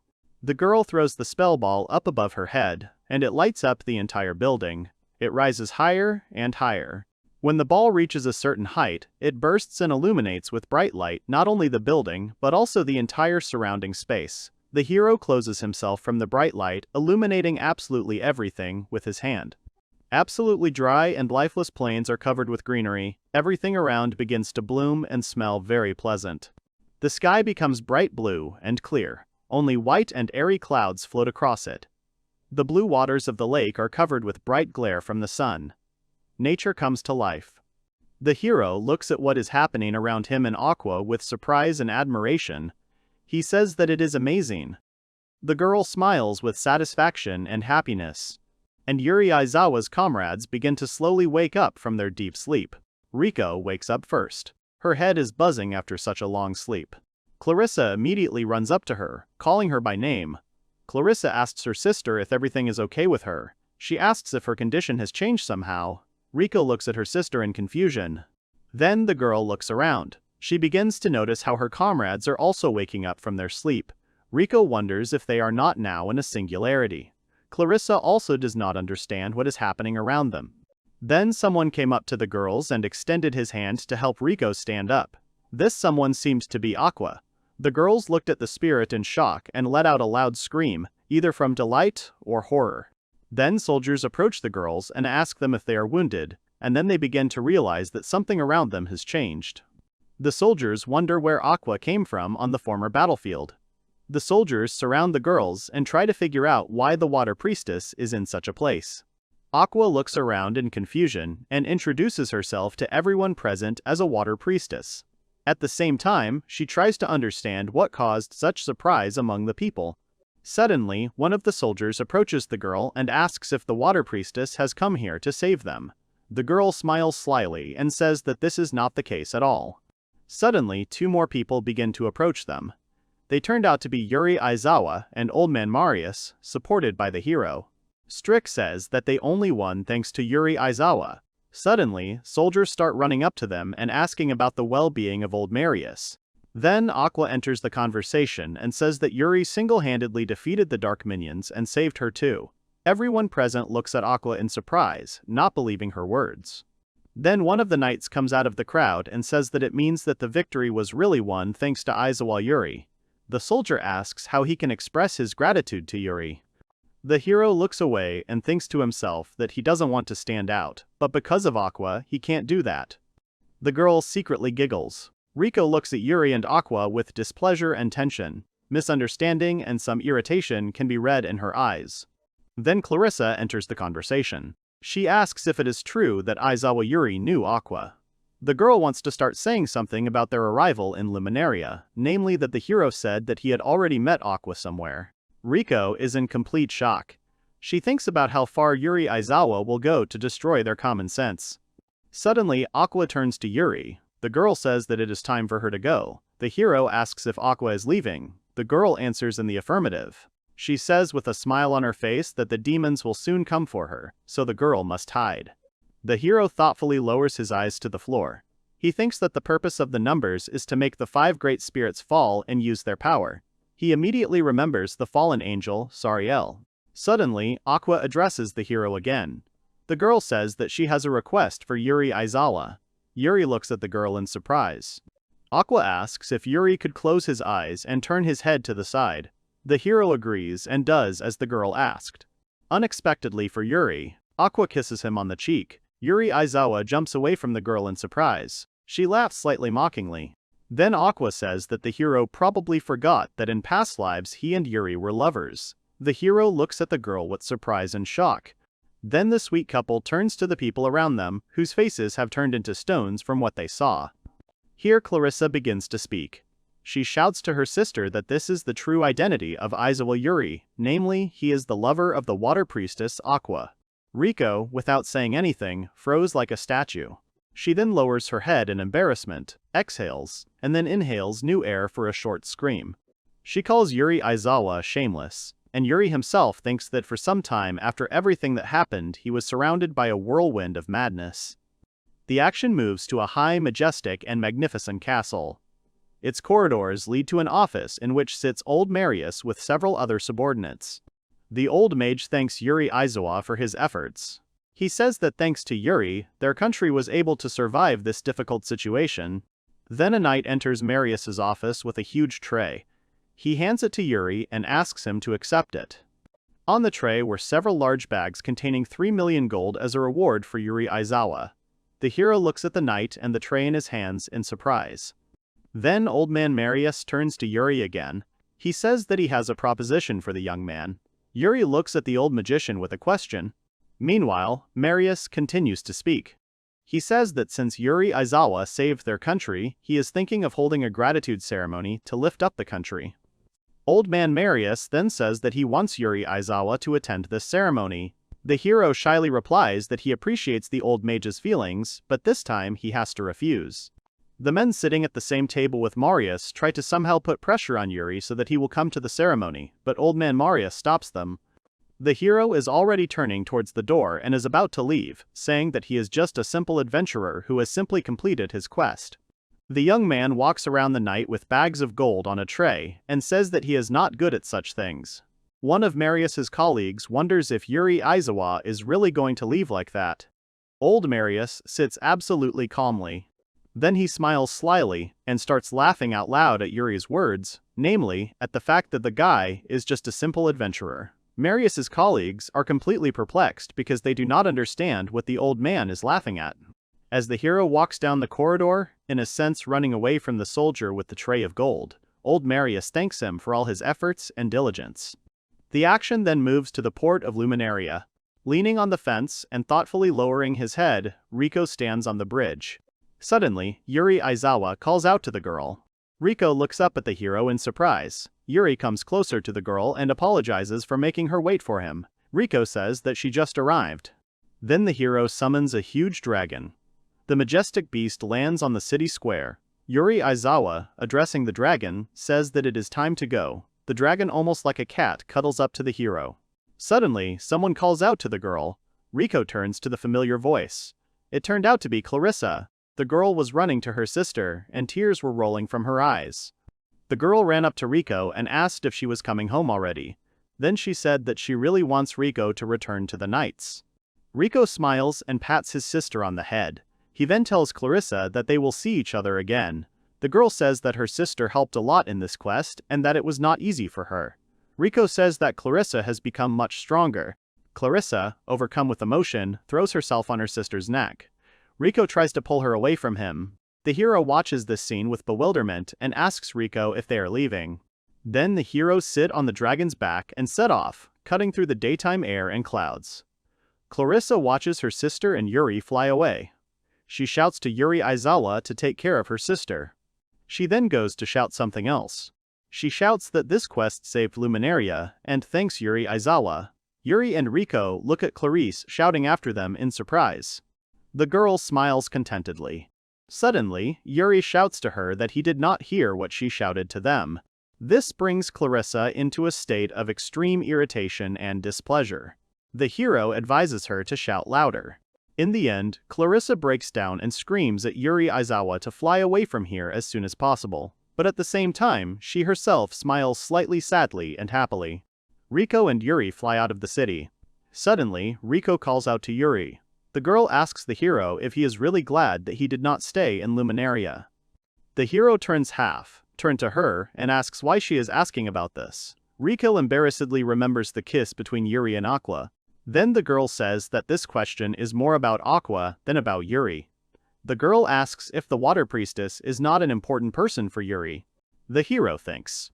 He thinks that of course, Aqua was an important friend to him in his past life. Then he tells Riko that for the present, she is not such an important person, since his life belongs only to himself. Riko says that Yuri Aizawa's words are always difficult, and asks him to explain in more detail so that she can fully understand him. Yuri turns away from her and says that his words mean that Riko is more important to him now than Aqua. The girl blushes from such embarrassing words of the hero. Then she starts screaming, asking what the hero is talking about. Her face is full of embarrassment. Yuri does not understand why the girl is so embarrassed. He then turns to her and says that he doesn't mind if Riko takes it literally, whatever that means. The girl looks at Yuri in surprise. Yuri Aizawa then asks Riko why she is blushing. The girl in turn calls Yuri Aizawa cunning, then hugs him from behind and says that if he says so, then she can become serious too. Flying on the dragon, the hero thought that this is how they completed their quest in Luminaria and went home. The hero is floating, enveloped in light, white magic. Yuri Aizawa does not understand what is happening. Suddenly he notices that he is carried into some strange building. The hero is surprised to see that he lands on a platform. Torches are burning all around. The hero thinks that he feels that something like this has happened before. Suddenly, the young man hears someone calling him. He turns towards the voice. At the top of the stairs, which was right in front of Yuri Aizawa, there is a girl. She says that she is glad that the hero woke her up. The girl was wearing a skirt below the knees with a slit on the side, a top and a cape with a hood. The girl looks at the hero happily, and he tries to remember where he saw her, but the hero still can't do it. The girl says that now she is speaking directly to Yuri's mind with the help of the remaining magic. The girl tells Yuri to go to Netria, the city of fire. She says that otherwise, the world may be in danger of destruction. After these words spoken by the girl, she disappears. The hero looks at the place where the girl stood and spoke a minute earlier, uncomprehendingly. The hero thinks that a similar development of events with the destruction of the world has happened before. Suddenly, Yuri's body catches fire. Fire spreads throughout his body. The hero does not understand what is happening to him. He screams from unbearable pain. Then the hero wakes up. He is lying in bed surrounded by many half-wolves. The hero looks at the idyll that reigns around him and wonders if it was because of the wolves that he felt burned. Then he remembers that these wolves have been living here for some time, ever since he met them in the Valley of the Dragons. Then Yuri will be the wolves, saying that now he will cook them breakfast. Suddenly the hero remembers the dream that he saw a couple of minutes ago. The hero cannot remember what exactly was in this dream, but he remembers that it was something important. But then Yuri comes to the conclusion that it was just a dream after all, so there is no need to worry. The action moves to the city square. The hero, smiling, walks down the street, throwing a bag over his shoulder. At the moment when Yuri was crossing the bridge, he heard two men arguing very loudly under that very bridge. One shouts for his interlocutor not to push and that he was first. The second does not understand what he wants to say by this. The hero looks down in confusion. He assumes that a fight is about to start there. Suddenly, a very strange man appears in the lower doors. He thanks everyone for waiting. After the doors open, a whole warehouse of weapons and equipment opens before the disputants. The men rush into the store shouting that the cheap weapons store is still open today. The hero, hearing cries about a gun shop, remembers his sword. The men run to the shop as fast as they can, saying that if they don't hurry, they'll lose a good weapon. The hero looks at them with incomprehension. Then Yuri thinks about the popularity of this store. Suddenly, a whole crowd of men rushes past him, hurrying to the store. But they suddenly stop, having run into an obstacle. A little girl appears before them, holding in her hands all the weapons she could get her hands on. She says that all the goods put up for sale are hers. The girl runs around the store, collecting cheap weapons. This girl turns out to be Feely Arnett. The hero notices her and approaches to ask what she is doing. Feely notices him and says that everything in this shop is quite cheap. The girl says that in this shop, the sword is below cost price and it is sold cheaper than the purchase price. The hero asks with interest why everything is so cheap here, since in such cases the store can suffer huge losses. Feely replies that she herself knows little about this. She assumes that it is all about buying up. She then draws the hero's attention to the store clerk, who is a dwarf. The owner of the cheap weapons store is named Corey Dolman. Then she goes back to talking about the cheapness of the goods and says that it is cheap here anyway, so everything else does not matter. Then Feely offers Yuri to buy something, saying that technical maintenance is also cheap. The hero is annoyed by such a strong cheapness of the store's goods. Yuri tells Feely that he would better refrain from buying a weapon, since, unfortunately, he needs to go to the blacksmith. The hero approaches a blacksmith's shop. Inside, two men are arguing. When the hero pulls the handle and opens the door, a man falls out on him, shouting that he no longer wants to know his interlocutor. The hero looks at the man rushing towards him in surprise. The man, frightened by Yuri's unexpected appearance, crashes into the door, hitting his face hard on the door handle. In pain after being hit, the hero skeptically asks if the man is okay. This man turns out to be a small child. The child, having encountered the hero, runs out of the blacksmith shop in tears. The hero watches him go in surprise. Yuri walks through the market, having collected the goods he needed. Then, when he entered the blacksmith's workshop, he ran into a child, who, after colliding with the hero, immediately ran out of the shop, saying that he was okay. The hero enters the workshop and sees complete chaos, not understanding what happened. A dwarf blacksmith named Hugo Mantle is sitting on a chair. The blacksmith grumbles that he does not know what to do. Yuri Aizawa approaches the blacksmith and greets him. The dwarf turns around at the young man's greeting. Hugo wants to ask what the hero wanted, but then says that Yuri didn't find him in the best light. The hero looked at the chaos that surrounded him in the workshop and agreed with the blacksmith in his statement. Yuri Aizawa asks the blacksmith what happened. The dwarf exclaims. He says that no matter what he does, everything is bad. Hugo says that because of the cheap shop, his forge is out of business. He says that his shop is located on the outskirts of the city, while his competitor's shop is located in the very center. The dwarf says that the quality of his goods is above average. But because of the low prices in the competitor's store, he has more customers, although in terms of goods, his store is probably much worse than Hugo's store. The hero asks why then the central store is so prosperous. Hugo says that he himself does not understand this, and that is why he is upset. The dwarf does not understand how the store can continue to operate with such discounts. The blacksmith shouts in rage and despair that he does not understand how it works. Yuri reflects on the fact that the low prices in the store are just advertising, but even for advertising it is too cheap. The hero then asks why Hugo's shop is in such disarray. The dwarf begins to explain to Yuri the reason for the disorder, but is interrupted. Two huge hulks enter the shop. One of them says that they have returned. The blacksmith looks with displeasure at the guests who have come to see him. The hero does not understand what is happening here. He asks the dwarf who they are. Hugo replies that they are debt collectors. He says that recently they have been coming to his shop almost every day, according to the blacksmith, to interfere with his work. One of the debt collectors tells the old blacksmith to give him back his money for today. Hugo tells him to shut up, saying he has no money. He calls the old man still energetic, then he offers the blacksmith to give something of equal value instead of money. Hugo tells the debt collectors not to mock him, since they took all the expensive swords and shields, he has nothing left.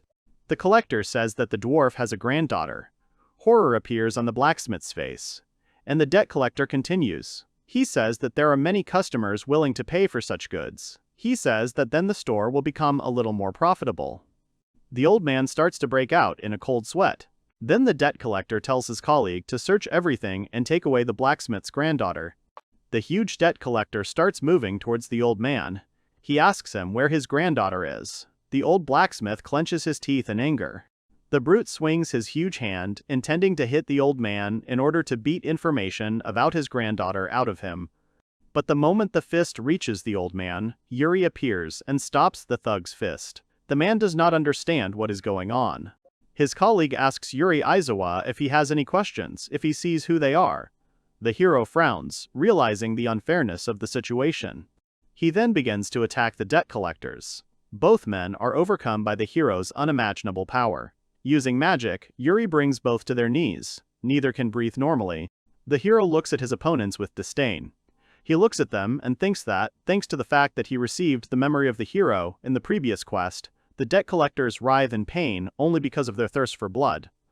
The hero exhales and lets the debt collectors go.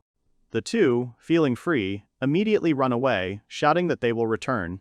After some time, already in a rather calm atmosphere, the dwarf asks Yuri Aizawa if he has finished. Then the old blacksmith apologizes for everything that happened before. To this, the hero replies that there is nothing terrible about it, since the old dwarf always helped Yuri with his weapons.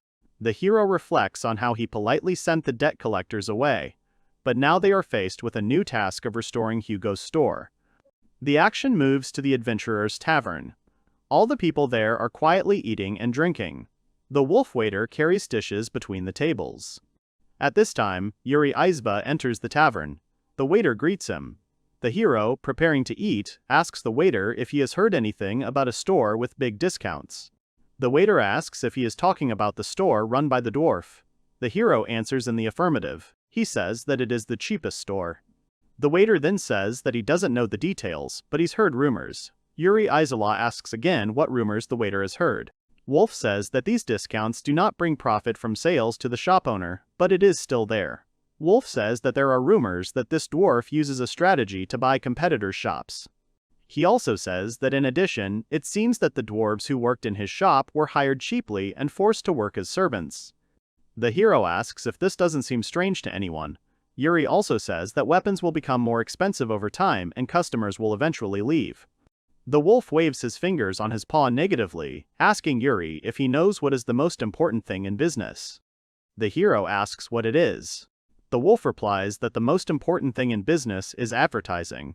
He says that it doesn't matter how good the shop is, it doesn't matter how good the gun shop is, if no one knows about it, then customers won't come.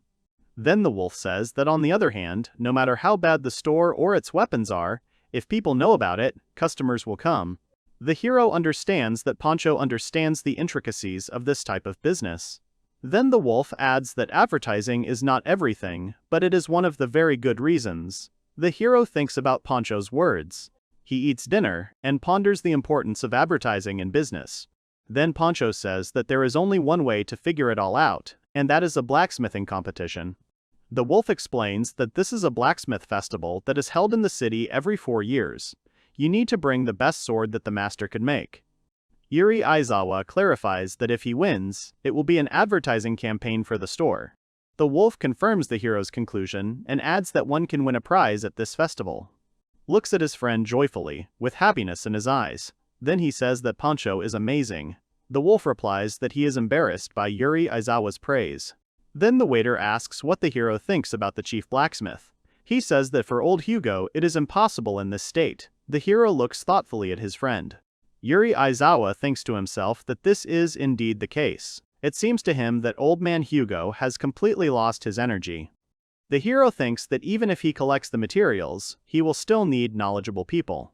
The wolf asks Yuri if he has anyone, namely a master who makes beautiful swords. The hero closes his eyes, deep in thought. But then a rather unusual idea comes to his mind. The hero remembers one person who can help him with this. The action moves to the city streets. At this time, the debt collectors finally caught Hugo's granddaughter. One of them tells her that he will introduce her to a job that would suit her perfectly. The girl breaks free, trying to free herself from the tenacious hands of the debt collectors. The masked debt collector continues by saying that the job they want to send her to implies a high income for any young girl. The girl does not agree with his words and continues to break free. She says that even if the debt collector says so, all she can offer is sleight of hand. The girl puts her hands forward as if demonstrating and defending herself. The girl's name is Tia Mace. The masked debt collector continues, saying that this would be just right, as he was looking for a clever child. He says that it would be enough to do a few indecent acts. The girl immediately begins to refuse. The debt collector grabs her hand again and tells her to come with him. The girl tries to resist with all her might. The debt collector tells her to shut up and do what he tells her. The girl looks at her kidnapper with tears of despair in her eyes. Suddenly, she is snatched from the hands of the debt collector by Yuri Aizawa, who is passing by. The young man looks at the man with disdain and tells him that that is all. The masked debt collector recognizes the hero from their last meeting and asks why he is here. The hero also recognizes the two from their meeting at Hugo's store. The masked debt collector calls the hero an unpleasant type. Then he says that this time Yuri won't be able to get away from them so easily since they are not alone now. The man turns away somewhere and calls for his big brother. A huge monster of the Hema race named Bubar Weldon emerges from around the corner of the building. The masked debt collector tells the hero to listen and be amazed, as this big guy is a legendary collector of the underworld. The man says that Big Brother will simply crush the hero. Yuri Aizawa looks at this big guy with a face full of indifference.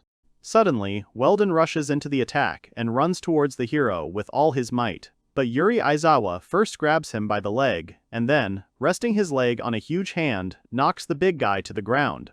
Blood starts to flow from the criminal's nose and mouth, and his comrades watch in shock. Suddenly, the hero hears some sound and turns towards the monster. He rises to his feet with the agility of a ballerina and prepares to attack the hero again. He takes out a huge weapon, shaped like an axe. The giant jumps high up right above the hero and prepares to strike him. The hero looks up in surprise and thinks that this giant has pretty good abilities and that he is about C rank. At this time, the giant's huge body continues to approach Yuri Aizawa. Then Weldon falls on the hero with all his huge mass. The debt collectors think that the hero has come to an end, and that is exactly what they expected. Tia looks at the picture with horror. She is afraid that this good and kind person who wanted to help her left this world precisely because of her. The giant rises from where Yuri Aizawa once stood, anticipating his victory. Thick cubes of dust fly around him. But suddenly, Yuri Aizawa appears behind the giant, out of nowhere. The young man maliciously asks the giant if this is really all he is capable of. The brute tries to dodge the hero's blow, but he fails. Yuri hits Weldon in the neck and he falls unconscious to the ground. The hero looks at his rival with disdain and tells his colleagues not to worry about him, since the hero did not send the thug to the next world. The debt collectors run away in horror from the hero's power, screaming loudly throughout the street. The hero only looks after them and calls out to them. The criminals turn around. The hero asks them if they are really going to just leave like that. They say that this is not at all the case. They return, take their comrade, and finally run away. Then the hero turns towards the girl and asks her if she is hurt. Tia replies that she is fine. Then the girl thanks the hero for his help. Yuri Aizawa asks the girl if she is by any chance Hugo's granddaughter. The girl says that this is indeed the case. Then Yuri says that he was looking for her. Tia looks at him in surprise and asks if the hero was really looking for her. Then the girl says that she was actually looking for a strong man too. Suddenly, Yuri Aizawa and Tia ask each other if they know about the blacksmith competition. Then both are surprised by their simultaneous question. Back some time. The hero questions the townspeople on some issue. Someone says that he does not know and is generally busy. Someone says not to talk to him. Someone asks who the hero is looking for. As it turns out later, Yuri was looking for Hugo's granddaughter Tia.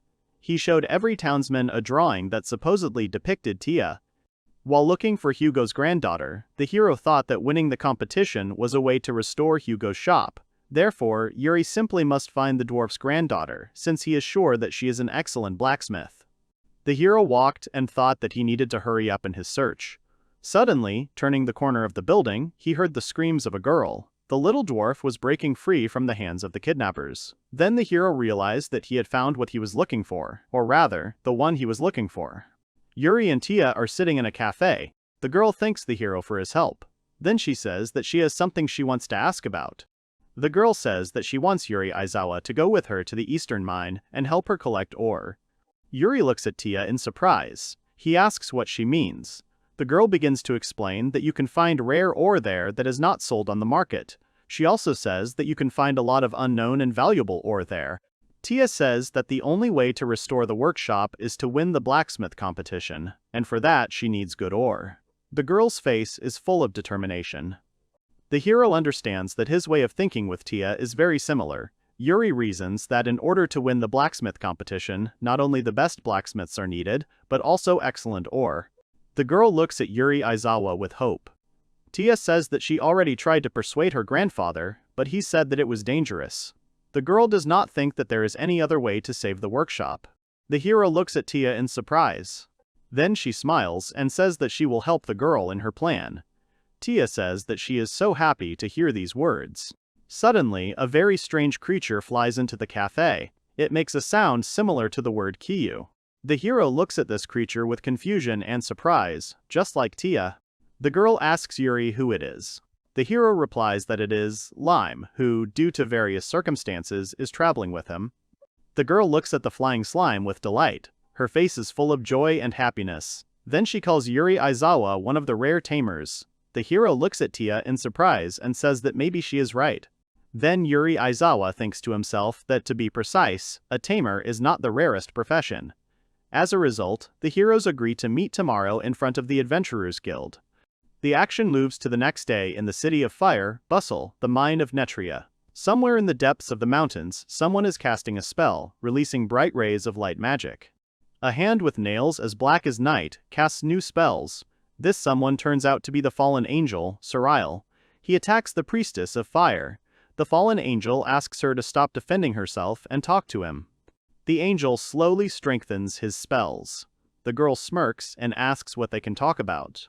Suriel tells her that there is no point in hoping for love. He says that he knows that Suriel is using magic to contact someone. He asks if it is Aizawa Yuri by any chance. From the girl's face, you can tell that the fallen angel Suriel hit the nail on the head. The girl's face distorts with shock.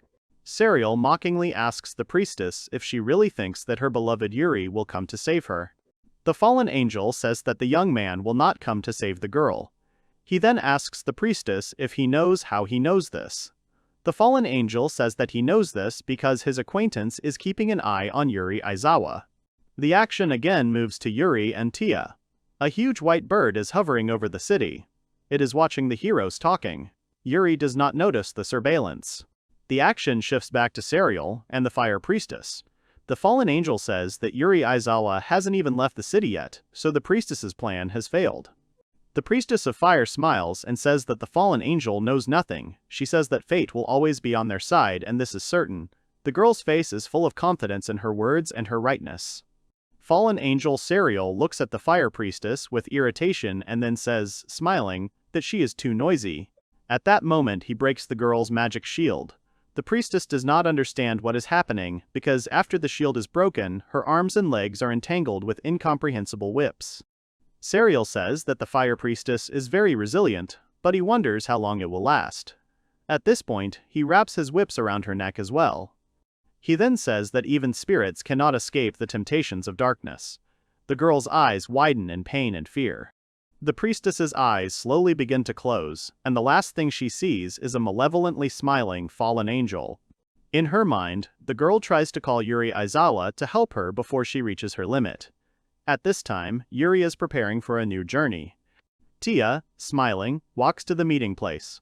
Suddenly she hears a familiar voice and sees Yuri Aizawa walking towards her.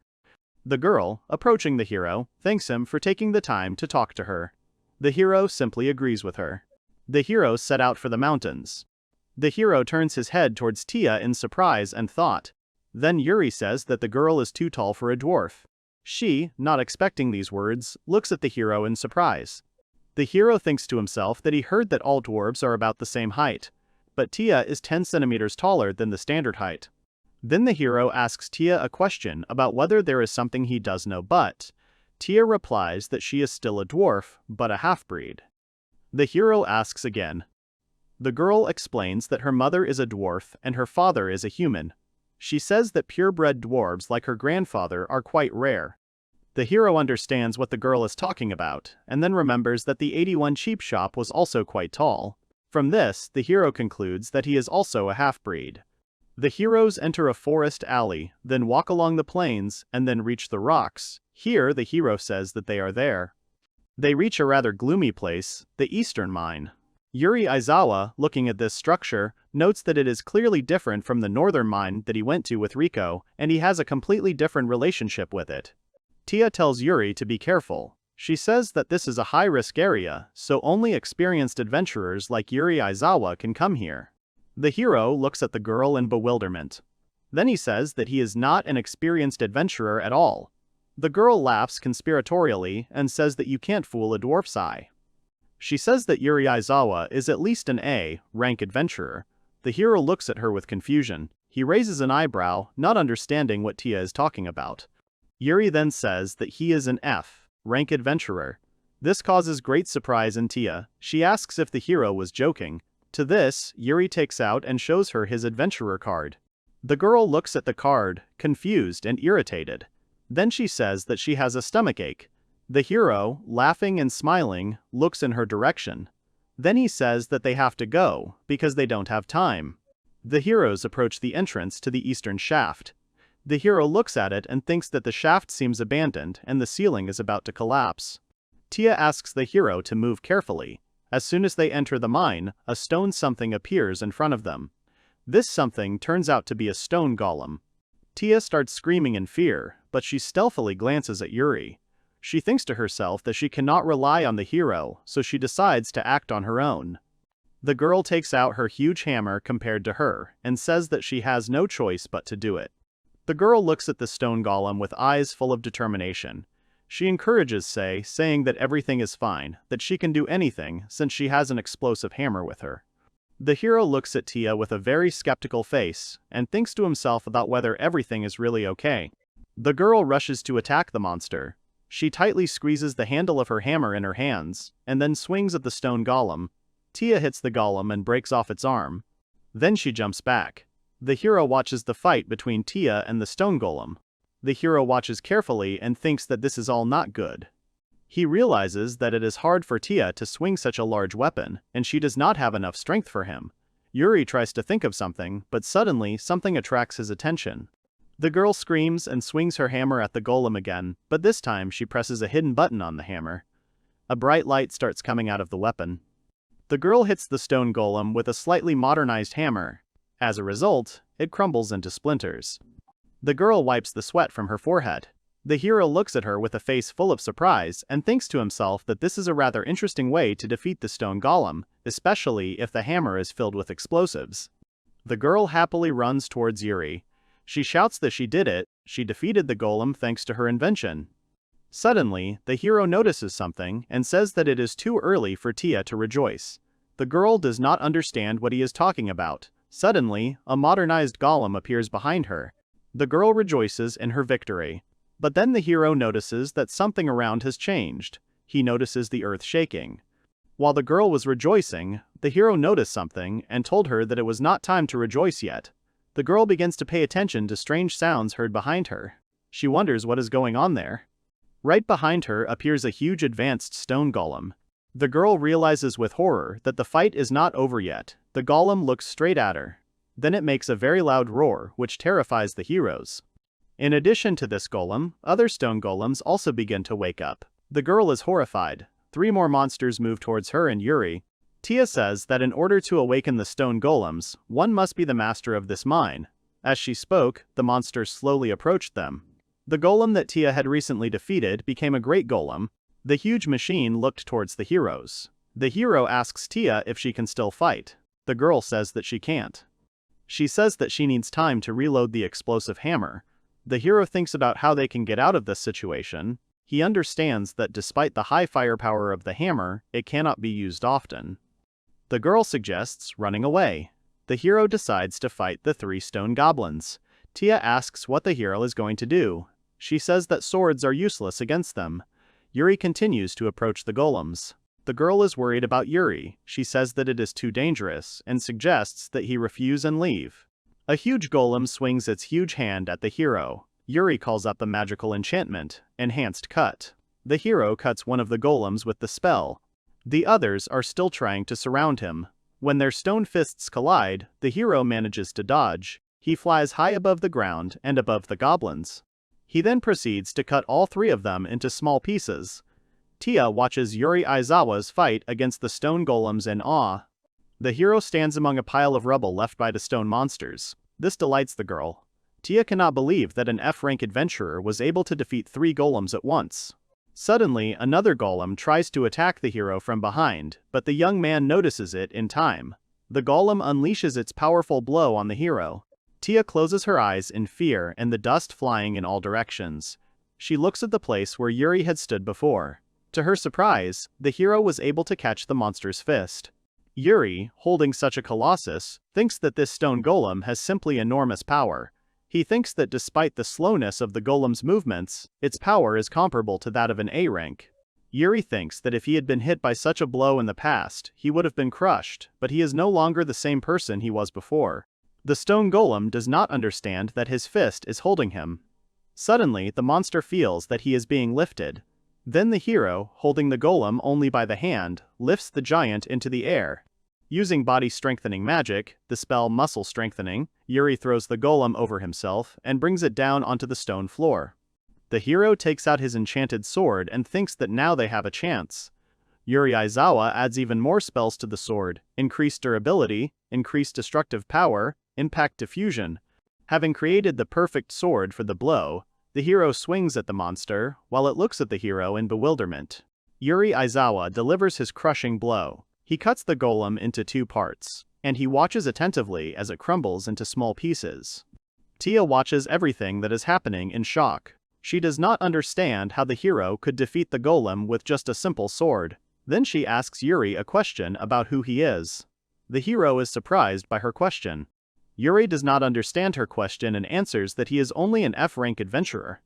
Tia is indignant, saying that the hero is not even close to being a normal, ordinary adventurer. The heroes still manage to extract the rare ore, and they bring it to Old Man Hugo. The old blacksmith is in complete shock. His face reflects unimaginable surprise. He is surprised that Tia and Yuri managed to get mithril ore. He asks where they got it. The heroes only smile conspiratorially and do not tell the old blacksmith about their little secret. They bump fists as a sign of their victory.